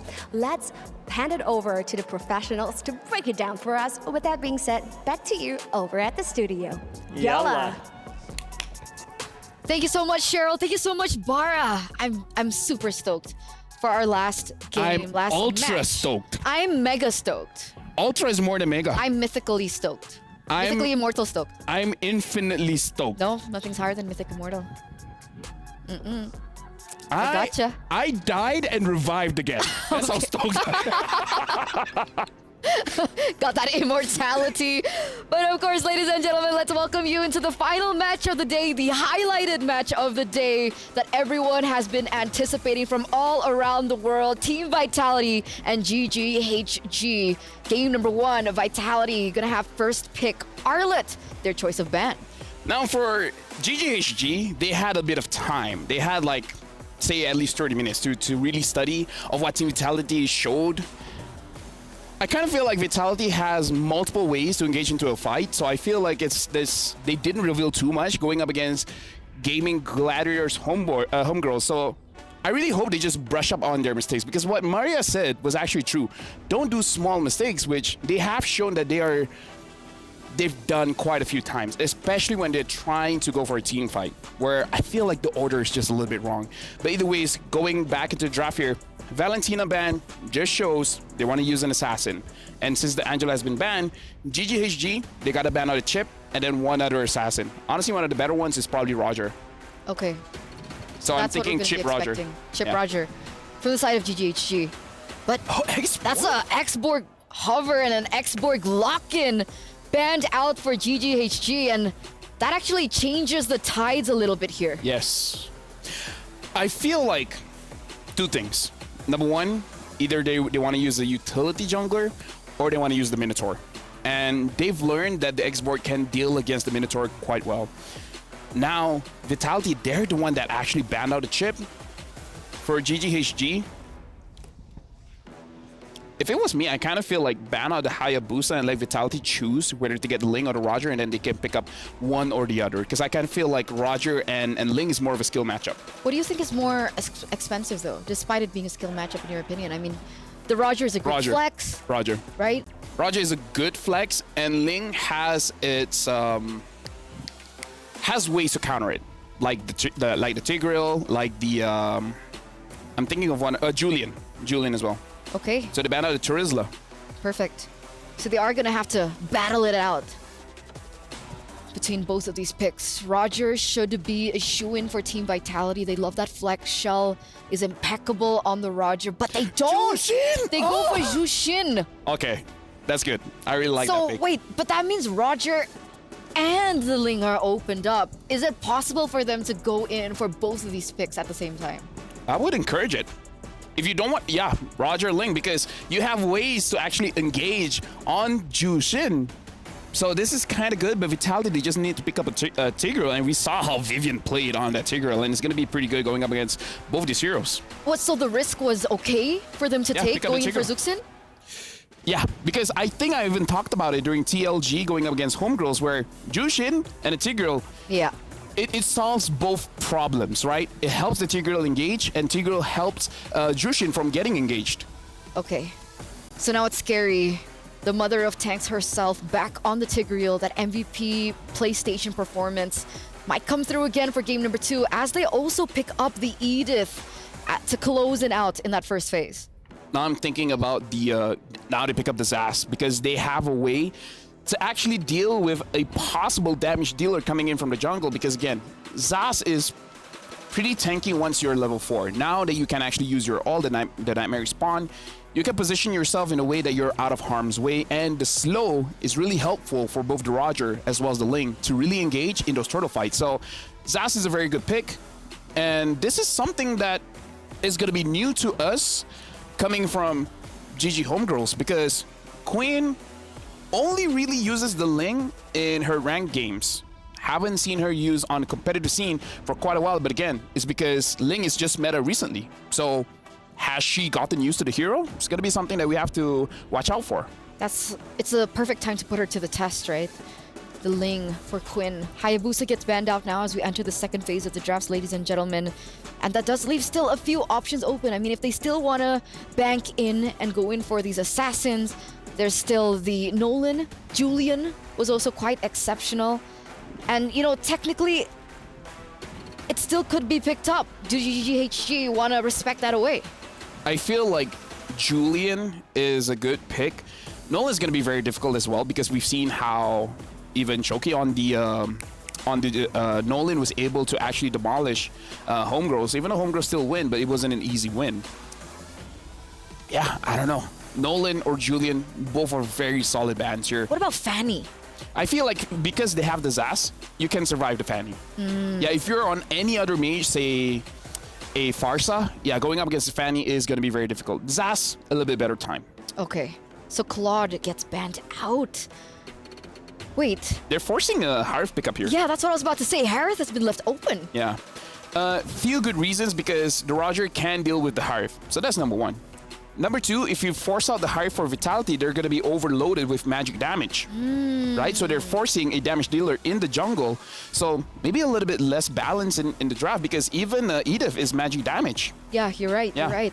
This must be the mind games that are happening between both of these teams.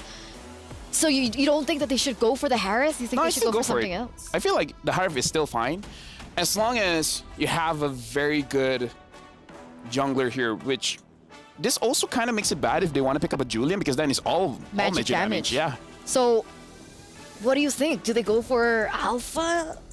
I mean, the fighters have been finding success. We do see a Ruby being picked up now for GGHG. What are our options for the jungle? Do we fall back to the utility? What about Bane? Ah. Because I feel like in terms of the fighters, there's still quite a few pickups that we haven't seen a lot of. Alpha is pretty solid, but yeah, something like the Bane might be fine.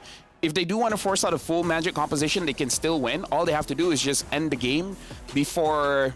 yeah, there we go. Bane pickup, as well as the Moskov. Okay. I know this game. That's why they're the analysts. See, do you still miss Mirko now? No, no. You're handsomer, better hair. But final pick for GGHD now. I'm thinking what's going to be good going up against the Edith here. Yuzong is still open. I don't know if they want to pick up the Yuzong, but the Yuzong is going to be pretty solid. And Jushin is going to have a hard time. If not Yuzong, something like even... The Lapu-Lapu is good in theory, but it's just not good in its meta right now. So what do we think, right? Because technically they already do have a setup hero in the Ruby. Do they need more peel? Do they need more sustainability? Go crazy, or can more they dive. go for something crazy like Paquito, Benedetta, that kind of strat? Or the CC? Yeah, as long as that can give more pressure to the backline, and you call it the Benedetta.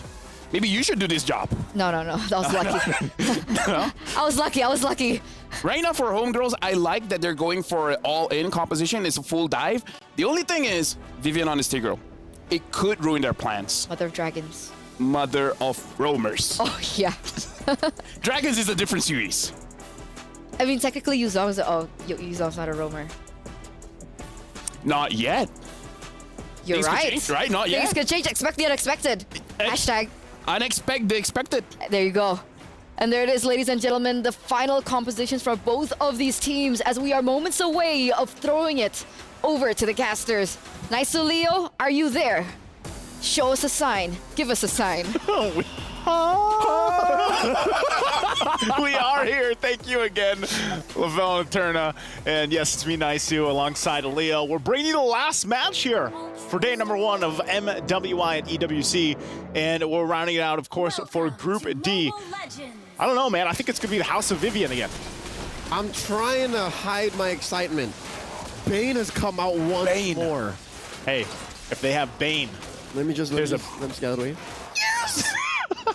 Hey, I know how you feel, man. When Gord was starting to fit into the meta, you know, he's fallen out as of late. Yeah. But now it's your time to shine. Thanks. It's Bane's time. And not to mention, this is Vival rocking the Bane. Warcry. Escalating its, value on the current metagame. Oh, wait, let's talk about that later. Vivian, forced to flicker out. She's fine. Chinny taking care of the Nightmare Spawn. Did not know you could do that. You could soul snare that thing out. My face as I saw that too. Yeah, like, huh. Whoa. All right. Back to what I was talking about. The Bane on the Warcry. Yeah. In the early days of the debut of Warcry, I was, Were you happy? I was in the lab with Warcry. Okay. Yes. It's so good. Because I would assume it's very easy to proc off too with Bane. It is. And then after that, all your skills are relatively low cooldown. You just keep going. And deadliest catch gets more deadly.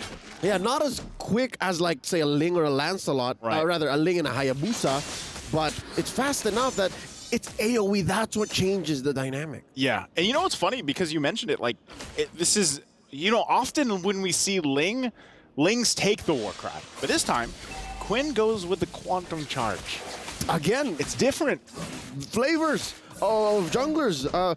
Despite all of those utility jungler loyalists, yeah, I'd still say the meta's wide open. It is. And don't knock it till you try it.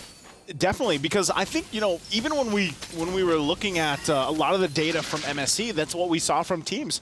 And they do it the same way here for MWI. Turtles for the taking, though.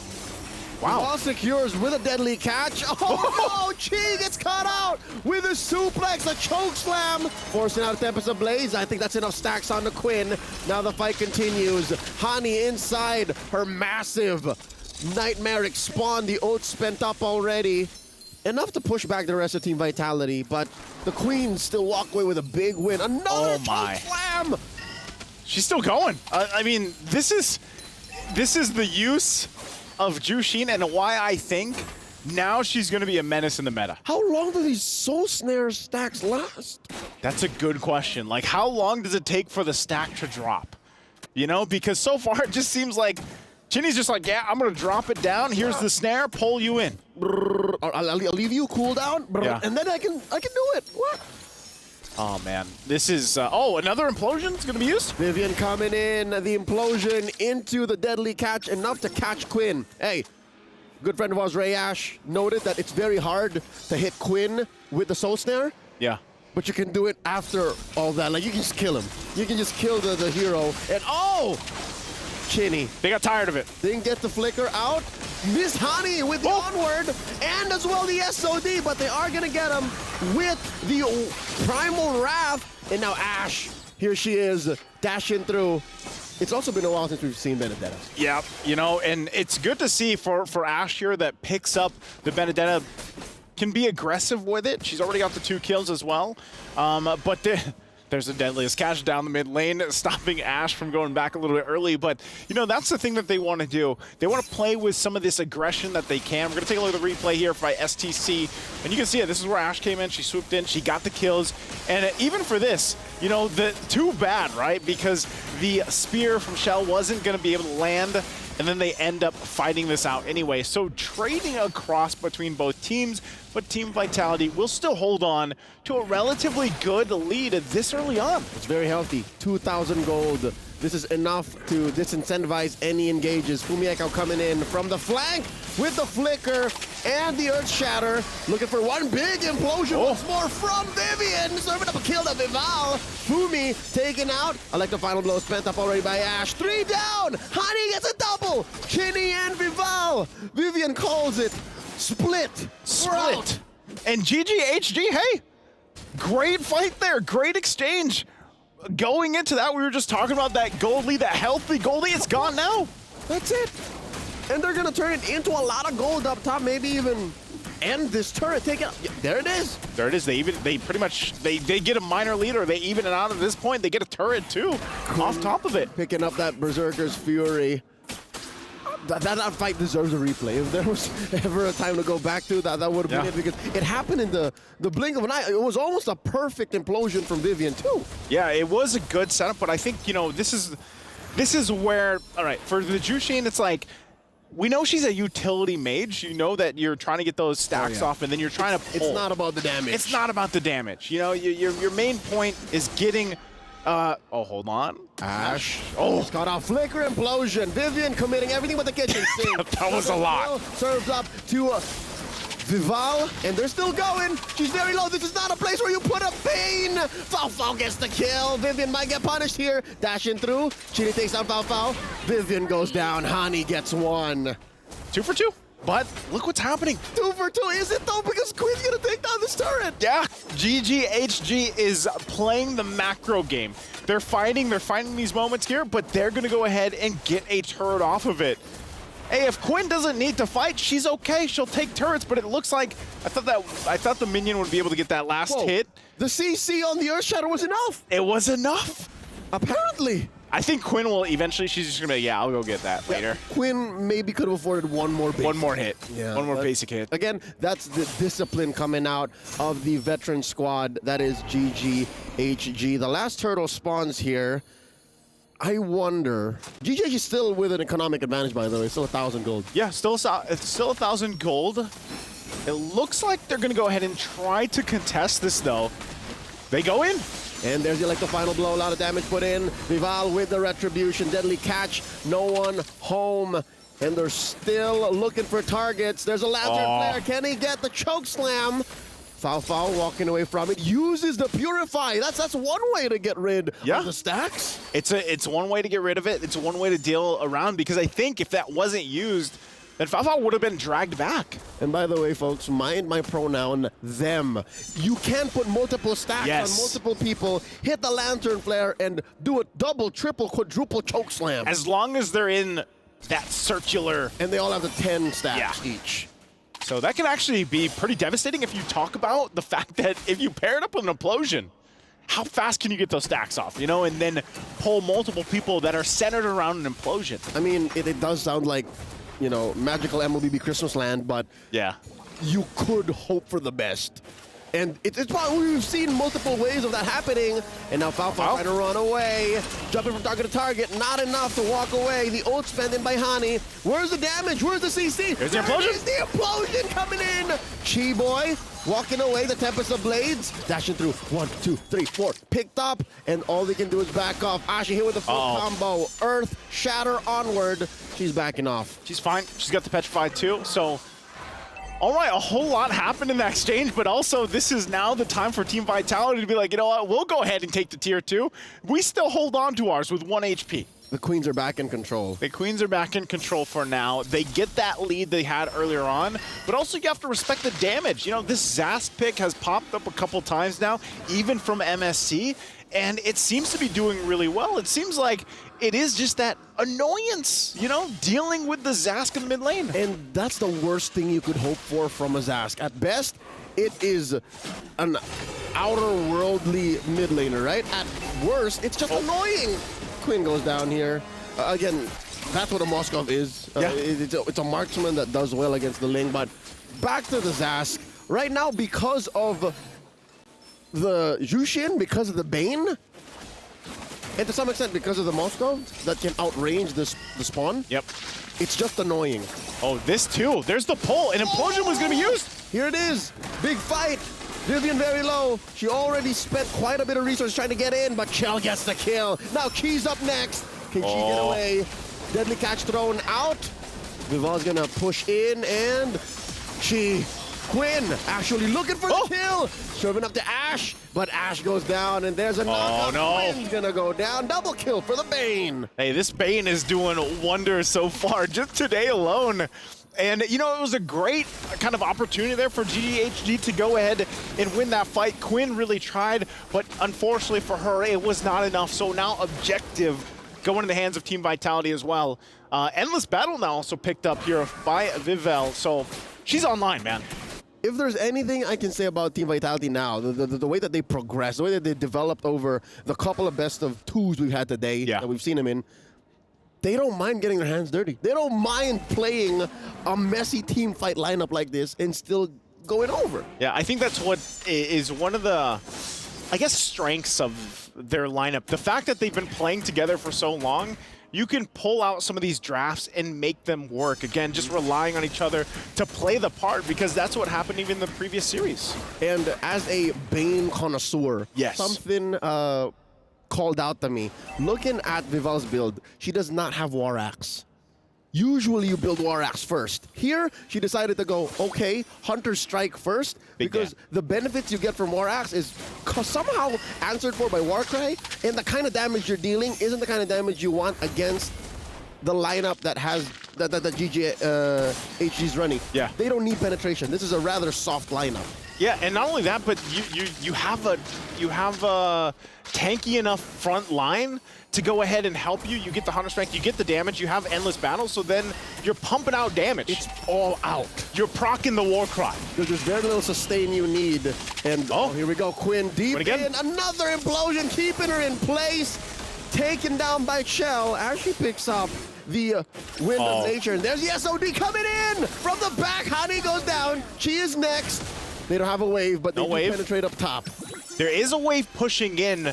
Down 2 members for GGHG. 3 defenders. Can they defend it? Can they do it? Here we go, putting them stacks on with the Lantern Flare. Sanchi. And there's the deadly catch. Now goes Ashe. She boys up next. Immortality's getting popped here. They cleared the wave. Still no waves. Vivian gets taken down. Just foul left. They bought time soon. But yeah, a minute out till the Lord. I think Vitality should play for that. Yeah, GGHG, they had one assignment at that point. They're like, you know what, just clear the wave. We will lose some bodies, but clear the wave. We stay in this game past that 12-minute mark. And so far for Team Vitality, they've been ending their games 11, 12 minutes. So GGHG buys some more time. Even with these pickups here, Endless Battle now there, you can see the Haas Claws too from Quinn. You've got a Malefic Roar now for Fao, but is it enough to contest against this lore, or should they just defend in the base? I'd say play safe. You gotta, if you're trying to answer the question of who's the beatdown, it's still Team Vitality. So GGHG have to very carefully pick their fights and find resources on the map to close this 7K gold lead.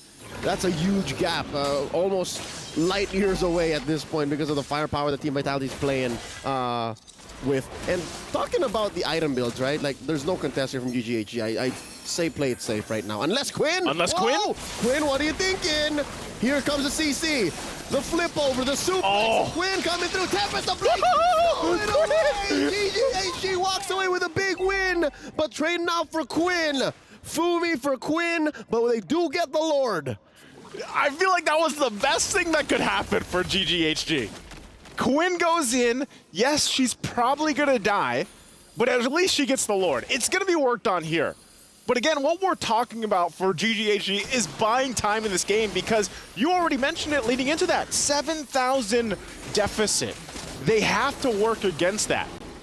And that helps them. It's not a winning play, but it does delay Team Vitality. So anything else to prolong the match is what GGHG is going for, and kudos, respect.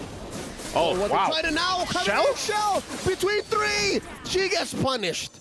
That's a shot. That's a lot of money. That's a lot of gold, and I'm surprised that Shell, even when she landed the Spirit of Destruction, she's like, I'm gonna full send this. I'm jumping into 3. The Queens are far ahead enough that they're allowing these risky plays. Yeah. At some point, it's gonna get punished. At some point, GGHG is gonna go, maybe you shouldn't have done that. Yeah, maybe not. Maybe not. You know, and at this point too, even Shell's wondering, maybe I shouldn't have. Maybe I shouldn't have followed up on that. But I think at this point, you know, for GGHD, they have accomplished nearly what they wanted to. I think if they would have gotten those tier 2s, because they're literally like 1 HP both on the top and bottom. The one remember that one that Quinn was working earlier, on like 5 minutes ago. Yeah. Yeah. Well, maybe this is part of the plan too. You know, let Quinn go ahead, push these side lanes later on. You can still see too, like we saw just minutes ago, that Zask is playing its part. The damage is insane. And you can actually see in some of these fights for Hani, she's still able to pump out that damage in these fights. She has such a huge target on her back. She does. As well as each Nightmare spawn, because they're just constantly... Yeah. You know what I mean? And looking at the totality of the damage, that's why she's top in charge. You could put the damage that Shell and Vival are dealing, and you would almost end up with the damage Hani put on the board. I mean, look at her item build too. Like she's still... She's short 1. She's short 2. No, she's short 2. And she's dealing that much already. So imagine if she gets the full build. This does confirm our suspicions, though, our theories on Jushin being a completely utility mage. Yeah. Look at that, Clock of Destiny. You usually see that on tank mages these days, like chunky heroes that rely on constant engages. Yeah. Like a Hylos. It's on Jushin. She wants to be there up front. Yeah, because I think, yeah, that's what you do. Like, I mean, her ultimate basically reminds me of an Odette ultimate, like the Swan Song. Oh, yeah. But you can move around, and you get the stacks, and then you just pop the Winter's Crown. Yep, there's a false engage. Chi coming in with a conceal, and no one home. So I guess they have to align, and they have to reposition. Oh, wow. That's one way to use the Lantern Flare. That's Check one bushes. Check bushes, but Quinn trying to replicate what she did previously. She's going to jump in on the side. She gets information. Going to reset. So no trigger just yet, but look at this. Hani actually just poking him down. You can say what you can about the Lantern Flare, but the damage on Hani is real. Nothing compared to that Jushin. But now look at this, the collapse. Is that an immortality pop? That's a winter crown on Chini. They're still going. Quinn goes down, the clap back. Oh, Chi as well. 2 down for free. And all it took from Team Vitality were a bunch of flickers. I think like that was the plan. Team Vitality was like, let them try again. They got one. They're not getting it this time. So let's feign the take and then fight GGHG. If they can get Quinn, because they know that Quinn, she has to come forward. She has to be in that position. And I like the way that even Shell, the way she played it, pumping out the damage, and then you have Vivian do the same thing, use the implosion, and then cap out on a win. So this looks like it's very grim now for this game here. Yep, all inhibitors are down. Echo forcing it out. That's it. That's a critical mass. Team Vitality takes game 1. Took them a little bit longer, but Team Vitality will go ahead and get another W here. Few engages, rough around the edges, but I would be lying if I said it wasn't entertaining. It was great. And you know, I love the debut day here that we have, like Eterna. That DD. That DD. And again, this helps in molding the metagame. Like, we understand a little bit more what's possible. And you know what I like? This is also a different meta, so to speak, than what we even saw throughout MSC. Like, there's still different variations. I plead my case. Jushin is a must answer. She's a legit tool that teams can use to change the flow of battle. 100%. And I think she's going to continue to find the footing here throughout this tournament especially. And teams will almost be forced in a position where it's like, yeah, we might have to just ban her out, you know, and deal with that. So let's throw it over to the studio and have Eterna and LaFell break down this game for us. Thank you so much, guys. Thank you so much, Leo. Thank you so much, Naisu. But wow, that was honestly a close game. I thought at a certain point that GGHG would have been able to take control of that game, but Team Vitality somehow, some way, were able to come back. Yeah, honestly, like, it's close, much closer than we anticipated. Yeah. But again, it's all about the team fights where the amount of damage that was able to be pushed out by Team Vitality is just that much higher. And the thing is, if we're looking at the positioning coming in from Gaming Gladiators Homegirls, they're not really making it difficult for Vitality to choose a target. Like, you see Quinn being far forward, so Quinn is going to be the first one. Like, they line up in a way where they can just be like, okay, 1, 2, 3, 4, 5. So it's something that they have to figure out going up against Team Vitality. If they line up very, very nicely, it's going to be very easy for Vitality to choose a target. They got to make the team fights a little bit more chaotic.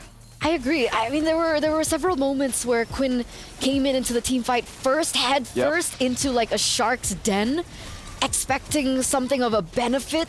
But, you know, Team Vitality, they capitalized over that time and time again. And when I mean shark's den, I mean literal shark's den, right? They had the Bane. Yeah.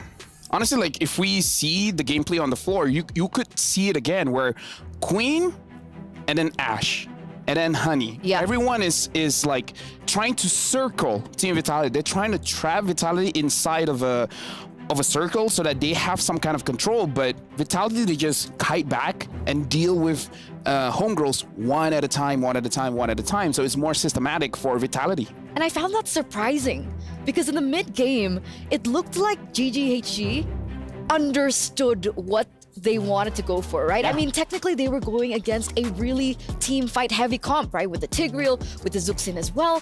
And so with the fact that they picked up the Benedetta, they were playing the macro style. They were going in for pickups instead, being very, very disciplined, but something switched with them that I don't quite understand. Yeah, if we were looking at a team fight here, I understand where GGHG, they don't want to clump up because the deadly catch is going to be troublesome as well as the implosion. So really what they have to do is split the map. Play like a 3-2, flank from 2 different angles, and then give a problem for Vitality. Which side are really going to control? Like, I feel like going up against Vitality with this lineup where they have a Zushin, they have a Tigreal, you got to split the team fight. Don't make it a 5v5. Make it a 3v2, 2v3, so that you have a bit of an advantage where you're creating chaos going up against Vitality's draft. So do you think that it was execution that kind of lacked from GGHG? For sure, yeah. I mean, technically, despite everything that we've been talking about, right? GGHG have been the only team that have been able to push Vitality to their limits, right? 17 minutes of the usual 12 to 13-minute game. So they're on to something. There's potential, and there's a big chance that they can go for a comeback in the second game of the day. But let's crown our MVP by PlayStation. In our first game, it was Vivian, the mother of dragons. I'm going to stick with that. And for game number 2, you know, despite that mistake that she made with the Spear of Destruction into 3 members, she, at the most part, partaked in so many of the success coming in from Team Vitality here. I mean, sometimes you need that kind of confidence. Be like, guys, hold my water. See what I can do. Hold my bag? Earrings? Hold my purse. Hold my purse. Hold my purse. That's it. That's it. Gotcha. Hold my purse. Let me 1v5 this one. And it's like, okay. Maybe 1v1 is better. And then I liked how the casters highlighted her reaction after. She was like, you know, shifting on her nose with her hand, and she's like, oh, okay, maybe that wasn't the greatest idea. Maybe they were like, why did you go for it? And she's like, watashi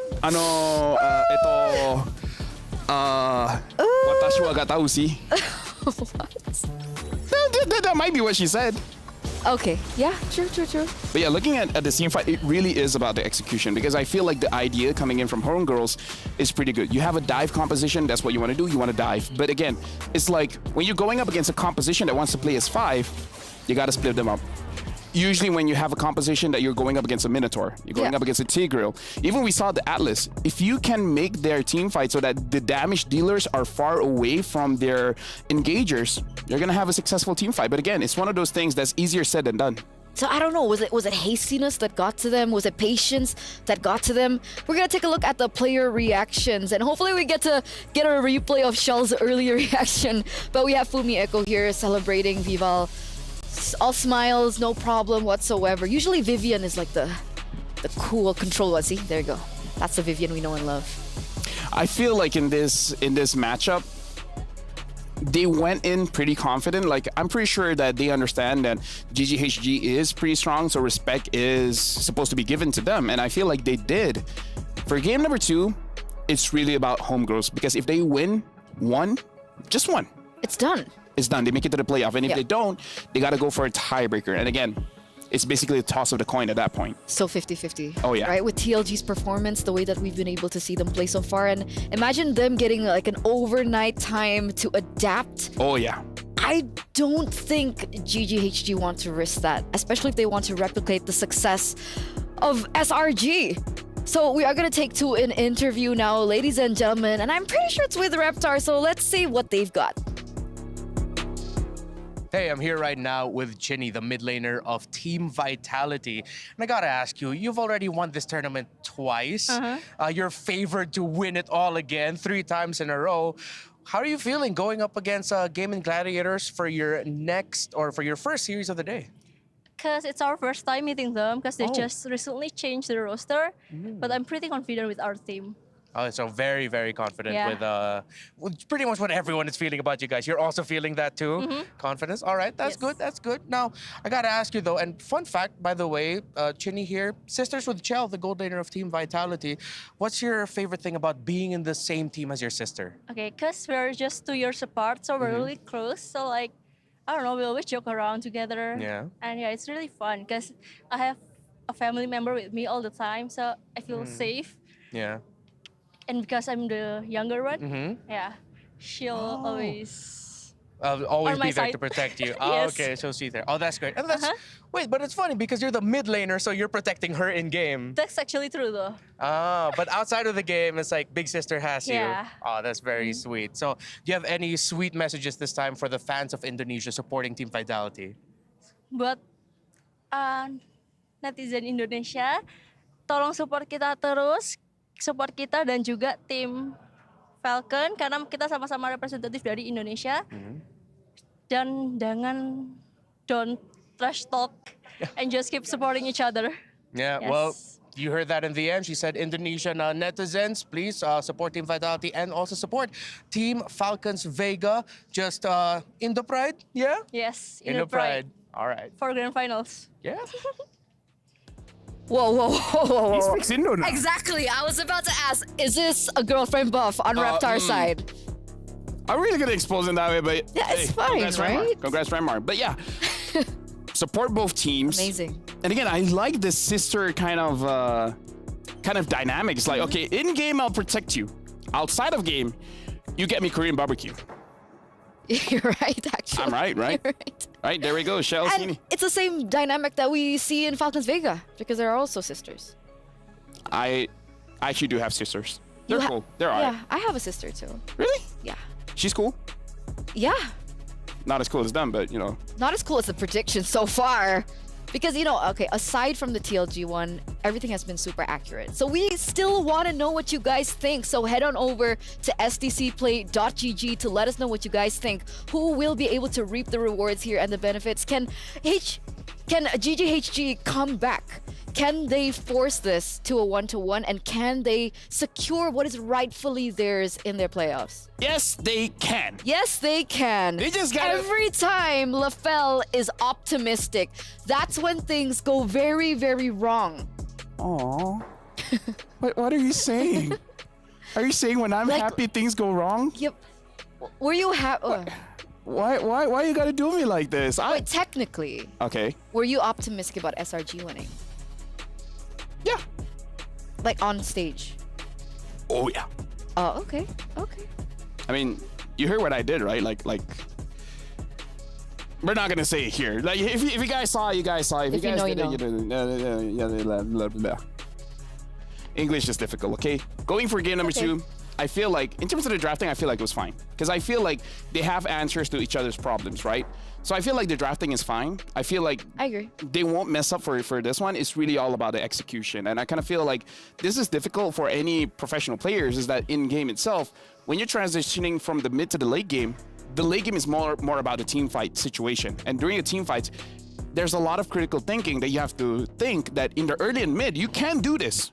In the late game, you can't. For example, in the early and mid, it's completely fine if you want to target the roamer to make sure the roamer dies as much as she can in the early game so that delays the items. You're not going to be tanky. You're not going to be able to engage. But come late game, when the roamer has 3 defensive items, you can't do that anymore because you're going to waste a lot of your skills and the roamer still won't die. So yeah, it's about adjustments. Buys a lot of time as well. Yeah. But I mean, you know, I'm still adamant with the idea that GGHG were on the right track. Yeah, they were. The drafts were amazing. They understood what they were supposed to do in the early towards that mid game.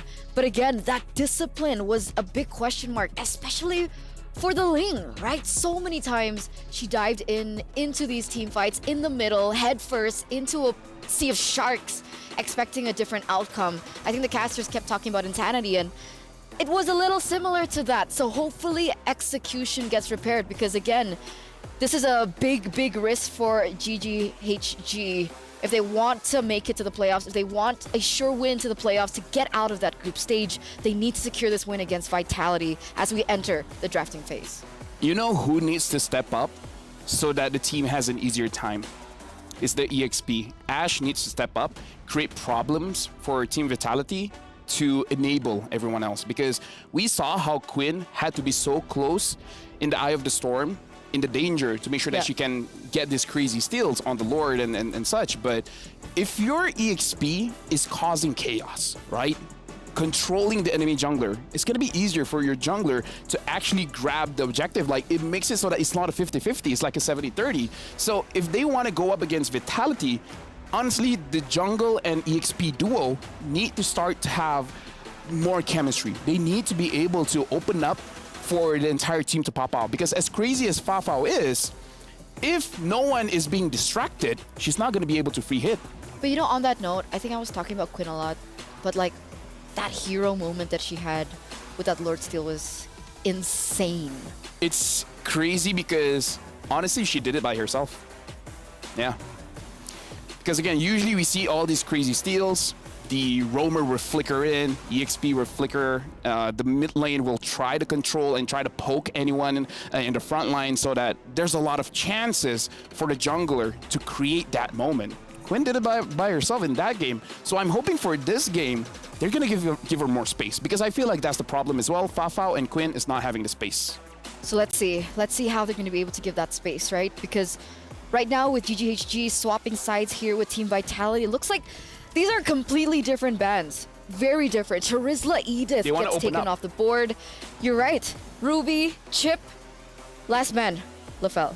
I think it should be Luyi, because GGHG is going to be pretty good with the Luyi, or ban out the Roger, because even though Vitality won against the Roger, but still, probably want to respect that, so Roger getting banned here. Now you have an option between Valentina or Luyi here.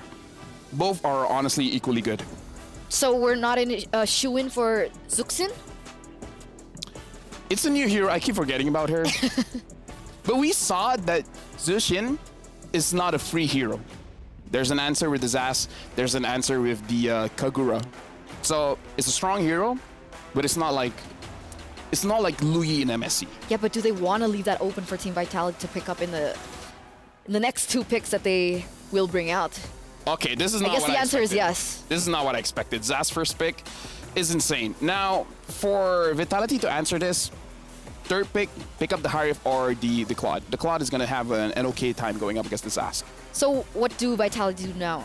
Zuxin... Ling is still open. Ling is open, and then pick up the... maybe you don't pick up a Zuxin anymore. If you're not confident, if you're confident, you can pick up the Zuxin. If not, go for more damage to go up against the Zask. So what, Vexana? Is Vexana the answer here? honestly, Vexana is pretty solid because of the nature of her passive, exploding things. So just dealing with one thing, you're kind of dealing with everything else. But it looks like they're picking up the Arlet as well as the Ling. Now that the Terizla is not open, this Arlet is going to have an easier time dashing around with the Vengeance. So technically, they also do still have time, right? Even if they wanted to go for Zuxin, they didn't have to go in first phase because of the Zas pickup. So I guess they're buying time now. Arlet a really good trade-in, especially now that Terizla has been banned out. Now, for GGHG, they are the ones who do have that option to pick up the Harith. It's difficult. I feel like this is why they pick up the Arlet as well as Ling right now.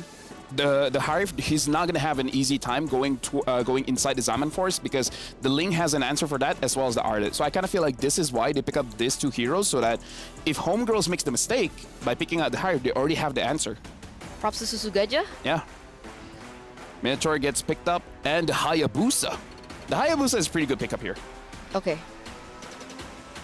The Minotaur as well, especially because they probably don't feel an X-Borg is coming, but Arlet Roam is good against the Minotaur, where you basically just pick off the Minotaur. Make sure the Minotaur dies by like 3 times before the third turtle spawns. Actually, that's a good point to make, right? Arlet is still flex. It's not a sure win to go into the EXP lane. It actually can be flexed into the roam for the Mother of Dragons to pick up herself. So now that there's a bit of a flex here that Vitality can utilize coming into the second phase of the drafting, do you think, I keep mentioning this, but Zuxin, because I think she's been so okay, they go for the Claude instead. Yeah. Like I said, the Claude is pretty good going up against the Zas, so that was what we were expecting for the third pick. Okay. But again, I feel like the Zushin is pretty okay still, especially because we've seen how strong the Zushin is against the front line. It's really about seeing his experience going up against the Zas. If the Zas was a very horrible experience for her, then perhaps going for something that has a little bit longer range so that she can impact the team fight without directly interacting with the Zas might be good. Harif gets banned here. I feel like it's a very good ban. For GGHG, this is a good opportunity for them to either ban out the roamers so that the Vivian can't really shine, ban out something like the Tigro, or just ban out the mid lane so that the Zas has a better time. Going up against the Claude is difficult, but at least you don't have a difficult time in the laning phase against an annoying mid laner. And there it is. The Tigreal being banned out straight in, as you mentioned it. And for Team Vitality, they're going to go for the carry ban here. Or are they going to let it go? I feel like the carry ban is pretty solid here. If they want to ban something else, maybe ban some kind of EXP that has an easier time going up against the Arlet, but we haven't seen Ashe using the Yuzong even when it's open. So perhaps they're like, yeah, she probably can't use it. So just ban on the carry might be better. Or the Moskov. So Moskov or carry is a good ban here coming in from Team Vitality. If they want to shut down Fao from the get-go, they need to secure a proper lane for Shell, but technically we've seen Shell in losing they still ban on the Yuzong. And it works. And you're right, the Yuzong still does get banned. So technically now, Fao does have the possibility to pick up the carry if she wants to win that lane against Shell. I wonder if they have some kind of pocket pick, right? Because the Zas was, in essence, a surprise. Maybe they have a different surprise here. The Grog gets banned out, so they're really respecting Vivian here. I feel like they need some kind of locking mechanism or some kind of heal to deal with the Hayabusa. Because the Hayabusa, if he has a very good early game, is going to be very difficult for the side laners, especially the Claude, to actually survive, to the point where perhaps the Claude might have to go for a third item, Wind of Nature, to survive. So what are we feeling here for the mid lane? Do we still go for Vexana? Do we go for a little bit more support? Zuxin? I know you don't really like the Faramis matchup into the Hayabusa. Yeah, especially because the Minotaur is there as well. Well, technically, wait, Valentina is still open if they want to go for that. Oh, but they go for the Lu Yi, which is not the best going up against Hayabusa because the Hayabusa can assassinate the Lu Yi pretty early on. So I feel like this might be an Arlet roam. Like, in a perfect world, this should be the Arlet roam. It's good against the Minotaur, and it's a good combination with the Lu Yi because the Lu Yi, the Yin Yang reaction, is a crowd control. And with every crowd control, it resets the Vengeance for the Arlet. So we can have a very aggressive mid-trio here, where the Link doesn't really have to focus on the farm. The Link can follow the team and try to get kills. Bane goat lane? Shoe on the other foot. I mean, I did say they probably have a surprise for this one when it comes to the goat lane. Wow, we saw Bane in the jungle earlier on, and that was a big surprise. And now an entirely different lane. Leo might When be was happy. the last time we saw Bane in the gold lane? I feel like... How many seasons ago? I feel like 3 tournaments ago. CC. Gonna be locked in for that EXP lane. Oh, I'm excited to see if this works out. I want it to work out. What do you think? I mean, technically, I like Bane can counter the Claude in a 1v1 after they both get level 4, but in that trading of damage, how does that work out? GGHG has a lot of damage, especially if she goes for either a 100 Strike or a War Axe first item, and then afterwards pick up a Thunderbelt. You're gonna be so tanky. They're gonna have a difficult time to take down Fafao. And there you have it, ladies and gentlemen. 2 of these teams have set their composition in stone with a debut Bane in the gold lane. It's a DOD, a day of debuts. I'm pretty sure Leo likes this. Why Leo? He loves the Bane in general. He said he's a Bane connoisseur. He's a Bane connoisseur, exactly. So let's call our casters right now. Leo, Naisu, you there? How are we feeling about this Bane in the gold lane? Do you guys think it will work out? Well, I'll let the Bane connoisseur answer that. Leo, what do you think? It's an acquired taste. Yeah? I'm pretty sure GGHG spent a lot of time in the lab to, calculate if this is worth it. Because again, gold lane is full of solid heroes. You got the Claw, you got the Moskov, you got the Harry, you got the Cat. All of these are better picks, right? Yeah. But if they picked it, then all we got to do is trust the process. Let them cook. Let him cook. Let her cook. Let Fafao make this work as we jump in to the last game for day number 1 here. Once again, MWI at EWC. And Team Vitality on a roll so far. This was expected for the Queens of MLBB, undefeated literally for years at this point, since, 2021. That's right. Now, this lineup from GGHG, I think it is interesting. And like Eterna said, now it's become DOD. It's DOD, right? It's at this point, it's a day of debuts. And with this happening here, I really want to break down that lineup that we have from GGHG, because I think if you even look at the previous game that they had where, Team Vitality, they struggled with dealing with some of the pressure that was put there. This lineup that they have, of course they have the Zask. We saw how much damage Hani could do just from the previous game alone, but I think also you paired up with a Hayabusa, you paired up with a gold lane Bane, and this is it. Look at this. A lot of pressure on a Shell, putting her to a 10th of her health. They couldn't finish the job. Oh, Look no. at Chi from the back, taking a few hits from Chinny, and now Vival forcing out a flicker. Out of harm's way. Can Fafao survive? Still has a flicker. Gets right underneath the turret. Tempest ablaze up in the skies. Not enough blaze to pick up. And Fafao lives! Oh, for now, but look how low they are. They should be fine. Okay. I would say out of that whole exchange, Team Vitality at least gets a couple flickers from GGHG. Turtle's now coming up here in just a second, so they're going to go ahead and reset. They know that information, though. Not only that, but you also lose, some valuable time in terms of getting that XP. For Chi especially, she's not going to have the Minoan Fury available just yet, unless they stall this out for some way, because they know, at least for Vival, she's got to get the purple buff. Yeah, she couldn't do the old XP mid lane rope-a-dope swap to get the level 4 on the roamer, but she did spend a lot of time protecting Fafao, which they need to right now. She's their insurance policy, especially in big team fights, but check this out. I don't think they can contest it? With the diversion. Yeah, no, not at all. No. At this point, you just got to give it up. Unless. Again, this isn't a Ling that you can come in with the steal. Fumi Echo down to a third of her health. The Minoan Fury keeping her in place. Hani with the kill. Tempest ablaze up into the sky. Quinn still steals it. Oh, I should have known better than to doubt Quinn. She did it before. And walks away with a kill, too. They're up by 1,000 gold now. She did it in the previous game. I guess, yeah, we can't count Quinn out. I owe my homegirls an apology. Give him the apology. Take a look at the STC replay here. She pulls this off great, and also it was the pressure from Ashe. You got to give it up to Ashe. Pops the Vengeance, goes in with the current call and everything else, and great play, great team play. Look at that. First item right away, boom. 1,500 easy. 1,500. 1,500 easy, the best 1,500 you'll ever spend as a Hayabusa. Sky Piercer on her, she's about 200 gold ahead of Vival. And yeah, say what you will about how Team Vitality is always on point, how their mechanics are second to none. If you're behind, you're behind. And now look at this. Shell takes a good amount of hits here. Wow. Gold lane tier 1 turret helped with the damage reduction. Now Tempest of Blades. Down goes Ash. Off camera. The punishment on Vivaldi. She walked away with nothing. She walked away with nothing. The Tempest of Blades look great, but then you just get you get stopped in your tracks. You know, and on top of that, the kill, you're gonna see it here kind of fall into place. Like I was saying, you're gonna have the Tempest Blades pop, but look at this. Boom.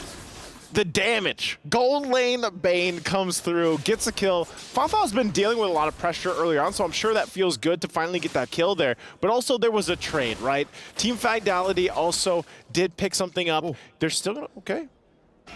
The attack speed boots. Yeah, attack speed boots on the Bane. She's leaning into those passive hits.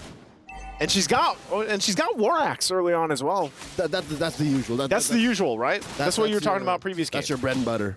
So what's next? You could go Hunter Strike. Go Hunter Strike. Go Endless Battle. Again, that's what makes Bane such a great hero to like main, is because there's so many flavors of it. So many flavors, different build paths we've seen. You could go Magic Bane if you like. That's true. Haven't seen it yet, but I play a good amount of it on rank. Was that the old Vanix build? Was that right? Yeah. I think so, yeah. See it for a bit, yes. Yeah. So Turtles up again here. Team Vitality going to go ahead and take control of this area, but once again, they have to be kind of cautious on how they approach this. Wow, Vival's actually quite low, so she actually might not be in a position to give this one a go just yet. And a flicker comes out early on from Chinny, so here we go. Control for GGHG. In comes the big cow. The Minoan Fury coming through. Chi putting them all in harm's way. Quinn secures the turtle. Fumieko down from Hani. Now Chi finally taken out here by Chell and forcing out a defensive Tempest of Blades. I'd call it a wash. If anything, GGHG walking away with a victory there by a small margin. Small margin. Same with the gold lead that they have at this point. For Team Vitality, it looks like they're going to just go ahead and default to, you know, we got to make the macro plays from here, deal with that. Because, again, when we're talking about this lineup from Team Vitality, take a look at the replay. This Blazing Duet played a big part in allowing them to at least get something. But still, like, even from GGHG, able to secure the objective, able to utilize the damage coming out from this Zask pick, it keeps Team Vitality kind of hesitant in the fact of, should we full send this or not? Yeah. Oh, Quinn. She's caught out. She's out. I don't know if she has any shadows, or even if she did, she would get caught out, given that this is a Carmilla. We haven't really talked much about Vivian. This is a far cry from her performance on the Tigreal. It's different. It takes time for her to do what she was doing with the Tigreal. So this might be putting Team Vitality slightly off tempo. Off tempo, but I'm wondering like how. Oh, hold on. Okay. Deadly catch, forcing away 3 members of Team Vitality.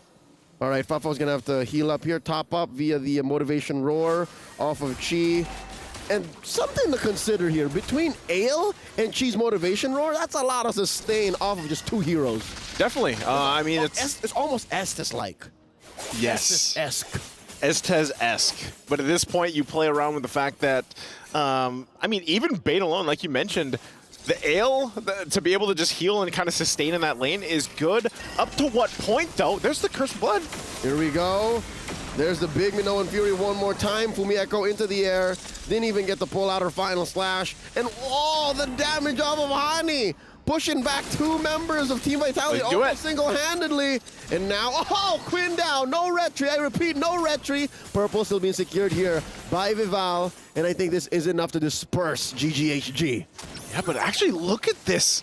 GGHG is still just, they actually played up front a little bit. But, okay, so I think Turtle's going to go in the hands of Team Vitality now, so they finally get 1 of the 3. But for GGHG, you have to still look at, you know, with the lineup that they have, with the capabilities that they have here, it's also just up to Quinn. I mean, for the most part, she's got to be very careful on not getting caught out. If the shadows are down, you know, placement-wise is going to be tough. And now as she picks up the Blade of Heptaseed, we have to be realistic. We have to put our feet on the ground and accept the harsh truth that, yeah, she had a great early game, but it really didn't lead to much. She secured 2 turtles. She picked up an early Sky Piercer. Now, oh, here we go, off camera. The rest of GGHG cannot respond. Foul is gonna have to fight her way out of this. Enough of a trampoline effect to try to put them all down low enough. Fumi Echo goes, and that's the trade right there. A gold laner for an XP laner, and the fight continues. Where's Hani going? Well, right now she's gonna go ahead and just rely on the little aliens to keep her safe, basically. But I would say fighting potential is actually pretty good. Also, still up to this point for GGHG. If they can kind of maintain this leading into the first Lord, I would love to see for GGHG take that first objective, play around that power play if they can. Looking at the replay here from STC, this is what I mean. Look at their team fighting potential. Whoa. Great Minoan Fury helps out a bit. You have some sustainability too. And then with that, you know, it's really just kind of being able to survive that final slash and then the follow-up with the Tempest Blades. So, you know, great. I feel like they feel good about that They're team fight. having fun. Yeah. But Chi, though, is on point. Looking at her stat line, 0, 1, and 5. She's been there for 100% of all the engages and all of the team fight wins, or at least kills for GGHG so far in this 10-minute bout. And she had to take off her spectacles to really get in there. You see, I was wondering, like, is this the same player? But yeah, no. It's her. Chi without the glasses. I was going to say, yeah, it's her. And she's been on point. Fair enough. She's been doing so well that even this off-meta pick of a gold lane Bane is working out. I think even when you talk about... Oh, hold on again. Talk about later. Chini's in trouble. Chini goes down. One more hit on the turret. Great conversion almost instantly. Hani taken down here. A shutdown by Vival, and the fight continues. Ash pushing them all away as GGHG makes a beeline for mid. I think they just want to go ahead and grab this turret. And then if they can, they go for that, but they actually just starve the Lord. For Team Vitality, they're going to go ahead and respond themselves, but look at this. Pressure also top side. They got to deal with the wave. Malefic Roar picked up for Quinn. They're pushed back to this bottom side. And with that too, Chini's back up. She has diversion she can use if she needs it, but they just full send the Lord. Here we go, big knockup. Where's the Lord going? Chi secures the Lord. Chell is down. Fumi Echo as well, 2 for none so far, plus the major objective. Oh, you can see her Fumi Echo. She can't believe exactly what just happened. She's struggling.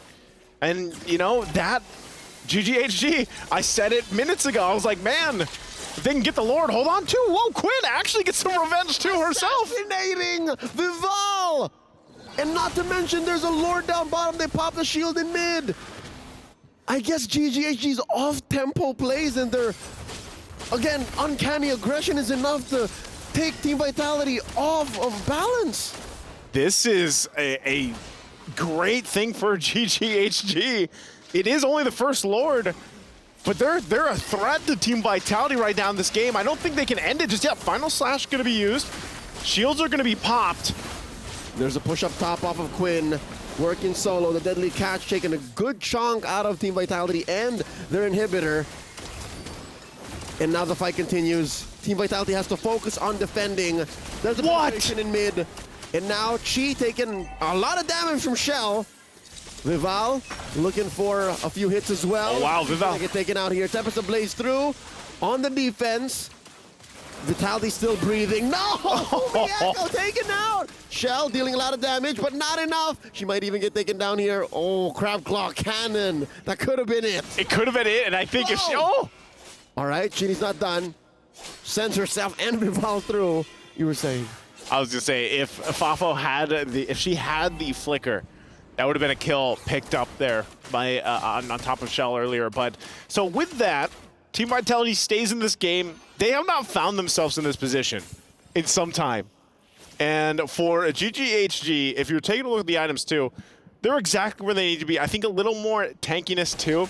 Interesting, is that actually going to be a Sky Piercer, possibly the last item? I'm not sure if Fafa's going that way. She's got the Endless Battle Malefic Roar now. It could be. It could be. It could be a Sky, number one, it could be a Sky Piercer, or it could be a Winter Crown. Yeah. Because sometimes she finds herself in the middle of a Final Slash or like underneath the Tempest of Blades. Yeah, as a Bane, those are the two options. Greedy, Sky Piercer. Greedy, yeah. I actually get in there a little longer, Winter Crown. Yeah, because you have Quinn, maybe it's not necessary to have it. Just get the Winter's Crown, a little more defense. Because I was going to go ahead and say, you know, for the most part too, for Chi, like, you have this Minoan Fury, you have that setup potential, but if you can buy a little more time with a Winter's Crown, then you allow, again, to play around the fact that you have Zask. Hani, she's been on point, even in the previous game so far. So now with this, you can kind of control this Lord Pit a little bit better, right? You can set things up. Deadliest Catch Minoan Fury is so deadly against the lineup from Team Vitality. It's the bouncy house combo. It's the bouncy house. It's the deadly bouncy house. It's dangerous. Yeah. It was not approved by the safety board. Yeah. Between an octopus man and Octopus man. Minotaur. Oh no! Take it out! Forcing out the old jungler battle. The anime battle, almost off camera. You see it now. Still, Vival gets taken down by Hani. Nothing comes for free, not by GGHG. Hey, both junglers down, so you might as well. I feel like both teams are just like, you know what? Fight it out. Oh, Vivian walking away. Really haven't felt much from the queen of tank, the mother of tanks here. The mother of tanks, but I mean, in the essence, like, she has it. It's just not the same as Tigreal because like that's what we've seen. But is that fair? Should we expect for it to do Tigreal things? No, we shouldn't. You know, you do the Curse of Blood things. There's the Winter's Crown. Yeah, for Fao. So we got our answer for that. Yeah. Need to be a little defensive. You're putting people through something as dangerous as the bouncy house. Yeah. Keep yourself safe. Keep yourself safe. It's a hard hat. It's a frozen hat. It's a Winter's Crown. It's a Winter's Crown, right? So again, Lord's going to be started up here. I think both junglers, you really have to be kind of on point with the placements here. You can see them both kind of get in position. Chi coming in, committing a flicker with the Minoan Fury, and that's an immortality popped onto Vivian. Can she find the ult? Can she find the stuns? Ooh. There we go, dashing through, Ash down. Here comes Shell. Ball coming through, Shell, but she gets to the blazing duet from the back line. 3 for 1, the current trade. It's a losing battle. Oh. Goes Chinny. Quinn taken up by Chell. It's just Chell versus the world. 3v1, and they're making a beeline into the base. And all the waves are going to be pushing in. Shell is not going to be able to hold this off. And there's the deadly catch. Nothing comes close to a Bane underneath a base. A 1 and a 1 between GGHG and Team Vitality. Oh, they're going to feel good about that one, as you guys can see.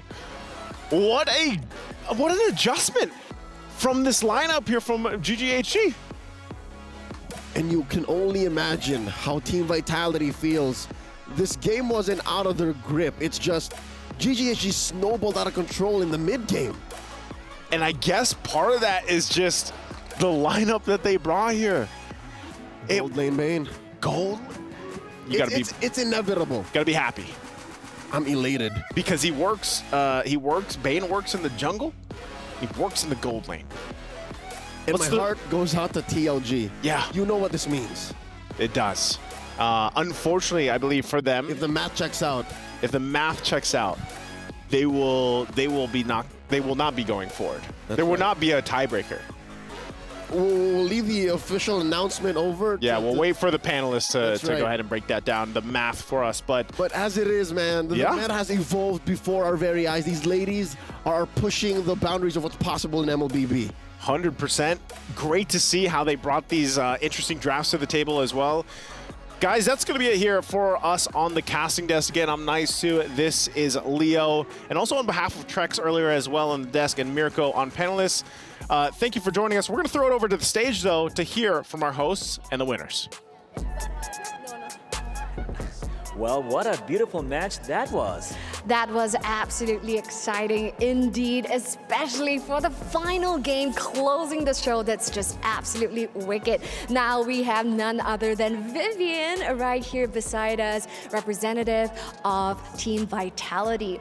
Now, Vivian, I do have a question for you. So you guys for Team Vitality, 24 tournament wins so far. What's the secret to Team Vitality? I think the secret is simple, like another team, chemistry.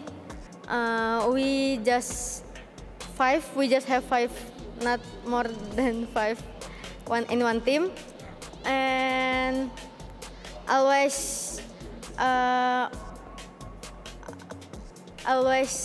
practice and have maybe have money hero in one role. Yeah, I think that. I think I understand what she's saying. Like, it's just more of, having huge hero pools and, Right. of course, sticking to the same roster Yes. would actually, guarantee that win. Totally. That's the secret sauce. Pretty much. So how do you feel? Now. Yes. Not full happy, but no problem. My team will come back again, and we trust the process, and we will strict. Okay, final question for you, Beautiful. Vivian, would be, Team Vitality, you guys are the reigning champions for MWI.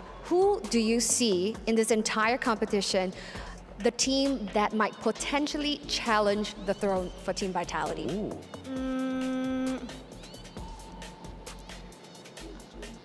All of team have a No, which team do you think that, will put up a good fight all with Team teams Vitality? have a chance, but maybe in Indonesia, Falcon. Yeah, and all of them lah. All of them, sama-sama. Wow. All right, so thank you so much, Vivian, for joining us for this segment. Now, of course, these are the reigning queens right here for MWI.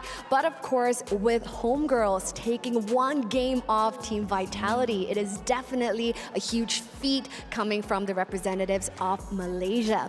Now, before we throw it off to the studio, Yes.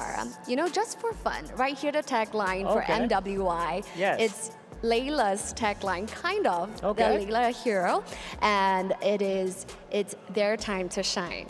All right? Yes. So perhaps throwing over to the studio, we challenge you guys here from the stage using your best Layla voice, say it's our time to shine. So perhaps starting off with me, Let's go. over to the studio, it's our time to shine. Love it. Take it away, guys. Yalla. Yalla. Thank you so much for the challenge, Cheryl. Thank you so much. I love it because LaFell is ready. He is You want me to do it? seeping with confidence right now. Go ahead. Our time to shine. I don't think That's more of a Maria Terizla. sounds like that, but I love it. I love it. Putting in I your gotta put a twist. your own twist. I gotta put a twist. Yeah. Right? Okay. Like expect the unexpected. Expect You the want me to do a unexpected. cutesy voice? Okay. Nah, fam. I did a Hellcurt. Are you? Terizla, Dyrov doesn't sound like that, but you know what I mean. I mean, I enjoyed it. Time to shine. I appreciate that. Should And we ladies and analyze gentlemen, this? just to go back to the statement of the casters earlier on, it does make this official. We will be crushing a key today, and that key is TLGs. I'm just happy that the Bane gold lane worked. Because this is one of those things that people have theorized with the meta of assassins coming back. Then you're eventually gonna see fighters in the gold lane. We saw Ruby, but people have been staying off of Ruby just because the damage hasn't been enough. But the Bane though, the Bane solves that, especially with the deadly catch. Having that crucial knockup makes it so that you're you have a strong option against a lot of assassins. And that initial damage in the game when we saw it being executed against Shell on the Claude, it was Bombastic. yeah, no, it was It was bombastic. every time she wanted to go in, exactly, just everything in the thesaurus right now, every time she wanted to go in for that damage, that initial burst coming in from that Bane was already enough to put her in a position where she had to be like, okay, no, this is unacceptable. Unacceptable.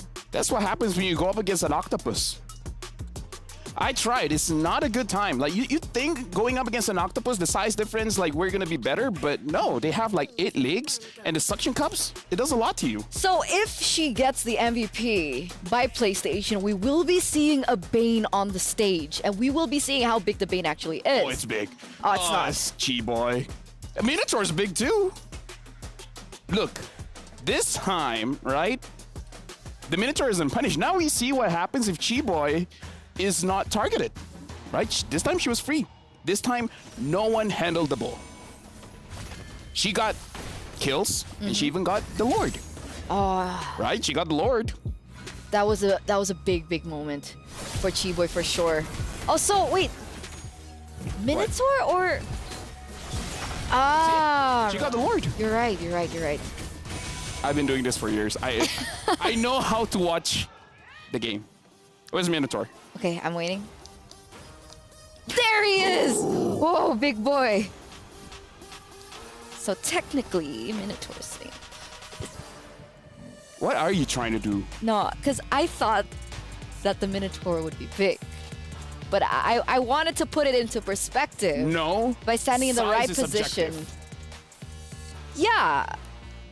Of course it is. Vivian looks small between Cheryl and Bara. But next to me. Exactly. I Size get his is point. subjective. It is. But it is a very unfortunate fact that, TLG we had to say goodbye to TLG after everything that they, were able to showcase here. It's the perfect time for them to, come back to the drawing board and reform after that, because definitely they have the potential. That was their debut on an international stage, by the way, and that's how much progress that we have seen from them. But it's time for the Kadia Play of the Day.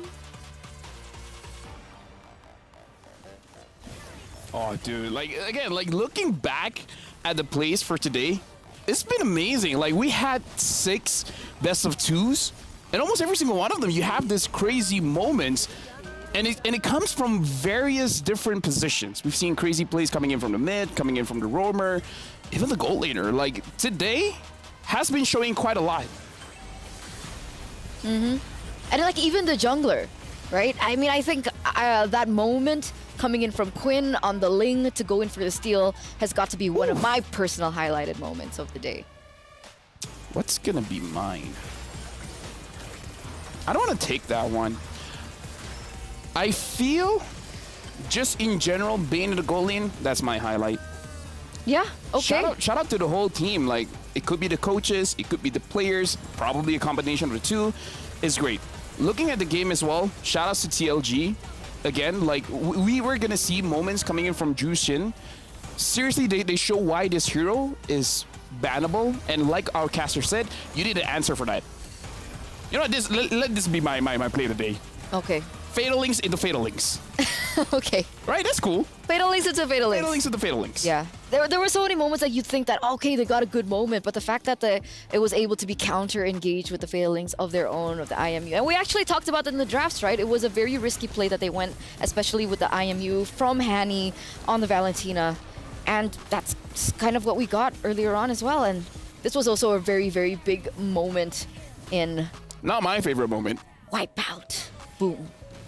Again, like, if the waves will sound a little bit better, they could have actually ended the game. So there is a world where TLG got a 2-0, and then a different story is held here. For sure. But big props once again for TLG, as we're gonna, take a look at the schedules later on. But of course, so for Group A, it's gonna go down to tomorrow in that best of one where they go in for the tiebreaker. But for tomorrow's schedule, we are gonna be focusing on Group B as well as Group C. How do you feel about these two groups? I mean, we regarded Group A as a group of death, and it turns out Group D was also quite close to a group of death. But for Group B and C, I don't know. First thing for me, I really want to see DreamHack, because I've heard from behind the scenes, the content team was able to talk to them, and they look very, very confident. And I kind of feel like, seeing as how basically all the teams today, they're fighting with their hearts, right? So I feel like DreamHack is one of the teams that I really want to see, because we saw what TLG can do. So I'm really hoping for a good game coming from them. I agree.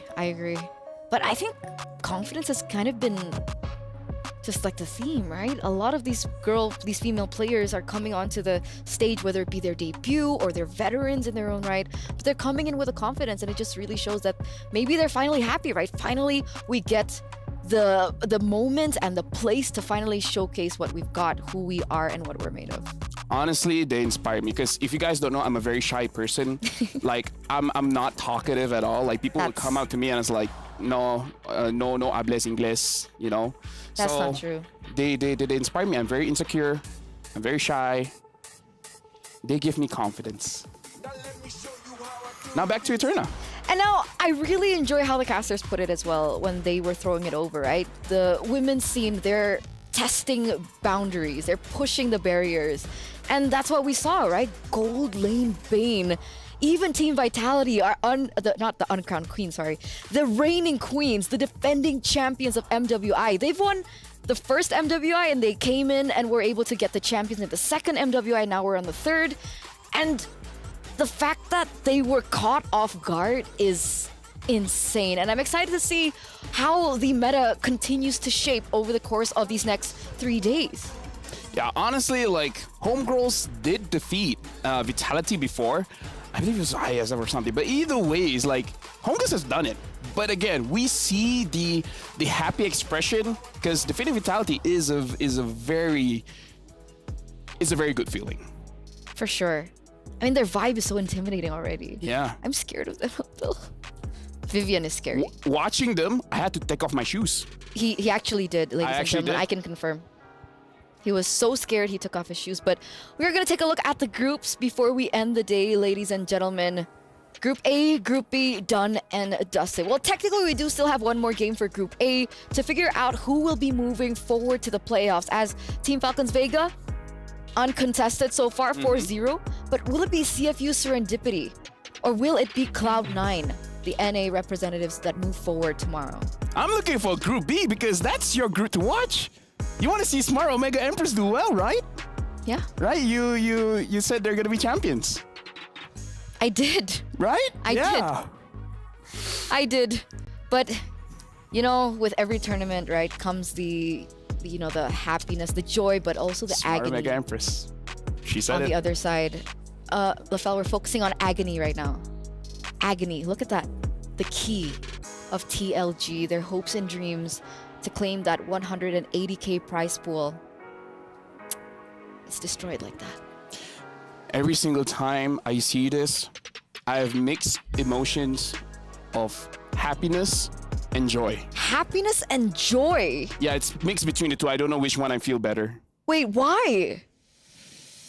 There's people that are happy when they do good.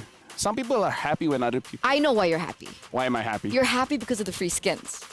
Am I right? From the Youth Fair? I love free skins! Me too! The Youth Fair is here, ladies and gentlemen, with incredible bonuses and exciting events. Grab multiple permanent skins for free, just like Sylvana's Classroom Charm and its Painted Skin Classroom Glam. More exciting events will be revealed, so watch out and stay tuned. Is that your favorite skin, Sylvana? Yes! Joy and happiness, remember? We talked about this. No, we don't. Don't make up lies just for the show. Right? We did not have this conversation, okay? Don't lie to the audience. They know, right? You guys know. If we say this, like, you know what? Do you have final thoughts? It's been a challenging day, especially for the second half.